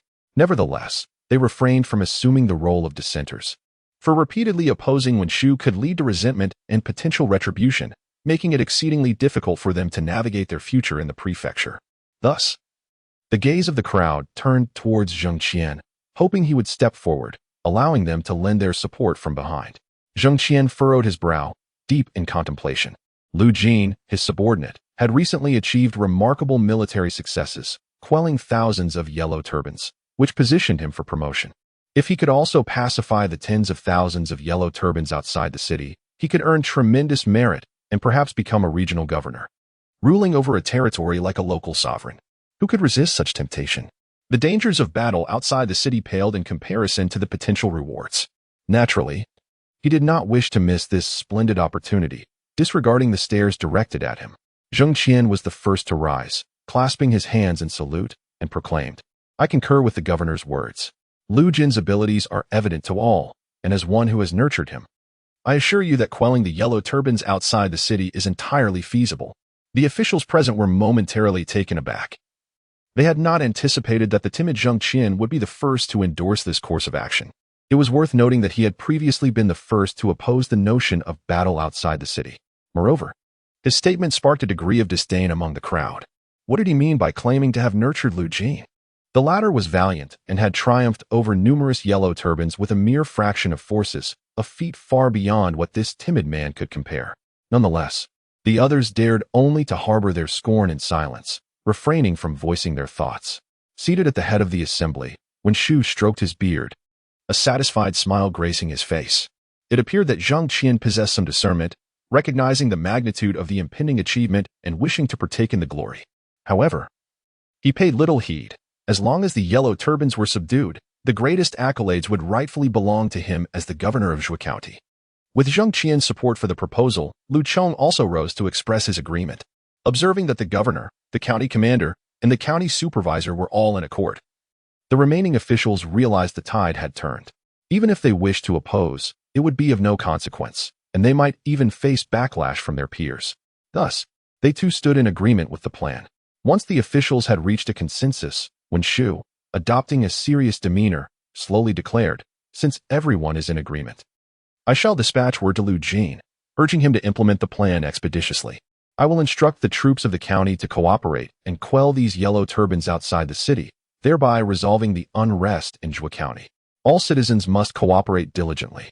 Those who dare to sow discord at this critical juncture should not blame me for my mercilessness." When Shu's piercing gaze swept across the assembly, and he showed no signs of retreat. Once this battle concluded, he would surely ascend to great heights, perhaps even attain a noble title. Anyone daring to obstruct his path would become his adversary, and should they be his foes, he would spare no effort in their destruction. Faced with his formidable presence, even those with ulterior motives dared not reveal their thoughts at this pivotal moment, bowing respectfully in compliance. A day later, in the valley 20 miles outside Zhou County, Lu Jin rode a black horse, leading his soldiers to this location. Observing the surrounding dense woods, which are easily defensible yet challenging to breach, a small stream lies a few miles away, making it an ideal location for encampment. Immediately, orders were issued from horseback, directing the subordinates to settle the troops and construct rudimentary military tents. Zhao Ergu was also instructed to lead his men in patrolling the vicinity, deploying all scouts to monitor the area for several miles. As for the over 2,000 captives, after executing their leader, only ordinary civilians remained, who would also be brought along, intended to be driven towards the Yellow Turban Army's camp. One cannot blame Lu Jin for his ruthless decisiveness. Those who aspire to greatness do not concern themselves with trifles. As long as the Yellow Turbans outside the city are quelled, Zhujian can regain its stability, even if it costs the lives of thousands of innocents. If the Yellow Turbans remain unvanquished, hundreds of thousands of citizens in Zhujian will be left homeless, or worse. Join the Yellow Turban ranks, sweeping across various states and districts, potentially resulting in casualties numbering in the hundreds of thousands, if not millions. Chapter 58. The plan in motion. As the sun gradually descended beyond the horizon, a faint glow appeared in the distant sky. Within the main tent of the army, Lu Jin sat in the highest seat, lost in contemplation. Having reached the territory of Zhujian, he was now not far from the Yellow Turban thieves outside the city. Everything was prepared. They merely awaited news from within the county seat. Once the officials agreed to the plan, the suppression of the Yellow Turbans would be imminent. At that moment, footsteps were heard from outside the tent, and Zhao Ergu entered with an excited smile. He immediately bowed and proclaimed, "Brother, I bring good news." Upon hearing this, Lu Jin smiled and inquired, "I presume the esteemed officials within the county have conveyed their response?" Zhao Ergu eagerly nodded, exclaiming, "The governor and the county captain have approved our plan. As soon as unrest arises in the camp outside the city, the official troops will emerge to assist us in annihilating the Yellow Turbans." Lu Jin slightly nodded, his eyes gleaming with excitement. With the aid of the official soldiers from within the city, the disorganized rabble outside would undoubtedly be defeated. He promptly instructed his loyal guards to summon generals such as Guan Yu, Zhang Fei, and Han Dang for a council. Moments later, the makeshift military tent was filled with the assembled commanders. Once all were present, Lu Jin addressed them directly. "The governor has consented to our plan and is willing to assist us in vanquishing the enemy forces outside the city." Upon hearing this, the assembled officers displayed visible excitement, their faces alight with joy. Since the arrangements were in place, they could not afford to delay further, lest unforeseen circumstances arise. "Yunchang," Lu Jin continued, "rest well tonight. By dawn, lead 100 soldiers, with Wang Shou guiding you, into the Yellow Turban camp. Remember, your primary objective is to incinerate their supplies and create chaos. Do not engage in prolonged combat. As soon as the fires ignite, I shall lead our main forces to strike from the left flank. At that point, you will join me here, ensuring your safety. Lu Jin regarded Guan Yu with a serious expression. Rest assured, brother, I will undoubtedly fulfill this mission, Guan Yu responded. Determination evident in his eyes as he clasped his fists and spoke resolutely. Lu Jin nodded and then shifted his gaze to the remaining generals, his voice adopting a grave tone as he continued. The remaining soldiers within the ranks prepared themselves, ready to charge forth at the first whisper of news, driving the 2,000 captives towards the encampment of the Yellow Turbans, scattering the enemy's tents in the process. As the day of battle approached, I implore all generals to rally with me in a valiant assault upon our foes. Any who falter in the face of the enemy shall face execution without mercy. The generals rose in unison, their eyes ablaze with determination, proclaiming loudly, "We shall heed the commands of the military leader." Once matters were settled, Lu Jin instructed everyone to retire and rest well, awaiting the impending clash. On the following morn, Guan Yu, accompanied by over 100 men, disguised as Yellow Turban soldiers, escorted Wang Shou, who led the way toward the Yellow Turban camp. After several hours of travel, they arrived at the sprawling encampment outside Zhou County, where tens of thousands of Yellow Turban soldiers were stationed, their tents stretching for miles. As they encountered patrolling Yellow Turban soldiers, those in disguise, with their heads wrapped in yellow cloth, exchanged greetings and announced their identities, gaining immediate passage. Guan Yu observed this scene with astonishment, taken aback by the laxity of the Yellow Turban forces, who failed to verify identities and allowed free passage. Upon entering the camp, Guan Yu was struck by the utter disarray. The encampment was a cacophony of soldiers clad in yellow, milling about with no semblance of order, frequently engaged in animated discussions. The entire site resembled a bustling marketplace rather than a military stronghold. It was no wonder they could muster such numbers. They had simply gathered the local populace, distributing rudimentary weapons and yellow headbands to transform them into Yellow Turban soldiers. Wang Shou appeared unfazed, for since joining the Yellow Turban army, the chaos had been a constant. Even attempts to impose order were futile, as the leaders above him, such as the chieftains, had never grasped military discipline or strategy. Lacking even a rudimentary understanding of military regulations, they were ill-equipped to command the throngs of commoners before them, relying solely on their numerical advantage to intimidate the Imperial troops. Had they maintained a strict vigilance, every 3 paces a sentry, every 5 paces a guard, Wang Shou would not have dared to lead Guan Yu and the others into the camp to set fire to supplies. It would have been akin to courting death. Thus, the group weaved through the Yellow Turban camp, greeted with bows and salutes by the soldiers they encountered. They made their way to the southern side of the encampment, where provisions were stored, an area that appeared more vigilant, with soldiers patrolling intermittently. Soon, they were intercepted by the vigilant guards stationed nearby. The leader of the Yellow Turban soldiers, observing the group of over 100, felt a sense of caution and swiftly inquired, "This is a vital area of the camp. Under whose command do you come?" Daring to approach? Among the crowd, Wang Shou, with an air of arrogance, drew a command token from his waist and coldly declared, "I am a general under the chieftain's command, here to procure a portion of provisions. Do you dare obstruct me? Is that your wish for death?" Upon hearing this, the leading Yellow Turban soldier's eyes widened in fear, and without even glancing at the token, he immediately bowed and said, "Ah, it is the general's arrival. I was unaware. Please do not take offense." After speaking, he promptly directed several of his men, "Quickly clear the path," allowing the general to enter and retrieve the grain. Wang Shou nodded, immediately leading Guan Yu and others, preparing to enter the granary. Just then, a coarse voice echoed from behind, "Hold on." Hearing this, Guan Yu and the others were startled, promptly gripping the blades at their waists. Their vigilance heightened as they slowly turned around. There, they beheld a general clad in yellow scarf armor, slowly approaching surrounded by more than 10 men. Wang Shou's heart sank at the sight of the newcomer. It was Su Hu, a commander under Cheng Yuanji. If this individual were to discover his presence, his cover would surely be blown. Having received the military order from Chu Shui, leading 3,000 troops to Yixin to secure the rear, his appearance here would undoubtedly raise suspicions. Guan Yu, noticing Wang Shou's tension, comprehended their acquaintance and the potential for exposure. His Dan-Feng eyes narrowed slightly, revealing a fierce glimmer. He signaled to the surrounding soldiers with a subtle blink, indicating they should be ready for action at any moment. Su Hu swaggered forward, surrounded by his entourage, as the yellow scarf soldiers nearby quickly bowed and respectfully called out, "General Su." This man was indeed Chu Shuai's right-hand man, frequently visiting this granary, hence they recognized him well. Chapter 59. Burning the supplies. Su Hu approached, his brow furrowing in confusion as he surveyed the 100 or so individuals before him. Standing tall and robust, they were clearly elite soldiers, a rarity within the Yellow Scarf Army. He inquired, "Whose troops are you? I've never seen you before." Silence enveloped the crowd until Guan Yu stepped forward, a smile gracing his face. "General, we are soldiers under Chu Shuai." Upon hearing this, Su Hu's furrow deepened, his suspicion escalating. "Impossible. I have essentially met all of Chu Shuai's troops. Why have I never seen you lot before?" With his words, Su Hu grew increasingly wary. A group of unfamiliar soldiers had appeared in a military stronghold, and even a fool could discern that something was amiss. Observing the situation, Guan Yu decided to cease hiding the truth. Being in this location, concealment was no longer necessary. Approaching nonchalantly, he maintained his smile, saying, "General, it is entirely normal that you have not encountered us before." Su Hu's expression hardened, and he retorted coldly, "You're talking nonsense.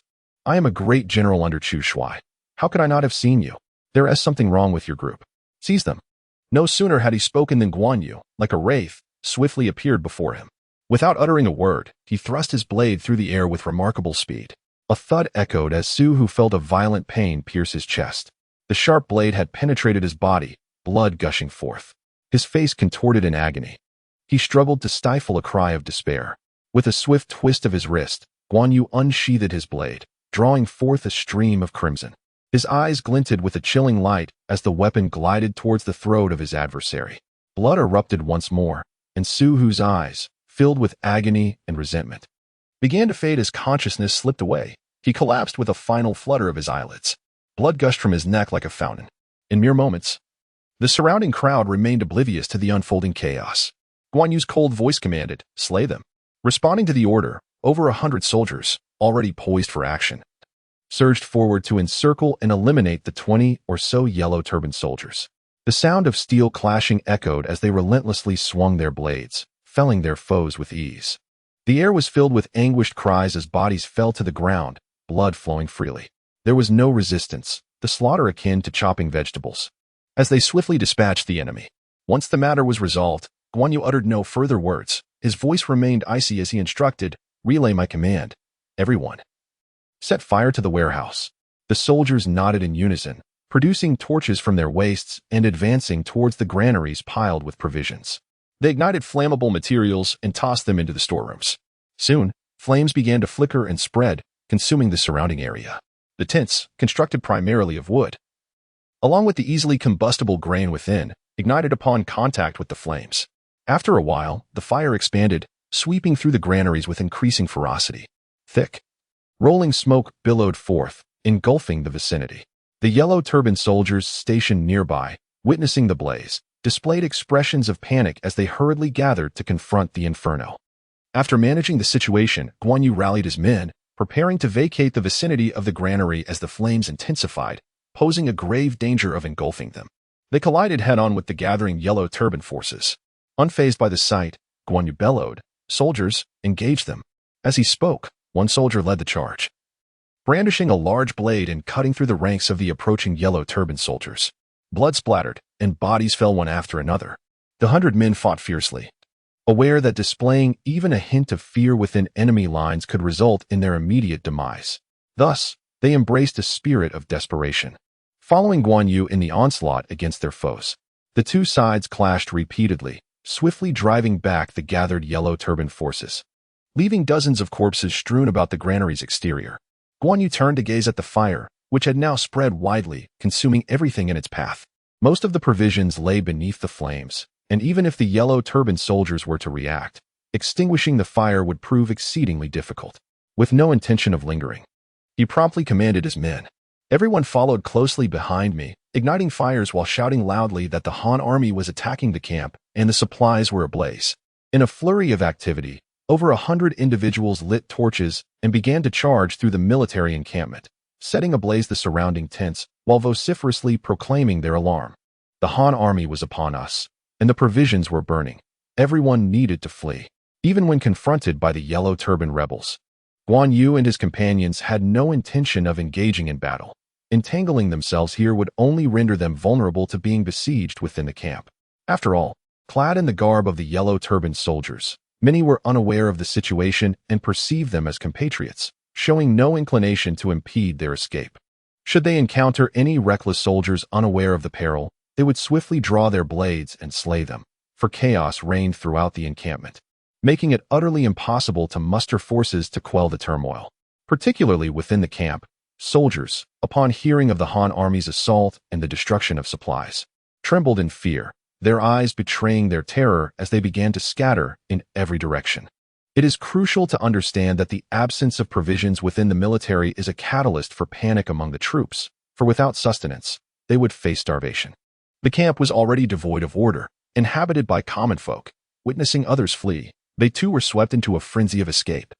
Especially as the flames soared and the cacophony of shouting filled the air, their hearts were further gripped by dread, compelling them to scatter like leaves in a tempest. Instantly, a rout ensued, spreading outward like a tidal wave. The phenomenon of a camp being overrun is exceedingly terrifying. Even the most elite soldiers could succumb to disorder and flee indiscriminately. Much less could the unrestrained Yellow Turban soldiers, comprised of ordinary citizens, maintain any semblance of discipline. They merely became a panic throng, which would inevitably impact the entire army, as the number of frightened individuals fleeing increased. Many terrified Yellow Turban soldiers began to brandish their blades, striking down their fellow compatriots. On the hillside to the east of the Yellow Turban camp, Lu Jin observed the unfolding scene, with flames reaching skyward and a cacophony of noise echoing around him. Numerous soldiers, in groups, began to flee in disarray from both sides of the camp. A glimmer of excitement shone in his eyes. It seemed Guan Yu's incineration of supplies and creation of chaos had borne fruit. Aware that the moment was ripe and must not be squandered, he understood that should the Yellow Turban army regain their composure and restore order, the opportunity for an advantageous assault would diminish. In Chapter 60, The Great Army Charges, Lu Jin unsheathed his gleaming blade, its edge glinting ominously, and commanded the thousands of soldiers below from the hillside with a resounding voice. Warriors, strike! Forge your legacy this very day. Zhang Fei, Han Dang, Zhao Ergo, and Wu Xing, their eyes ablaze with fervor, rallied their troops and began to drive the over 2,000 captives before them. Noticing some who hesitated, they would not hesitate to draw their swords and execute them. Terrified, the captives dared only to flee forward, fearing the wrath of the Han army, which loomed behind them like wolves, ready to strike should they dare to retreat. Charging forward, there remained a glimmer of hope. Over 2,000 captives, brandishing sharp blades, surged ahead, fiercely striking down the Yellow Turban soldiers. The Yellow Turban troops within the camp, already terrified, now beheld this onslaught and trembled in fear, many collapsing to the ground in screams of panic. The bolder among them, summoning their courage, hastily retreated, scattering in disarray. With the influx of over 2,000 captives into the eastern camp, chaos erupted, obliterating any semblance of order, leaving only fleeing soldiers in its wake. Lu Jin, mounted on a black steed and wielding a great sword, led the Han army into the fray, slashing mercilessly at anyone in sight, driving the rout further into the Yellow Turban camp, amplifying the pandemonium to its zenith. On the city walls, Wen Shu, draped in a long robe and armed with a blade at his waist, observed the turmoil beyond the gates. Flames soared into the sky amidst the chaos, with numerous soldiers scrambling from the camp in a frenzied retreat. Overjoyed, he understood that Lu Jin's plan had succeeded, and without uttering a word, he coldly commanded the officials behind him, Zhang Qian, lead our troops out of the city to assist Lu Jin in encircling and eliminating these Yellow Turban brigands. Upon receiving the command, Zhang Qian dared not lead the army into battle himself. Instead, he delegated the task to Wei Yu, who would command the 2,000 officers and soldiers within the city to charge forth. Soon, the grand army surged out of the city, advancing toward the camp.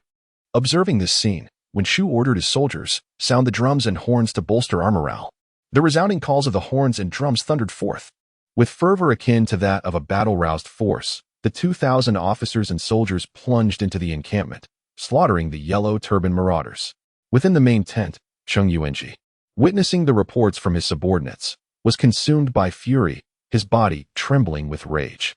He had not anticipated that the Han army would infiltrate the camp and set fire to the supplies. Consequently, his tens of thousands of troops would soon be left without sustenance, leading to imminent disarray. As if that were not enough, the entire camp was thrown into turmoil, with soldiers fleeing in all directions, devoid of any order. Zhang Yuanji's eyes blazed red, his complexion pale as he sternly addressed the assembled generals. Rally your troops and restore order within the ranks. Those who incite chaos shall face execution without mercy. The generals, dumbfounded by his words, found themselves at a loss. The camp was in complete disarray, and upon hearing of the Han army's approach, soldiers scattered in fear. How could they possibly regroup? Seeing the inaction of those around him, Zhang Yuanji unsheathed his gleaming sword, its cold light glinting ominously as he demanded, "Do you not comprehend my commands? Quickly restore order." The generals, acutely aware of Zhang Yuanji's wrath, dared not linger, fearing they might meet a swift end by his blade. They hastily departed the main tent, striving to assemble their remaining soldiers and impose some semblance of order. However, the panicked troops around them paid no heed, discarding their weapons and fleeing in terror, with many shouting that the Han army was upon them. Upon hearing these words, the generals felt a twinge of fear, hesitating in their positions. As they witnessed the Han army charging towards them, their courage evaporated, leaving no inclination to resist. Resolutely, they bit the bullet and, disregarding their thoughts, fled in disarray. The azure flag of the Central Army was carelessly abandoned on the ground, trampled by many, with no one paying it heed. Zhang Fei, astride a black steed and wielding a spear, led his contingent of over 100 soldiers, mercilessly cutting through the throng. It was as if he roamed in a desolate realm, driving the routed soldiers towards the central tent, anticipating a fierce battle upon arrival. They were instead met with the sight of the Yellow Turban soldiers abandoning their weapons and fleeing at the sight of the Han forces. Inside the tent, Zhang Yuanji sensed something amiss and hurriedly emerged, only to be met with the overwhelming presence of Han soldiers surrounding him. His body trembled slightly, nearly collapsing to the ground. The generals and personal guards who had once stood by him had deserted him in this moment of chaos, igniting a furious bitterness within him. Without further contemplation, he sought to escape alongside the fleeing soldiers. However, as he made his move, the Han army spotted him, and a voice boomed. The leader of the Yellow Turbans is here. Zhang Fei, having just vanquished 2 Yellow Turban soldiers, perked up at this proclamation and scanned the vicinity. Beside the tent stood a figure clad in the garb of a Yellow Turban commander, adorned with a yellow helmet and a blade at his waist, clearly the leader of the Yellow Turbans. Zhang Fei's eyes sparkled with excitement as he laughed heartily. "Today, you shall meet your demise at the hands of Zhang." With a swift squeeze of his horse's sides, and without hesitation, he charged forward, spear in hand. Zhang Yuanji, recognizing the impossibility of escape unless he could slay this Han general, gripped his great sword tightly and swung at Zhang Fei, intent on taking both man and horse down. Little did he anticipate that Zhang Fei's spear was remarkably swift and powerful, colliding with his sword and producing a resounding clash. Zhang Yuanji felt a numbing sensation in his hands, and an intense pain radiated through his arm, rendering him incapable of holding onto his weapon, which slipped from his grasp. Stumbling backward a few steps, he was overtaken by a look of horror. The formidable black-faced warrior before him had effortlessly disarmed him with a single thrust. A singular thought consumed him. The strength of this man was overwhelming, far beyond his own capabilities. In a panic, he turned to flee. Zhang Fei, wearing a cold smile, thought it absurd for his target to attempt escape. With a determined squeeze of his horse's sides, he surged forward like a finely honed arrow.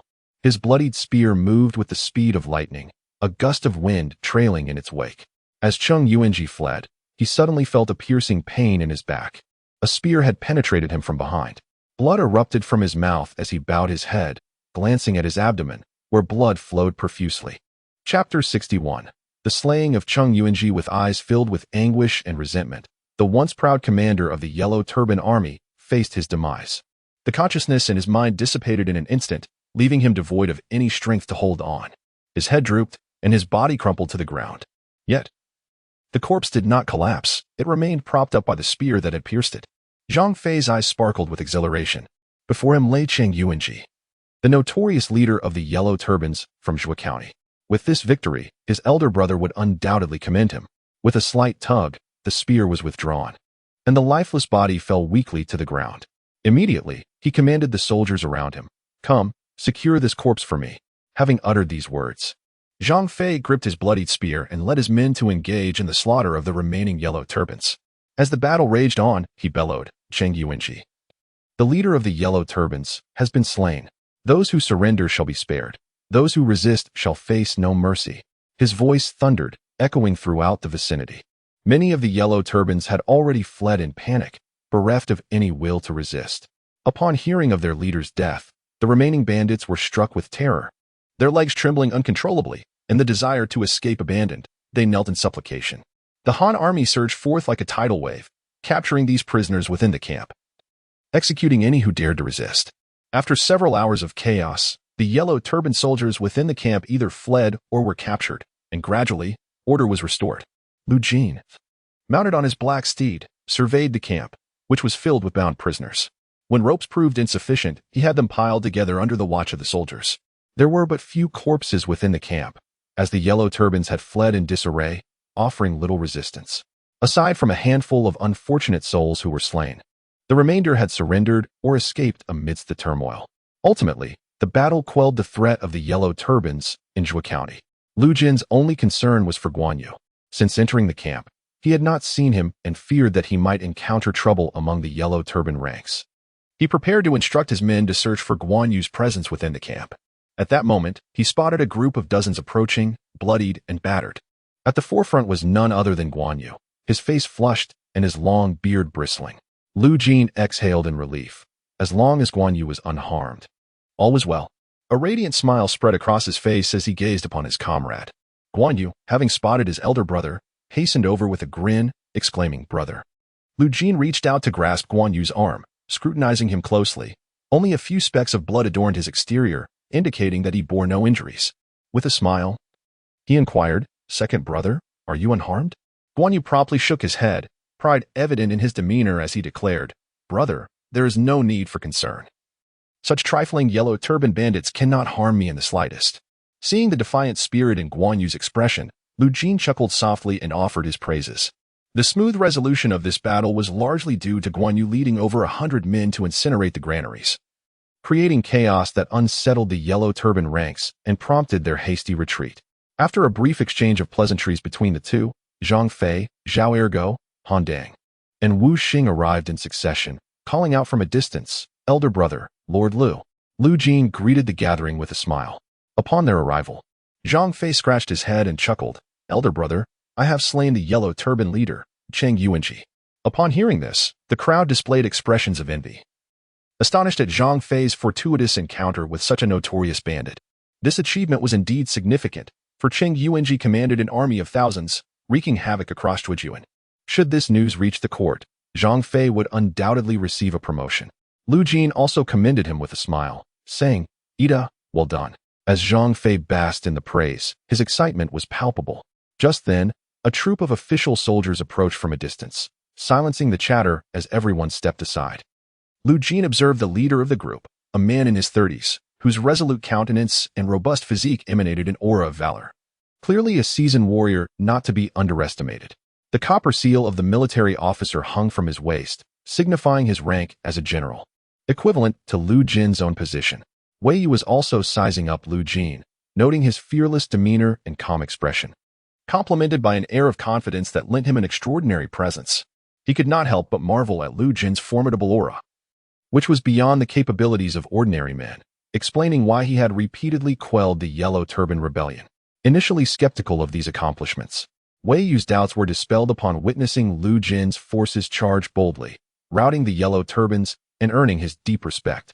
As Wei Yu approached, a smile broke through his resolute facade, and he politely introduced himself, saying, "I am Wei Yu, the garrison commander of the city. It is an honor to meet you." General Lu. Lu Jin was momentarily taken aback upon hearing Wei Yu's name. Although not widely renowned, his name had been recorded in history, indicating his exceptional capabilities. Recognizing Wei Yu's courtesy, Lu Jin reciprocated with warmth, replying, "So you are General Wei. I have long heard of your valor, and upon meeting you today, it is indeed extraordinary." Upon hearing this, Wei Yu laughed heartily and waved his hand dismissively, saying, "My reputation is but trivial. Rather, General Lu, your recent exploits have been nothing short of remarkable, achieving victory after victory and annihilating thousands of Yellow Turbans, earning accolades from the noblemen of the county. With this latest triumph, your contributions are exemplary. Once the governor reports your achievements, it will not be long before you ascend to a higher rank. Lu Jin nodded with a smile, not denying his merits, for they were hard-earned through the bravery of himself and his soldiers. He understood the importance of these accolades in his quest for advancement, knowing that the more well-known he became, the more difficult it would be for anyone to diminish his achievements. With a smile on his face, he offered his congratulations. Wei Junho. Today's battle was nothing short of extraordinary. The esteemed individuals atop the city tower must have taken note, and I am certain that the court will reward you accordingly. When the time comes, I shall extend my congratulations on your well-deserved promotion. Wei Yu, upon hearing these words, erupted into hearty laughter, his excitement palpable. He regarded Lu Jin with newfound admiration, elevating his appreciation for him to unprecedented heights. With such remarkable achievements, Lu Jin remained humble and courteous, displaying no arrogance or impatience. It is clear that his future accomplishments shall be substantial. Had it been an ordinary general who vanquished so many yellow turbans, he would undoubtedly be strutting with pride. Chapter 62. The conclusion of battle. After the two exchanged flattering remarks, Lu Jin spoke up.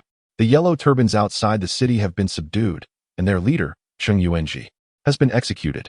We must now gather these captives, secure them, and tally the results of our victory before reporting back. Wei Yu nodded in agreement and promptly instructed his soldiers to assist Lu Jin in counting the spoils of this battle. On the city tower of Zhou County, when Shu beheld the aftermath of the fierce battle, which concluded with a resounding victory for the Han forces, a smile of exhilaration gracing his face. The officials beside him mirrored his excitement, their expressions brimming with joy. Not only had they eliminated the threat outside the city, but they had also vanquished a significant number of yellow turbans. It was likely that many would receive promotions as a result, especially Zhang Qian, who, since their victory, had not ceased smiling. As the county captain, he oversaw all military personnel within the county. Thus, he would share in the glory of any military achievements. Although when Shu held a higher position, the multitude of accomplishments would certainly facilitate his advancement. His admiration for Lu Jin deepened. The young man was indeed his fortunate star, possessing not only social acumen but also exceptional valor in battle. Once subsequent matters were settled, it would be imperative to cultivate a strong relationship with him. This individual was no ordinary figure. His future prospects were bound to be remarkable, and fostering an alliance would be advantageous. Even when Shu, standing before the assembly, harbored similar sentiments, it was evident to all that the swift pacification of the Yellow Turbans in Zhou County was largely due to Lu Jin's courageous and skilled leadership. When the time came to report to the court, he would undoubtedly receive his due recognition.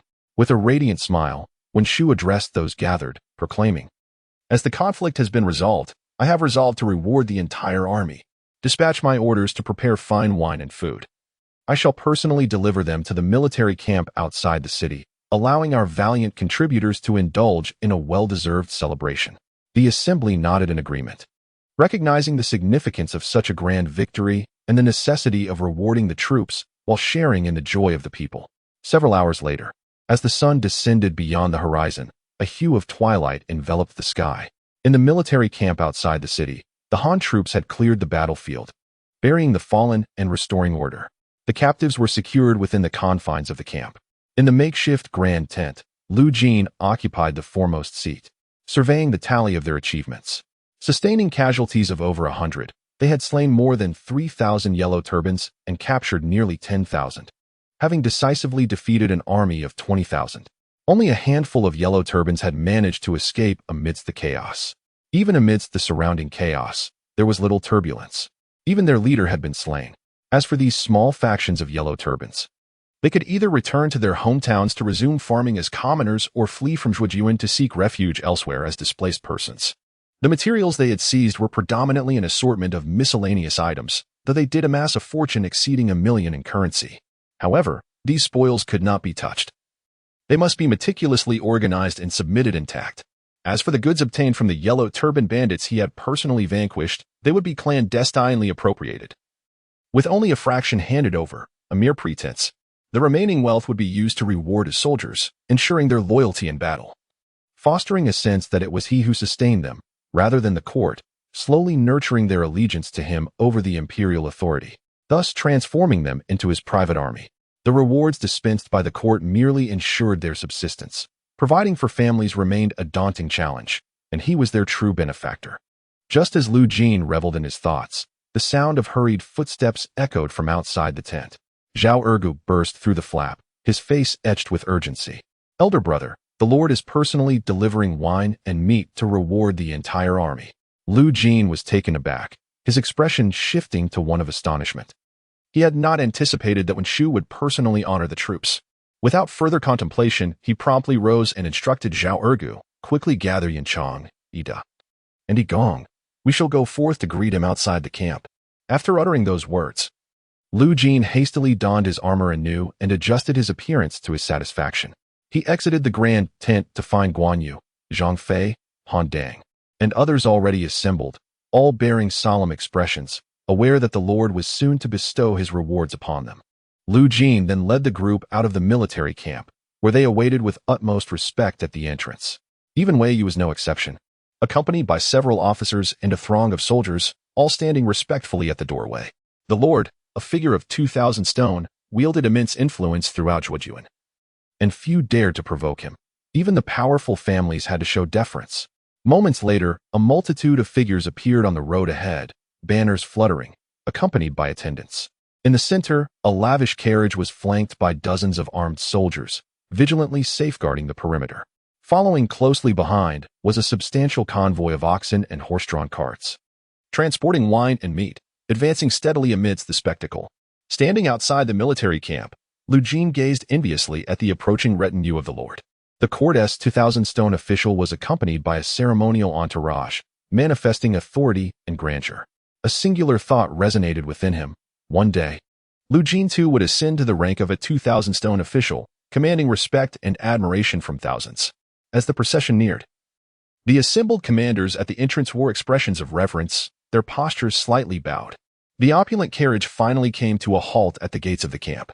Clad in a brocade robe and adorned with a silver seal and blue ribbon, symbolizing his esteemed position, Wen Shu, with the assistance of maidservants, gracefully descended from the carriage. Standing before the gathered crowd, none dared to be remiss. They promptly bowed deeply and proclaimed, "We pay our respects to the lord of the manor." Upon hearing this, Wen Shu's face illuminated with a benevolent smile as he gestured for the assembly to rise. His gaze swept over the array of generals before him and, after a brief moment of contemplation, settled upon Lu Jin, the foremost among them. In his profound eyes, a flicker of surprise emerged. For Lu Jin's countenance was resolute and fearless, exuding an aura that commanded respect even in the presence of his lord. Sensing the scrutiny directed at him, Lu Jin chose not to meet Wen Shu's gaze, but instead lowered his head slightly, displaying an air of deference. Despite harboring grand ambitions, he understood the need to recognize his own position as merely a military marquis of 600 stones, merely an insect in the eyes of the Lord. To exhibit excessive pride would only invite disdain. Even the officials accompanying him cast furtive glances at Lu Jin, assessing whether he possessed extraordinary abilities. They were well aware that this young man was a celebrated hero of the recent conflict, credited with quelling the rebellion of the Yellow Turbans, making him the focal point of attention. Chapter 63. Rewarding the troops. After a moment of appraisal, Wen Shu spoke with a smile, "You must be the illustrious Lu Jin, known for your remarkable victories against the Yellow Turbans. Today, you have displayed unparalleled valor, vanquishing over 10,000 bandits. Truly, your reputation precedes you, and you are as extraordinary as the rumors suggest." His words resonated throughout the assembly, eliciting expressions of astonishment. The fact that the Lord began with such commendation indicated his considerable esteem for Lu Jin. In response, Lu Jin, with a respectful demeanor, clasped his fists and replied, "I am deeply honored by your praise, my lord. Any accomplishments I have achieved are largely due to your steadfast leadership in Zhuojuan, which instilled fear in the hearts of the Yellow Turbans, causing their morale to shatter. It is because of your authority that I have emerged victorious in battle. Thus, all credit belongs to you." Upon hearing this, the surrounding officials exchanged incredulous glances, unable to fathom that such eloquent flattery could emanate from a seasoned warrior. They thought to themselves that his praise was indeed resounding. It was evident that Lu Jin had once been besieged within the city by tens of thousands of Yellow Turbans, enduring insults and humiliation without retaliation, merely waiting for the right moment to strike. Yet, with his words, he deftly shifted the narrative, attributing the glory of the battle to Wen Shu and erasing any trace of the humiliation he had suffered, transforming it instead into a tale of wisdom and might. Wen Shu felt his heart blossom like a flower, his smile unable to be contained. He had not anticipated such flattering words from the young man. They warmed his spirit. Little did he realize the extent of his own influence, that his presence within the city could indeed intimidate the Yellow Turbans. Standing behind them, Zhang Qian listened to Lu Jin's flowery praise and couldn't help but feel a sense of déjà vu. This young man had once extolled Zhang Qian in a similar manner, and now he was singing the praises of Wen Shu. Jealousy flickered in his eyes, nearly causing him to grind his teeth in frustration. Originally, these flattering words were meant for one's own ears. However, since Wen Shu occupies the highest position, the flattery can only be savored by him. Envy aside, there is no resentment in his heart. At the very least, this battle was fought splendidly, and his contributions are undeniable. Wen Shu's smile grew increasingly genial as he graciously accepted the accolades, softly proclaiming, "Though I say this, you generals and soldiers have valiantly fought against the Yellow Turbans, earning great merit, which I shall not disregard. I have come today to reward the entire army and to honor those who have excelled." At this juncture, Wen Shu paused momentarily before continuing, "Wen, please compile a list of the brave warriors who fought valiantly and report it to me. I shall discuss with the officials of the prefecture and promote those who deserve it. As for your merits, I will duly report them to the court and request a reward for you." Upon hearing these words, Lu Jin's heart swelled with joy. Realizing the substantial benefits bestowed upon him, clearly a reciprocal gesture, the authority to determine the merits of these soldiers means that he could promote all his subordinates, such as Zhang Fei, Guan Yu, and Han Dang, to the rank of military marquis without issue, as Wen Shu would undoubtedly not oppose. He immediately bowed deeply and declared, "Thank you, my lord." The officials standing behind him displayed expressions of envy, recognizing his extraordinary fortune in gaining the lord's favor.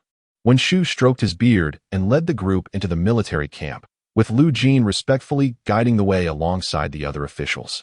Meanwhile, the wine and meat on the carriage had already been transported inside by the surrounding soldiers, allowing the kitchen to prepare a sumptuous feast to reward the troops. As dusk gradually descended, the entire military camp buzzed with excitement. Soldiers brimmed with enthusiasm, relishing the prospect of feasting on meat and drinking copiously. Not to mention the rewards that awaited them. In the makeshift military tent, Wen Shu took his place at the head, while the others sat on either side, predominantly high-ranking officials from the prefecture. Only those with ranks of 600 stones or higher were permitted to join the gathering, leaving lower-ranking officials excluded from the festivities. Even the valiant Guan Yu and Zhang Fei, despite their remarkable achievements, were not invited by Wen Shu to partake in the drinking, primarily due to their insufficient rank. Lu Jin sat in the second position beneath Wen Shu, with Zhang Qian, the county commander, seated above him. The seating arrangement indicated Wen Shu's high regard for Lu Jin, treating him as the second in command of the military. Although some contributions were acknowledged, it was undeniable that following this battle, Lu Jin's official rank would be elevated, likely to that of a 1,000-stone cavalry commander, marking him as a significant figure within the prefecture, not easily trifled with. In contrast, Wei Yu, although also a military marquis, occupied the last seat in the tent. Despite his merits, they were not substantial enough to capture Wen Shu's attention. Once all were gathered, Wen Shu raised his cup, a smile gracing his face as he spoke. "Today marks a rare and splendid occasion. I raise this cup in celebration with all of you." The guests within the hall graciously lifted their goblets, their faces adorned with expressions of reverence, and drained them in one swift motion. Wen Shu gently placed his cup upon the table, turning to Lu Jin beside him and inquired, "My dear Wen, how fared our troops in today's battle? What of our victories?" Without hesitation, Lu Jin promptly stood from the table, bowed deeply, and declared in a clear voice, "I report to you, my lord, that we have achieved a resounding victory today, having annihilated over 3,000 foes and captured nearly 10,000, with our own casualties numbering just over 100. Upon hearing this, the assembled company nodded in satisfaction. Lu Jin truly exemplified a capable and valiant commander. To defeat an enemy force of 10 to 20,000 with so few men was indeed a remarkable triumph. Wen Shu felt a wave of contentment wash over him at this news. The total of enemy forces vanquished, numbering between 20 to 30,000, constituted a significant military accomplishment. If reported to the court and embellished by a few thousand, claiming the enemy slain totaled 50,000, it would surely cause a stir among the officials, even garnering praise from His Majesty. Such a feat could potentially secure a marquis title, which would greatly enhance his political capital. The distinction between a governor with a marquis title and one without was vast, rendering them incomparable, once his credentials were sufficiently impressive. Bearing the title of marquis would pave his way into the court. And what of the bandit leader, Chang Yuanji? At this thought, a glint of cold resolve flickered in Wen Shu's eyes. Chang Yuanji, the leader of the Yellow Turbans, had once insulted him before the townsfolk, and he had vowed in his heart to have his head as a trophy, a fitting tribute to his deep-seated resentment. Chapter 64. Reputation on the rise. Upon hearing this, Lu Jin quickly clasped his fists and stated, "As for that bandit leader, Chang Yuanji, he has already been slain by my brother, Zhang Fei. His corpse remains within the camp, and I request your orders regarding it." Wen Shu felt a surge of satisfaction upon hearing this, and, with a cold smile, replied, "Excellent. Let us sever Chang Yuanji's head and display it at the entrance of Zhujiuan. As a warning to the surrounding populace, let it be known that those who dare to oppose us will meet a similar fate." Lu Jin bowed deeply once more, promptly instructing his personal guards to attend to the matter. Thus, the gathering continued within the military tent, cups raised in camaraderie as they engaged in light-hearted conversation. Even Lu Chong, his distant uncle, sat amidst the army, occasionally lifting his cup to clink with Lu Jin's, exchanging pleasantries and subtle compliments. He understood that following this victory, Lu Jin was destined for promotion, and even he, as a prefect, felt a desire to forge closer ties. Lu Jin's accomplishments had already positioned him to assume the rank of a 1,000-stone general, elevating him significantly above Lu Chong. In these tumultuous times, military leaders could rise to prominence with their deeds, and Lu Jin's ascent might be imminent. With just one more step forward, he could reach the threshold of 2,000 stones, and with steady perseverance over the years, he could become a regional governor, the pillar of the Lu family in Zhujiuan. The other officials, not wishing to be left out, also raised their cups to join in the toasts, showering him with flattering words in abundance. Lu Jin welcomed all with open arms, returning respect in equal measure, fostering amicable relations with everyone. Particularly with Wei Yu, the two engaged in lively conversation, calling each other brothers and sharing a mutual admiration. However, the true focus of the day was the esteemed Wen Shu. The flattery and praise from the crowd never ceased, resonating from the commencement of the banquet until its conclusion. 3 days later, the lively atmosphere of the military camp gradually dissipated, returning to its original state. Everyone resumed their respective duties, with various troops returning to their stations. Lu Jin temporarily commanded his contingent, stationed at the military camp outside the city. Following the recent suppression of the Yellow Turban rebels, uncertainty loomed over the emergence of any further threats, prompting Lu Jin to secure Zhou County and maintain stability within the region. Additionally, Wen Shu had already communicated the military achievements to the court, and it was merely a matter of time before the rewards would be bestowed. Whether Lu Jin would remain in the county to hold an official position or be reassigned elsewhere remained uncertain. Within the military camp outside the city, Lu Jin sat on a small stool, observing the soldiers training in the drill grounds, including Zhang Fei, Guan Yu, and Han Dynasty. He commanded a force of exactly 1,500, comprising 500 seasoned soldiers and 1,000 militia, who were not formally organized by the court. Typically, after the conclusion of warfare, such units would be disbanded. Yet, Lu Jin did not dissolve his troops. Instead, he continued to train alongside the battle-hardened soldiers. After several fierce encounters, the assembled 1,000 militia gradually transformed into veterans, their combat effectiveness undoubtedly formidable.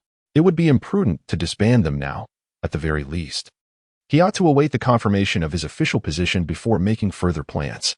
However, he harbored suspicions that once he entered the court's purview, it was highly probable he would be dispatched to Jizhou to join the Imperial forces in quelling the Yellow Turban rebels. Jizhou was the stronghold of the Zhang brothers, commanding hundreds of thousands of troops and exerting formidable influence over Hebei, a situation that was increasingly escalating. The court, concerned about this development, would undoubtedly mobilize various forces to converge and suppress the threat. Following historical patterns, Lu Ji would likely continue in his role as the northern general, overseeing the entire northern front. Lu Jin had a strong chance of being appointed under his command. Though Lu Ji had not achieved significant victories against the Yellow Turban army, his performance could be deemed adequate. Ultimately, he faced a rather unfortunate fate of being relegated to a monitoring role in Luoyang. Nevertheless, Lu Ji was known for his integrity and uprightness, and he would not exploit his subordinates' military accomplishments. Serving under him would indeed be a respectable endeavor for a time. For now, Lu Jin could only take it one step at a time, as the future remained uncertain. After all, commanders who had participated in the Yellow Turban Rebellion were generally promoted, with many being granted titles and honors. Half a month later, in the Imperial Palace of Luoyang. The Chuming Hall, resplendent and solemn, served as the venue for the emperor and officials to convene for discussions. Within the Grand Hall, Emperor Lu Hong, clad in his dragon robe, appeared frail and dispirited, yet the majesty of the Han Emperor still commanded respect. As the sovereign wielding substantial power, Emperor Lu Hong commanded profound respect from the civil and military officials in the court. Observing the recent developments on the battlefield, his brow furrowed, his cheeks flushed with indignation.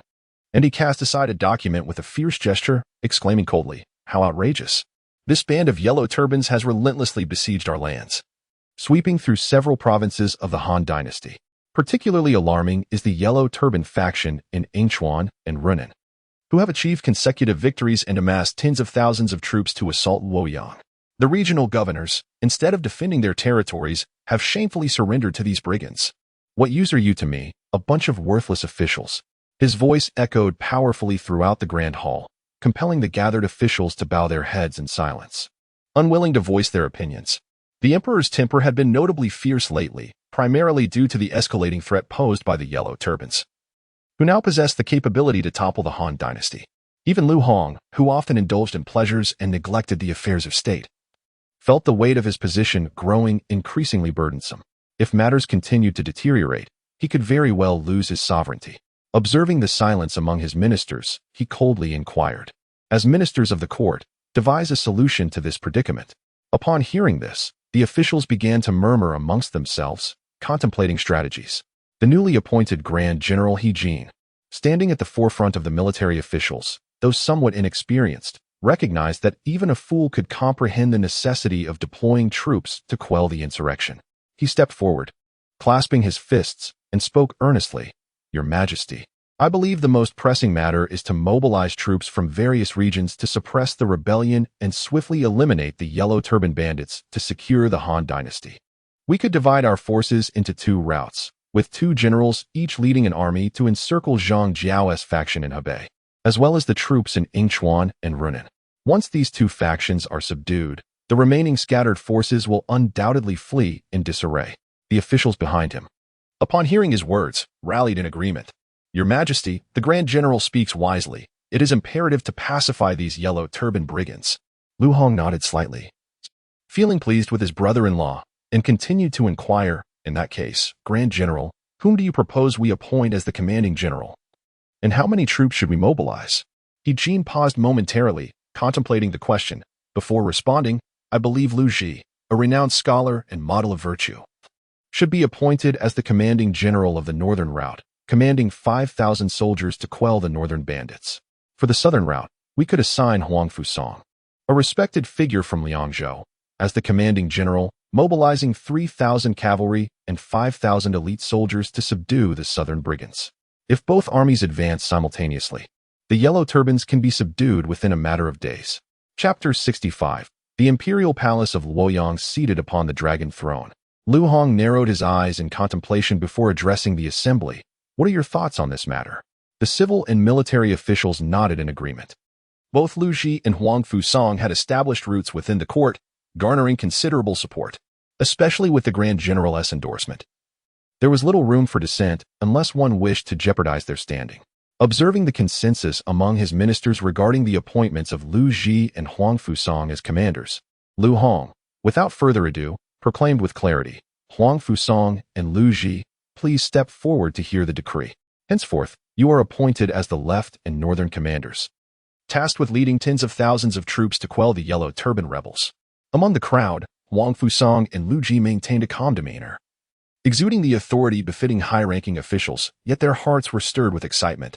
After all, they were entrusted with the command, should they succeed in subduing the Yellow Turbans. Titles and honors would surely follow. The two promptly stepped forward, bowing deeply, expressing their gratitude, pledging to devote themselves wholeheartedly to restoring peace and stability to the Han Dynasty. Lu Hong nodded slightly, his gaze shifting to the other officials present, and he inquired with a composed demeanor, "Does anyone have further matters to present? If not, we shall conclude today's court session." The officials whispered among themselves, ultimately finding no pressing issues to report. Observing this, Lu Hong prepared to signal the dismissal of the court. At that moment, hurried footsteps echoed from outside the hall, followed by a loud shout. "Urgent news from Yuzhou." The officials within the hall trembled at the sound, instinctively sensing foreboding. Given the current turmoil with the Yellow Turban rebels wreaking havoc across the land, such urgent news could hardly bode well. Was it possible that Yuzhou had succumbed to invasion? Even the Grand General could not suppress a sigh. It was disheartening to receive reports of defeat before the campaign had even commenced, potentially dampening the morale of the troops. The outcome of this expedition remained uncertain. And should Huang Fusang and Lu Ji falter in battle, he, as their proponent, would bear the consequences, if not facing severe repercussions. He would certainly fall out of favor with the emperor. Seated upon the dragon throne, Lu Hong had initially formulated strategies, confident that quelling the Yellow Turbans was merely a matter of time. However, the sudden urgent report disrupted his composure, filling him with unease. The officials exchanged sharp glances, their expressions tense, praying for favorable news rather than dreadful tidings. Otherwise, the emperor's wrath would surely be unleashed upon them, leading to a scathing reprimand. As the palace guards entered, they felt the weight of the officials' scrutinizing gazes, their hearts racing with trepidation, each step seemingly a struggle. Before them stood a cadre of high-ranking officials whose mere presence could shake the very foundations of Luoyang. At that moment, a stern and authoritative voice resonated throughout the hall. "What urgent news has arrived from Yuzhou? Present the information to me at once." Hearing this command, the palace guards immediately knelt on one knee, clasping their fists together, and announced in a clear voice, "Your Majesty, the prefect of Zhuojuan, Wen Shu, along with other officials, has jointly reported that Cheng Yuanji, one of the 36 leaders of the Yellow Turbans, has led tens of thousands of troops to besiege Zhuojuan. Prefect Wen Shu, commanding the local soldiers, has steadfastly defended the city, ordering his subordinate Lu Jin to lead the army. In a series of victorious battles outside the city, they have eradicated the enemy, slaying over 30,000 and capturing nearly 10,000, successfully clearing Zhuojuan of the Yellow Turbans. Even the rebel leader Cheng Yuanji was slain on the spot." Upon hearing this news, the officials' eyes widened in astonishment, filled with disbelief. Rather than a report of defeat, they had received an unprecedented victory. With the local troops, they had managed to annihilate 40,000 enemies in Zhuojuan. The faces of the crowd were illuminated with excitement. With this splendid news, it was likely that His Majesty would not be enraged, and the worries that had plagued them would finally dissipate. Even the commanding general, He Jin, felt a subtle relief within. Fortunately, it was a resounding victory that not only bolstered morale but also ensured the tranquility of the emperor. Seated upon the dragon throne, Lu Hong's countenance remained somewhat sullen. For a moment, he did not comprehend the situation. He had initially intended to unleash a torrent of wrath upon the officials of Yuzhou, planning to dismiss them all. Instead, he learned of a grand triumph. With over 40,000 enemies vanquished, including the notorious Yellow Turban leader, Cheng Yuanji, who had been slain, his gloomy expression transformed instantaneously into one of joy, and laughter began to resonate throughout the hall. "Ha ha ha. Wen Shu and Lu Jin have performed exceptionally well. I am greatly pleased." The officials within the hall, witnessing the emperor's hearty laughter, felt a profound sense of relief. Ever since the Yellow Turban Rebellion erupted 2 months prior, their sovereign had maintained a stern visage, appearing as though he bore the weight of countless debts. After a hearty laugh, Lu Hong returned to his usual demeanor, his visage still commanding as he addressed the gathered officials gently. "Since the onset of the Yellow Turban Rebellion, this is the first dispatch of good news we have received, and it marks our first truly splendid victory. As the chief contributors, I invite you to suggest how I should bestow rewards." General He Jin, without a moment's hesitation, stepped forward with a smile and proclaimed, "Your Majesty, since the establishment of the Han Dynasty, merit must be rewarded and transgressions must be punished. The annihilation of over 40,000 foes warrants that Governor Wen Shu of Zhuojuan be granted a marquette, showcasing the vastness of imperial grace. Such an act would inspire officials across the realm to valiantly combat the enemy and serve the court dutifully." The court officials nodded in agreement. Conferring a marquette upon Wen Shu seemed unremarkable. After all, he held the esteemed position of 2,000 stones, had established connections within the court. And now with his military achievements, bestowing a marquette was indeed justified. Lu Hong, seated upon the dragon throne, nodded in acquiescence to He Jin's words. His authoritative voice resonated. "In that case, I shall confer upon Wen Shu the title of Marquis of Zhongting, with a fief of 1,000 households." Turning his gaze towards Lu Jin, whose name had surfaced in the battle report, Lu Hong was somewhat taken aback. He had not anticipated that this valiant commander was merely a military marquis, a rank he deemed somewhat lowly and unworthy of his attention. He decided to pass over this matter, delegating it to his subordinates for resolution. However, he did add a few significant words. He is a member of the Imperial clan, a descendant of Zhao Wang Lu Liang. This revelation piqued his interest greatly. He had not expected a prodigious talent to emerge from the royal family. The lineage of Zhao Wang was closely entwined with the Imperial line, having once aided Emperor Guangwu in restoring the Han Dynasty and reshaping the realm. Contemplating this, Lu Hong resolved to mention it within the court, as it could provide support in the future. As long as he displayed exceptional capabilities, he would be well-positioned for further advancement. In his eyes, individuals from the Imperial family were relatively trustworthy, and he was inclined to promote those who exhibited outstanding talents. Clearing his throat gently, Lu Hong's voice continued. Lu Jin, as a commander of the troops, has achieved continuous victories and has rendered immense service in this grand conflict. I have decided to promote him to Chengdu Wei, commanding his troops to join forces with Lu Ji's men, obeying orders to encircle and eliminate the Yellow Turban bandits in the north. What are your thoughts, esteemed officials? Chapter 66. The deputy Sima. Upon hearing these words, many individuals in the court furrowed their brows. A mere military marquis, with a modest rank of 600 stones, was suddenly elevated to the position of a 2,000-stone general. Although he had indeed rendered significant service, he remained just a military marquis in the eyes of these noble ministers. Such a promotion seemed an egregious breach of protocol.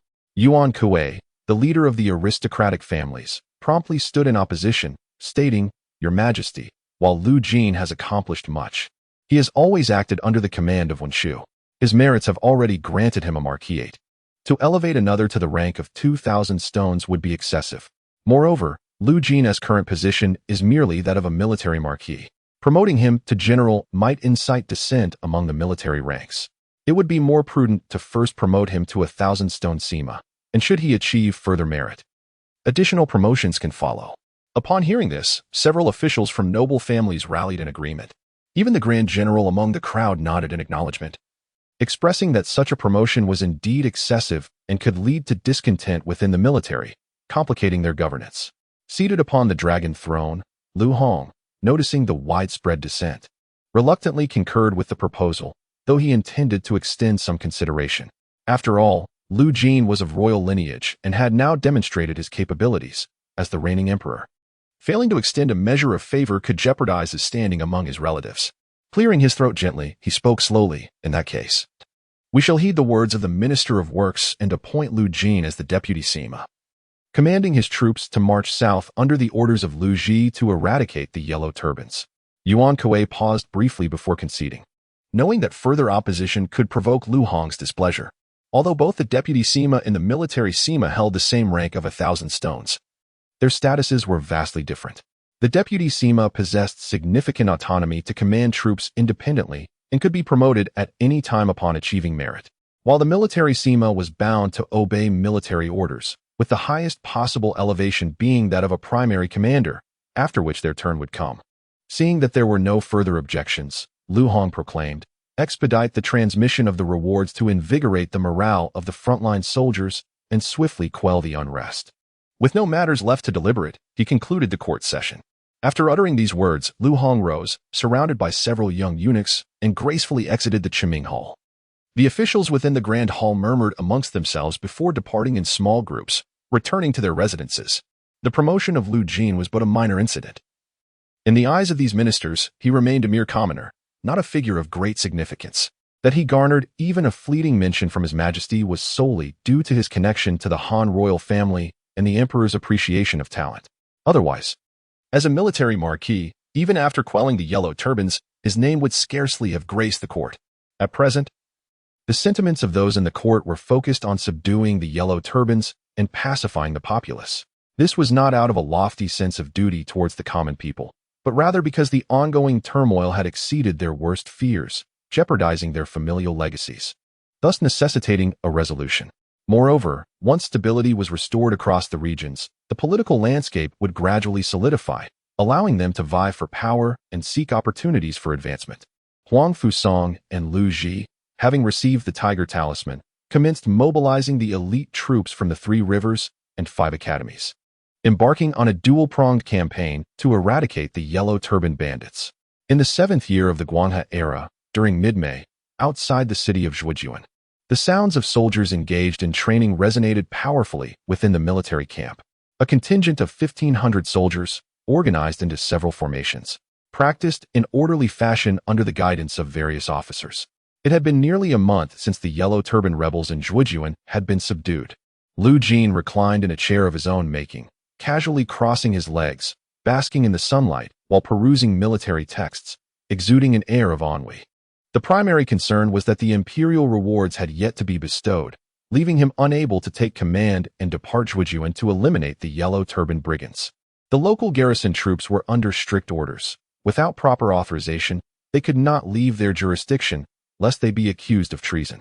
After a lengthy yawn, Lu Jin rose from his rocking chair, stretching lazily. Observing the monotonous drills of the troops, he pondered that if such intense training persisted, the soldiers might become irritable. Any endeavor, once institutionalized, tends to lose its essence over time. After a moment of contemplation, Lu Jin resolved to introduce some tug-of-war and kuju, a form of ancient football, activities among the troops, offering rewards for the winners. This not only would enhance the soldiers' physical strength, but also instill a sense of joy, a truly beneficial arrangement. He promptly instructed his trusted aides to summon figures such as Guan, Zhang and Han Dynasty for consultation. Shortly thereafter, the aforementioned individuals appeared, bowing respectfully upon arrival. "Elder brother, esteemed lord," they greeted. Lu Jin nodded slightly, a smile gracing his lips. "I perceive that the prolonged training has become excessively tedious. I intend to organize some tug-of-war and kuju activities, with rewards for the champions. This will not only bolster the soldiers' stamina, but also elevate their spirits." Upon hearing this, Guan, Zhang, and the others nodded in agreement, their eyes sparkling with anticipation. Indeed, their elder brother's idea was quite feasible. With their consent, Lu Jin directed them to gradually implement these activities within the camp, starting with simple tug-of-war competitions. Following these, the soldiers would engage in kuju, while others could gather to watch. Occasionally, a player would stumble, eliciting bursts of laughter, and when a goal was scored, spirited cheers erupted. After several days of implementation, the atmosphere within the camp improved significantly. Previously, even the fiercest warriors had grown lethargic from continuous drills. Now, with a balance of work and leisure, the camp was filled with merriment, and the soldiers wore smiles, brimming with vitality. Seated in his chair, Lu Jin observed the kuju activities unfolding before him. Upon witnessing a ball being kicked into the goal, a surge of excitement filled his heart, prompting him to rise and applaud enthusiastically. A smile spread across his face, as he found the kuju matches far more exhilarating than watching the national football team. If only the national team had soldiers of such vigor, they would not be plagued by the phenomenon of refunding fans. Just then, Zhao Erji approached with an excited smile, his voice heralding his arrival before his figure appeared. "Brother, there is splendid news. The little yellow gate has arrived in the city. I just witnessed their convoy entering the governor's residence, evidently here to convey an imperial decree." Upon hearing this, Lu Jin promptly rose, a smile gracing his face. After waiting so long, the arrival of the little yellow gate was finally at hand. Yet, uncertainty lingered within him regarding the official position the court would bestow upon him. After all, he was merely a military marquis, despite his numerous accomplishments. The noblemen of the county would be prioritized, leaving him with little hope of even appearing in the court. Logically, had his achievements been attributed to a scion of a prominent family, they would have likely attained the rank of a 2,000 shirt commander. Should the brothers Yuan Shao and Yuan Shu have received these military honors, they would undoubtedly have been conferred titles of nobility. If Lu Jin were to fail in securing even the position of a 1,000 shirt general, his heart would be filled with despair, compelling him to seek alternative paths. Shaking his head, Lu Jin dismissed such thoughts. He resolved to accept whatever came his way. After all, with the little yellow gate's arrival, once the county's rewards were distributed, should there be any grants, they would surely reach the military camp outside the city. Conversely, if no developments occurred, his hopes for an official title would likely dissipate. Casting a glance at Zhao Ergu beside him, Lu Jin instructed, "Prepare 100,000 coins." Zhao Ergu was taken aback by this request and inquired with confusion, "Brother, what do we need the money for?" Lu Jin patiently clarified, "The little yellow gate has traveled a great distance. If I do not offer some form of benefit upon their return to the palace, they might speak ill of me to those eunuchs, and that would be disastrous. Thus, it is imperative to prepare the necessary gifts to avoid any unpleasantness. Additionally, It allows me to curry favor with those eunuchs, ensuring I am not targeted in the court, and perhaps they may even speak a kind word on my behalf. Nodding in understanding, Zhao Ergu recognized his elder brother's adeptness in navigating social intricacies. Regardless of the individual, it was always money that paved the way. This reputation had earned Lu Jin considerable admiration in the county. Soon, he descended to prepare several large chests, filling them with 100,000 copper coins. Lu Jin, accompanied by Guan Yu, Zhang Fei, and Han Dang, awaited at the military camp's entrance. After a brief while, several horse-drawn carriages approached leisurely. Zhang Fei, with his booming voice, announced, "Brother, those eunuchs have arrived." The group turned their gazes forward, witnessing the palace carriages swaying as they drew nearer. A smile spread across Lu Jin's face, and his worries dissipated entirely. With the little yellow gate's arrival, his official position was assuredly destined for elevation. However, the wheels of the carriage left deep impressions in the dusty road, hinting at their considerable weight. It appeared that many in the county were astute enough to recognize the necessity of extending some form of benefit to the little yellow gate. Before long, the carriages came to a halt outside the military camp. Two attendants lifted the curtain of the carriage, revealing the little yellow gate within. As he descended, his slender face bore an air of aloofness, and with a sweeping glance over the assembly, his sharp voice echoed, "Where's Lu Jin, Lu Waney?" Upon hearing those piercing words, Lu Jin felt a mix of anxiety and determination, yet he immediately stepped forward, his face adorned with a respectful expression. Clasping his fist in greeting, "I am Lu Jin, here to pay my respects to the esteemed envoy." The young official gave a slight nod, his tone remaining indifferent. As his sharp, high-pitched voice continued, "This envoy comes bearing the emperor's decree to bestow a reward." Lu Wenyu stepped forward to receive the edict, and upon hearing the proclamation, Lu Jin promptly knelt on one knee, bowing his head and raising both hands above it in a gesture of reverence. Behind him, Guan Yu, Zhang Fei, Han Dang, and others followed suit, kneeling with fists clasped, manifesting their respect. After all, it was the emperor's command. To witness a decree was akin to witnessing the emperor himself. Thus they dared not act with insubordination. The young official unfurled the imperial edict, reading the characters inscribed upon it, his murmuring voice filling the air. "For your merits in pacifying the Yellow Turbans in Zhujian, you are appointed as a general of a separate department, holding a rank of 1,000 stones. After several days of mobilization, you shall lead your troops to Jizhou, obeying the orders of the northern general to continue the fight against the Yellow Turbans and eliminate the enemies of the state." Upon hearing this, Lu Jin's countenance brightened with joy, for the title he received exceeded his expectations. He was not merely a military officer, but a general of a separate department. Furthermore, he was entrusted to lead his troops to Jizhou, responding to the summons of the northern general, undoubtedly Lu Ji. This was indeed in alignment with his aspirations. With great reverence, he accepted the decree, his voice filled with gratitude. "Thank you, Your Majesty, for your gracious favor. I shall exhaust all efforts to vanquish the foes and alleviate your burdens." In addition to the edict, there was a reward of a copper seal with a black ribbon, a symbol of authority reserved for officials of the rank of 1,000 stones or above. Lu Jin slowly rose, winking at Zhao Ergu behind him. Understanding the signal, Zhao Ergu promptly made his way to the back, soon returning with a cart. Looking at the young official before him, Lu Jin smiled and softly remarked, "Envoy, please accept this humble local specialty as a token of my respect." The envoy glanced at the cart, his expression softening slightly as he nodded in acknowledgement. "General Lu, as a member of the Han royal family, your performance has been commendable, and the emperor is quite pleased. Henceforth, dedicate yourself to fiercely combating the enemy. Should you achieve notable merits, the emperor will certainly promote you further." Lu Jin's heart soared with elation upon hearing this. He had not anticipated catching the emperor's eye. It seemed a delightful surprise. Undoubtedly, his royal lineage played a significant role. Had he been an ordinary youth, he might not have garnered even a glance. His ingratiating smile deepened as he replied, "Thank you for your guidance, envoy. I shall not disappoint the emperor's expectations." The young official nodded slightly, having no intention of lingering, and instructed several attendants to escort the cart into the convoy.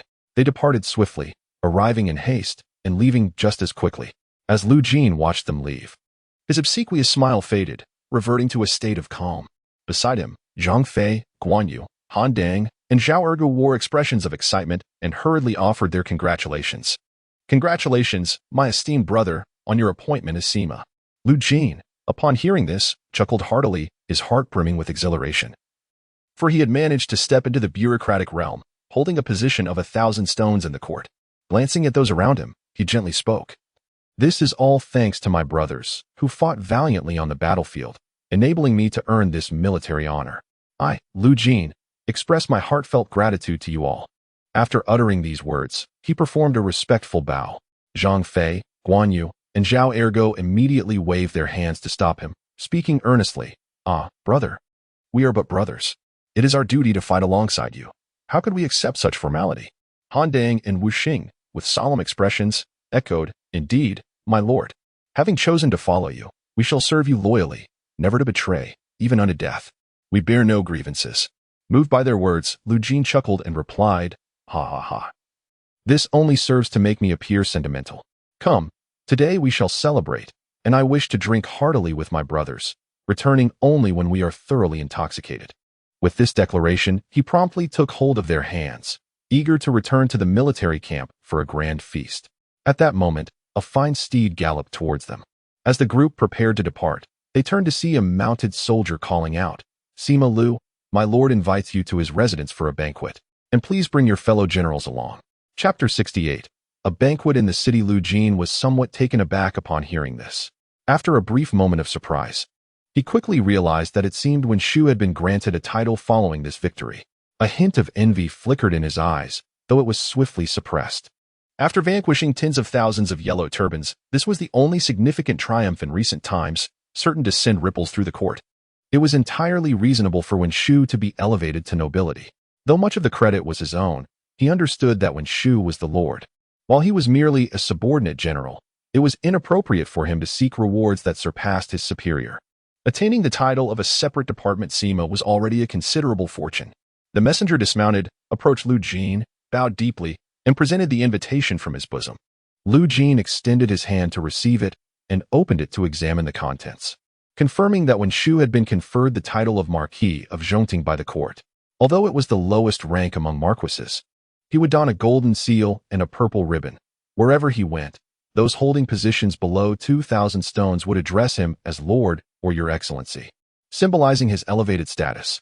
There was also an honorary title of Marquis within the pass, regarded as the most humble. After receiving the invitation, Lu Jin turned to Guan Yu, Zhang Fei, and the others, smiling as he said, If we wish to indulge in revelry, we must go to the governor's residence to sample the wine of this marquis. Fourth brother, prepare 100,000 coins and load them onto a cart for the lord. Upon hearing this, the others nodded, their hearts tinged with envy. For he was a marquis of the Han. It was a challenging feat for ordinary individuals, let alone officials of 2,000 stones, to attain such a title throughout their lifetimes. This was the way of the Han. Without military merit, one could not be ennobled. However, by the late Han and the Three Kingdoms period, such distinctions had lost much of their weight. Soon, several carriages were prepared, and after everyone boarded, the carriages slowly departed from the military camp, proceeding along the official road towards Zhuojuan City. At this moment, the governor's mansion was adorned with festive decorations, radiating joy and bustling with activity. Officials of various ranks brought exquisite gifts to pay their respects, while even the prominent families within the city vied to present their offerings, eager to convey their congratulations on the governor's elevation to Marquis by the court. The entire Zhuojuan city was already aware of this development.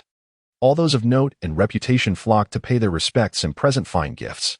Even those of lesser status pushed through the crowds, striving to forge connections with the esteemed individuals. Outside the governor's mansion, a few individuals approached, bearing gifts in hand. They were promptly intercepted by the guards at the entrance, where the leading guard commander inquired sternly, Who are you? Do you possess an invitation? The group turned to a middle-aged man beside them, dressed in a long robe. He exuded a semblance of official authority and, with a sycophantic smile, replied, I am Lu Bai, a humble servant from Zhuo County, here to congratulate the governor on his elevation to Marquis, accompanied by my younger kin. Upon hearing this, the leading guard's brow furrowed. How audacious for a mere county servant to attempt entry into their lord's banquet. It would surely incite laughter if word got out. His face instantly displayed impatience. Yet he retained a modicum of composure and refrained from expelling them outright. Instead, he waved his hand dismissively, coldly stating, If you lack an invitation, be on your way. Lu Bai, feeling anxious, realized he had boasted of introducing his kin to the local dignitaries. Being turned away before even entering would be a severe blow to his pride. He quickly retrieved a few coins from his robe, cautiously extending them with a sycophantic grin, saying, "Gentlemen, please make an exception. We merely wish to enter briefly to present our gifts and will not intrude upon the esteemed guests." The leading guard, looking disdainfully at the coins, swatted them away, sending them clattering to the ground. He scolded angrily, "Is this all you have to offer? Are you trying to bribe us? You lot better leave at once, or we won't hesitate to take you into custody." At his words, several guards stepped forward, hands resting on their blades, their eyes gleaming with menace. Should these individuals refuse to depart, they would face no mercy. Seeing the guards' rising ire, Lu Bai quickly donned a smile, trembling as he urged, "Gentlemen, please. We shall take our leave immediately." At this moment, disregarding his dignity, he pulled the young men beside him, preparing to exit. One resolute young man, however, displayed a look of anger and retorted coldly, "It's merely a banquet. What is so exceptional about it that they would dare to look down upon us?" Lu Bai, startled by this outburst, swiftly grasped the young man's arm and implored anxiously, "Shinda, one must not be disrespectful. Before us stands the residence of the Marquis, a place we cannot afford to provoke." The leading guard, upon hearing the brash words of the youth, displayed a glimmer of anger in his eyes and coldly commanded, "You audacious fool, how dare you speak so insolently? Seize them all and throw them into the dungeon." Several guards swiftly drew their gleaming blades, ready to apprehend the group before them. Lu Bei, witnessing the guards preparing to take action, felt a surge of alarm. Without a trace of hesitation, he declared in a chilling tone, "Dare you? I am Lu Bei, son of Emperor Jing and descendant of the Prince of Zhongshan, Lu Sheng."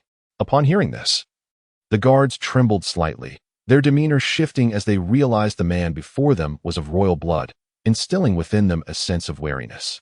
After all, the Lu family in Jua County had numerous members of varying ranks, yet they could not ascertain from which branch this young man hailed. At that moment, several horse-drawn carriages approached, slowly coming to a halt at the entrance of the governor's mansion. The curtains of the carriage were drawn back to reveal Lu Jin, clad in an ornate robe and adorned with a bronze seal and black sash, exuding an imposing aura as he descended. Flanking him were Guan Yu, Zhang Fei, and others. As Lu Jin surveyed the chaotic scene at the governor's mansion, his brow furrowed slightly, pondering whether someone dared to cause trouble at this moment. The leading guard, upon recognizing Lu Jin, wore a respectful expression and hurriedly approached, clasping his fists in greeting, "I pay my respects to Lu Sima." His voice resonated throughout the gathering, drawing the attention of those nearby. The youthful figure, handsome and robust, emanated the air of authority, particularly emphasized by the bronze seal and black sash at his waist, signifying his status as a high-ranking official. The surrounding atmosphere instantly stilled, and respect was evident in the gazes directed toward him. Lu Jin, observing the sudden quietude, felt no surprise. After all, he was a thousand-stone official of the court, a figure of prominence in the region, not easily trifled with. He turned to the guards and inquired, what caused such a commotion at the gate? The leader of the guards, eager to flatter, pointed forward and replied, "Reporting to Lu Sima, this group arrived without an invitation, causing a disturbance. When I attempted to expel them, they refused to comply and instead spoke arrogantly." Lu Jin, upon hearing this, expressed mild intrigue. Why not apprehend them? The guard hesitated momentarily before continuing. "This individual claims to be a descendant of the Prince of Zhongshan, a member of the royal family, and we do not dare to seize him without further orders. Thus, we must report to the esteemed ones within the mansion for their decision." Lu Jin's interest was piqued upon hearing this revelation of a descendant of the Prince of Zhongshan, and he cast his gaze forward. He noticed the surrounding individuals displaying signs of anxiety, lowering their heads, unwilling to meet his gaze. The leading young man possessed a resolute visage, with prominent ears and hands that fell past his knees, garbed in coarse garments. He exuded an air of solemn dignity, revealing no fear of authority, though his slightly trembling legs betrayed his outward strength. Upon recognizing the familiar visage, I was momentarily taken aback, for it was none other than the infamous Lu Bei. Lu Jin, unable to suppress a smile, approached him with a hearty laugh, exclaiming, "Shinda, it has been quite some time." Lu Bei, upon hearing this, turned to his side and was astonished to find none other than Lu Jin, whom he had not seen in ages. The sight of the bronze seal and black sash adorning Lu Jin's waist left him utterly stupefied. He had not anticipated that Lu Jin was now the esteemed Sima. It felt as if a thunderbolt had struck, leaving his mind in a haze. In just 2 short months, Lu Jin had ascended to the rank of 1,000-stone Sima, while he remained in the city, toiling away selling straw sandals for mere copper coins. The chasm between their fortunes had widened dramatically. After a brief moment of daze, Liu Bei forced a smile that was more sorrowful than tears, saying, "Ah, it is you, brother Waney. Who would have thought we would meet again? And you have become 1,000-stone Sima. Congratulations." Lu Jin, observing Liu Bei's expression, secretly chuckled. Although Liu Bei wore a smiling face and spoke flattering words, a discerning eye could detect the envy beneath. Yet, Lu Jin paid it little mind, for their relationship was merely a fleeting acquaintance. He harbored no intention to harm Liu Bei, as he was merely a sandal seller in the city, and whether he could rise to prominence remained uncertain. Moreover, it was the tumultuous times that forged heroes, rather than heroes creating chaos. Even if Liu Bei were to perish, others would surely emerge in his stead, potentially disrupting the already tenuous balance of the late Han Dynasty. Contemplating this, Lu Jin's eyes glimmered with a cold resolve. He decided to keep Liu Bei confined within Zhou County, lest he wander and become a formidable adversary. With a smile, he said, "Brother Shinda, I see you have come bearing gifts. Why not accompany me to my residence to pay your respects to the Lord? I would be delighted to introduce you, and perhaps we can secure you a promising path." Liu Bei, upon hearing this, was momentarily taken aback, his eyes sparkling with excitement, his body trembling slightly. The prospect of Lu Jin recommending him to the Lord presented an opportunity to ascend rapidly. If he could attain a position of several hundred stones, he might yet catch up to Lu Jin. Without hesitation, he replied, "I am most grateful, Brother Waney."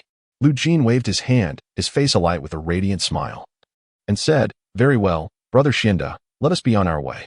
With that, Lu Jin stepped forward, and his companions, Guan Yu and Zhang Fei, followed suit. As they passed by Liu Bei, both exchanged a fleeting glance, neither particularly caring. Liu Bei then turned to his companion, Liu Bai, greeting him with palpable excitement. "Uncle, that man was my sworn brother, Lu Jin, renowned for quelling the Yellow Turban Rebellion, his fame resounding throughout Zhou County." Upon hearing this, Liu Bai's heart swelled with joy, and he eagerly stroked his beard, laughing heartily. "To my surprise, Xuanda possesses such admirable brothers. He truly lives up to the reputation of the Qilan son of the Liu family from Lusang village. It seems that his future achievements will undoubtedly be extraordinary. Xuanda, go forth and embrace the banquet. I hope you earn the esteem of the Lord and revive the legacy of our Zhongshan Jingwang lineage." Liu Bei solemnly nodded, greeted a few individuals, and then turned to enter the estate. Upon entering, Lu Jin was soon attended to by guards, who approached with respectful expressions, bowing slightly as they spoke in a clear voice. "Lord Lu Sima, please follow me. I shall guide you ahead." Lu Jin nodded, leading the group behind him, along with the recently arrived Liu Bei, as they followed the guard onward. As they walked through the Grand Governor's residence, the group felt somewhat like country bumpkins entering the city, having never resided in such a vast estate before. The interior was exquisitely adorned, featuring bamboo pavilions, ponds, and gardens. Soon, they arrived at the entrance of the main hall, where dozens of guards stood watch. One of them, with a courteous demeanor, slowly spoke, "Lord Lu Sima, you must relinquish your sword upon entry. It is the custom, and we ask for your understanding." Lu Jin nodded, unperturbed, aware that those attending the banquet were either affluent or noble, including the recently conferred Lord Wenshu, hence the prohibition of carrying weapons to prevent any potential harm from drunkenness. The group promptly unbuckled their blades and placed them aside. Under Lu Jin's guidance, they stepped inside. The tables within the hall were already laden with drinks and delicacies, and many guests had taken their seats, chatting in small groups.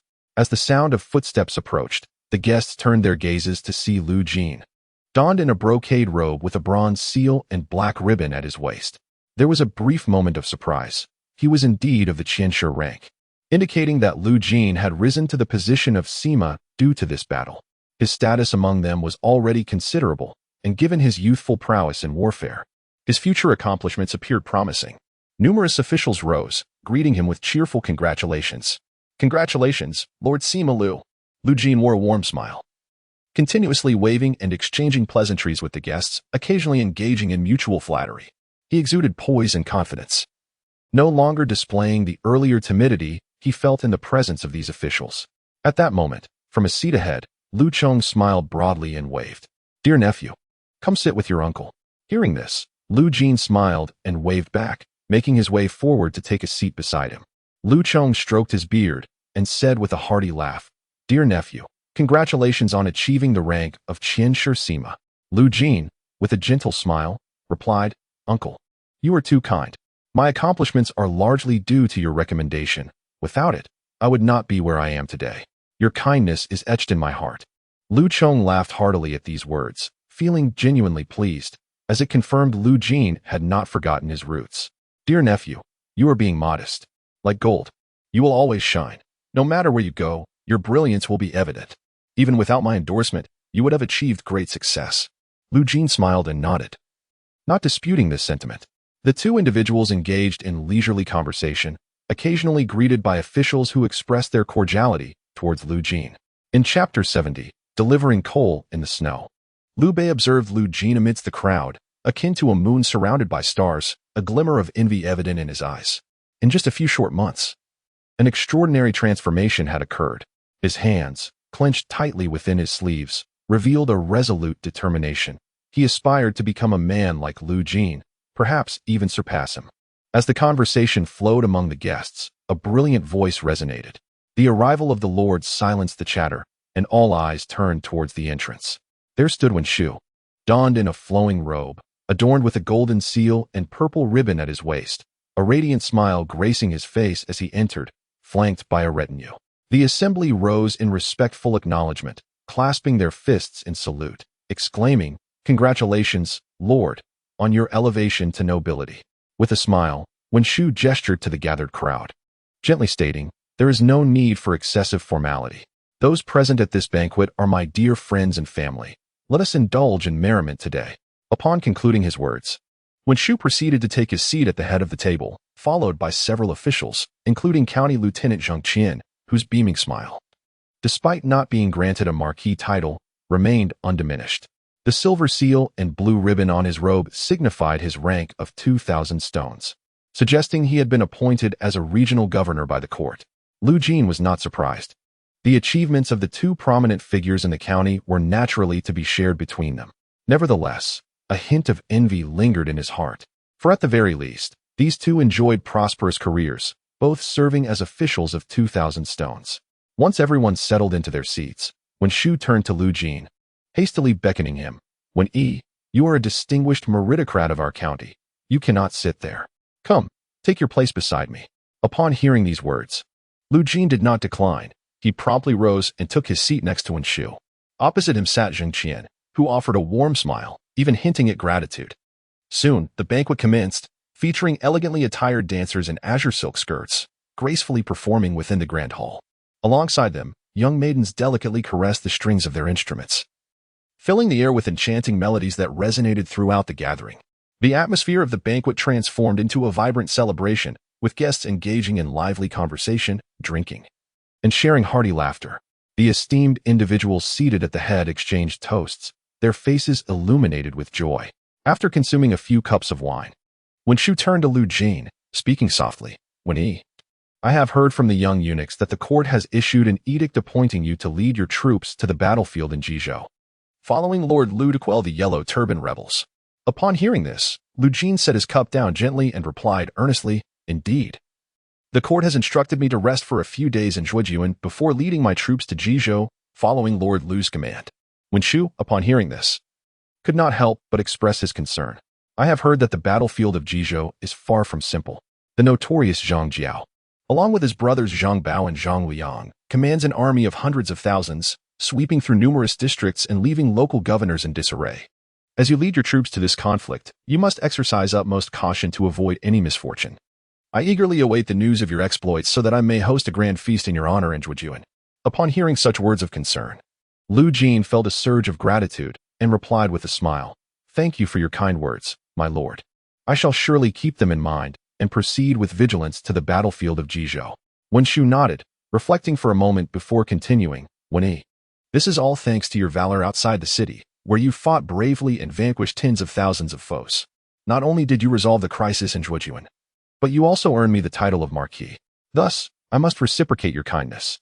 Presently, our camp outside the city holds merely 1,000 troops, which may not suffice for significant action in Jizhou. Therefore, I shall allocate an additional 1,000 men from the county to your command, to follow your orders as we march to quell the Yellow Turbans. As for the ranks beneath the military marquis, you shall have the authority to appoint them, representing my earnest intent in bestowing you this honor." Hearing this, Lu Jin's heart leapt with joy. He had not anticipated such generosity from Wen Shu. This was indeed a timely boon. After all, leading merely 1,000 troops to Jizhou under the command of tens of thousands would likely yield little reward or recognition. However, with an increased force, his prestige in the army would certainly rise, potentially allowing him to reap some benefits. Raising his cup, his eyes gleaming with excitement, he clasped his hands together and proclaimed, "I am deeply grateful for your support, my lord. Should you require my service in the future, I shall pledge my life to obey your commands." With that, Lu Jin downed his drink, signifying his respect. Wen Shu laughed heartily, feeling quite satisfied. It is essential to note that his assistance to Lu Jin was not without purpose. He recognized the young man's potential, which had already begun to manifest at such a tender age, promising extraordinary achievements in the future, especially in these tumultuous times, with fires of conflict raging across the land. Should Lu Jin succeed in quelling the Yellow Turbans in Jizhou, he might attain a marquis himself, even surpassing Wen Shu. At that juncture, to seek Lu Jin's favor might prove to be a fruitless endeavor. It would be wiser to assist him now, fostering his growth, so that he would not forget the kindness shown to him. Seated across the table, Zhang Qian observed this exchange, momentarily stunned, yet soon grasped the rationale behind Wen Shu's support for Lu Jin. Clearly, it stemmed from a recognition of the young man's potential, with an intention to aid him in his moment of need, hoping for manifold returns in the future. With a smile on his face, he spoke gently. "With such magnanimity from the esteemed lord, I too cannot be parsimonious, especially considering my current position of authority, overseeing 2,000 stones. A privilege granted largely due to your support. Presently, your army comprises mere foot soldiers, and as you prepare to venture into Jizhou to eradicate the Yellow Turbans, it is crucial to acknowledge that the vast plains of that region favor cavalry. Thus, I shall personally finance the gift of 500 horses to you, enabling the formation of a cavalry unit, with the hope that you shall achieve great feats in Jizhou." Upon hearing this, Lu Jin trembled with excitement. The joy on his face only intensified. 500 horses hold immense significance for him, not merely in terms of monetary value, but also due to the sheer difficulty of acquisition. He never anticipated such generosity from these two high officials. Yet, it quickly became apparent to him that their support stemmed from a recognition of his potential. Their assistance now is but an investment, reflecting their belief in his future growth, and they hope he will remember their timely aid. Chapter 71. The arrival of Wei Yu with determination in his eyes. He raised his cup in a slight gesture of respect towards Zhang Qian across the table and drank heartily. He proclaimed, "I am profoundly grateful for the immense kindness of both lords. I, Lu Jin, shall forever remember this favor and will not hesitate to assist you in the future." Wen Shu and Zhang Qian exchanged smiles, having grown fond of Lu Jin during their interactions. His humility, courtesy, and gratitude were refreshing, distinguishing him from the ungrateful who, once elevated, forget those who supported them. Thus, the two felt no burden in their investment, even if it were to yield no returns. They had already reaped sufficient benefits. One had been ennobled, while the other had attained the position of governor. Nevertheless, Lu Jin did not forget to promote Liu Bei. Though his intentions were not entirely altruistic, he merely aimed to secure a minor official position for him in Zhuojuan, ensuring he would not soar to unforeseen heights. Moreover, this would enhance his own reputation, as he wished to uplift his kin, proving himself worthy of support in the eyes of the Liu clan. Liu Bei, having received Lu Jin's assistance, would undoubtedly remember this favor, for to forget it would tarnish his credibility and hinder his future prospects. As the banquet drew to a close, Lu Jin, flushed from drink, reveled in the joy of receiving such substantial support and indulged in hearty libations. After bidding farewell to Wen Shu and Zhang Qian, he was swiftly aided by Guan Yu and Zhang Fei, who escorted him away from the governor's residence and towards the military camp outside the city. As for Liu Bei, Lu Jin informed him to wait at home for an official notice. The following morning, in the military camp outside Zhuojuan, Lu Jin stood before his tent, stretching lazily. Bathed in the warm glow of the sun, a smile graced his lips, for everything was unfolding favorably. At that moment, Zhao Ergu hurriedly approached, exclaiming, "Brother, the 1,000 troops promised by the Lord have arrived and are currently waiting for your reception outside the military camp."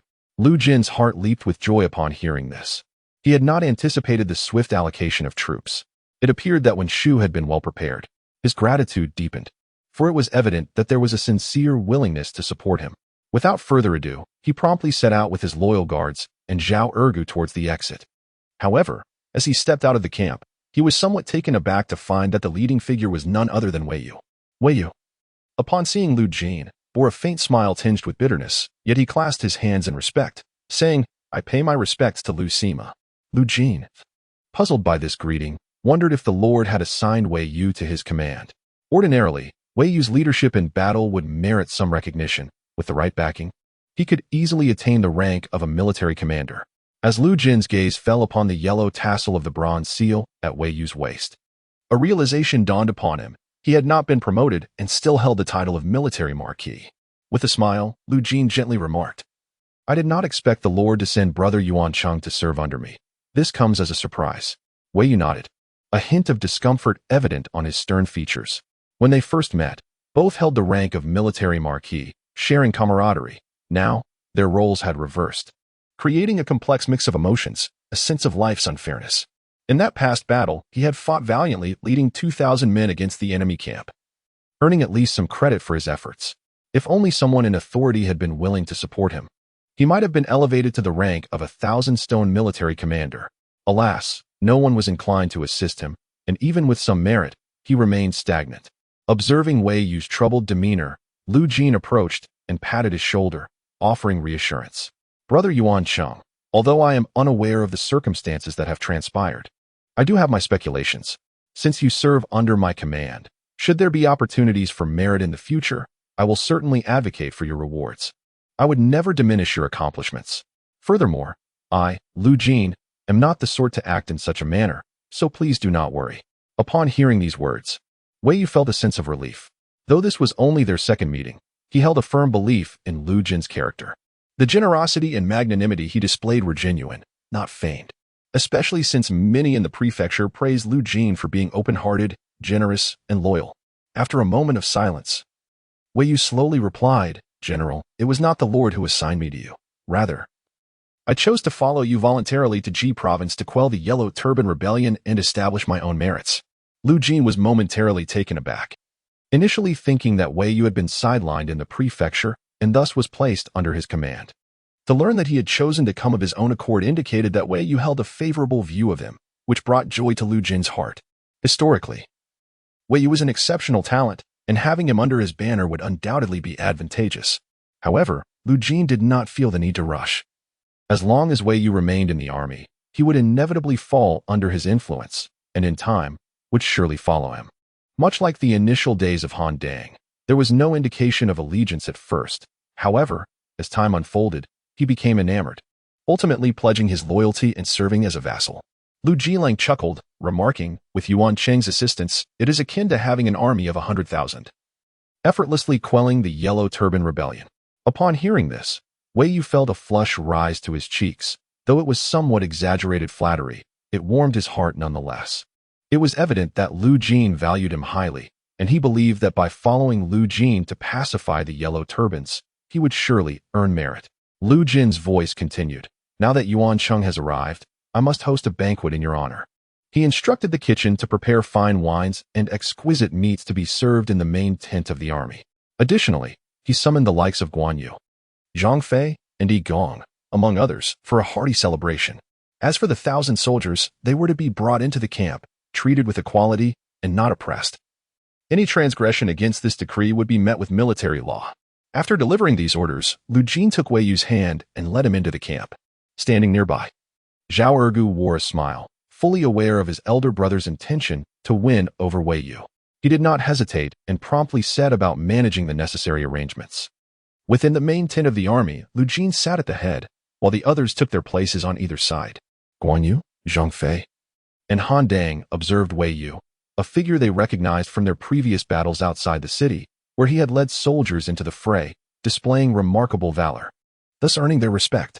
As the feast was laid before them, Lu Jin cheerfully announced, "I trust you all are acquainted with Wei Yu, so I shall refrain from extensive introductions. He is now under my command and will accompany us to Jizhou to quell the Yellow Turbans. You must treat him as one of your own and not impose any oppression, otherwise, I shall not hesitate to take action." Zhang Fei, upon hearing this, burst into laughter, saying, Brother, rest assured, once he joins our ranks, he shall be regarded as one of our own. I will not allow anyone to bully him." He then turned away with a mischievous grin, adding, "However, when it comes to drinking, I shall not let you off easily. Today, I intend to get you thoroughly intoxicated." Han Dang chimed in, laughing, "Indeed, once you enter the army, we are all brothers. Yet, it is customary that we must ensure you are well and truly inebriated." Observing their spirited demeanor, Wei Yu felt a surge of warmth within. It was clear that they were all hearty individuals, and there was no room for deceit, only camaraderie. He smiled and replied, "If you wish to get me drunk, you must first showcase your prowess. I, Wei Yu, have never feared a drinking challenge, so do not underestimate my capabilities." Zhang Fei, without any hesitation, lifted a jug of wine and placed it on Wei Yu's table. With a broad grin, he declared, "If that is the case, let us commence. I, Zhang, can hardly contain my eagerness." With that, he began to drink deeply from the jug, relishing the experience. Seeing this, Wei Yu did not shy away. He opened his own jug and joined in, drinking with fervor. The two were like two opposing forces, neither willing to yield. Seated at the forefront, Lu Jin observed the scene before him and chuckled softly. Indeed, Zhang Fei was rather boisterous, easily evoking laughter within the ranks. The others, not wishing to be outdone, eagerly indulged in the feast, consuming meat and drinking heartily, the atmosphere growing increasingly vibrant. After several rounds of wine and a variety of dishes, Lu Jin addressed the assembly. "Currently, our army consists of 2,500 soldiers, to be divided into 5 divisions, each led by a general commanding 500 troops." Upon hearing this, the gathered men set down their bowls, their eyes shimmering with anticipation. Being a general conferred a rank of 600 bushels, accompanied by the privilege of wearing the copper seal and yellow sash, symbolizing their esteemed position. Even the ordinarily composed Guan Yu revealed a glimmer of excitement in his phoenix eyes. Lu Jin, noticing the eager gazes of his comrades, smiled gently and continued, "The first division of troops will be under the command of Guan Yu. The second division will be led by Zhang Fei. The third division shall be commanded by Han Dang. The fourth division will be overseen by Wei Yu, and the fifth division will be led by Wu Xing. Zhao Ergo will manage the logistics and reconnaissance for the army. After organizing the military, you are all to diligently train your soldiers, leaving no room for laziness. When the time comes to confront the Yellow Turban rebels, we will face tens of thousands, perhaps even hundreds of thousands. Should anyone falter in the heat of battle, I, as your commander, will hold you accountable." The soldiers, invigorated by the orders, rose in unison, their faces alight with enthusiasm, proclaiming, "We shall faithfully obey the command of our commander." Lu Jin nodded with a smile and resumed his revelry with the company. 3 days later, the army was successfully divided into 5 divisions, each comprising 500 men, rigorously trained under their respective leaders. Additionally, 500 horses had been gradually delivered to the camp. Although somewhat uneven in quality, they were serviceable nonetheless. Lu Jin promptly initiated the formation of cavalry, selecting skilled riders from within the ranks to comprise a unit of 500 under Guan Yu's command.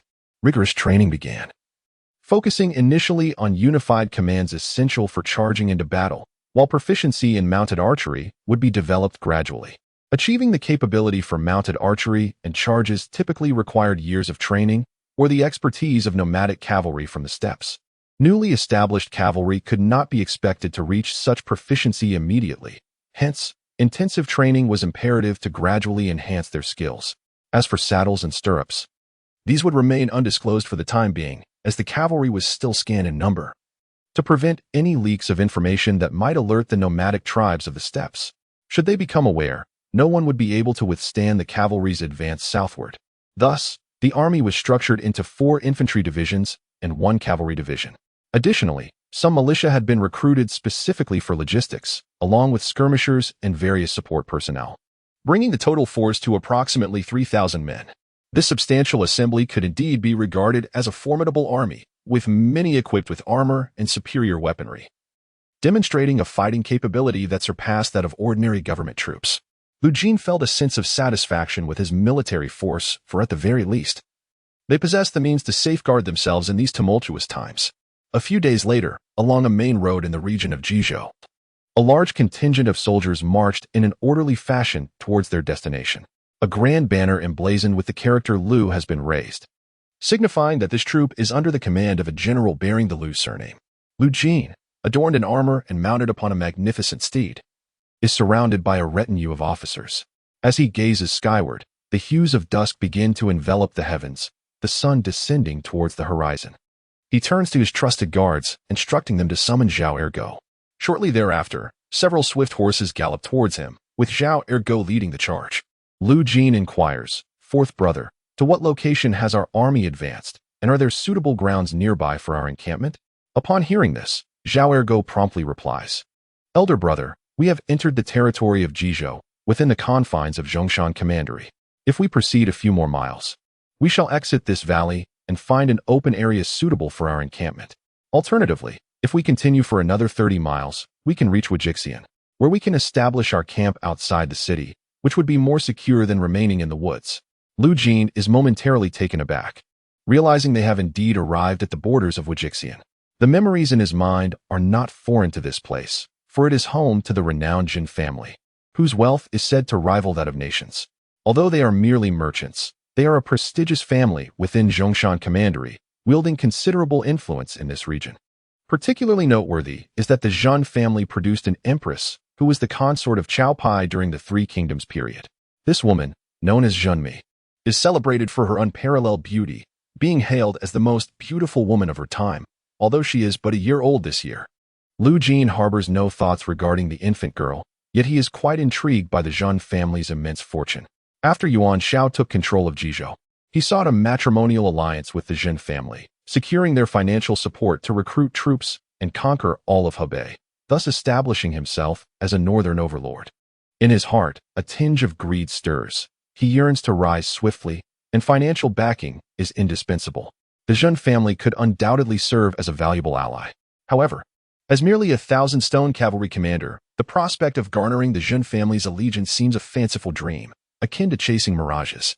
They are already a prominent clan in the region, possessing vast wealth and having produced numerous high-ranking officials. Otherwise, their business would not be so prosperous. Even the governor of Zhongshan Commandery must show them respect. It appears that he must first quell the Yellow Turban rebels, enhance his reputation, and elevate his position before attempting to approach the Zhen family of Wujixian, seeking ways to forge a connection. After a moment of contemplation, Lu Jin commands, "Send word to establish our encampment a few miles ahead, and before nightfall, we must exit this valley." His loyal guards swiftly relay the orders to the various commanders, directing their troops to hasten their advance. Chapter 73. Outside Wujiqing 2 hours later, darkness envelopes the sky. In a clearing beyond the valley, makeshift military tents have been erected. Han soldiers patrol the surroundings, while within the camp, numerous fires flicker, illuminating the night as they gather around to roast food. Lu Jin sits beside one of the fires, clutching a blackened flatbread, taking bites from it. Though it is somewhat harsh on his throat, having flatbread to eat during a military campaign is considered fortunate. When the bread proves difficult to swallow, he lifts his water pouch and takes a hearty drink, swallowing the flatbread down with ease. After satisfying his hunger and thirst, Lu Jin settled beside the fire, examining the rudimentary map in his hands. The terrain of Jizhou, encompassing its mountains, rivers, and major cities, had been roughly marked. According to the current intelligence, Jizhou had been largely overrun by the Yellow Turbans, with several prefectures lost, namely Jiulu, Guanping, Anping, Hejian, Qinghe, and Bohai. Only the prefecture of Zhongshan, where he resided, remained relatively unscathed, free from major incursions of the Yellow Turbans, although numerous smaller bands were likely present. Lu Jin regarded these scattered forces with indifference, confident in his ability to traverse Zhongshan with ease. The army led by Lu Ji was stationed at Weijun, holding a standoff against the Yellow Turbans. To rendezvous with them, Lu Jin contemplated two routes, through Jiulu or Changshan. The Jiulu route was out of the question, being the stronghold of Zhang Jiao and already occupied by the Yellow Turbans, making passage perilous and likely leading to encirclement and certain death without reinforcements. Thus, the only viable option was to traverse Changshan, albeit at a greater distance, adding several days to his journey. For the sake of safety, he preferred to take the longer route rather than risk an incursion into enemy territory. Having come to this conclusion, Lu Jin prepared to rise and return to his tent for rest as the sky darkened, knowing he would need to continue his journey at dawn. Just then, Zhao Erge hurriedly approached, an anxious expression on his face. "Brother, I have urgent news. Ahead, we have received word that Wujixian, merely 20 miles away, is besieged by thousands of yellow turbans who have been assaulting it for several days. Lu Jin paused, momentarily taken aback by the news of the yellow turbans obstructing their path. However, he was not entirely surprised. Jizhou was indeed a region rife with yellow turban unrest, with a multitude of local leaders. Wujixian, as a prosperous county within Zhongshan, was a natural target for their greed. Since fate had brought this situation to him, it would be remiss to let it pass. As he needed to travel through Wujixian on his way to Changshan, he resolved to eradicate this yellow turban force. With clarity of purpose, Lu Jin promptly commanded, summon Yu Chang, Ida, and the others to discuss this matter. Moments later, several figures swiftly approached the fire. Zhang Fei, illuminated by the flickering flames, bore an eager expression. Brother, there are yellow turbans ahead. I have been itching for a fight, and now I can finally slay the bandits. Guan Yu, Han Dang, and Wei Yu all exhibited similar urgency. Their sole desire was to achieve merit and distinction. Encountering the yellow turbans now, they would not let the opportunity slip by, intent on annihilating their foes. Observing the fervor among them, Lu Jin smiled knowingly, gesturing for everyone to take a seat by the fire. He then began to elucidate the plan. It is well known that the county of Wujixian, situated 20 li away, has been besieged by the yellow turban bandits numbering in the thousands. Your presence here is undoubtedly sought to annihilate this band of marauders. Upon hearing this, everyone nodded in agreement, quietly listening. Lu Jin's voice resonated further. We shall proceed from this location, and with a swift march, we estimate it will take approximately 2 hours, reaching around the 4th watch of the night, when fatigue weighs heaviest upon us. Therefore, I propose a nocturnal assault, taking advantage of the yellow turbans' unpreparedness to eliminate them in one fell swoop, thus preventing any prolonged nightmarish delays should their scouts detect our presence and allow for their escape. Upon hearing this, Guan Yu, Zhang Fei, Han Dang, and Wei Yu all nodded in concurrence. A night attack is indeed the most feasible strategy for success. Although we may suffer from night blindness, so too will our adversary, their vision equally obscured. Once we breach their camp, chaos will ensue among the enemy ranks, rendering them incapable of mounting any resistance, leading only to a hasty retreat. Seeing the agreement of his commanders, Lu Jin wasted no time and immediately set about assigning tasks. According to the intelligence gathered, this yellow turban army was encamped a few miles outside Wujixian, with a small river nearby to the south, the county town to the north, a forest to the east, and an open field to the west. The river to the south and the proximity to the town to the north rendered those directions unsuitable for a night attack due to the presence of numerous scouts.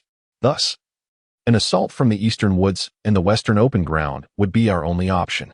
After articulating this plan, Lu Jin turned to Guan Yu and spoke slowly. Yun Chang, you shall lead your 500 cavalry from the western open field, charging directly into the enemy camp to create chaos and set their tents ablaze. I will lead the remaining forces to surge forth from the eastern woods and penetrate their encampment, annihilating all yellow turbans within. Do any of you have additional matters to discuss?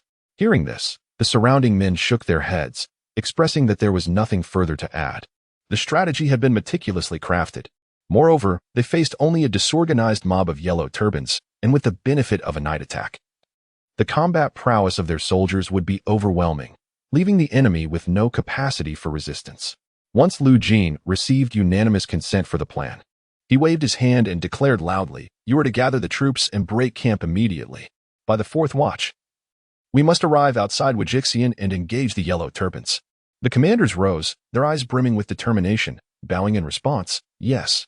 Soon, the sounds of the camp echoed as the soldiers assembled. Under their leader's guidance, they split into 2 routes, one led by Guan Yu with 500 cavalry, swiftly advancing around the surrounding mountains towards the western direction of Wujixian. The other contingent, led by Lu Jin, comprised nearly 2,000 men, moving rapidly southeast. Several hours later, Lu Jin's forces had reached the outskirts of Wujixian and amidst the dense forest, they could discern the encampment ahead, a military camp established by the thousands of yellow turbans outside the town, with several torches flickering, indicating the presence of patrolling soldiers.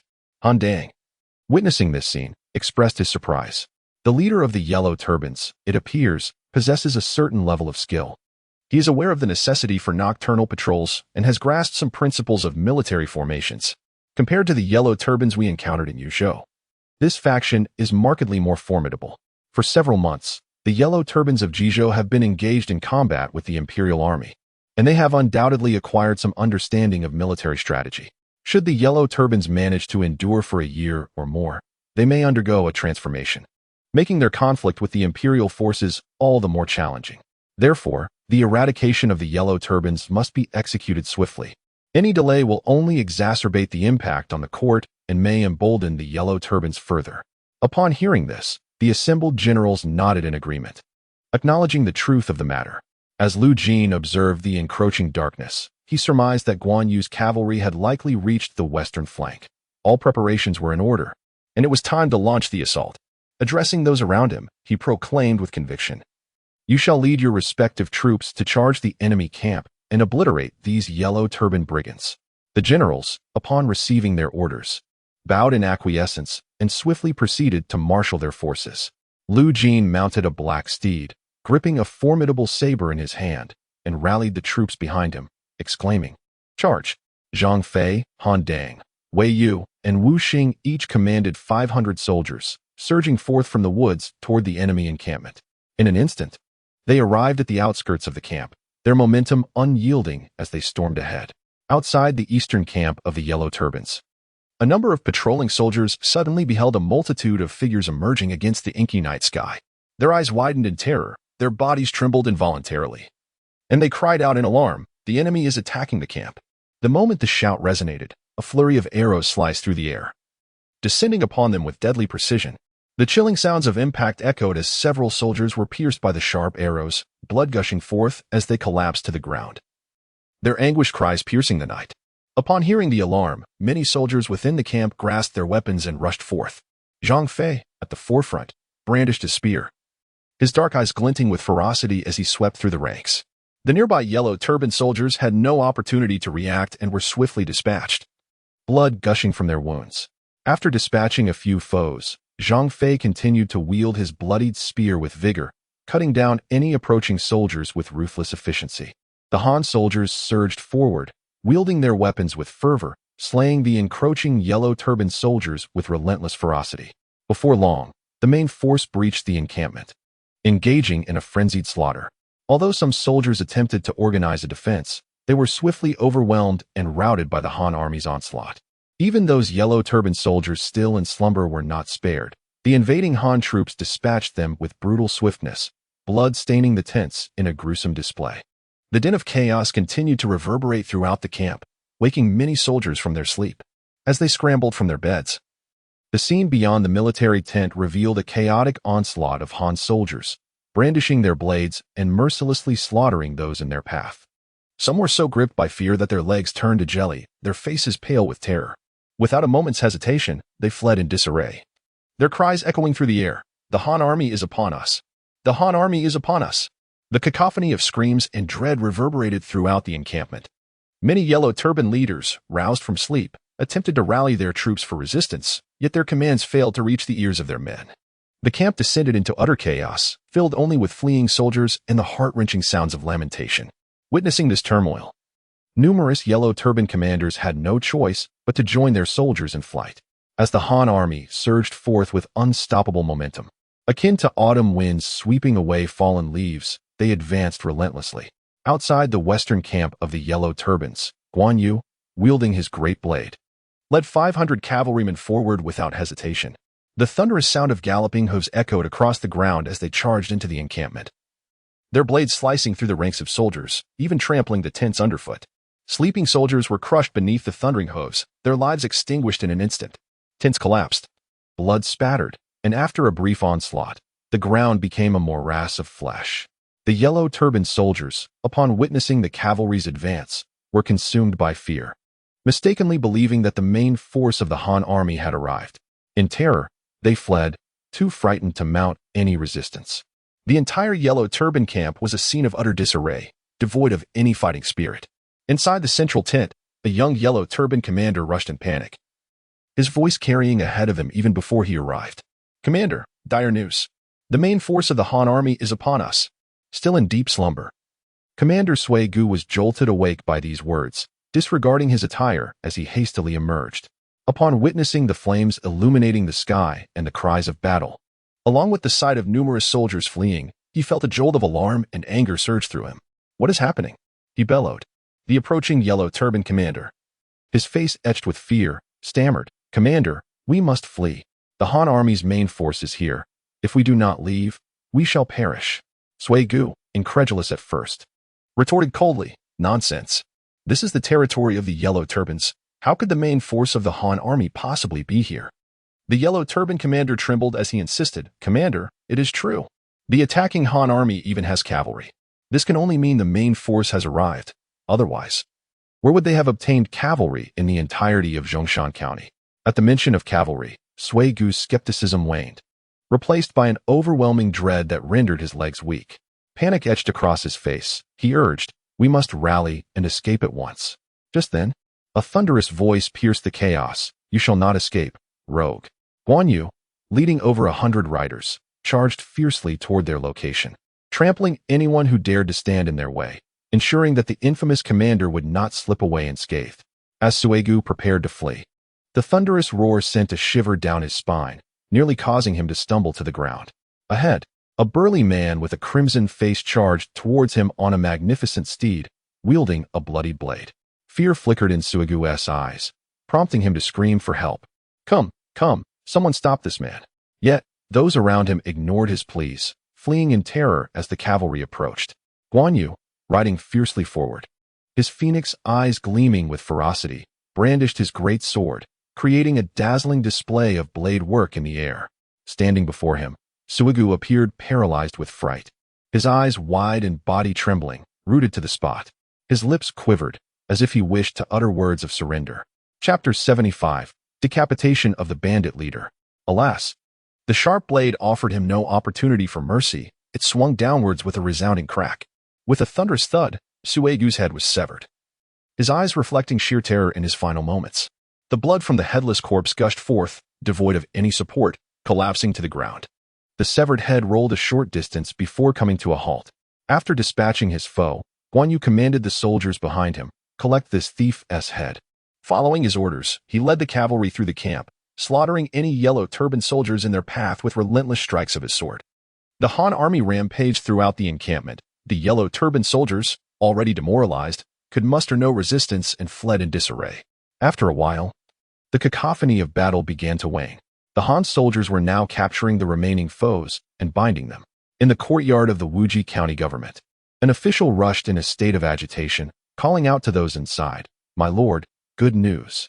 A great clamor of battle emanates from the camp outside the city. It seems we are being attacked, and the Yellow Turban bandits are being slaughtered." The Wuji County magistrate, who had been unable to sleep, trembled at the sound of the announcement. His previously troubled expression transformed into one of elation as he quickly arose from his bed, opened the door, and stepped outside. With a sense of urgency, he inquired, "Is this truly the case?" The reporting official nodded vigorously, excitement evident on his face, and replied, "Indeed, it is true. The camp outside is ablaze with fire and the cries of battle, and the sound of galloping hooves echoes through the air. My lord, you can observe from the city walls." Upon hearing this, the magistrate's heart soared with joy. Could it be that the Imperial army had arrived? How else could cavalry appear in Zhongshan County? Without further contemplation, he commanded, "Come, let us ascend to the city wall." Surrounded by dozens of loyal guards, the magistrate hastened towards the battlements. Moments later, he stood atop the walls, where several people bowed deeply in respect, exclaiming, "My lord, my lord." The magistrate waved his hand dismissively, directing his gaze towards the camp beyond, where flames soared into the sky, interspersed with occasional cries of anguish. Though these sounds were gradually diminishing, a radiant smile adorned his face as he turned to a middle-aged man in a green robe atop the city walls, urgently inquiring, "Brother Jing'an, what is transpiring outside the city? Is it the Imperial army that has arrived?" The man beside him was none other than Zhang, the head of the Zhen family from Wuji County. As a prominent local family, upon learning of the Yellow Turban rebels' approach, they promptly organized their kin and recruited militia to defend Wuji County. Upon hearing this, Zhang furrowed his brow, hesitating momentarily before responding, "My lord, whether it is indeed the Imperial army remains uncertain, for the outside is shrouded in darkness, obscuring any sight of figures. All we can discern are the sounds of anguish and the flickering flames. However, I can ascertain that a contingent has breached the rebel camp, and cavalry has engaged in the fray. Given the current circumstances, it appears the Yellow Turban rebels may be subdued." Wuji County's magistrate felt a surge of elation upon hearing this. He had not anticipated that the Yellow Turbans, who had besieged them for several days, would be so swiftly quelled. His previously anxious heart gradually began to relax. It is worth noting that the city had scarcely any troops. Had it not been for the Zhang family's financial and material support in recruiting militia to guard the city, the walls would likely have fallen days ago. Zhang, standing nearby, gradually relaxed his worried expression, revealing a smile. As long as the Yellow Turban rebels were subdued outside the city, the Zhang family would not face significant repercussions and could swiftly recover. Had the rebels breached the city, with their penchant for looting and destruction, the Zhang family would have faced utter calamity. After a moment of silence, the magistrate hastily suggested, "Brother Jing'an, should we not lead the troops from the city to assist?" Zhang quickly shook his head, saying, "My lord, it is not prudent at this time. The darkness obscures the situation outside. Moreover, we are merely speculating. Should the attacking force be victorious, we risk losing Wuji County if we rashly exit the city. Even if the force outside is triumphant, we remain unaware of their identity, whether they are Imperial soldiers or other marauders. Therefore, for the sake of safety, we must hold our position until daylight, at which point we can ascertain the situation. If they are indeed Imperial troops, we can rest assured." The magistrate nodded in agreement, smiling as he replied, "Very well. We shall heed Brother Jing'an's counsel and wait until dawn to send someone to inquire." Meanwhile, within the military camp outside the city, Lu Jin rode a black horse, accompanied by his loyal soldiers. The battle had come to a definitive close, with the resistance decimated, leaving only the Han army to clear the battlefield, transporting corpses for burial and taking captives into custody. At that moment, Guan approached, a smile gracing his face as he was surrounded by soldiers. He clasped his hands in salute and bowed, saying, "Elder brother, the rebel leader Sui Gu has been slain." According to the captives, he was one of the 36 chieftains of the Yellow Turbans. Upon hearing this, Lu Jin's countenance brightened with joy. He had not anticipated that this multitude of Yellow Turban leaders included a chieftain. It is well understood that slaying a chieftain carries far greater merit than defeating a mere Yellow Turban commander, due to the immense power wielded by these commanders. They possess the autonomy to recruit troops and maintain their own strongholds, thus qualifying them as independent insurgents. Should they report their recent military achievements, with some support from influential figures, they could potentially elevate their official ranks. With a smile adorning his face, he promptly extolled, "Yin Chang, you have performed admirably. Truly, you are my second brother, valiant in battle, as fierce as a raging tiger." Upon hearing his elder brother's praise, Guan Yu beamed with a radiant smile, clearly elated. Soon, Zhang Fei, Han Dang, Wei Yu, and others, their faces aglow with joy and their bodies stained with the blood of their foes, began to recount the events of the battle. Lu Jin, observing their condition, immediately inquired, "Have any of you sustained injuries?" The group shook their heads in unison, indicating that they were unscathed, their blood merely that of the Yellow Turban soldiers. Lu Jin's anxiety dissipated entirely. He could not afford to see his subordinates harmed or, worse, killed. They were the very foundation of his rise amidst this chaotic era, and even the slightest injury warranted prompt attention. In this age, wounds can easily become infected, leading to death, primarily due to the scarcity of medical supplies. Even minor injuries can prove fatal, necessitating vigilant prevention. Chapter 76. The Wujijin family after a brief exchange. They roughly assessed the outcomes of the battle. They had suffered a few dozen casualties, but had slain over 2,000 enemies and captured nearly 5,000. The remaining Yellow Turban rebels had fled amidst the chaos under the cover of night. The spoils included 3,000 stones of grain and over 200,000 in currency, along with various miscellaneous items. The results were commendable. At the very least, the defeat of several thousand enemies could be deemed a significant victory, warranting a commendation to the court. Originally, they were merely a disorganized mob, especially vulnerable to a nighttime ambush. Faced with the Han army's encirclement, they had no choice but to flee or surrender, or else be slaughtered. The spoils were not particularly abundant, as they were a group of impoverished individuals, unable to afford food, who had joined the Yellow Turbans in rebellion. What wealth could they possibly possess? After a moment's contemplation, Lu Jin instructed his commanders to distribute the spoils as rewards to the soldiers, thereby earning the gratitude of the entire army. Many soldiers felt a deep sense of appreciation, knowing that their general did not hoard the gains for himself, but rather used them to reward his troops, which resonated deeply within their hearts. Each soldier brimmed with affection and was eager to follow Lu Jin into battle to establish their own merits. Once matters were settled, the sky gradually brightened. Lu Jin directed his personal guards to send word to the officials and citizens within the city, assuring them not to worry, for the Yellow Turbans had been thoroughly eradicated. At that moment, a multitude of figures could be seen approaching from a distance. Leading the way was Zhao Ergu. "Elder brother, the magistrate has arrived in the city," Lu Jin remarked, his gaze immediately shifting forward. At the forefront stood an elderly man, approximately in his 50s, clad in the attire of a county magistrate. With a copper seal and black ribbon adorning his waist, evidently the magistrate of Wuji County. The individual approached with a radiant smile, hastening his steps, and clasped his hands in a gesture of respect, politely stating, "I am Su Wan, the magistrate of Wujixian, pleased to make your acquaintance, Lu Sima."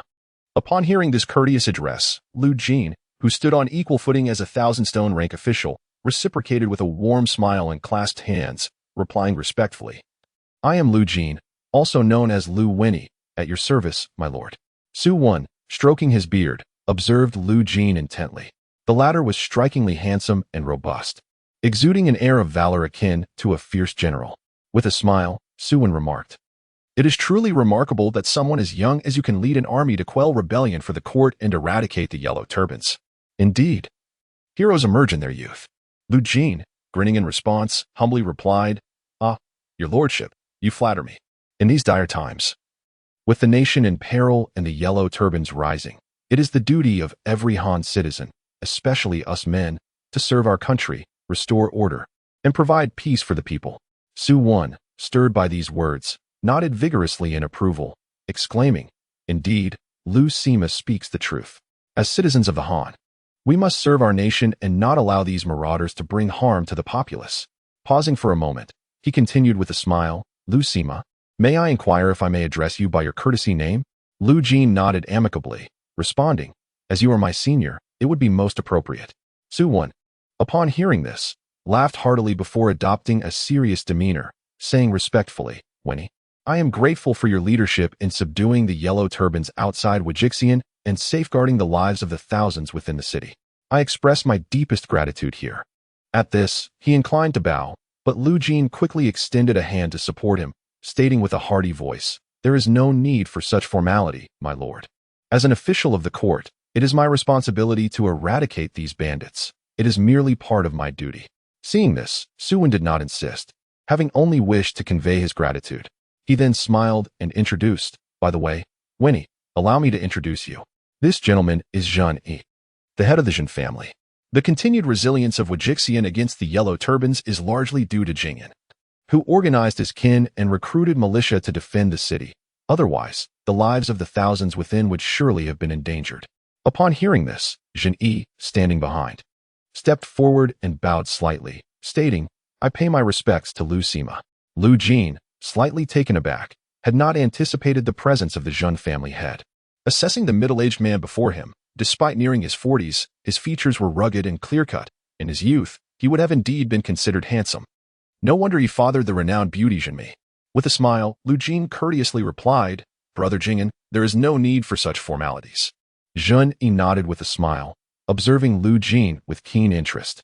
From their discourse, it was evident that Lu Jin possessed a gentle demeanor, stability, humility, and grace, devoid of the brutishness often associated with warlords of tumultuous times. Truly, he was a man of remarkable stature, which explained his ability to lead an army at such a young age. After a brief exchange of pleasantries, Su Wan suddenly inquired, "Mr. Winnie, may I ask what brings you and your troops to Wujixian?" Lu Jin, upon hearing this, did not conceal the truth. Instead, he responded, "I am acting under the Imperial edict, leading my forces southward from Zhuojuan, following the command of General Lu. As we passed through Wujixian, we discovered a band of Yellow Turbans here, and thus we took action to eradicate them." Su Wan and Zhang, who stood nearby, nodded in understanding, their expressions reflecting a realization of the situation.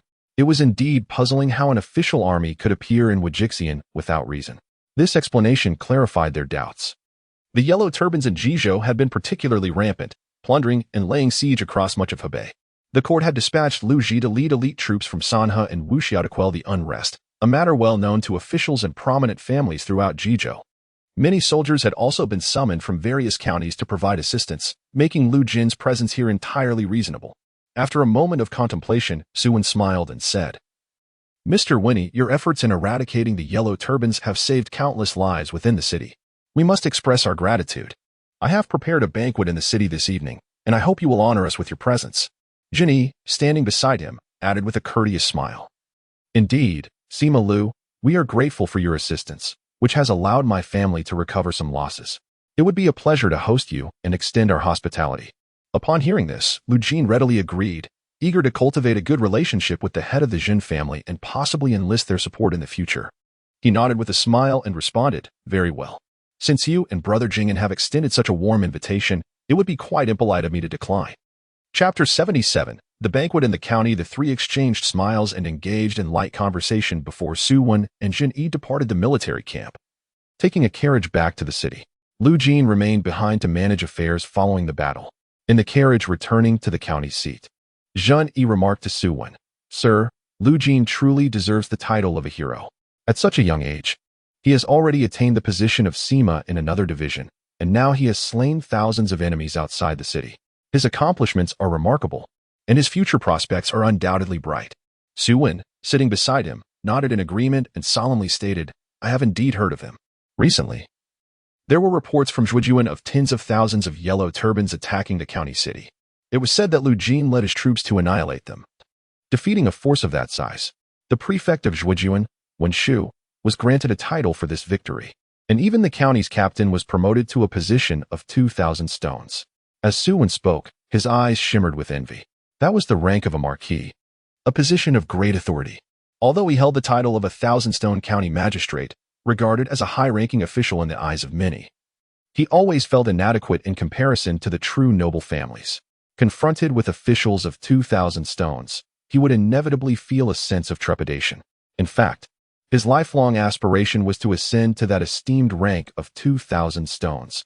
Achieving it would leave him without regrets in this life. Seated beside him, Jin Yi was plunged into deep contemplation upon hearing these words. It appeared that Lu Jin was indeed a rare talent, renowned for his valor and martial prowess. If he were to maintain this trajectory, he could very well ascend to become a celebrated general of the Han Dynasty. Zhang Yi realized he must seize the opportunity to forge a connection with Lu Jin before he rose to prominence. Such an alliance could significantly benefit the Jin family in the future. Though the Jin family was considered a prestigious lineage in Zhongshan County, with extensive business interests throughout Hebei, amassing considerable wealth, they had begun to decline over the past decade. The family had not produced any high-ranking officials, and the glory of yesteryears had long faded.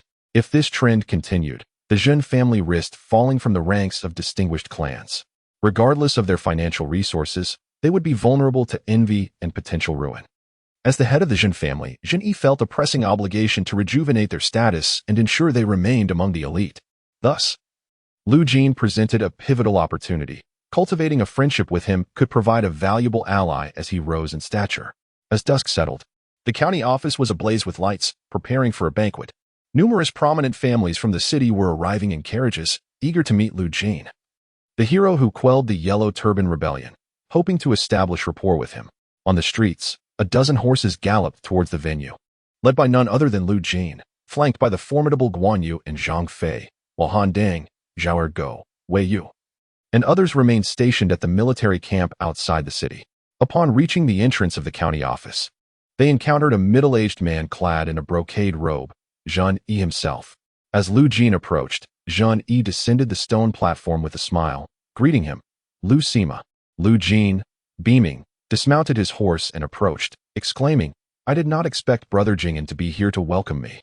Zhang Yi clasped his hands in a gesture of respect, replying, "I am but a humble merchant, of lowly status. I hope Lu Sima does not take offense." Lu Jin laughed heartily. Brother Jingen, do not misunderstand. The Jin family is a respected clan in this locality, and as its head, your welcoming me brings me great joy."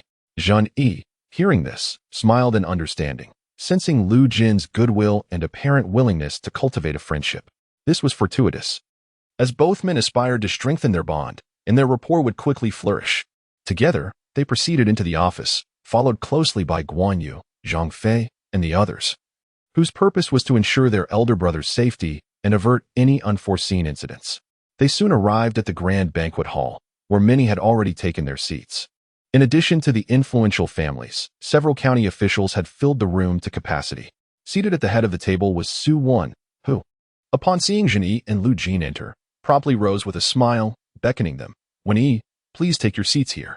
Lu Jin nodded in acknowledgement and, alongside Zhang Yi, made his way to the lower seat, where they settled down. The assembly regarded Lu Jin with keen interest, occasionally displaying expressions of flattery and admiration. "Before me stands a young individual who, despite his tender age, has already attained the esteemed rank of 1,000-stone official, a position only rivaled by the county magistrate of Wuji. In this tumultuous era, Lu Jin is a commander of troops, with a promising future ahead. Should he excel in quelling the Yellow Turban rebels, it is not beyond the realm of possibility for him to be granted the title of Marquis and rise to an exalted status. Even the illustrious families must pay him due respect." Once everyone was seated, Su Wan raised his cup and proclaimed loudly to those around him, "We owe our safety and the resolution of the threats outside the city to the valiant leadership of Sima Lu, whose bravery in battle deserves our gratitude." Upon hearing this, those seated beside him promptly raised their cups and stood, expressing their appreciation. "We are grateful to Sima Lu for his assistance."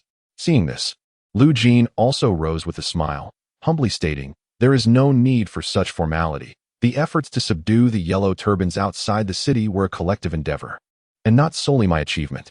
The audience nodded in agreement, their smiles growing wider as they regarded this young man with increasing admiration. His humility, kindness, and courteous demeanor suggest a promising path ahead. As everyone raised their cups and drank heartily, their faces illuminated with joy, they settled back down, engaging in lively conversation, occasionally exchanging toasts. At the head of the table, Su Wan stroked his beard and said with a smile, "Today, I conferred with the prominent families and influential figures within the city, who have graciously agreed to provide you with 3,000 stones of grain and 200,000 coins to assist in alleviating the city's plight." Upon hearing this, Lu Jin's heart soared with delight. Truly, Wuji County is a flourishing place, willing to offer such substantial support. This boon is exceedingly beneficial, considering the substantial resources required as he leads his army southward. With this financial backing, he would be well equipped to sustain his campaign until he reaches the command of Luji and Jizhou. With both hands clasped in gratitude, he said, "Thank you for your generous hospitality." Su Wan waved his hand with a smile, raising his cup and gently replying, "There is no need for such niceties. Come, let us drink together." Lu Jin raised his cup and drank it down, demonstrating his humility and courtesy. The atmosphere in the hall was exuberant, with numerous prominent families and local officials approaching to offer toasts, expressing their respect, and many even hinting at a desire for camaraderie. Clearly, the focal point of this gathering was Lu Jin. After all, he is a 1,000-stone deputy commander, commanding a formidable army, and it is no surprise that many seek to curry favor with him, even within the county, let alone in the larger city. As the banquet began to draw to a close, many guests started to depart one by one. Lu Jin stood and bid farewell to Su Wan. Accompanied by Zhang Fei and Guan Yu, he exited the grand hall of the county government, preparing to return to the military camp outside the city in a carriage. At that moment, Zhang Yi hurriedly came forth, wearing a smile as he said, "Brother Winnie, the night has fallen, and the roads may be perilous. It would be wise to stay at my home for the night and return to the camp at dawn." Upon hearing this, Lu Jin understood that Zhang Yi wished to foster a closer friendship. The two shared a sincere bond, and it was an opportune moment for meaningful conversation. With a smile on his face, he spoke, "Brother Jing'an, as a grown man, I hope my visit to the Zhang family estate won't disturb the household." Zhang Yi quickly waved his hand, responding earnestly, "Brother Wenyu, there is no need for concern.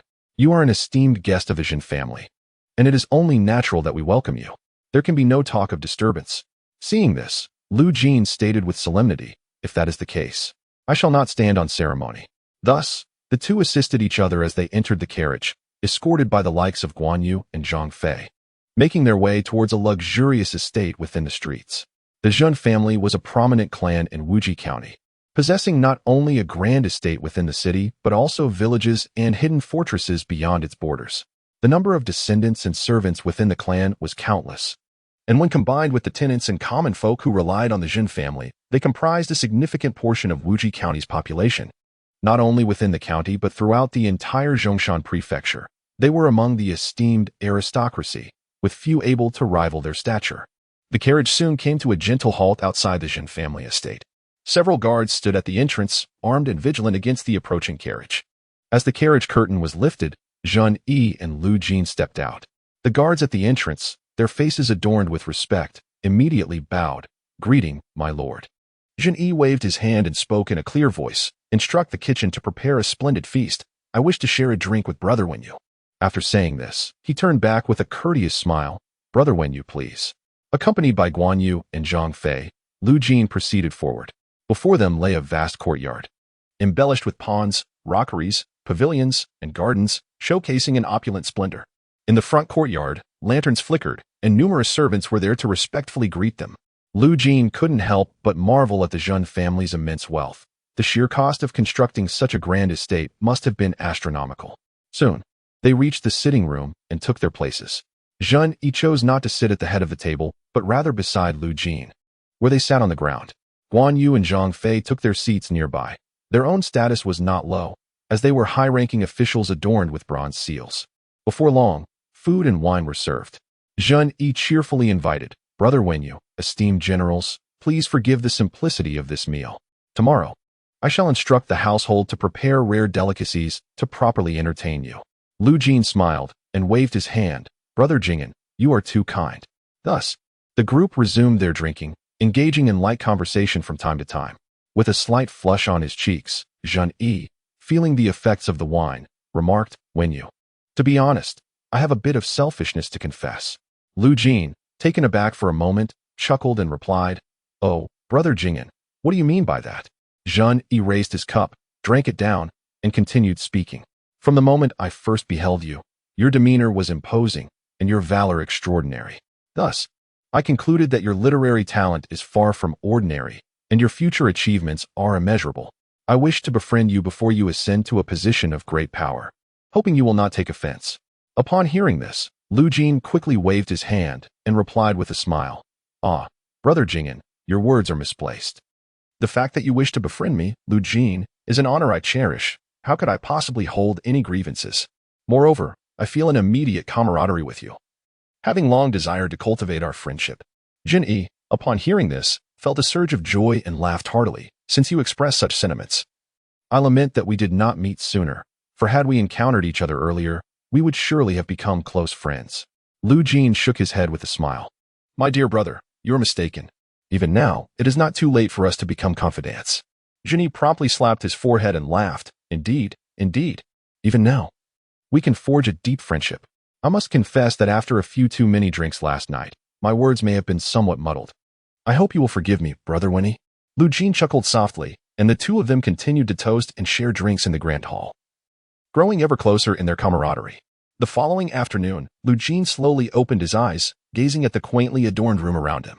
He sat up, rubbing his forehead, still feeling the lingering effects of last night's revelry, having celebrated with Zhang Yi until the late hours.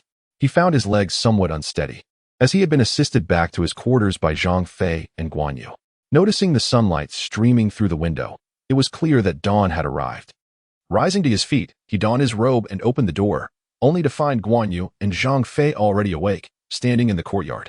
Upon seeing Lu Jin emerge, they hurried over, calling out, "Elder brother, elder brother." Lu Jin noticed the dark circles under their eyes, indicating they had stood guard outside his door all night. He spoke gently, "Thank you, Yinchang and Ida, for your care last night." Zhang Fei and Guan Yu shook their heads in unison, replying, "Elder brother, as brothers, it is our duty to look after you. There is no need for thanks." Lu Jin smiled and nodded, choosing not to dwell on the matter.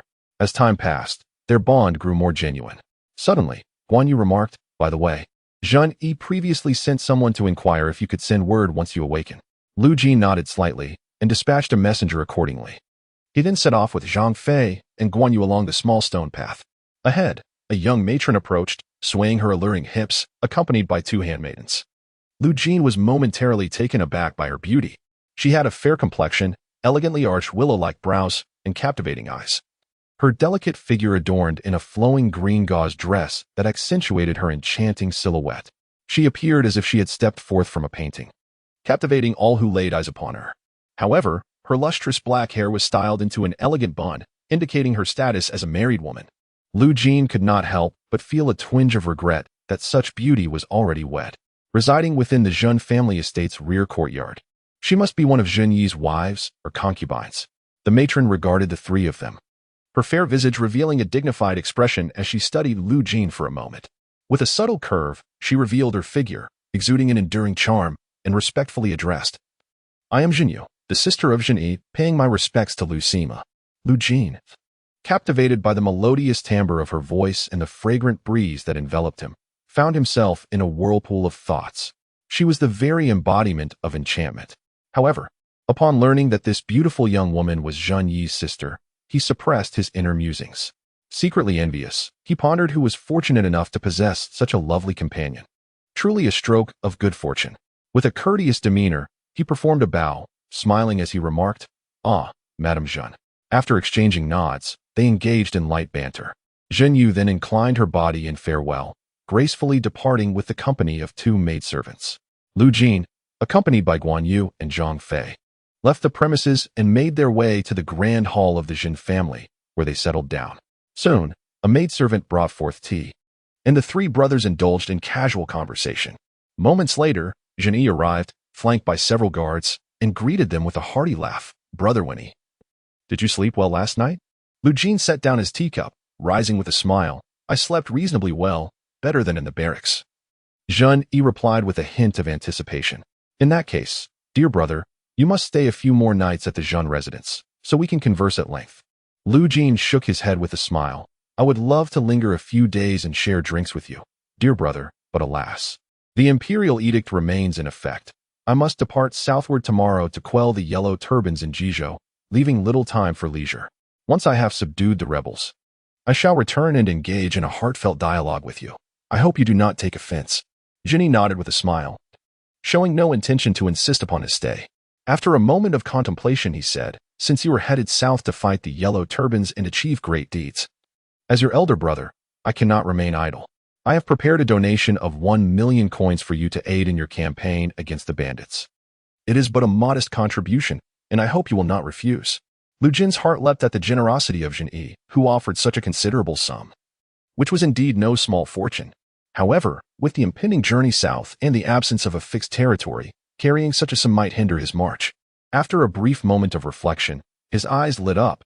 Since it was unmanageable to carry, he would send it to Luoyang, where he could arrange matters with General He Jin. Having just vanquished thousands of Yellow Turbans beyond Wajixian and secured the region's peace, as a Sima of a separate division, he was entitled to report to the general's office.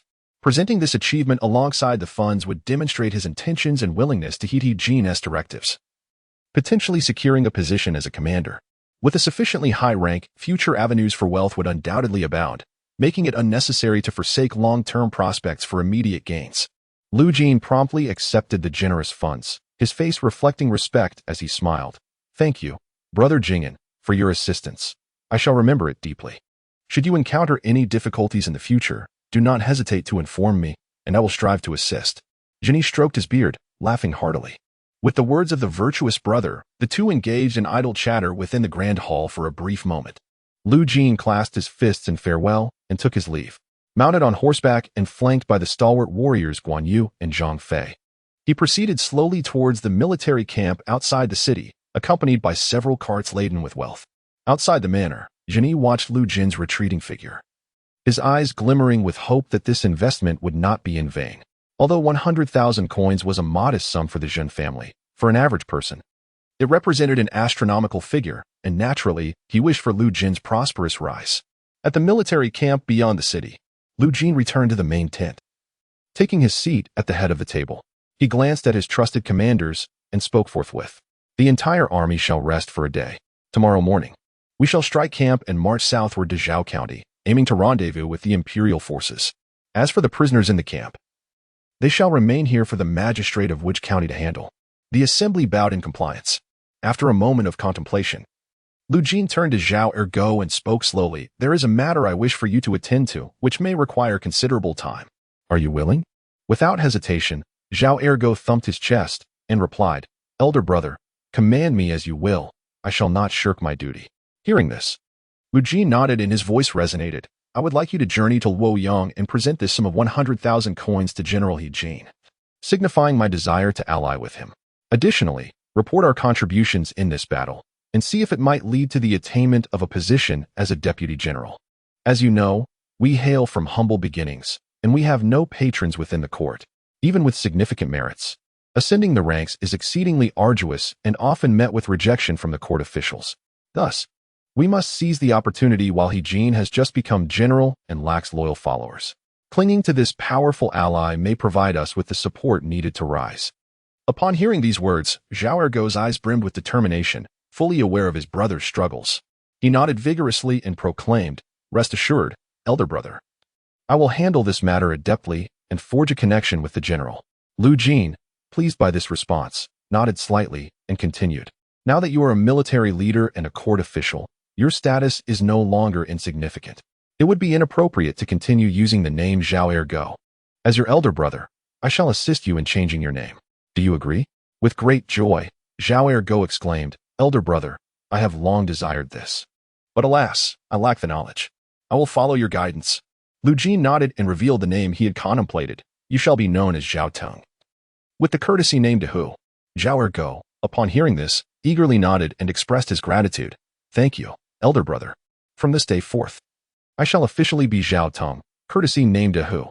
Lu Jin smiled and replied, "In that case, prepare yourself promptly for the journey to Luoyang, and handle this matter well, so that I may rest easy." Zhao Teng immediately bowed deeply, withdrew, and began to mobilize a team to escort the sum of 100,000 coins to Luoyang. Days passed. Outside the city of Yi in Wei County, the Imperial Army's encampment extended for several miles, effectively surrounding the city and leaving no avenue of escape. Within the grand tent, Lu Ji, clad in armor, bore a resolute expression as he conferred with his deputy, Zhong Yuan, regarding military matters.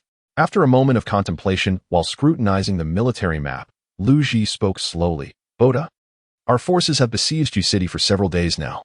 The Yellow Turban rebels within are in a state of panic and disarray, and their morale wanes. I believe it will not be long before we breach the city." Zhong Yuan nodded in agreement, a smile gracing his features. "This is indeed thanks to your adept command. General, since entering Ji province, we have achieved consecutive victories, instilling fear in these Yellow Turban rebels, who dare not engage our forces in battle." Lu Ji, acknowledging the compliment with a slight nod, shifted his gaze to another part of the map. Where a location had been marked, this was the stronghold of one of the three principal leaders of the Yellow Turbans, Zhang Liang. Furrowing his brow, he continued, "Boda, I possess sufficient confidence in our ability to conquer Yi City. However, this rebel leader Zhang Liang, commanding 30,000 troops, has already departed from Guangzhou City and is advancing toward Yi City, seemingly intent on aiding the Yellow Turban forces within. Should he choose to launch a surprise attack while we are engaged in the siege, we risk potential defeat. What course of action do you propose?" After a moment's reflection, Zhong Yuan responded thoughtfully, "General, I suggest we dispatch a formidable general to lead several thousand troops to intercept Zhang Liang, preventing him from advancing. This would allow you to focus entirely on the assault on Yi City, and once the city is captured, you can lead our forces northward to confront Zhang Liang's troops."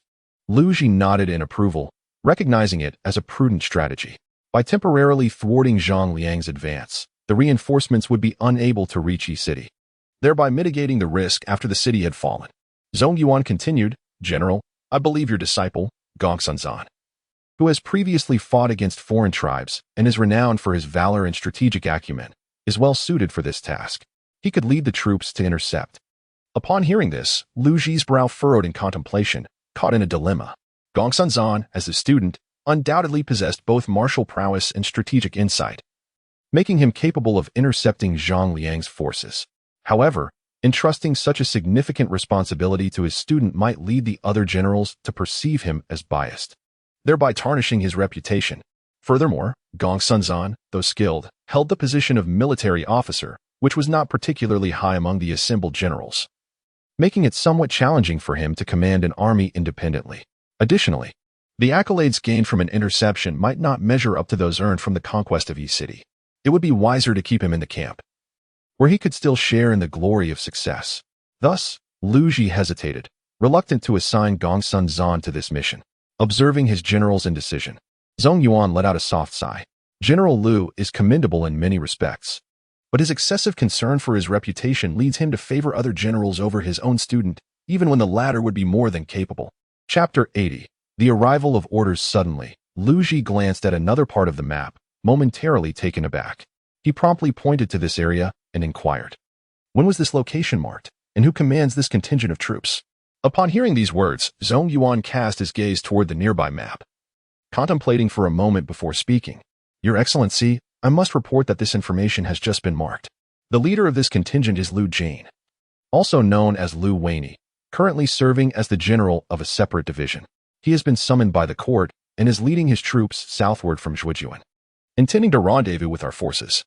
Lu Ji furrowed his brow, his tone turning somewhat unfriendly as he coldly inquired, "Since he has received the court's summons, and Zhujian is not far from here, he ought to arrive within half a month. Yet it has been over a month since our great army entered Jizhou.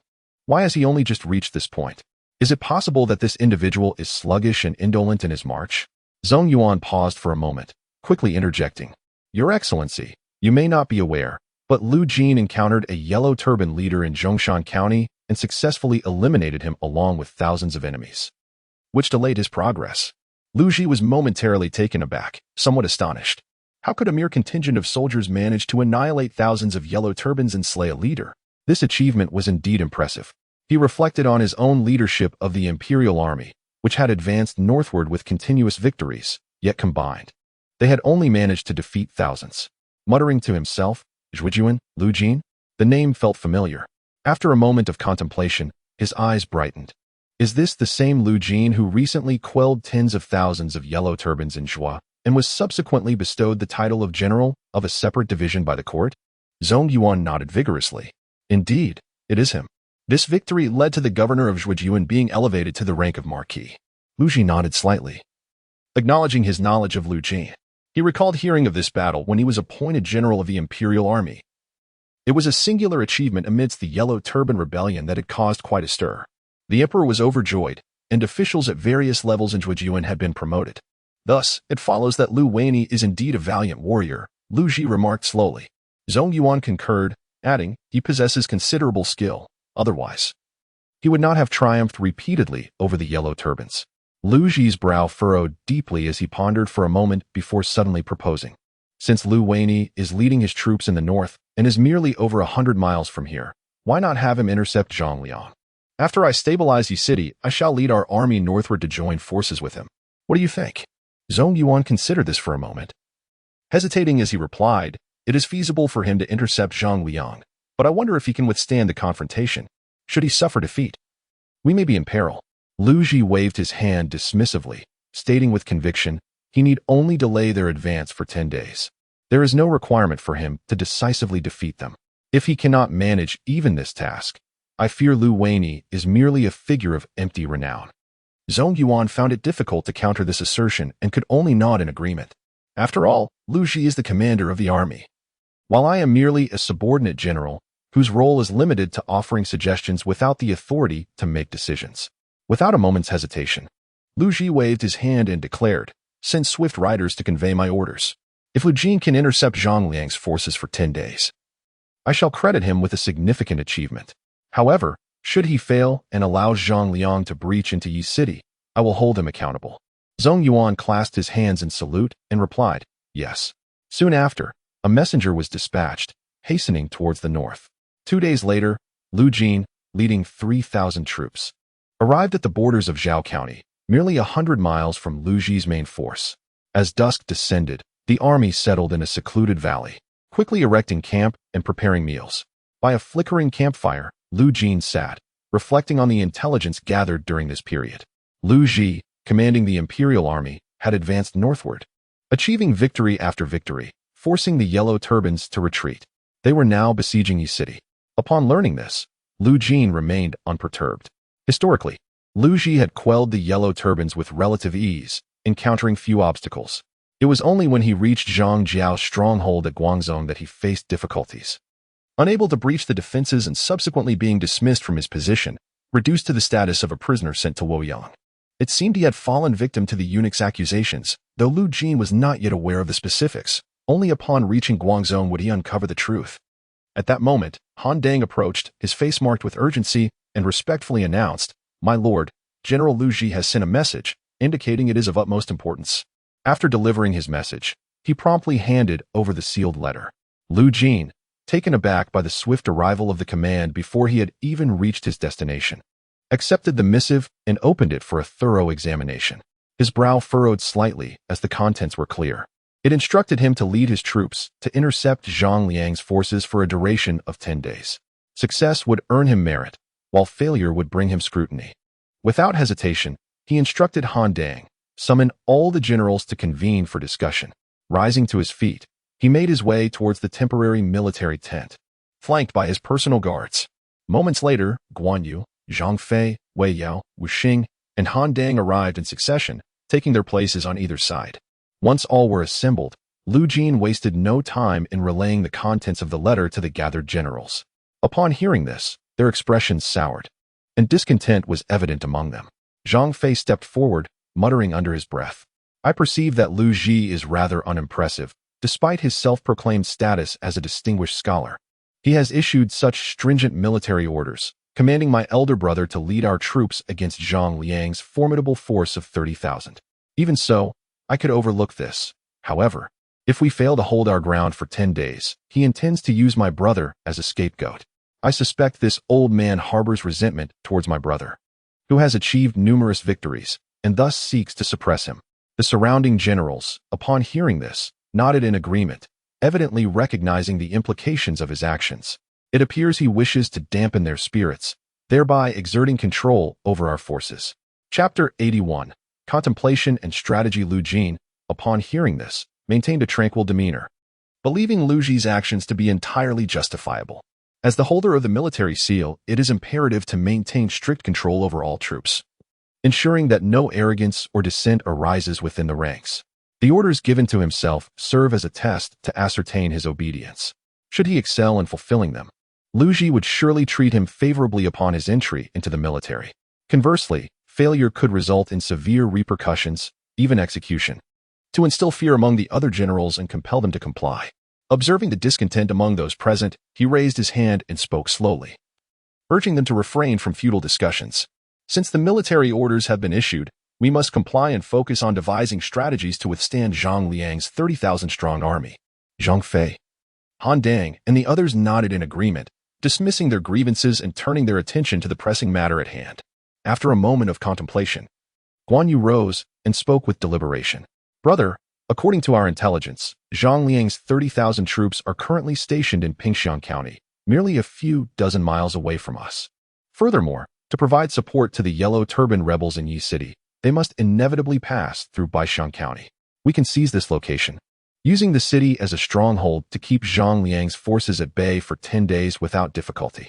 The assembly expressed their approval of Guan Yu's proposal, recognizing that with the city as a defensive position, repelling the 30,000 Yellow Turbans would indeed be feasible. Lu Jin did not contest Guan Yu's assertion. Defending against the Yellow Turbans by occupying the city was indeed a prudent strategy. However, Lu Jin harbored ambitions beyond mere defense. He sought to annihilate the 30,000 Yellow Turbans and slay one of their 3 principal leaders, Zhang Liang. Should this man fall by his hand, it would be a monumental fortune, and his name would echo throughout the realm, leading to swift promotion and accolades. After all, Zhang Jiao, Zhang Liang, and Zhang Bao are the leaders of the insurrection, the architects of chaos, far more significant than any mere local commanders. Gazing at the map beside him, he fell into deep thought, his eyes suddenly brightening as he pointed towards a specific area, inquiring, "What mountain range is this?" The others turned to look, discovering it was indeed the mountains of Baishan County. After some contemplation, Guan Yu quickly responded, "Brother, this area is known as Zhaoping Mountain. Situated between Pingxiang County and Baishan County, it is a crucial passage." As he spoke, Guan Yu pondered whether his brother had a particular scheme in mind.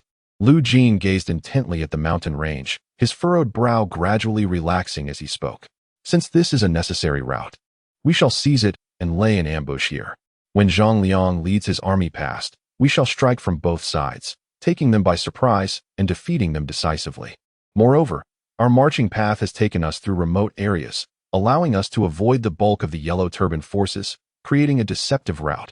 The crucial point is that we are within the territory of the Yellow Turbans. Zhang Liang would never suspect that we would hide here. As long as we remain well concealed, even scouts will find it impossible to detect us. Thus, we possess the advantage of time and terrain.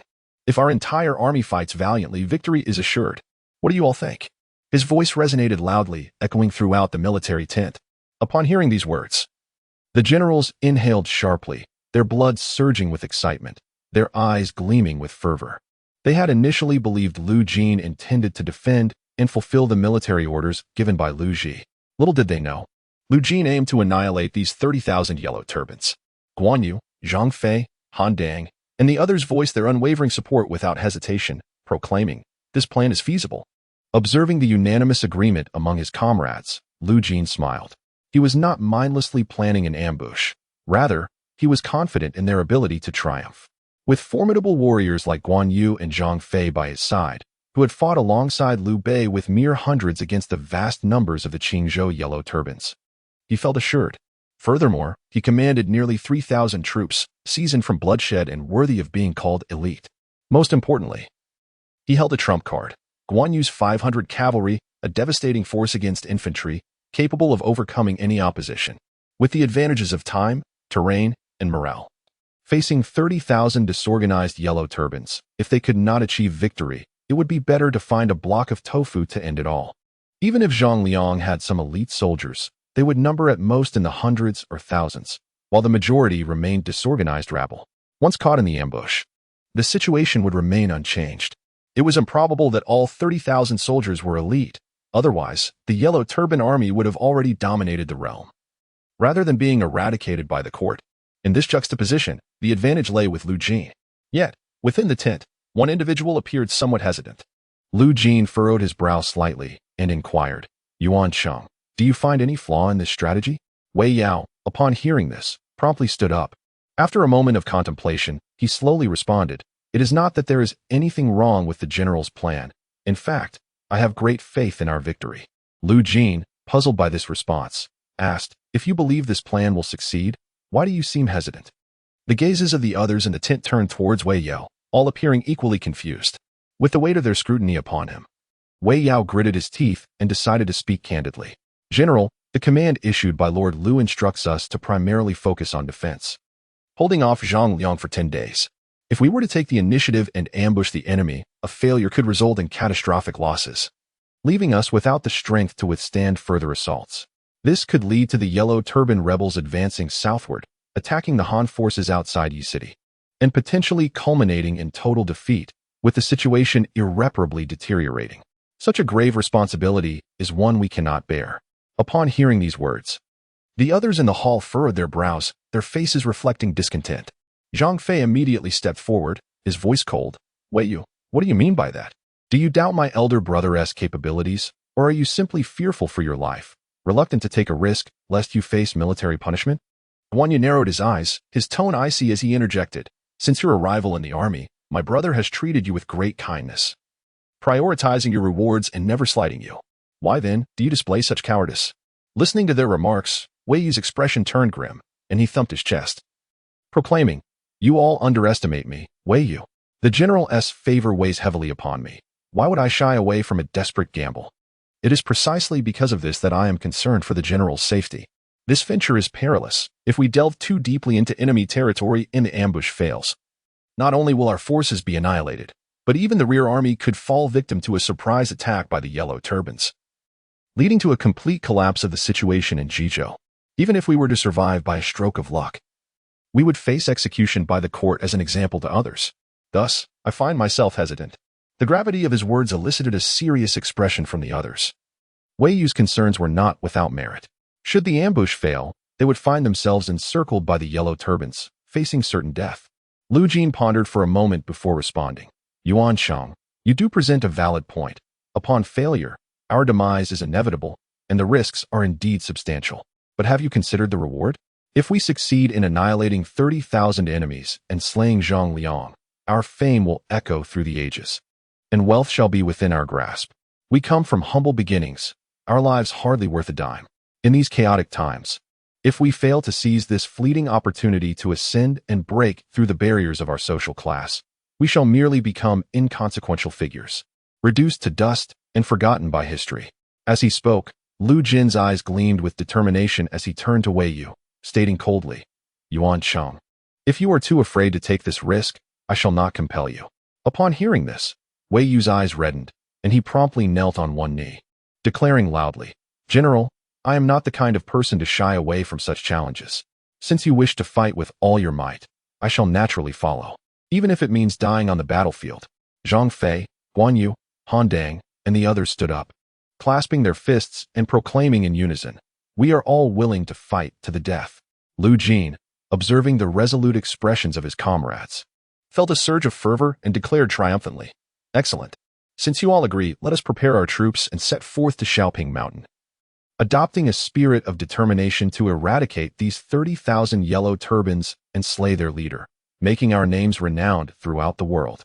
Should anyone dare to retreat, let them not blame me, Sima, for their demise as a sacrifice to the banner." The crowd bowed in acknowledgement, affirming their commitment. Soon, the military commenced its movements. The soldiers were assembled under their respective commanders and swiftly set up camp overnight.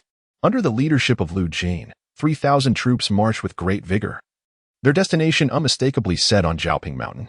2 days later, after a rapid march, the 3,000 soldiers arrived at the borders of Xiaoping Mountain in Baixiang County. They found a secluded foothill and established their camp there. Lu Jin stood atop a peak, surveying the surroundings adorned with lofty mountains, a truly strategic place for an ambush. Upon careful consideration, he resolved to conceal his forces within this valley. Should the Yellow Turbans pass through this area, an assault from both sides would surely disrupt their formation, leading to a decisive victory.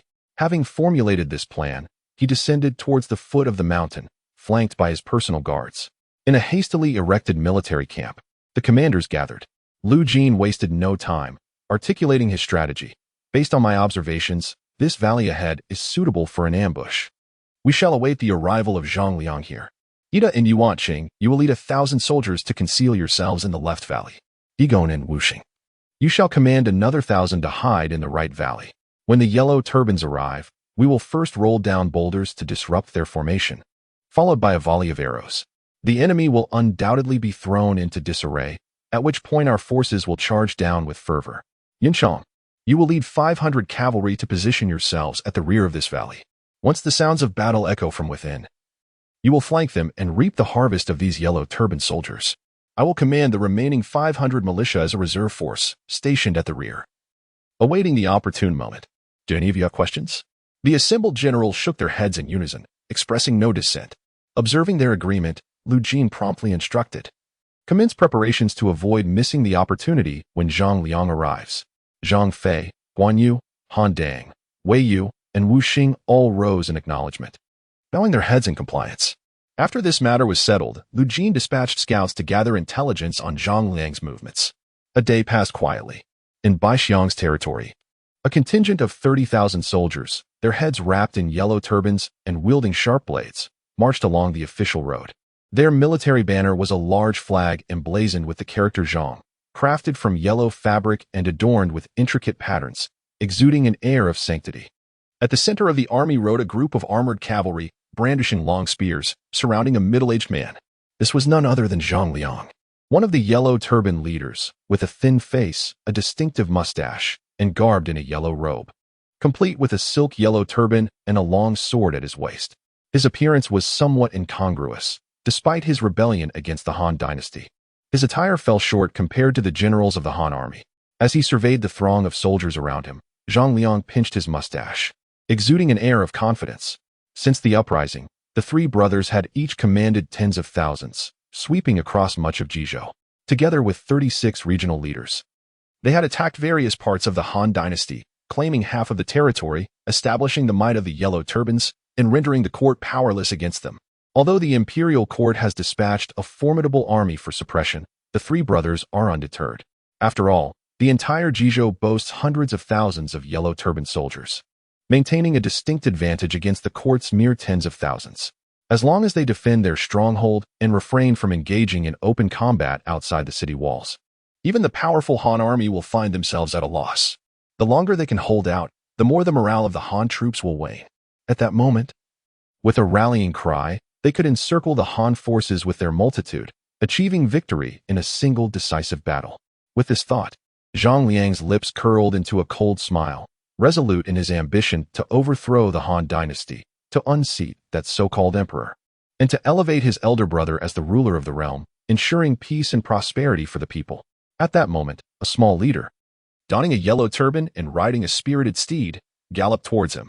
Upon reaching Zhang Liang, he clasped his fists and bowed respectfully, reporting, "General, if we traverse this valley ahead and continue for another several miles, we shall reach Baixiang County." Upon hearing this, Zhang Liang raised his gaze to the towering mountains and then to the clear sky. After a moment of contemplation, he addressed the yellow turban leaders beside him with a commanding voice. "In that case, let us hasten our advance and reach Baixiang County before nightfall, where the entire army shall rest and replenish our supplies." The surrounding generals, upon hearing his words, bowed deeply in acknowledgement. Yes, swiftly, the army commenced its rapid march towards the valley, still somewhat relaxed and unguarded, for the neighboring counties had long been under their control, and they harbored no concern for the Imperial forces unless they were to descend like divine retribution. In the tranquil depths of the valley, Lu Jin reclined beneath a tree, basking in the sun's warmth, his eyes shielded by a large leaf. Just then, a scout rushed toward him, arriving breathlessly to report, "General, several miles ahead, a contingent is approaching, bearing the Zhang banner, estimated at 20 to 30,000 men." Upon hearing this, Lu Jin quickly brushed aside the leaf, revealing a look of elation. The arrival of Zhang Liang's forces had finally come. He immediately stood and commanded, "Relay the message, prepare all ranks for readiness." The messenger, receiving the order, promptly set off to disseminate the information. 2 hours later, 30,000 Yellow Turban soldiers were advancing along the makeshift road through the valley. Zhang Liang, flanked by his generals, led the main force into the valley. Suddenly, the air was pierced by a whistling sound. From the woods flanking the valley, a volley of sharp arrows rained down, swiftly embedding themselves into the ranks. The sound of thudding echoed as the deadly arrows pierced through the bodies of the soldiers, blood splattering forth as lifeless forms collapsed. Screams of terror rang out. Chapter 83. Ambush in the Valley. Zhang Liang, upon witnessing this scene, was taken aback, his face betraying panic. He had never anticipated that this valley harbored an ambush. This was an unforeseen turn of events. The crux of the matter lies in the fact that his scouts had failed to detect the approach of the Imperial forces. Moreover, the army led by Lu Ji remained stationed outside Yi City, with no reports of any troop movements. How could there possibly be an ambush here? Could it be that celestial beings were involved? Observing the boulders tumbling down the slopes and the sharp arrows raining down, which struck down the soldiers around them, the formation began to falter. Zhang Liang, despite the gravity of the situation, quickly drew his sword and coldly commanded the generals at his side to stabilize the formation and maintain composure. He warned that anyone who dared to disrupt the ranks would face dire consequences. Upon receiving their orders, the surrounding commanders mounted their steeds and began directing the soldiers to hold their lines. The arrows from both sides of the valley fell like a torrential storm, piercing through the ranks of the Yellow Turban army. The sounds of arrows striking flesh echoed, bodies fell incessantly, blood splattering forth amidst the cries of the wounded. Even with Yellow Turban leaders bustling about, urging the soldiers to maintain their formation, the results were dismal. Many of the Yellow Turban soldiers had never experienced a significant battle. They were accustomed to relying on sheer numbers to besiege or defend cities. Faced with this sudden onslaught, they were paralyzed by fear, their minds blank, unsure of how to respond. Particularly as the arrows continued to rain down around them, their terror intensified, leading them to abandon any thought of maintaining formation and flee in panic. The entire line began to disintegrate, and even the surrounding commanders, wielding their blades, could not stem the tide of fleeing soldiers. The front and rear forces failed to coordinate, and like soil saturated by yellow water, they began to fracture and spread in disarray. At that moment, the sound of horns and drums resonated from both sides of the valley, booming with intensity. The Han soldiers raised their banners, their spirits soaring as they charged down into the valley, blades in hand, led by their commanders, shouting fervently, "Kill! Kill! Kill!" The Yellow Turban soldiers, already shaken by the arrows that had disrupted their formation, were now confronted with the Han army, surging forward with unstoppable momentum. Their courage shattered. They dropped their weapons and fled in disarray. Zhang Fei, with a fierce glare and spear in hand, swept through the throng. Several Yellow Turban soldiers before him were instantly impaled, crashing to the ground, blood spewing forth as they writhed in pain. His spear moved with the swiftness of lightning, piercing through anyone who dared to approach, blood splattering in all directions. Generals such as Han Dang and Wei Yu, wielding their blades, led their troops valiantly into battle. Resembling autumn winds sweeping away fallen leaves, charging through the crowd with an irresistible force. Amidst the chaos, Zhang Liang observed the formation crumbling, with numerous fleeing soldiers rushing toward him, dragging the surrounding troops into a panicked retreat. His eyes filled with murderous intent, he brandished the gleaming blade in his hand, mercilessly plunging it into the two soldiers who approached, blood splattering across his face as he bellowed with a heart-wrenching roar. "Pick up your weapons and continue to resist. Any who dare flee shall be met with no mercy." Regrettably, the soldiers surrounding him, already ensnared in an ambush, were thrown into disarray, and now, beset by the onslaught of the Han army from both sides of the valley, their morale had utterly dissipated. Their only thought was to escape. They scarcely heard his words and began to retreat, dragging their comrades along. Zhang Liang, witnessing this scene, ground his teeth in fury, swinging his blade relentlessly to strike down the fleeing soldiers, desperate to rally them to regroup and fight back against the Han forces. At that moment, his officers, tasked with maintaining the formation, began to return one after another, their faces etched with panic as they shouted, "General, we must retreat at once. The Han army is upon us, our formation has completely collapsed, and we possess no strength to resist. We can only escape this valley and gather the scattered troops if we hope to fight again. Staying here means certain death." Though Zhang Liang seethed with anger upon hearing this, he understood that preserving his life was paramount. He promptly squeezed his legs against the horse's flanks, wielding his whip as he began to retreat. Zhang Fei, Han Dang, and other commanders led their respective troops, continuously charging forward with the ferocity of a knife slicing through vegetables. The Yellow Turban army, like a receding tide, retreated from the valley.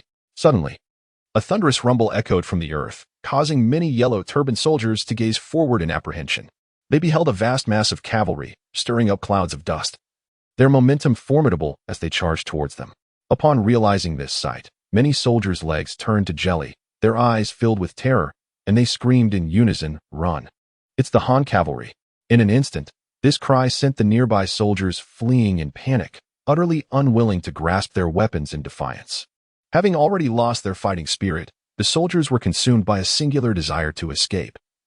Lacking the courage to organize a stand against the cavalry, an endeavor akin to throwing eggs at a stone, riding a black horse, Guan Yu wielded a gleaming blade, his cheeks flushed and his eyes radiating a chilling light.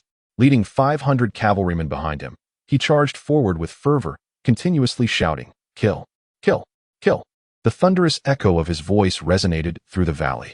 The foremost cavalry had already plunged into the ranks of the Yellow Turban soldiers, wielding their blades and mercilessly striking down foes. Blood sprayed forth, and corpses fell in droves. Some of the slower Yellow Turban soldiers were trampled under the hooves of the rampaging cavalry, instantly reduced to a gruesome mass, with blood and flesh scattering about. Amidst the cacophony of anguish, the surrounding soldiers fled in terror, devoid of any will to fight. Standing at the rear, Lu Jin observed this spectacle with delight. The two-pronged assault, coupled with Guan Yu's cavalry charge, had shattered the 30,000-strong army before him, sending them scattering in chaos, utterly bereft of the capacity to retaliate. Lu Jin, without a moment's hesitation, turned to his 500 militia and commanded them accordingly. With the blade firmly in hand, I charged forth, determined to vanquish these Yellow Turban bandits. As I spoke, Lu Jin, mounted on his noble steed, led the charge, joining forces with Zhang Fei and others to encircle and eliminate the Yellow Turbans. Among the crowd, Zhang Liang had initially planned to regroup the fleeing soldiers after escaping the valley to continue the fight against the Han army. He perceived that the Han forces were not overwhelming, numbering at most 5,000. However, to his astonishment, the soldiers who had just fled like a tide were now rushing back towards him, as if pursued by a ferocious beast, their terrified cries echoing in the air. Before he could react, the ground beneath him trembled, and a sea of cavalry surged towards him. Chapter 84. The demise of Zhang Liang. Zhang Liang, witnessing this scene, was utterly stunned. It was indeed the cavalry of the Han army. He stood frozen, unable to comprehend how the Imperial troops, still besieging Yi City, could possibly have cavalry here. His scouts had been meticulously monitoring that area. How could he have been unaware of their movements? Perplexed, he could not fathom from whence this force had arrived. Meanwhile, Guan Yu, astride his magnificent horse, wielded his broadsword with fervor, reaping the lives of the soldiers around him as he charged forward, exuding an unstoppable aura. Soon, he spotted a slender middle-aged man beneath the large banner bearing the character Zhang, surrounded by a throng eager to escape. Instantly, a spark of joy ignited within his eyes. This man was evidently the leader of the Yellow Turban army. And without a doubt, he was one of the three notorious bandit leaders, Zhang Liang. Without hesitation, he bellowed to his cavalry behind him, Zhang Liang is ahead. Let us pursue him. Upon hearing this rallying cry, the cavalry surged with newfound vigor, their eyes gleaming with excitement. They understood well the value of Zhang Liang's head and the glory it would bring. They followed Guan Yu into the fray, trampling the soldiers in their path. Zhang Liang, amidst the chaos, felt a tremor of fear course through him as he realized his identity had been exposed. Panic surged within him as he thought only of escape. He could not remain here, for capture by the Han army would surely mean death. He urgently commanded his loyal guards, "Quickly, shield me as we flee this place." Upon hearing his orders, over 100 men rallied around him, retreating in haste to escape the valley. Guan Yu's gaze was fixed intently on Zhang Liang's movements, leading his cavalry in a reckless charge. Having cast aside all thoughts of his own safety, he was resolute in his determination to slay this man and secure a monumental achievement for his brother. After a furious sprint, Guan Yu found himself merely a few paces away from Zhang Liang. His phoenix eyes narrowed, glinting with a cold light, leading the charge. His broadsword gleamed with brilliance as he swiftly dispatched several foes beneath his steed. Zhang Liang, witnessing this, felt a jolt of dread. Panic etched across his face as he shouted, "Stop this man. He must not reach me." In response, dozens of men surged forward, attempting to intercept the imposing figure of the red-faced warrior. As Guan Yu faced the onslaught of dozens, he displayed no sign of retreat. His thunderous voice resonating through the air, "Those who obstruct me shall perish." An aura of terror erupted from him, as if the spirit of a war deity had possessed him, and he surged forward, leaving a trail of lifeless bodies strewn along the path, blood flowing freely. The soldiers surrounding him, witnessing Guan Yu's ferocious demeanor, were paralyzed with fear, their courage shattered. They dared not impede his advance, and scattered in disarray, covered in blood. With a mighty blade in hand, Guan Yu swiftly approached Zhang Liang from behind, his eyes gleaming with cold determination as he coldly declared, "Die." Zhang Liang, still fleeing, trembled at the icy tone that reached his ears, glancing back only to behold the bloodied figure of Guan Yu, raising his sharp blade high, poised to strike. His pupils dilated with terror as the blade flashed past, the sound of blood splattering echoed at his throat, and his consciousness faded into oblivion. Filled with resentment, he lamented the untimely end of his aspirations to assist his elder brother in establishing a dynasty and overthrowing the decaying Han Dynasty, only to meet his demise here. His lifeless body tumbled from his steed, blood gushing forth, motionless. Guan Yu, witnessing Zhang Liang's demise, was overwhelmed with exhilaration, having slain this adversary and secured a monumental achievement for his brother. Exhaling a deep breath, he felt as though he had deflated like a punctured balloon, the adrenaline slowly dissipating, leaving him with a hint of weakness. After all, to charge through throngs of warriors and slay dozens had taken a considerable toll, even on a valiant warrior such as himself. The nearby Yellow Turban leaders, upon witnessing the death of one of their three chief commanders, Zhang Liang, were engulfed with both rage and dread. Many seized their weapons, their eyes ablaze with ferocity, as they shouted, "The general has been slain by this man. Let us avenge him. Kill." Several of the bandit commanders charged at Guan Yu with their blades drawn. Unfazed by the assault, Guan Yu wielded his great sword with fierce resistance. Although the battle became somewhat strenuous, he remained adept at fending off the few attackers. Just then, a booming voice echoed from afar, "Brother, I come."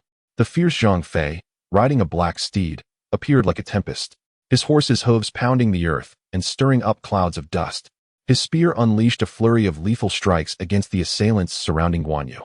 The bodies of the attackers were swiftly pierced, blood gushing forth as they fell without a sound.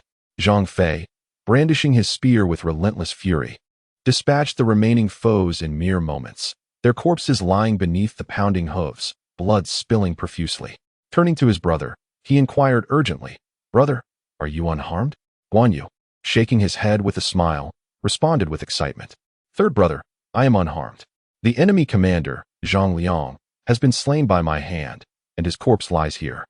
Upon hearing this, Zhang Fei turned his gaze to the ground, and indeed, there lay a lifeless body, a spark of excitement flickering in his eyes. "Good. Second brother. You should descend and rest well.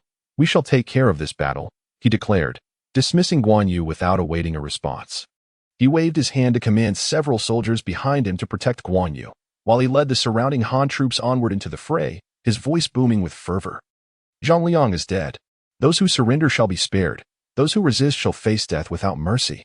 His words echoed thunderously, reverberating across the battlefield. Many of the Yellow Turban rebels, already encircled and overwhelmed by the Han forces, were in disarray and had lost the will to fight.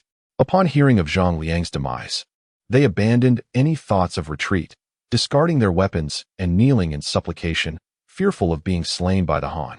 Soon, the clamor of battle began to wane, with Han soldiers diligently capturing the remaining prisoners. Lu Jin arrived with the militia, quickly learning of Guan Yu's triumph over Zhang Liang, his heart swelling with elation. Truly, he thought, Guan Yu is one of the most esteemed generals of the late Han, capable of beheading an enemy commander amidst the chaos of war. Such prowess is indeed formidable. With Zhang Liang's head in hand, promotion was within reach. The rank of 2,000 stones was now within his grasp. Chapter 85. A resounding victory. Lu Jin made his way towards Guan Yu, his voice preceding his arrival. Yun Chang. Guan Yu, resting nearby, rose promptly upon hearing his brother's voice, a smile gracing his face as he called back, "Elder brother." Surrounded by his personal guards, Lu Jin hurried to the scene. Upon seeing Guan Yu, bloodied and battered, his brow furrowed in concern, and he rushed over without regard for the bloodstains. Supporting Guan Yu with both hands, he gently inquired, "Yun Chang, are you injured?" Guan Yu chuckled and shook his head, responding with confidence, "Brother, there is no need for concern." Lu Jin felt a slight relief but still urged his guards, "Quickly, send for the physician to examine my second brother. We cannot afford any complications." The guards, not daring to delay, hastened to summon the doctor. Guan Yu, hearing this, could not help but smile wryly. "Brother, it is truly unnecessary to fuss so. I am unscathed." Lu Jin seated Guan Yu beside him, chuckling, Second brother, do not resent my concern. In the chaos of battle, even a moment's inattention can lead to injury. If left untreated, it could endanger your life.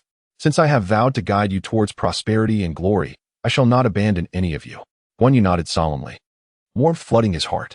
This was indeed their elder brother, always considering the well-being of his siblings. Before long, the physician arrived and began to cleanse Guan Yu's wounds, searching for any injuries. Despite Guan Yu's fierce demeanor, he bore several injuries. Though not life-threatening, they still posed some risk. Thus, the physician applied herbal remedies, disinfecting and bandaging the wounds with care. After completing all these tasks, Lu Jin felt an overwhelming sense of relaxation. His gaze drifted towards the lifeless body on the ground. Emaciated and sporting a thin mustache, its yellow robe now soaked in crimson. Particularly striking was the corpse's pallor, a clear indication that the wound on its neck had drained it of blood. Even as a corpse, Lu Jin's eyes burned with fervor. This individual, one of the leaders of the Yellow Turbans, if slain by Lu Ji, would surely lead to immediate rewards of nobility and rank. However, now, having died at the hands of a mere subordinate of the general, aspirations of titles would be futile. He would need to attain at least the rank of 2,000 stones to be considered for a marquis by the court. Nevertheless, Lu Jin remained undaunted. The conflict between the court and the Yellow Turban army was merely commencing. Moreover, with only Zhang Liang deceased, there still remained the heads of Zhang Jiao and Zhang Bao to claim. As long as these two were captured, his elevation to a marquis was imminent. Soon, generals such as Zhang Fei, Han Dang, and Wei Yu arrived one after another, their faces alight with excitement. The battle had been remarkably executed, effectively annihilating the entire force of 30,000 Yellow Turbans. As Lu Jin observed the sky darkening, he contemplated before issuing orders to the generals. Relay the command to clear the battlefield, bury the bodies on site, and detain all captives. We shall establish camp a few miles away and prepare to assault Baishan County at dawn tomorrow, followed by a period of rest. Upon hearing these instructions, the generals bowed in acknowledgement and promptly set about their tasks. Numerous captives were being rounded up by the Han army, and although they were many in number, they dared not resist. After witnessing the slaughter of thousands, surrendering was their only option, as any attempt to fight back would be tantamount to seeking death. Soon, darkness enveloped the valley where the military camp had been erected, and numerous fires were ignited. Many soldiers, having consumed a simple meal, gathered around to warm themselves. Lu Jin sat beside one of the fires, and the other generals took their seats, inquiring, "Can we ascertain the battle's outcome?" Han Dang promptly rose to report. "I humbly inform you, my lord, that a preliminary tally has been made. Our losses amount to over 400 men, while we have slain more than 4,000 and captured nearly 20,000. The remaining Yellow Turbans fled amidst the chaos, and due to our insufficient numbers, We did not pursue them. Upon hearing this outcome, Lu Jin nodded, finding it unsurprising. After all, this battle had been overwhelmingly decisive. The Yellow Turban soldiers had scarcely reacted before being routed, resulting in a one-sided massacre. He then commanded, "Treat the fallen soldiers with due respect and burial. As for compensation, let us compile the numbers and distribute it once the turmoil has settled." The generals nodded in understanding, recognizing that since the soldiers hailed from Zhuojuan, the distance made immediate compensation challenging. Thus, it would need to wait until after the conflict concluded. Lu Jin turned to Han Dang and Zhang Fei and instructed, "Tomorrow morning, you two shall lead your respective troops to attack Baixiang County." After receiving their orders, both men bowed in compliance. Once the matters were settled, Lu Jin gazed into the flickering flames before him, lost in deep contemplation. Although the battlefield has now settled, and a significant victory has been achieved, I find myself contemplating whether to report this triumph to Lu Ji or to the Grand General's office under a different title. The implications of each choice are vastly different. If I inform Lu Ji, a portion of my hard-earned accolades will inevitably be shared with him, if not entirely claimed by him, relegating me to a subordinate position. Conversely, should I opt to report directly to the Grand General's office, the glory of vanquishing Zhang Liang and obliterating the 30,000 yellow turbans would predominantly rest with me. However, such a decision would surely offend Lu Ji, challenging his authority and potentially inviting retribution or even unfounded accusations leading to my demise. After all, Lu Ji holds the esteemed rank of a colonel with authority to execute anyone below the rank of 2,000 stones. Moreover, even if I were to escape death, establishing a foothold within the military would prove exceedingly difficult, and any merits I might earn would likely bypass me. Having learned from past experiences, I recognize that within this military hierarchy, gaining acceptance will be a challenge, as I would undoubtedly face ostracism from my peers. No one desires a treacherous subordinate who seeks to claim glory independently, disregarding the commander. After a moment of contemplation, I resolved to first report to Lu Ji. I cannot allow immediate gains to jeopardize my future prospects within the military. Furthermore, I hold a firm belief in Lu Ji's integrity. He is, after all, a distinguished scholar of the Han Dynasty, and I trust he would accord me my fair share of the accolades, should he seek to benefit from this military achievement. It would be wiser to remain straightforward, as this may foster goodwill with Lu Ji, potentially leading to favorable opportunities in the future. With this clarity, I felt liberated and unclouded by the allure of immediate rewards. As a mere colonel, I remain insignificant in the eyes of the court and must rely on the favor of others for my survival. Thus, it is essential to exhibit humility and grace, forging connections with military leaders and high-ranking officials to establish a solid foundation for myself. Consequently, I meticulously documented the details of the victory, severed Zhang Liang's head, and instructed a messenger to deliver the account to the military camp in Yi City, ensuring Lu Ji was fully informed. As dusk descended, many soldiers began to succumb to slumber. After engaging in casual conversation with fellow generals, I too returned to my tent to rest. The following morning, outside Baixiang County, a troop of over 1,000 soldiers, bearing the emblem of the Lu clan, approached with great vigor. Leading them were the valiant Zhang Fei and Han Dang, who, having received their orders the previous day, had rested well before hastening to this location. Zhang Fei, astride his noble steed, brandishing a spear, narrowed his eyes as he surveyed the seemingly tranquil city before him, a flicker of suspicion arising within. He inquired of Han Dang, esteemed comrade, "Why does this city strike me as eerily deserted? Is it possible that a trap lies within?" Han Dang, surveying the scene, mirrored his astonishment. The walls appeared deserted, devoid of any sign of Yellow Turban soldiers. As the two individuals stood in perplexity, the city gate before them suddenly creaked open. A multitude of citizens pushed the gate aside, standing respectfully on either side to welcome the visitors. At the forefront was a gaunt figure clad in a blue robe, approaching with an air of reverence. The county official, Li, recognized the two generals and greeted them. Zhang Fei, witnessing the scene, paused momentarily, bewildered. Had it not been said that Baixiang County was under the control of the Yellow Turbans? How was it possible that an official was present? With a furrowed brow, he inquired, "Pray tell, where have the Yellow Turbans within the city gone?" Li, without hesitation, promptly responded, "I report to you, General, that a fierce battle erupted yesterday a dozen miles away. Many Yellow Turban deserters fled here, leading the Yellow Turbans in Baixiang to learn of this. Upon hearing that their leader, Zhang Liang, had been slain and that the Han army was advancing, they panicked and fled. Thus, I gathered the citizens within the city to secure it, and upon learning of your arrival, I led them to welcome you. Upon hearing this, Zhang Fei and Han Dang instantly grasped the situation. It was clear that the events of the previous day had frightened the Yellow Turbans into retreat. A perfectly reasonable reaction considering that one of the three notorious bandit leaders, Zhang Liang, had been killed and 30,000 troops had been annihilated. Such terrifying news would naturally provoke a hasty flight. Zhang Fei regarded Li Li and declared loudly, "We are indeed the Han forces that attacked Zhang Liang yesterday. Now that his forces have been vanquished, we intend to temporarily reside within the city. Inform the citizens that there is no cause for alarm." Li Li, devoid of any surprise, recognized that this group before him was responsible for Zhang Liang's demise. He immediately performed a respectful bow and responded, "I shall dispatch someone to inform all the citizens that with your esteemed general stationed here, the surrounding Yellow Turbans would not dare to invade." Zhang Fei nodded in acknowledgement and led his army into the city, subsequently taking control of all the city gates. He then sent word back to the camp in the valley to inform his elder brother that the city had been captured and could now be occupied. Several hours later, a contingent of troops escorted a multitude of captives, forming a long procession as they approached. The leading general was Lu Jin, mounted on a fine steed, gradually making his way towards Baixiang County, flanked by Guan Yu and other commanders. Upon entering the city, it became evident that the place was desolate. The streets were in disrepair, with numerous houses collapsed, and some corpses lay strewn along the sidewalks, clearly victims of the Yellow Turban plunder. The citizens were scarce, scattered along the streets, gazing at the army as it made its slow entry. Lu Jin furrowed his brow, reflecting on how the Yellow Turbans, under the guise of pacifying the populace and restoring order, behaved no better than mountain bandits. With each city they conquered, they looted with abandon, coercing the citizens to join their insurrection, contributing nothing constructive, only wreaking havoc.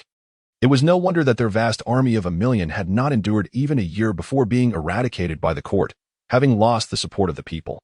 They thrived solely on decades of accumulated notoriety, duping the populace into rebellion. As the common people struggled to find enough to eat and wear, living in constant fear, they soon realized that life alongside the Yellow Turbans was far worse than their previous existence. It was only after this realization that they became disillusioned with the so-called Yellow Turban army, leading many to flee in despair, devoid of any desire to fight for them. Lu Jin observed the desolate city and promptly instructed his companion, Guan Yu, saying, "Yun Chang, confine all the captives within the city. Ensure they receive at least one meal a day to prevent starvation. Then, select some able-bodied youths to replenish our losses. When Lu Gong arrives, we shall hand over these captives." Guan Yu nodded in agreement, acknowledging the practicality of detaining them within the city walls. Surrounded by fortifications, the captives would not dare to wander freely, knowing that any attempt to escape would be met with lethal consequences, thus alleviating the issue of insufficient manpower. Lu Jin then entered the dilapidated government office, which was in a state of disrepair, with many structures barely standing, having been mostly dismantled. He did not express disdain. Rather, he instructed his personal guards to tidy the area for his temporary residence. At that moment, Zhang Fei and Han Dang hurriedly approached, bowing respectfully and addressing him. Lu Jin waved his hand, signaling them to forego further formalities. Zhang Fei spoke up, "Elder brother, the Yellow Turbans within the city fled yesterday. By the time I arrived, there were no Yellow Turbans left, only the county official Li Li, who was maintaining order and organizing the populace, and he even opened the gates to welcome us." Upon hearing this, Lu Jin nodded. Although the city had fallen to the Yellow Turbans, with most officials either fleeing or surrendering to the common folk, Li Li's ability to step forward and organize the citizens was commendable. Reflecting on this, Lu Jin paused for a moment. The name Li Li seemed somewhat familiar, as if he had heard it before. After a brief contemplation, a glimmer of recognition sparked in his eyes. It appeared that Li Li had some historical significance as an official under Han Fu. Historically, when Yuan Shao sought to seize Jizhou, Li Li and several scholars had advised Han Fu against yielding, yet their counsel proved futile, resulting in their demise. The fact that he could advise Han Fu indicated that his position was not insignificant, suggesting he possessed considerable capability. While he may not have been on par with renowned figures like Tianfeng or Zhu Shou from Hebei, he was nonetheless a rare talent. Chapter 87. Recruiting Li Li. With this thought in mind, a smile crept onto Lu Jin's lips. Li Li, currently just a minor official with a low rank, could be a valuable asset worth recruiting. What Lu Jin lacked most at present were civil officials and strategists to provide counsel. In terms of martial prowess, he had Zhang Fei, Guan Yu, Han Dang, and others who could stand alone in battle. Even Wei Yu, after this confrontation, had become convinced of Lu Jin's leadership and was eager to pledge allegiance to him. Turning to Zhang Fei, Lu Jin said, "Since Li Li possesses some ability, invite him in." Zhang Fei immediately bowed in agreement. Moments later, a young man clad in a gray tunic slowly entered the room. Upon encountering Lu Jin, adorned with a bronze seal and a black sash at his waist, it was evident that the individual before him held the esteemed position of commander of this troop. One could not help but feel an overwhelming sense of admiration for this remarkably youthful figure who, with merely 3,000 men, had subdued 30,000 Yellow Turban rebels and slain Zhang Liang. Such prowess was indeed extraordinary. Moreover, following this victorious campaign, it was likely that this young man would see his rank elevated, certainly to at least the level of a 2,000-stone official. Contemplating this, respect swelled within, and with clasped hands, one humbly declared, "I am Li Li, styled Boda, here to pay my respects to the general." Lu Jin nodded, scrutinizing the individual before him. Li Li appeared slender, with a long beard and clad in a blue robe, exuding a scholarly demeanor. In a voice imbued with authority, he inquired, "Boda, I must ask you, why did you not flee when the Yellow Turban rebels occupied Baishan County? As an official, did you perhaps betray your allegiance?" At this, Li Li's body trembled slightly, yet he stood tall and replied in a clear voice, "General, you misunderstand. I am indeed from Baishan County. When I learned of the rebels' approach, I urged the county magistrate to hold the fort, but alas, he would not heed my counsel and fled the town instead. Left with no choice, I abandoned my post to remain at home, seeking refuge from the chaos. However, when the rebels entered the city, they wreaked havoc, pillaging everything in sight. By sheer fortune, I had hidden some provisions, which enabled me to survive until now. Yesterday, upon hearing of your triumph over 30,000 Yellow Turban rebels and the slaying of Zhang Liang, which invigorated the spirits of the people, I witnessed the remaining rebels flee in terror. Thus, I took it upon myself to rally the citizens, to restore calm and await your arrival." Lu Jin nodded slightly in response. Li Li seemed to embody loyalty, as he had not deserted the city in its hour of need but had instead sought to advise the magistrate, displaying commendable courage.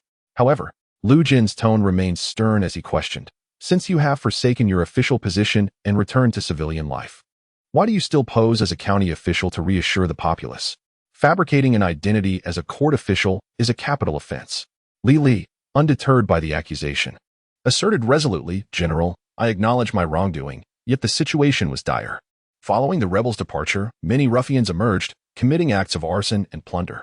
I could only stand forth to organize the people, maintain order, and stabilize the city in preparation for your arrival. I recognize the impropriety of my actions and humbly request your judgment." Upon uttering these words, he knelt on one knee, his expression unwavering, betraying no hint of panic. Lu Jin was struck by the audacity of this minor official who, in the presence of a high-ranking officer, exhibited such fortitude. Rising, he approached Li Li and assisted him to his feet, a smile breaking across his face as he proclaimed, "Boda, you have risked your life to uphold order and safeguard the citizens. I, as your commander, hold your actions in high regard." Upon hearing this, Li Li's heart soared with joy, for it aligned perfectly with his expectations. Lu Jin would not punish him for this minor transgression. However, Lu Jin's demeanor shifted abruptly, and a stern voice resonated in the air. "However, you have unlawfully impersonated an official, thus violating the laws of the Han Dynasty. As an official appointed by the court, I, Sima, cannot allow you to act with such impunity. Guards, take him away and execute him." At this command, the loyal soldiers approached with determined strides, ready to apprehend the man. Li Li, upon hearing these words, exhibited a look of panic. He had not anticipated that Lu Jin would seek to execute him. Gone was his previous composure, and he hastily implored, "General, please, my actions are justifiable. Could you spare my life?" Upon hearing this, Lu Jin's lips curled into a smile as he replied slowly, "I may consider sparing your life, but you must serve in my army henceforth. Are you willing to accept this?" Li Li sighed with relief, recognizing that Lu Jin seemed to have taken an interest in him and wished for him to serve. Internally, he scoffed at the notion of being intimidated. If Lu Jin desired to recruit him, he could have simply stated so.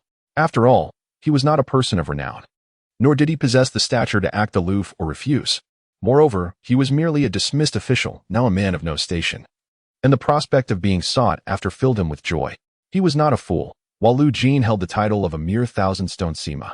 The military accomplishments from this battle could elevate him to a 2,000-stone position, making service under him a promising opportunity. Without hesitation, Li Li clasped his fists and respectfully declared, "I am willing to follow General Lu, serving you faithfully." Lu Jin nodded, a smile gracing his face as he stated, "In that case, I hereby appoint you as the military supervisor, responsible for the management of provisions." Li Li's heart leapt with joy upon hearing this, realizing the significant trust placed in him to oversee the army's supplies. He immediately bowed deeply and proclaimed, "Thank you, General, for your esteem. I shall never forget this kindness." Lu Jin waved his hand, instructing Zhang Fei to escort him away to familiarize himself with the matters of military provisions.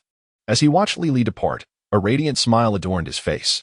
Although uncertain if this man was the historical Li Li, his demonstrated abilities certainly warranted significant utilization. In the city of Luoyang, within the study of the Grand General's residence, He Jin sat alone at his desk, perusing the recently submitted battle report, his brow furrowed deeply. Anger marred his countenance as he realized the incompetence of Zhu Jun, the left Central Cavalry commander, leading the army out of Luoyang. They were swiftly pursued and attacked by the Yellow Turban bandit Bo Kai in Yingchuan County, which had severely tarnished the morale of the Han forces. Should the current frontline situation be reported to the court, it would undoubtedly incite the emperor's wrath. Having finally attained the position of Grand General, he feared his seat might not be secure. He controlled the military forces of the realm, yet with the Yellow Turban uprising wreaking havoc across the Han territories. Despite not directly commanding troops, he still held the authority to mobilize forces. If the various armies failed to quell the rebellion effectively, securing his position as Grand General would prove challenging, especially with the eunuchs, powerful families, and noble officials looking down upon him, viewing him with disdain due to his humble origins as a butcher. He Jin exhaled sharply through his nostrils, his hands clenched tightly together, and he struck the desk forcefully, producing a resounding clang. Chapter 88. The general's mansion. Although somewhat incensed, he found himself compelled to accept the situation. It was entirely reasonable that, owing to nepotism, he, as the Grand General, would initially find few willing to serve him within the court. This circumstance had rendered him devoid of any authority or esteem. Contemplating this, He Jin's eyes glimmered with astuteness. It appeared that in order to establish his foothold in the court, he must cultivate his own trusted confidants. Only then could he command the respect befitting a Grand General and not be scorned by the eunuchs, aristocrats, or high officials. However, he was at a loss as to where to begin. Despite his position, not everyone was worthy of his allegiance. He sought individuals of noble lineage or renowned talents to serve as his advisors. Yet, such individuals were elusive. Those with any semblance of fame had likely already pledged their loyalty to others, and coaxing them away would require considerable effort. At that moment, an official outside the door respectfully announced, reporting to the Grand General, "A message from Deputy Sima Lu Jin has arrived regarding the battle report." He Jin, seated in his study, frowned slightly upon hearing the name. A mere Deputy Sima, a mere 1,000-stone official, hardly warranted his attention. With a displeased expression, he coldly replied, "Such trivial matters should be handled by my subordinates. From now on, do not report any battle news below 2,000 stones to me." Do they think I, as the Grand General, have nothing better to do than listen to their inconsequential affairs?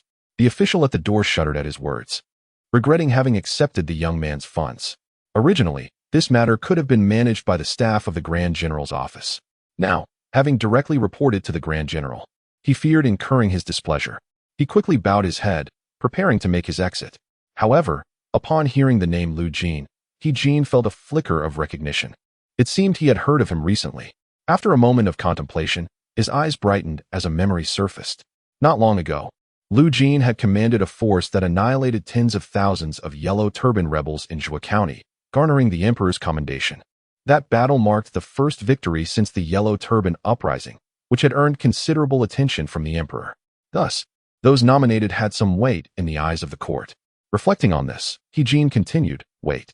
The departing official halted abruptly, his expression growing increasingly flustered, fearing punishment. He quickly responded, "What commands does the Grand General have?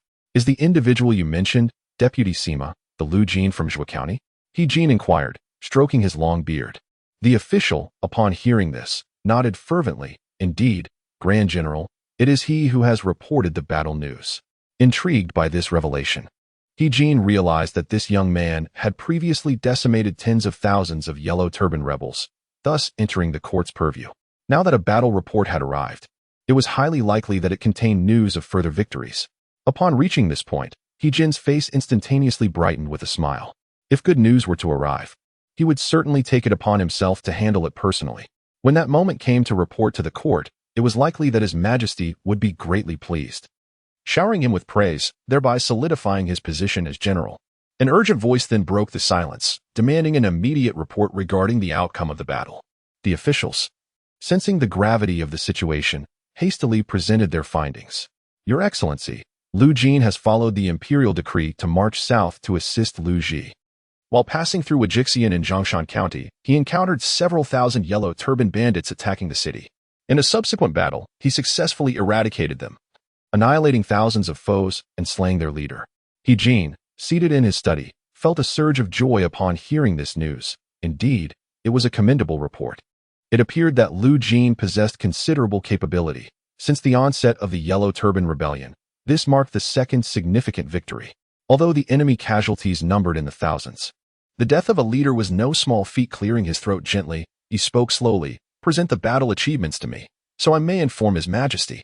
Before long, the door swung open, revealing an official who respectfully placed the battle report upon the table before retreating. He Jin picked it up and scrutinized it carefully. Besides Lu Jin's name, it bore the signatures of officials from Wajixian, rendering the accomplishments credible and most likely true. After all, these men would not dare to fabricate military achievements, as discovery would undoubtedly implicate them. Lost in thought, He Jin pondered over Lu Jin's newfound accolades, suspecting that this was an attempt to secure a promotion. Currently serving as a subordinate general, advancing to the rank of Due would elevate his status significantly. Although this position barely reached the threshold of 2,000 stones, it was not easily attainable. He Jin considered that Lu Jin lacked powerful connections within the court, thus, leveraging these accomplishments for advancement might pose a challenge. Narrowing his eyes, he delved deeper into contemplation. His own influence within the court was rather tenuous, and to establish his foothold, he must gather support from both civil and military officials to serve his interests. Lu Jin, showing exceptional military prowess, seemed a promising candidate. With proper cultivation, he might well become a valuable ally. The only drawback was Lu Jin's current lowly status as a 1,000-stone general, which in He Jin's eyes did not warrant great respect. However, with this recent military success, aiding Lu Jin in securing a Due position should pose no difficulty. Should he continue to perform admirably, further promotions could follow, gradually nurturing him into a trusted confidant. He Jin nodded in agreement with his thoughts, resolving to present this matter in court after his audience. Advocating for Lu Jin's appointment as Due, he harbored no concerns about Lu Jin potentially becoming a traitor after rising to prominence. Anyone elevated by He Jin would inherently carry his mark, making it improbable for them to sever ties. Even if Lu Jin were to depart and ally himself with the eunuchs or the noble families, it was unlikely that he would gain their favor or be entrusted with significant responsibilities. In the realm of governance, those who displayed duplicity were most despised. A single act of disloyalty would render them untrustworthy and subject to exclusion. It is evident that Lu Jin's political career has reached a standstill, thus this young man, regardless of circumstances, would never betray his own.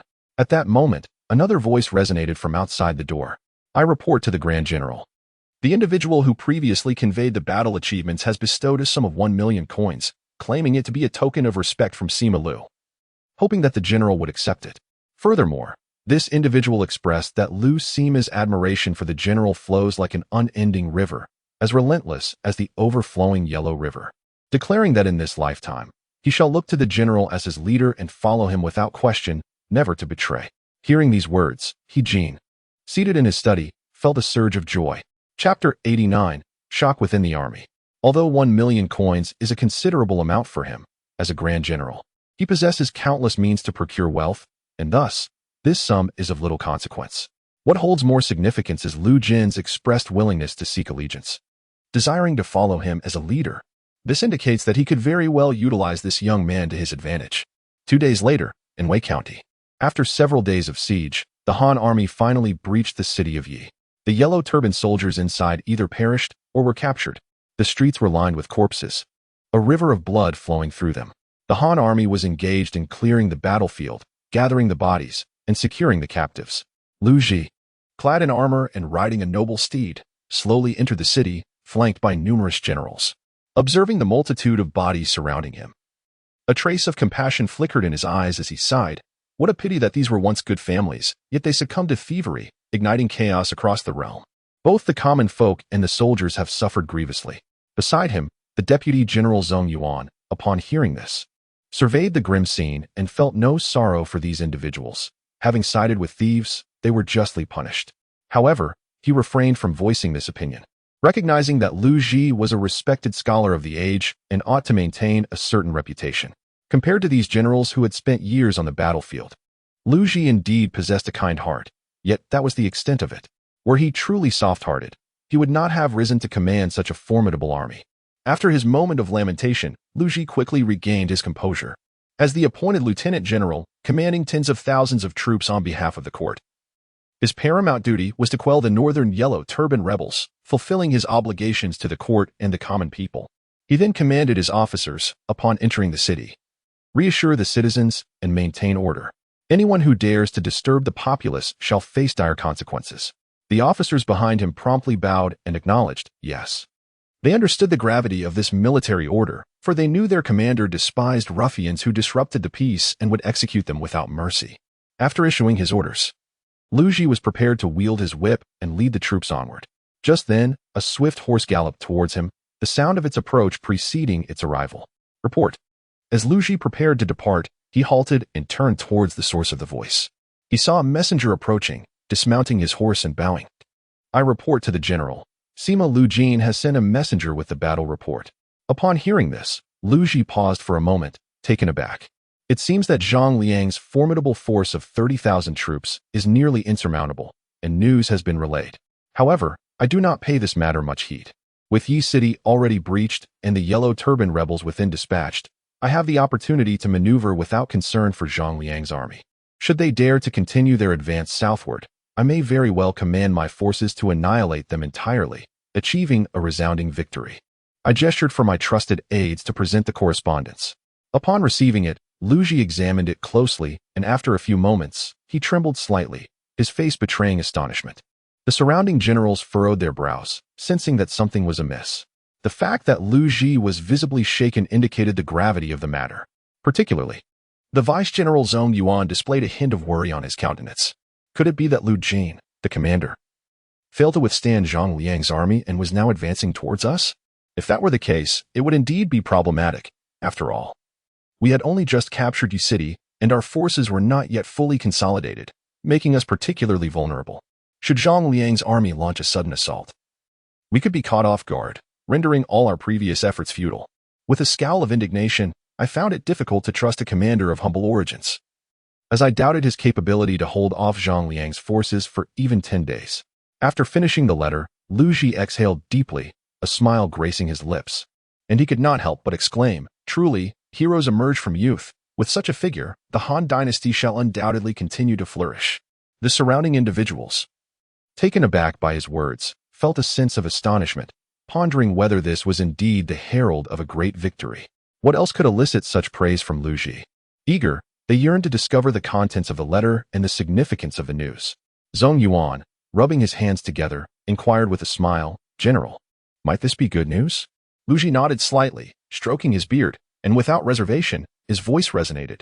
Lu when he led his troops on a 100-mile raid, ambushing in the Xiaoping Valley, annihilating 10,000 Yellow Turban rebels and capturing 20,000, while also executing the rebel leader Zhang Liang, whose head has already been dispatched.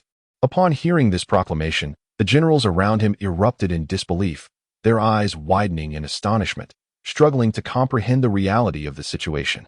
Lu Jin, with a mere 3,000 soldiers, had managed to obliterate 30,000 foes. Even more astonishing was the execution of one of the 3 principal leaders of the Yellow Turbans, Zhang Liang. This news was nothing short of extraordinary. As the vice-general, Zhang Yuan opened his mouth, unsure of how to respond. Initially, he had doubted Lu Jin's ability to halt Zhang Liang's massive army, considering it merely a rabble compared to the elite Han forces. Little did he anticipate that Lu Jin would not only hold them off, but utterly decimate them. After a few breaths of silence, the surrounding generals began to murmur amongst themselves, discussing the weight of this news, which had indeed stirred their hearts. To have vanquished 30,000 enemies and executed Zhang Liang represented two monumental achievements, each sufficient to warrant significant advancement. Together, they constituted an even more formidable triumph, suggesting that Lu Jin, this lesser commander, would soon rise further in rank. At the very least, it is a position of 2,000 stones. And if one has the right backing, the prospect of being conferred a title is entirely feasible. The surrounding generals gazed upon him with envious eyes. Their lengthy service in the military had merely earned them the rank of 1,000 stones as a Sima, while those who fared slightly better attained the title of Duwei. As for the rank of Xiaowei, it is regarded as a high-ranking position within the entirety of the Han Dynasty. Lu Ji observed the expressions of the generals beside him, noting their envy, which for some had even morphed into jealousy. He furrowed his brow and spoke aloud. This victory is the result of the valor and determination displayed by Lu Jin and his troops, who fought with unwavering resolve. Should we face defeat, our entire army would be lost, and I doubt many would dare to take the risk of a desperate fight. Thus, this honor rightfully belongs to them. There is no need for envy. Simply serve diligently in the military, display your courage in battle, and the rewards from the court for vanquishing the Yellow Turban rebels will naturally come your way. Upon hearing these words, the generals gradually suppressed their feelings of envy, returning to a more composed demeanor. However, the true thoughts within their hearts remained known only to themselves, invisible to others. Lu Ji then brandished his riding whip and, amidst the throngs of his followers, made his way towards the city. Soon, he arrived at the government office of Yi City, where he organized his quarters to serve as his place of stay. Chapter 90, A Man of Integrity Within the Office. Lu Ji took his seat at the head of the table, lifted a cup of steaming tea, savored a sip, and then set it down upon the table. He turned to his deputy, Zhang Yuan, and slowly remarked, Lu Jin has indeed made significant contributions. His bravery and martial prowess reveal the qualities of a renowned general. This is something I greatly admire. Zhang Yuan, seated in a lower position, nodded in agreement, elevating his regard for Lu Jin further. One should not underestimate these generals hailing from the local militia. Though they may not have fought in grand battles like their counterparts in the Imperial Army, they have nonetheless exhibited remarkable capabilities since the suppression of the Yellow Turbans. After a moment of contemplation, Zhang Yuan inquired, General, since he has achieved such merit, we ought to promptly report this to the court, bringing joy to the officials and His Majesty, which will also uplift the morale of the Han army in various regions, thereby suppressing the morale of the Yellow Turbans. Lu Ji nodded in agreement, smiling as he responded, with such military accomplishments, it is indeed imperative that we report this swiftly, allowing His Majesty to rest easy and alleviating the pressure on us to eradicate the Yellow Turbans expeditiously. Zhang Yuan hesitated momentarily before asking, but how shall we report this? Should we write that the general commanded adeptly and orchestrated this battle, or should we relay the details of Lu Jin's achievements as they are?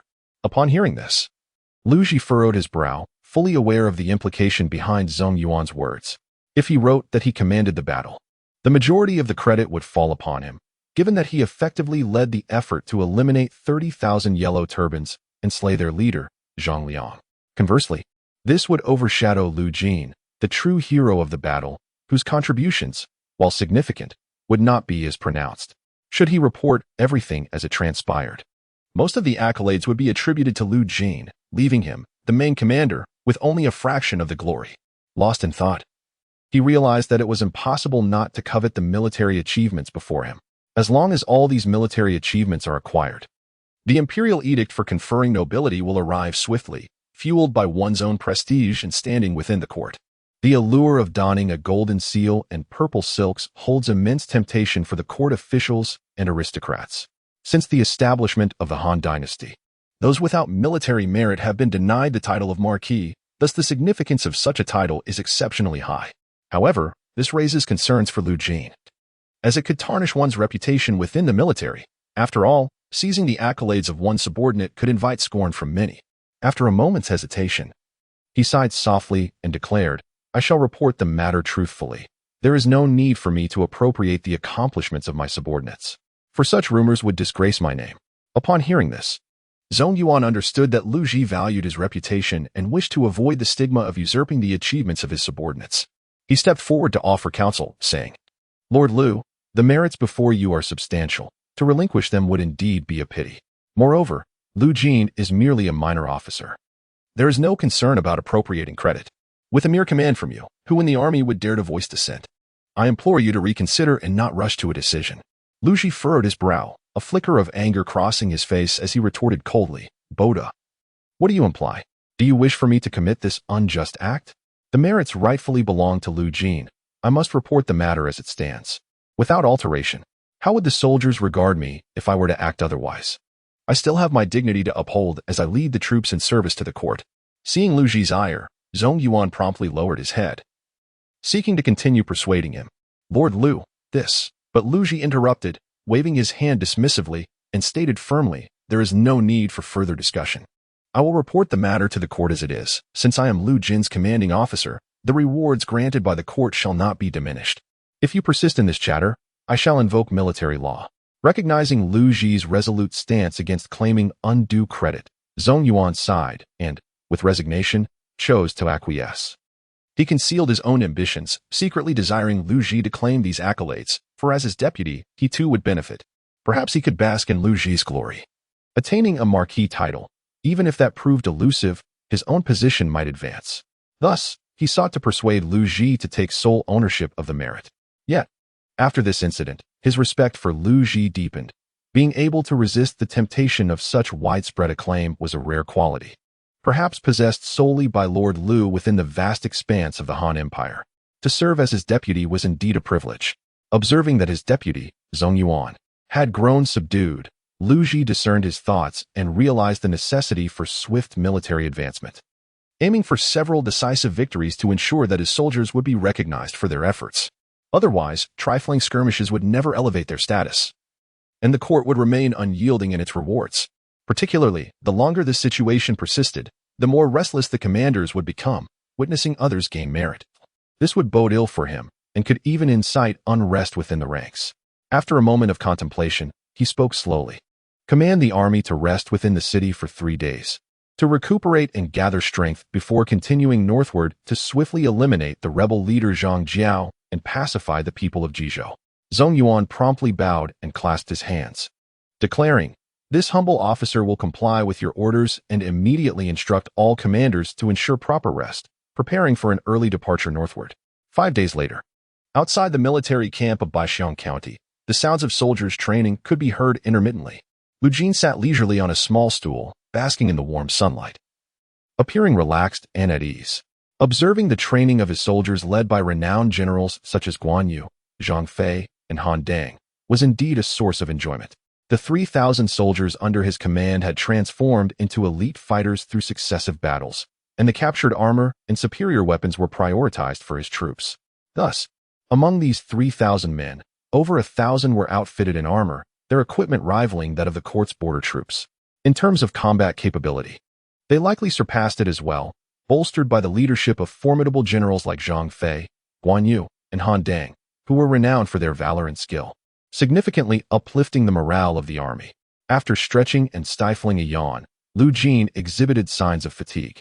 Since quelling the 30,000 yellow turbans and slaying Zhang Liang, the exhilaration of recent victories had deprived him of restful sleep. He felt somewhat weary during the day, but now he gradually allowed this joy to settle. After all, he had merely slain Zhang Liang, earning a modicum of merit, yet it was not excessively grand. If only he could emulate the historical General Huang Fusang, who, as a deputy general, led the Imperial army from south to north, engaging in relentless battles and fervently vanquishing foes. Even 2 of the Zhang brothers fell by his hand. Had Zhang Jiao not perished swiftly, he too might have met a similar fate. In truth, the rapid pacification of the Yellow Turbans was largely due to Huang Fusang's strategic brilliance and unbroken victories. If one were to add another name, it would be Zhu Jun, whose formidable capabilities also contributed significantly to the defeat of the Yellow Turbans. Chapter 91. The first meeting with Lu Ji. At that moment, a messenger riding a spirited steed galloped towards Lu Jin, quickly arriving by his side to report, General, the army led by General Lu is merely 10 miles away from here. Upon hearing this, Lu Jin instantly felt invigorated, not daring to exhibit any negligence. After all, as a commanding general, it was imperative to go forth and offer a warm welcome. He immediately commanded the gathering of the army's leaders to accompany him to greet the approaching forces at the camp's entrance. After a brief wait, in the distance, Several tens of thousands of soldiers were advancing towards their location, with the banner of the Lu army fluttering in the wind. At the forefront was a ceremonial display, with over 100 soldiers clad in armor, helm-adorned, and wielding long spears, standing solemnly around. In the center, a war chariot bore General Lu Ji, who, with a sword at his waist and draped in a flowing robe, bore a calm demeanor as he approached amidst the throng of military leaders.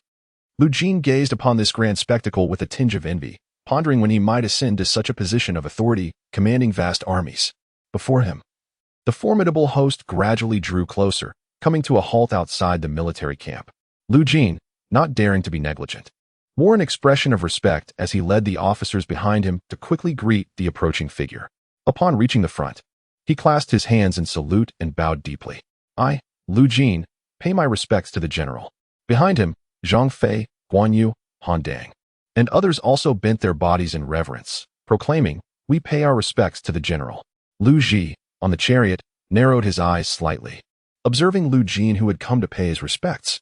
With a resolute visage and a robust stature, Lu Jin emanated an aura of sternness that bore the semblance of a renowned commander.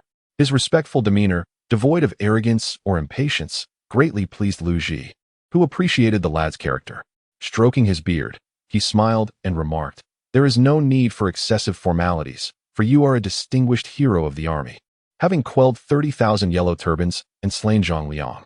I have already petitioned the court for your reward, which will soon reach Luoyang.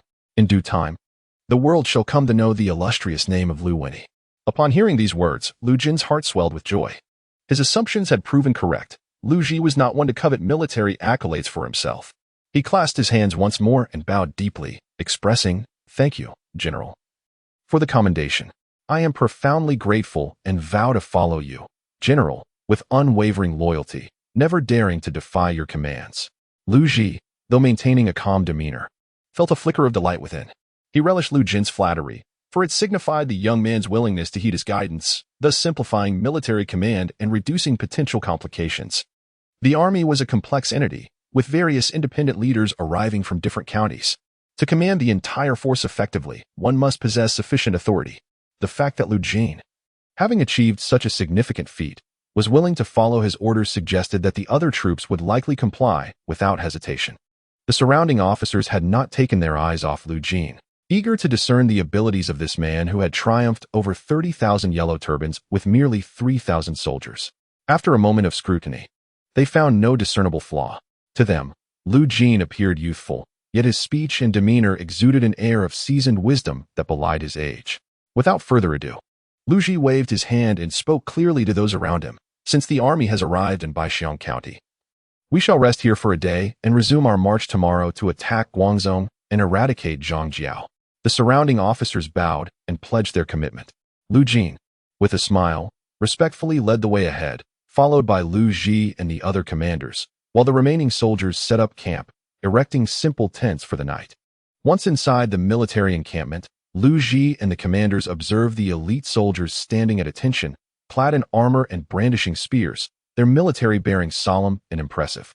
Everyone was somewhat astonished. Such a formidable force could indeed be considered elite within the Han army. It was no wonder they had been able to defeat Zhang Liang's 30,000 troops, as they possessed unique qualities. The grand tent, which had been prepared in advance, was now made available. Lu Ji led the assembly to take their seats, with the various officers settling into their designated places on either side.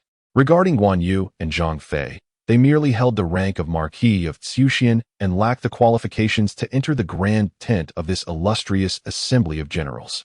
Even Lu Jin, a Sima with 1,000 stones, occupied only a position at the lower end of the seating arrangement, flanked by several other Sima of similar rank. Among them was a strikingly handsome, robust man, who, with a smile, nodded towards Lu Jin. Out of courtesy, Lu Jin reciprocated the gesture with a nod, acknowledging the brief exchange. Seated in the highest position, Lu Ji surveyed the assembled generals within the tent and gradually spoke. "We have now arrived at Baixiang County, with merely 100 miles left to Zhangjiao's stronghold, Guangzhou. Is there anyone bold enough to lead our army's vanguard, clear the path, and besiege Guangzhou until our forces arrive?" Upon hearing these words, the eyes of the generals within the tent shimmered with fervor, eager not to miss the opportunity to serve as vanguard. The robust man beside Lu Jin stood up resolutely, his voice resounding, "I, Gongsun Zan, am willing to lead my troops as the vanguard, to carve a path through the thickets and encircle Guangzhou.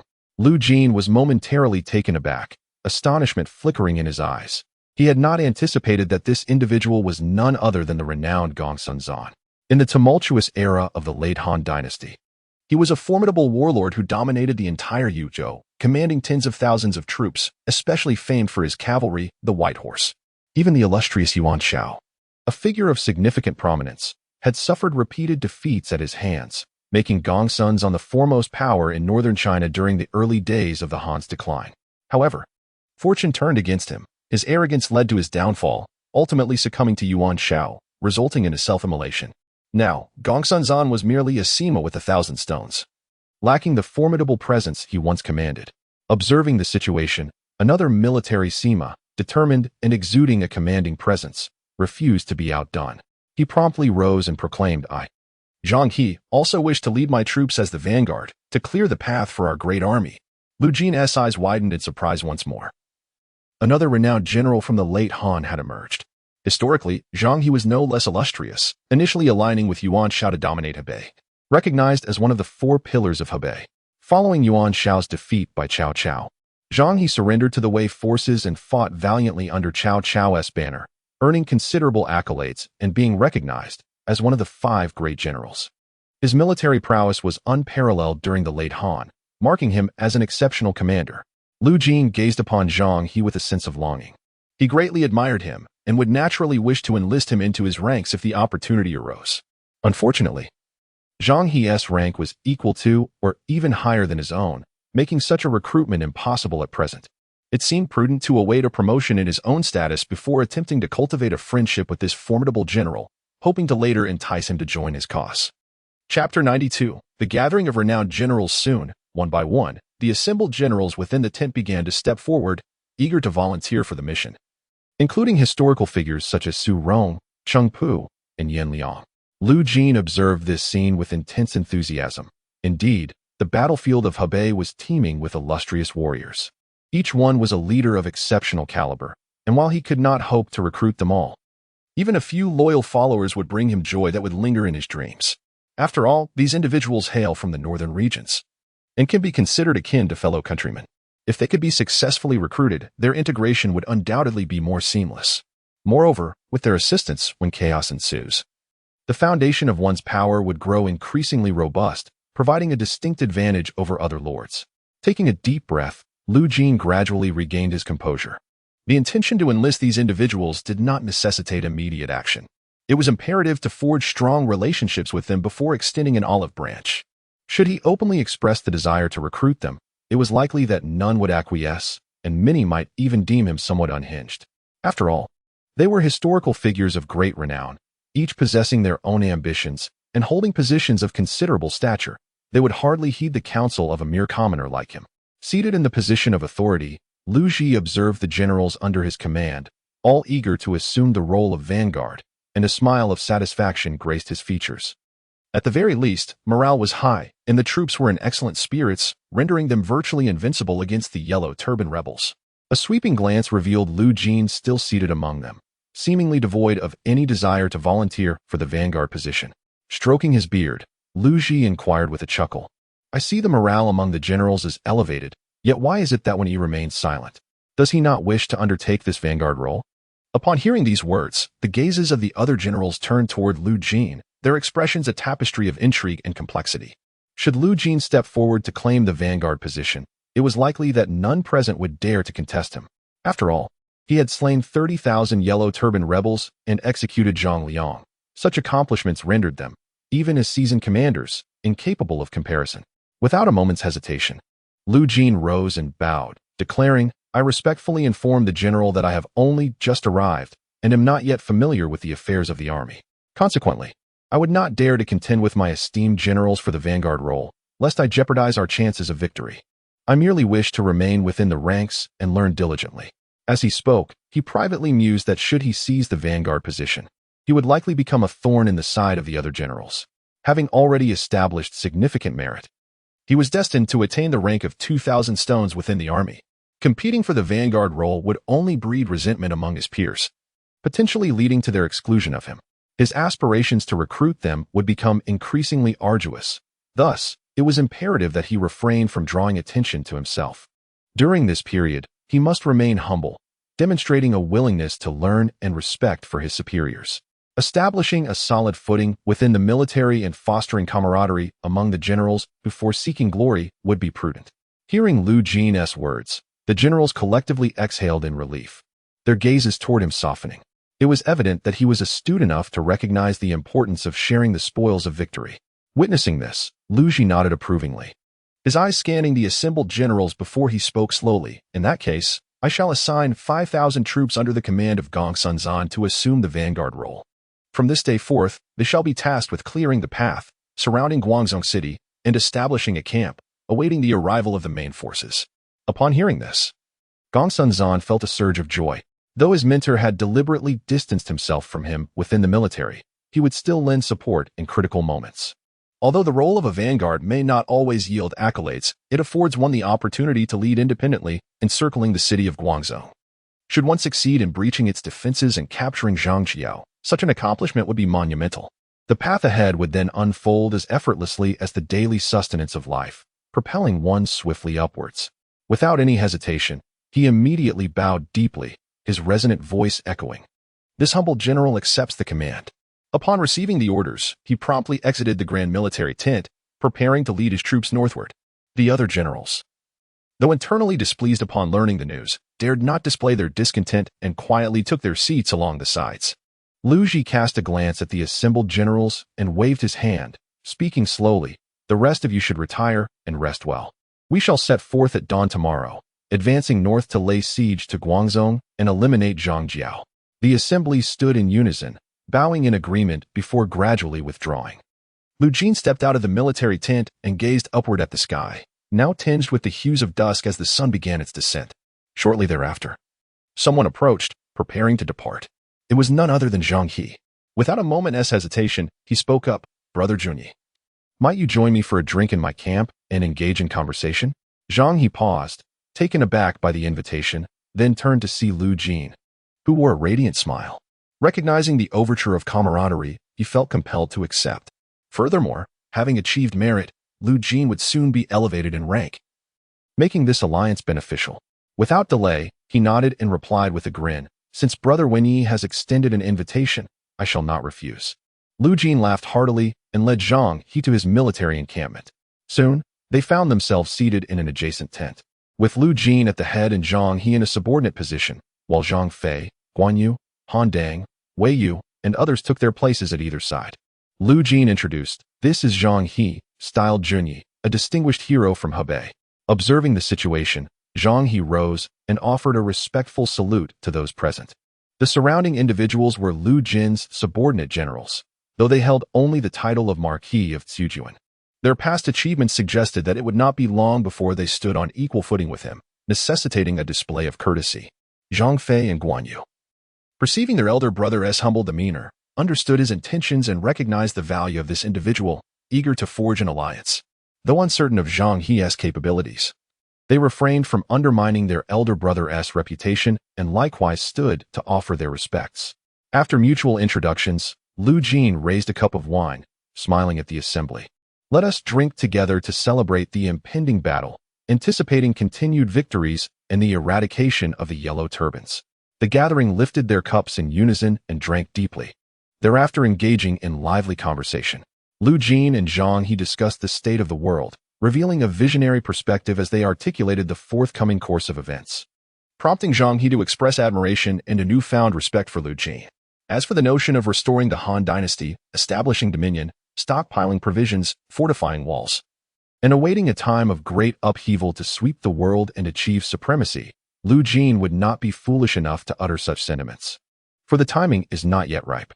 Although the current Han Dynasty is plagued by the Yellow Turbans and besieged by bandits and other nefarious elements, showing signs of potential collapse, the court remains steadfast. Chapter 93. The great virtuous teacher Zhang He remains devoted to the Han, and naturally does not foresee the complete disintegration of the Han court in a few years, leading to widespread chaos, wherein individuals like him must seek a worthy leader to assist in claiming dominion over the realm. At that juncture, one may divulge their ambitions and ideals to subordinates, ensuring they are aware of one's intentions. Otherwise, they may perceive you as lacking aspirations and merely seeking to survive, leading them to abandon you in search of their own enlightened leader. The atmosphere within the tent is exceedingly lively, particularly after a few cups of wine, with everyone flushed and boisterous. As they are all soldiers of the Han, their manner of speech is straightforward and unreserved, lacking any semblance of subtlety. Moreover, as they all hail from Hebei, there is a camaraderie akin to that of old acquaintances, making their conversation increasingly jovial. As the sky darkens, Zhang He, swaying slightly, rises and lets out a belch. With a smile, he clasped his hands and said, "Brother Wenny, I am grateful for your hospitality today. However, it is getting late, and I must return to the camp to oversee matters. We must break camp and march at dawn. I cannot delay our military endeavors, lest I incur the general's wrath." He added, "Once the turmoil subsides, I shall return to you, Brother Wenny, for further discourse over drinks." Lu Jin smiled and nodded, not expressing a desire for Zhang He to stay longer. Their initial meeting was sufficient. Excessive warmth might raise suspicions regarding ulterior motives. He gestured to his personal guards to assist Zhang He on his way back to his military encampment. After Zhang He departed, Lu Jin instructed Zhang Fei, Guan Yu, and others to rest well, as they would need to prepare for departure at dawn. 2 days later, within the government office of Guangzhou City, a furious roar echoed. "Impossible! My third brother commands an army of 30,000. How could he fall victim to an ambush?" The speaker was none other than the illustrious Zhang Jiao. His brow furrowed and his eyes ablaze, his body trembling as he struggled to accept the grim news. The Yellow Turban generals in the hall lowered their heads, visibly intimidated and reluctant to meet his gaze. For Zhang Jiao, in this moment, resembled a tiger poised to strike. Who among them would dare provoke his ire? For they might not live to tell the tale. Even the messenger who had just delivered the news trembled, filled with dread at the thought of being slain by Zhang Jiao's wrath. After a moment of silence, tears welled in Zhang Jiao's eyes. Although he found it hard to believe that his brother had been slain, the evidence was undeniable, and he had no choice but to confront the harsh reality. A chilling, solemn voice emerged. "Whoever is responsible for my brother's death shall face a fate worse than death. I vow to exact vengeance upon them." The messenger, upon hearing this, quickly bowed and replied, "I beseech you, General Tiangong. The one who has slain General Ringgong is Lu Jin, a subordinate of the Han army, who has descended from the north, taking advantage of our forces' ignorance of his whereabouts. He lay in ambush at Zhaoping Mountain in Baishan County and launched a surprise attack on General Ringgong, resulting in a devastating defeat." Upon hearing this, Zhang Jiao tightened his emaciated hands into fists, the cold glint in his eyes barely contained. He declared in a chilling voice, "By the decree of our esteemed sage, let it be known across the realm of the Yellow Turbans, whoever can slay Lu Jin to avenge my third brother shall inherit the position of General Ringgong." The assembly of generals, upon hearing this proclamation, brightened with anticipation, many revealing avarice in their expressions, their breaths quickening.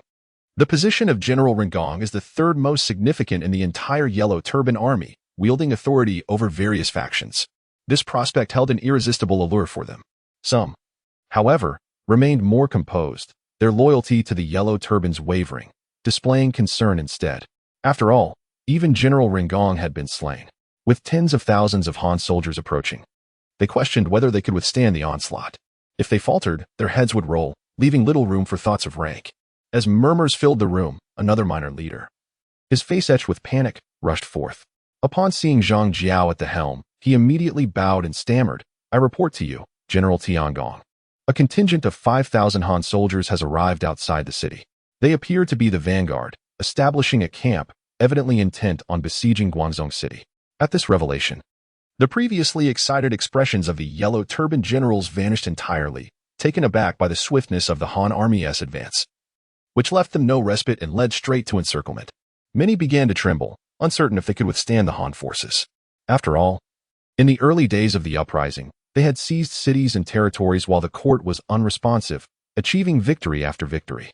Yet, upon the arrival of the Imperial army, they had been routed, forced to continually withdraw their ranks. Zhang Jiao surveyed the anxious faces of his comrades and, in a cold voice, commanded, "There is no need for panic. Guangzhou City boasts thick walls, and we have 100,000 troops here. The Han army shall not breach our defenses. We need only wait for the Yellow Turban forces from all corners to gather, and the Han will pose no threat." He then ordered, Relay my command. Each general must steadfastly defend the city. Anyone who dares to show signs of panic shall face execution without mercy." His fierce gaze swept over the assembly. At this crucial moment, no errors could afford to occur lest the Han army breach their defenses and jeopardize their lives. The generals, receiving their orders, nodded in compliance. Albeit some harbored dissenting thoughts, yet dared not voice them at this juncture. Zhang Jiao watched as they departed, his brow furrowed, his countenance dark. He was acutely aware that the morale within the Yellow Turbans had plummeted, particularly now, as they retreated to Guangzhou City. They could only adopt a defensive stance, leaving them unable to engage the Han army, leading to unrest among the troops, with desertions becoming increasingly frequent. With a heavy sigh, Zhang Jiao slowly settled back, resembling a deflated balloon, utterly devoid of strength and appearing quite despondent. The death of his third brother plunged him into profound sorrow, exacerbating his already fragile health. 3 days later, Lu Ji personally led tens of thousands of troops, marching majestically to the outskirts of Guangzhou City, demonstrating an imposing presence. Under the welcome of Gongsun, he entered the military camp. The Yellow Turban soldiers atop the city walls, already besieged within Guangzhou, were filled with trepidation, and the morale of their army was wavering. Upon witnessing the arrival of the formidable forces behind them, many trembled in fear, and their spirits plummeted further, leading to instances of desertion. The Yellow Turban commander drew his sword and led his troops to maintain order atop the city walls, fearing that the city might crumble without a fight, resulting in dire consequences. Within the grand tent of the Han army outside the city, Lu Ji, with a sword at his side and a serious demeanor, gradually took his seat at the head of the table, while the other generals settled on either side.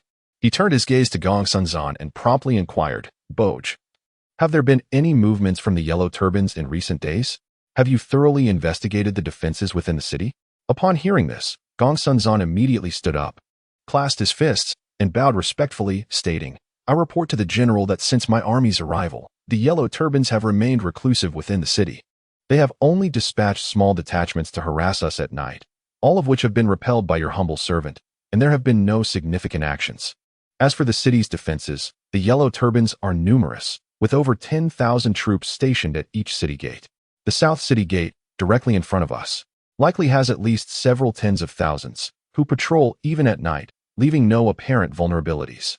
However, the morale of the Yellow Turban army is exceedingly low, and many of the bandits, fearing our Han army, have stealthily slipped out of the city under the cover of night." Lu Ji, sitting at the head, nodded slightly upon hearing this.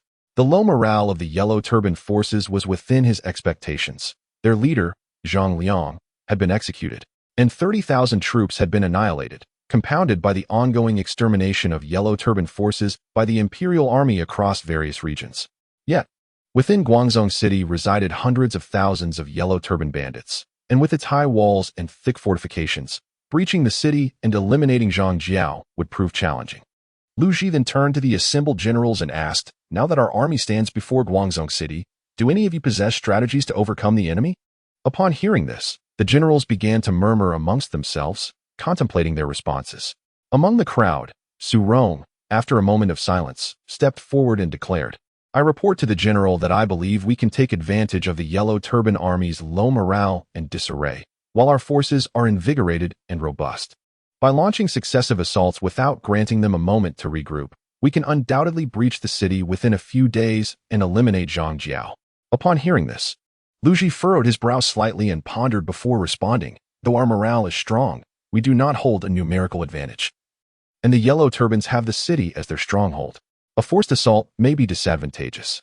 Even if we were to capture Guangzhou and slay Zhang Jiao, our troops would suffer significant casualties, which would hinder our subsequent efforts to encircle the Yellow Turban forces throughout Hebei. Therefore, unless absolutely necessary, we cannot launch a forced attack at this time." After articulating this, Lu Ji's gaze shifted back to the generals, and he inquired gently, "Are there any alternative strategies?" Upon hearing these words, the crowd furrowed their brows, plunging into deep contemplation. The prospect of a forced assault left them feeling somewhat powerless. After all, the opposing force consisted of hundreds of thousands of Yellow Turbans, composed primarily of ordinary civilians. Yet, after 6 months of warfare, they had undergone significant transformation, their strength rivaling that of regular regional troops. Seated at the forefront, Lu Ji scanned the faces of the assembled generals, most of whom were lost in thought, evidently lacking a viable strategy. With a subtle sigh, he realized that the Battle of Guangzhou would not be easily won and would likely consume considerable time. Suddenly, his gaze fell upon Lu Jin, who sat calmly, exuding an air of tranquility. A flicker of joy sparked in Lu Ji's eyes. He inquired aloud, I observe your serene demeanor and composed spirit. Do you perchance have a sound strategy? Lu Jin, caught off guard by the sudden attention, felt dozens of eyes upon him, revealing a hint of a wry smile. Initially, he had intended to remain a silent observer, but now he found himself in the spotlight, deciding against feigning ignorance. He acknowledged the situation, knowing well that Guangzhou would not fall in a short span. Unless Zhang Jiao were to perish, even doubling the Han army's forces would prove futile. Lu Jin slowly rose, clasping his hands in salute, and spoke with clarity. I submit to you, General, that our assault on Guangzhou must not be rushed. We must proceed with caution. He continued, although the morale of the Yellow Turbans within the city is faltering, with unrest and even desertion manifesting, their leader, Zhang Jiao, commands great loyalty and respect. As long as he remains within the city, their turmoil may be resolved, potentially even bolstering their spirits. Lu Ji nodded in agreement, recognizing that this sentiment mirrored his own thoughts. A steady, methodical approach was essential. Haste could lead to errors, perhaps even allowing the Yellow Turbans to turn the tide in their favor. Maintaining his gaze on Lu Jin, he stroked his beard and inquired, if that is the case, please elaborate on how we should proceed with this cautious approach. After a moment of contemplation, Lu Jin continued, our forces could utilize the cover of night to beat drums, sound horns, and wave flags, instilling fear within the Yellow Turbans. This would keep them on edge, depriving them of sleep. Over time, the enemy may come to believe that we are merely harassing them and not preparing for an assault. As fatigue sets in and vigilance wanes, we could seize the opportunity to launch a surprise night attack and capture the city in one decisive strike. The assembly nodded slightly at his proposal. While it was not an extraordinary plan, given the sheer number of Yellow Turbans guarding the stronghold, a strategy of disturbance was indeed the most prudent course of action. Lu Ji stroked his beard once more and declared, in that case, we shall heed Wen Yi's counsel, prioritizing harassment. When the enemy grows complacent, we shall breach the city. He instructed the generals to inform their troops to rest and conserve their strength, with plans to commence the harassment 3 days hence. The generals rose, bowing in acknowledgement before gradually retreating. After exiting the main tent, Lu Jin returned to his encampment accompanied by his personal guards. Days swiftly passed, and after a week, atop a hillside, Lu Jin rode a majestic steed, clad in a flowing cloak, flanked by Zhang He, Gongsun Zan, Cheng Pu, Su Rong, and others. As Zhang He gazed into the distance at the city of Guangzhou, he couldn't help but exclaim, the stratagem of literature and righteousness is indeed exquisite. Over the past few days, our army has dispatched a unit each night to beat drums and blow horns, feigning a nighttime assault to disturb the Yellow Turban soldiers within the city, and the results have been remarkably effective. Even during the day, these Yellow Turban soldiers appear to be yawning incessantly and lackluster, clearly exhausted. If this disturbance continues, it will not be long before we breach the defenses of Guangzhou.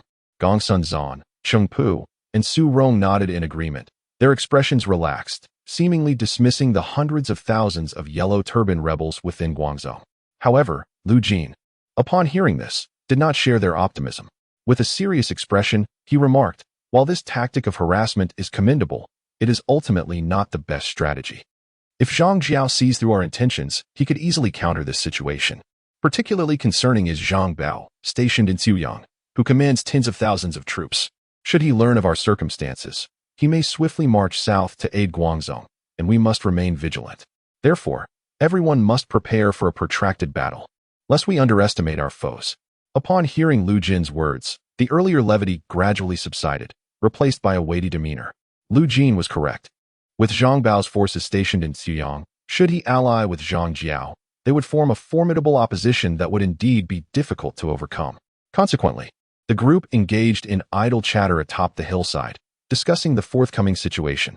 Lu Jin shared some insights, drawing from historical precedents that immediately garnered the admiration of his companions.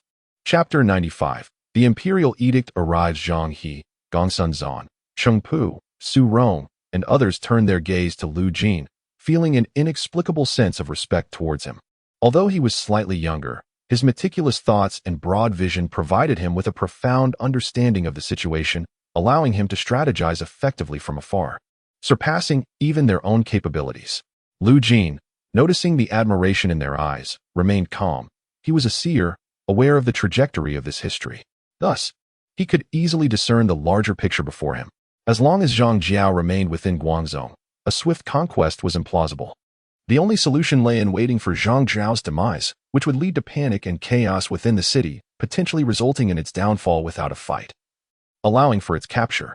At present, it was mid-June of the 7th year of Guangha, with just over a month remaining until Zhang Jiao's death.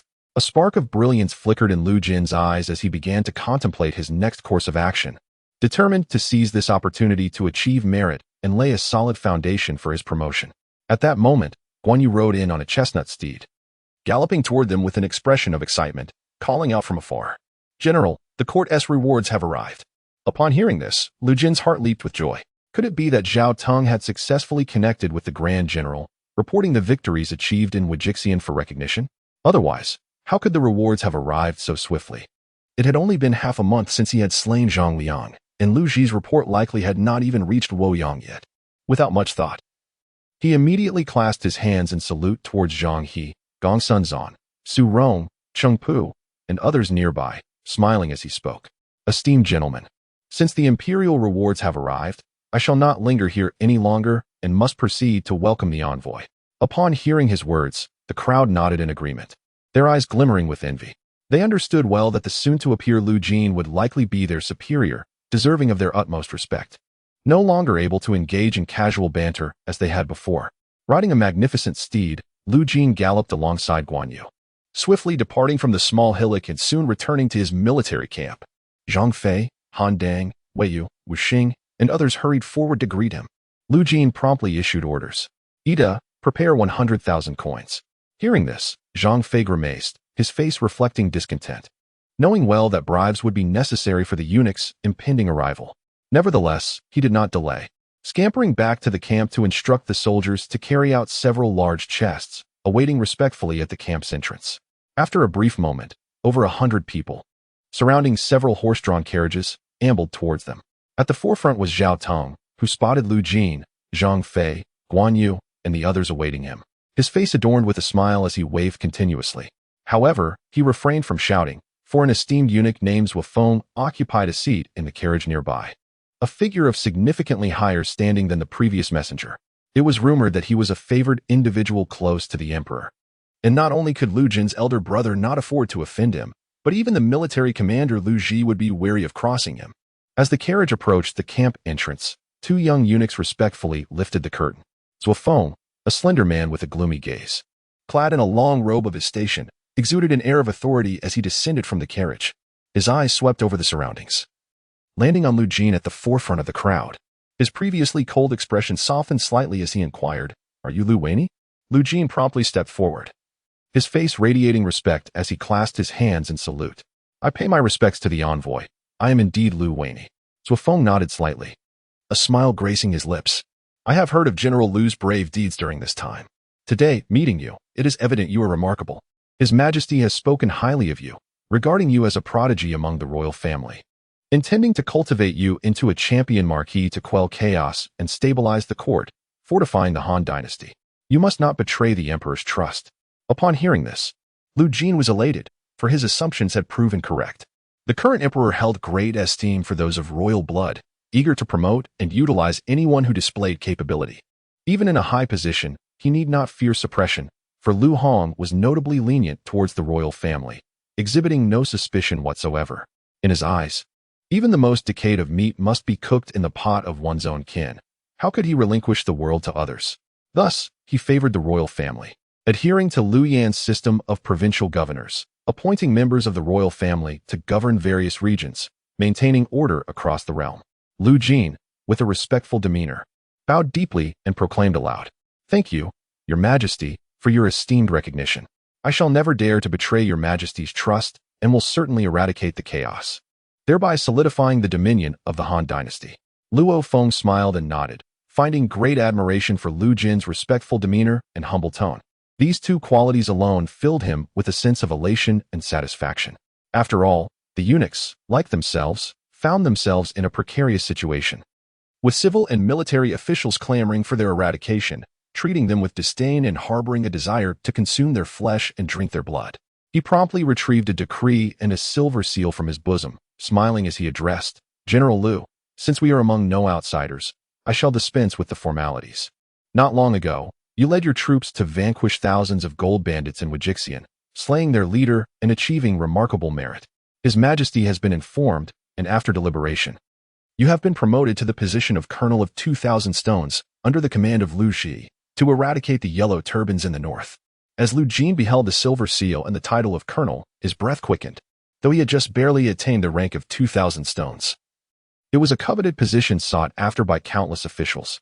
Without a moment's hesitation, he knelt, raising his hands above his head in reverence, and said, "I am profoundly grateful for your Majesty's great grace." Luo Feng smiled and nodded, handing over the decree and the silver seal. Lu Jin grasped them tightly, unwilling to relinquish his newfound honor. He had finally taken this pivotal step. Achieving the rank of 2,000 Stones positioned him as a mid-level official within the bureaucratic hierarchy. Behind him, Guan Yu, Zhang Fei, Han Dang, Wei Yu, and Zhao Teng were all filled with exuberance, their joy evident as they celebrated their elder brother's promotion. More thrilled than if it were their own advancement. Once Lu Jin rose, he cast a glance at Zhang Fei, who, understanding the unspoken command, waved his hand and instructed a few soldiers to bring forth several boxes. Lu Jin hastily approached Luo Feng and respectfully said, "My lord, these are local specialties from Yuzhou. A small token of my esteem. I hope you will not refuse." Luo Feng looked at the boxes with a smile and discreetly glanced at a few eunuchs. Soon, the large boxes were lifted into the carriage. "Your Excellency has traveled a great distance and must be weary. I have prepared a banquet. Might you honor us with your presence?" Lu Jin offered with a smile. Luo Feng shook his head, replying, "General Lu, your kindness is appreciated. But I have come not only to deliver the decree, but also at His Majesty's command to inspect the situation at the front and prepare to report back to the court. Therefore, I must head to the main camp to converse with General Liu." Upon hearing this, Lu Jin felt a jolt of surprise. Luo Feng had come to inspect the front lines. It was likely not merely a conversation, but rather an endeavor to solicit bribes. Given Lu Ji's character and integrity, he would never stoop to grant such a thing to the eunuchs. Moreover, the dissemination of bribery would tarnish Lu Ji's reputation, leading others to believe he had colluded with the eunuchs, rendering him a thorn in the eyes of the aristocracy and subjecting him to exclusion. There was a high probability that he would follow the path of history's fallen. Shortly thereafter, Zuofeng departed in a swaying carriage, making his way to the military camp. Lu Jin sighed, contemplating offering counsel to Lu Ji, yet ultimately suppressed the impulse. As merely a subordinate, he lacked the standing to advise Lu Ji on matters of bribery, fearing it might lead Lu Ji to believe he intended to betray him. Shaking his head, he dismissed the thought. Even if Lu Ji were to be dismissed from his position by the court, his stature remained considerable, and it would not be long before he returned, posing no threat to his life. Observing those around him, he smiled and proclaimed, "Today, I am in high spirits. All of you, join me in the camp for a hearty drink." Zhang Fei, Guan Yu, Han Dang, and Zhao Teng roared with laughter, surrounding him as they entered the military encampment. 2 days later, a commotion erupted within the central tent. Zuofeng's countenance darkened, his breath quickening as he glared at the individual before him, sternly declaring, "Lu Ji, you possess an audacity most egregious, daring to insult me thus. I shall report this to His Majesty and ensure you are held accountable." With that, Zuofeng turned on his heel and exited the tent without a moment's pause, hastily departing the military camp in a carriage that appeared to have gained considerable riches since his arrival, clearly having accepted numerous bribes while within the ranks. Watching Zuofeng depart, Lu Ji's expression darkened as he sheathed his blade and exclaimed, "Traitorous scoundrel, you wish to present yourself before me seeking bribes?" Beside him, his deputy, Zhong Yuan, appeared pale and flustered, urgently advising, "General, you are mistaken. How can you afford to offend Zuofeng? He is a trusted envoy of His Majesty, sent to inspect the war efforts. To provoke him is truly unwise." Unperturbed by Zhong Yuan's words, Lu Ji maintained his fierce demeanor and retorted with a cold snort. "During my 2 days in the camp, I have turned a blind eye to the bribes collected by various commanders. Yet this rogue dares to approach me for graft. Were it not for His Majesty's appointment, I would not have allowed him to leave. He would have already faced execution as an offering to the banners." Zhong Yuan sighed. "Even so, General, you must exercise caution. Zuofeng is a confidant of the Emperor. Having endured such humiliation, He will undoubtedly embellish the tale upon his return to Luoyang. Your life may be at stake. Lu Ji waved his hand dismissively, coldly asserting, fear not. Zhuofeng's acceptance of bribes within the camp undermines the morale of the frontline troops and violates imperial law. I trust that His Majesty will discern the truth and act judiciously. Zhang Yuan, wearing a bitter smile, inwardly prayed for Lu Ji to withstand the pressure and leverage his connections within the court. Otherwise, their futures would be bleak. Just then, footsteps approached from outside the tent, and a soldier entered, reporting, General, there is a man outside the camp claiming to be your student, named Liu Bei, also known as Lu Xuanda. Upon hearing this, Lu Ji furrowed his brow but said nothing further, simply gesturing with his hand and responding nonchalantly. Upon receiving the command, the soldiers respectfully withdrew. Shortly after, Liu Bei entered. Clad in coarse garments and straw sandals, his disheveled hair and gaunt visage betraying a sense of agitation. As he beheld Lu Ji, seated at the highest position, he hesitated not for a moment before prostrating himself on the ground, expressing his grievances. Master, at long last, I have the honor of seeing you. Observing this display, Lu Ji's countenance darkened, his heart filled with displeasure. Although he felt a surge of anger towards Liu Bei, the latter's pitiful appearance softened his resolve, prompting him to offer words of comfort. Xinda, why do you find yourself in such a state when you were well in Zhuo County? Liu Bei slowly rose, wiping the grime from his face, and respectfully replied, Master, I have heard that you are leading a great army to quell the Yellow Turban rebels, achieving successive victories with remarkable prowess. Having followed your teachings since childhood, I am filled with ambition to assist you in restoring the Han Dynasty and alleviating the suffering of the common people. Thus, I departed from Zhuo County, traveling south through the night, and finally arrived here today. I humbly ask if you would accept me. Even as a mere foot soldier, I am willing. Lu Ji's expression darkened further, unable to contain his frustration any longer. He exclaimed in a stern voice, Lu Xianda, the military maintains strict protocols. To address me as master in such a manner could lead others to believe I show favoritism. How shall I face the army? You must address me by my title. Should you dare to continue this, do not expect leniency. Upon hearing this, Liu Bei's heart sank, his legs trembling as he immediately prostrated himself once more, humbly asserting, General. Xianda dares not. Lu Ji nodded, his anger somewhat quelled. Standing nearby, Zhang Yuan glanced disdainfully at Liu Bei, thinking to himself how this impolite fellow, despite being a disciple of Liu, had indeed stumbled upon great fortune in becoming Lu Ji's student. Meanwhile, Gongsun Zan had truly inherited the essence of martial prowess, presenting a striking and formidable figure. The disparity between the two was stark. Nevertheless, Zhang Yuan refrained from speaking, recognizing that as a disciple of Lu Ji himself, he had no place to interject. After a moment of contemplation, Lu Ji addressed Liu Bei once more, saying, Since you possess such noble aspirations, I would be remiss not to acknowledge them. It would be a disservice to assign you to a trivial role. There is a position of Tuanzhang available. You shall lead 100 men, obeying the commands of the general without fail. Should you misuse my name to stir unrest within the ranks, do not expect me to uphold our bond as teacher and student. Liu Bei, with a wry smile, felt the weight of disappointment. He had traveled countless miles to this region, believing that the bond of teacher and student, coupled with Lu Ji's significant command over thousands, might secure him a more honorable position, perhaps even a military magistrate or a marquis amidst the chaos of the Yellow Turban Rebellion. Instead, he found himself assigned merely as a Tuanzhang, obliged to face the front lines, where any misstep could lead to dire consequences. In the depths of his heart, he wavered, yearning for Lu Ji to elevate his status further. Yet, observing Lu Ji's grim demeanor, he realized the futility of such hopes and hastily bowed his head once more. Grateful for the general's promotion, Lu Ji nodded, his tone unassuming as he waved his hand and slowly spoke. You may leave now. Soon, Liu Bei, bowing and scraping, exited the grand tent, gazing up at the cerulean sky, his fists tightly clenched. He constantly encouraged himself, accepting the role of a commander. Wasn't Lu Jin once in the same position, gradually rising to prominence? Perhaps he too could achieve such heights, or even surpass them. Moreover, his mentor was a general with authority over tens of thousands of troops, with a subtle pull of the tiger's skin. Even the likes of the Duke of Tsujuan or the military advisor would treat him with respect, allowing him to navigate the military landscape with ease.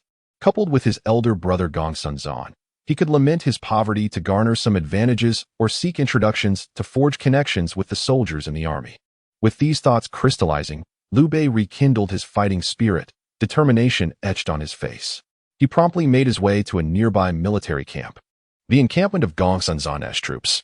Outside the city, on the western side of the camp, the Lu banner fluttered in the wind as 3,000 soldiers diligently trained.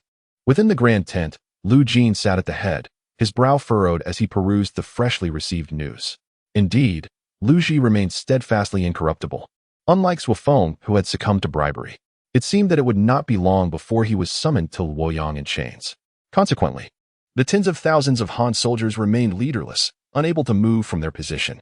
A fiery intensity ignited in Lu Jin's eyes, his breath quickening. Should he rise to the position of a general with authority, commanding this multitude of Han troops to suppress the northern Yellow Turbans, his political capital would be substantial. Securing a governorship would pose no issue, and amidst the chaos of the realm, he could carve out his own territory, amassing power. Competing against the likes of Yuan Shao and Yuan Shu, descendants of the 4 generations of 3 dukes, as well as the powerful Cao Cao and the prominent Gongsun of Yuzhou, was not beyond the realm of possibility. After a moment of contemplation, Lu Jin revealed a bitter smile. Following Lu Ji's dismissal, Dong Zhuo would assume command. Although he hailed from Liang province, Dong Zhuo had the formidable backing of the Yuan family, a foundation far too entrenched for Lu Jin to contend with. Even though Dong Zhuo had not reaped any substantial benefits post-appointment and had ultimately faced dismissal himself, it did not hinder his competition with the Yuan family for leadership. Then, with Huang Fusong leading the army to conquer Guangzhou and Tuyang, quelling the Yellow Turban Rebellion, Lu Jin knew his aspiration to become a general with authority was increasingly unattainable. He sighed, recognizing the fragility of his own foundation.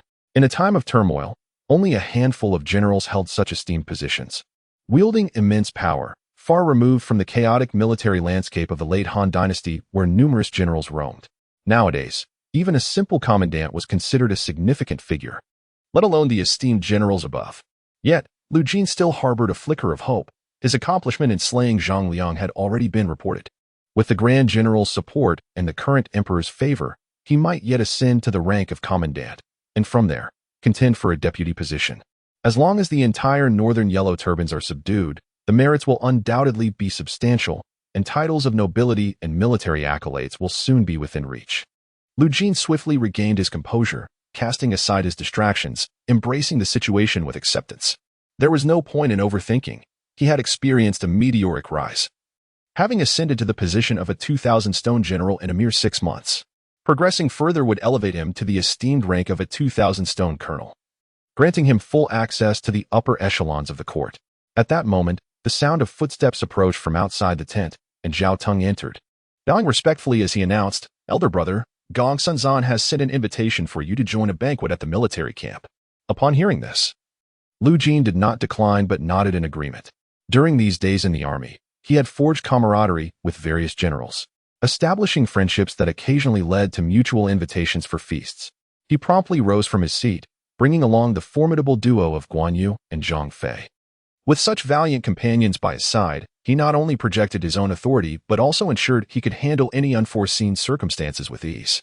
Amid the throng of admirers, they departed from their encampment, making their way towards the adjacent military stronghold. Within Gongsun's camp, Gongsun sat at the head of the table, glancing at Liu Bei beside him, and cheerfully remarked, "Xuanda, today I shall introduce you to a heroic figure, a young man who has achieved numerous victories, even holding a higher official rank than my elder brother." He continued, "Yet, he is a man of great generosity, unconcerned with trifles, treating us all as brothers." Liu Bei was visibly delighted by this revelation, his excitement evident.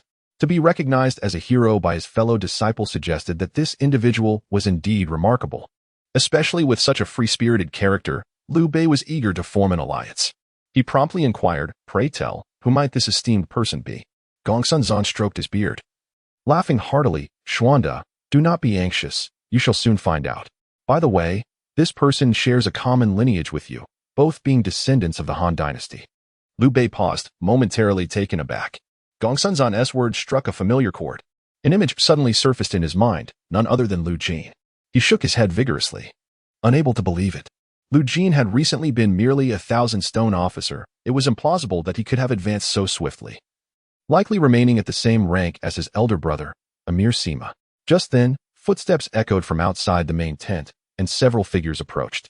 Gongsun's eyes lit up with joy as he exclaimed, "Xuanda, they have arrived. Let us rise to welcome them."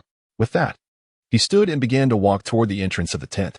Liu Bei followed suit, not overthinking, accompanying Gong Sunzan to greet the guests. In the distance, Lu Jin was engaged in light conversation with Su Rong, Zhang He, and Cheng Pu as they made their way towards them. Gong Sunzan laughed heartily, calling out, "Wen Yi, Juni, Demao, Wen Heng." Standing beside him, Liu Bei's gaze was immediately drawn forward upon hearing the name Wen Yi. Sure enough, the young man at the forefront was strikingly handsome, exuding an extraordinary aura of authority, especially with the silver seal and blue ribbon adorning his waist, signifying his rank of 2,000 stone. In an instant, Liu Bei was dazzled, rendered utterly stunned. He muttered to himself, "Impossible, impossible. How could it be that after such a brief separation, he has already risen to the rank of 2,000 stones?" Upon seeing Gong Sunzan approaching to greet them, Lu Jin and the others smiled and said, "Brother Bogwai." Gong Sunzan nodded with a smile and immediately proclaimed, "Brother Wenyi, I come to introduce a person to you. He is a disciple of my master, Lu Gong, and my fellow apprentice named Liu Bei, also known as Lu Xuanda." Chapter 98. Extreme embarrassment after Gong Sunzan spoke. He turned to the side and discovered Liu Bei still in a daze. Frowning slightly, he called out, "Xuanda, what are you doing there? I am here to introduce you. This is Lu Jin, Lu Wenyi, a commanding officer in the army, hailing from the Liu family of Zhuojuan, known for his forthrightness and loyalty, and highly respected among us." Lu Jin gazed intently at Liu Bei, a subtle smile curling at the corners of his mouth. He recalled how he had once recommended Liu Bei to take a minor official position in Zhuojuan. Although the post was not significant, it sufficed for making a living, and he had thought that would be the extent of Liu Bei's journey. Little did he expect Liu Bei to venture to Jizhou, evidently unwilling to remain a mere functionary, striving to fulfill his ambitions. After regaining his composure, Liu Bei adorned his face with a flattering smile and respectfully said, "Brother Wenyi, it has been a long time. I never anticipated encountering you here." Gong Sunzan, taken aback by this, quickly inquired, "Xuanda, do you know Wenyi?" Upon hearing this, Liu Bei straightened his posture, a hint of pride in his voice as he replied, "Brother Bogwei, I have known Brother Wenyi since our days in Zhuojuan. We share a bond akin to that of brothers." Gong Sunzan was astonished, realizing that his disciple had quietly befriended Lu Jin, indicating that he possessed considerable capabilities.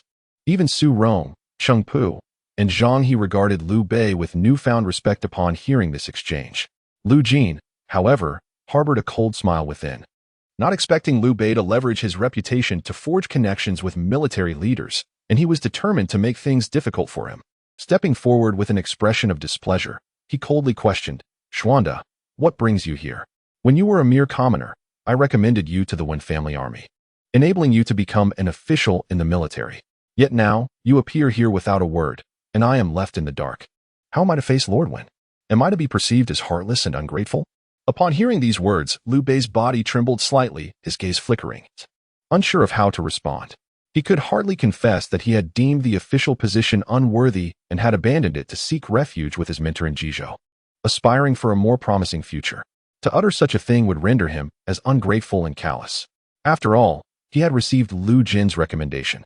If he were to abandon his post, he ought to have notified someone, lest he be branded as ungrateful and subject to public scorn. The word of such actions would spread, ruining his reputation within the military and obliterating any chance of advancement. The surrounding officers scrutinized Liu Bei, silently cursing him, for it seemed he was not a virtuous individual, willing to sever ties for his own benefit. Gong Sunzan observed his rather unrefined junior disciple, and an understanding filled his heart. Although he hailed from humble beginnings, he possessed an immense pride and an ambition to restore order to the world.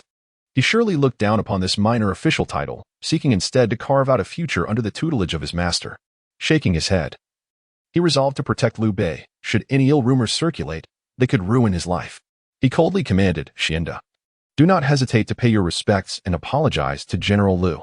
Upon hearing these words, Liu Bei, without the slightest hesitation, stepped forward, bowed deeply, and with a voice tinged with remorse, confessed, "I am truly ashamed.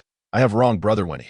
Lu Jin snorted disdainfully, not even sparing Liu Bei a glance, and with a slight flick of his sleeves, he strode toward the main tent. Guan Yu and Zhang Fei glared at Liu Bei with hostility, secretly cursing him as a petty man.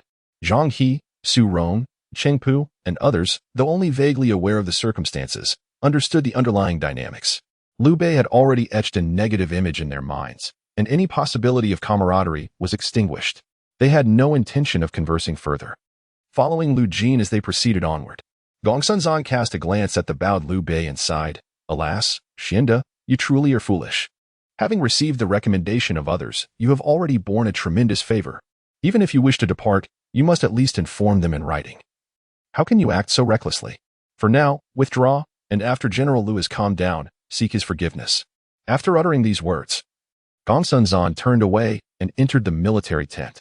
Liu Bei, watching everyone leave, slowly straightened his back, his hands clenched tightly as remorse washed over him. Had he known that Lu Jin would endorse him for such a petty position, he would have refused the favor, avoiding the significant debt of gratitude he now owed. Yet, such is the nature of officialdom. With Lu Jin as his guide, he had already intertwined his fate inextricably, making it difficult to extricate himself. With a powerless sigh, he appeared utterly dejected as he walked away into the distance. Several days later, within the Imperial palace of Luoyang, Emperor Lu Hong sat upon the dragon throne, his expression radiant as he perused the newly arrived battle reports. With a hearty laugh, he proclaimed, "Lu Jin is indeed the pride of our royal lineage. With merely 3,000 men, he has slain the bandit Zhang Liang and eradicated 30,000 yellow turbans, thereby elevating the prestige of our Han army. Such achievements bring me great joy." Upon hearing this news, the civil and military officials present displayed expressions of astonishment.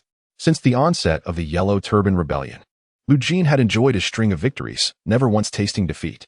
Now, having slain one of the 3 notorious bandit leaders, his reputation soared. Many pondered in their hearts. Realizing that Lu Jin was no ordinary figure, they must devise a means to draw him into their own ranks. The foremost general, He Jin, wore a smile, his posture impeccably straight, radiating vigor. Lu Jin, being of the general's household, would only bolster He Jin's standing in the court the higher his achievements rose. He mused, "Let us see who dares to label me as nothing more than a butcher selling meat." Lu Hong, surveying the assembly of officials, inquired further. Since Lu Jin's departure for battle, he has achieved consecutive victories, recently slaying Zhang Liang and annihilating 30,000 yellow turbans. Esteemed ministers, let us deliberate on the appropriate rewards for him. Without any hesitation, He Jin stepped forward respectfully and proclaimed, "Your Majesty, given Lu Jin's remarkable military accomplishments, I believe he is deserving of a marquis title to signify the majesty of the Han and to bolster the morale of our troops." The faction from the general's residence unanimously expressed their agreement with the proposal of conferring a marquis title upon Lu Jin. Lu Hong, upon hearing this, nodded in satisfaction. Bestowing a marquis title upon Lu Jin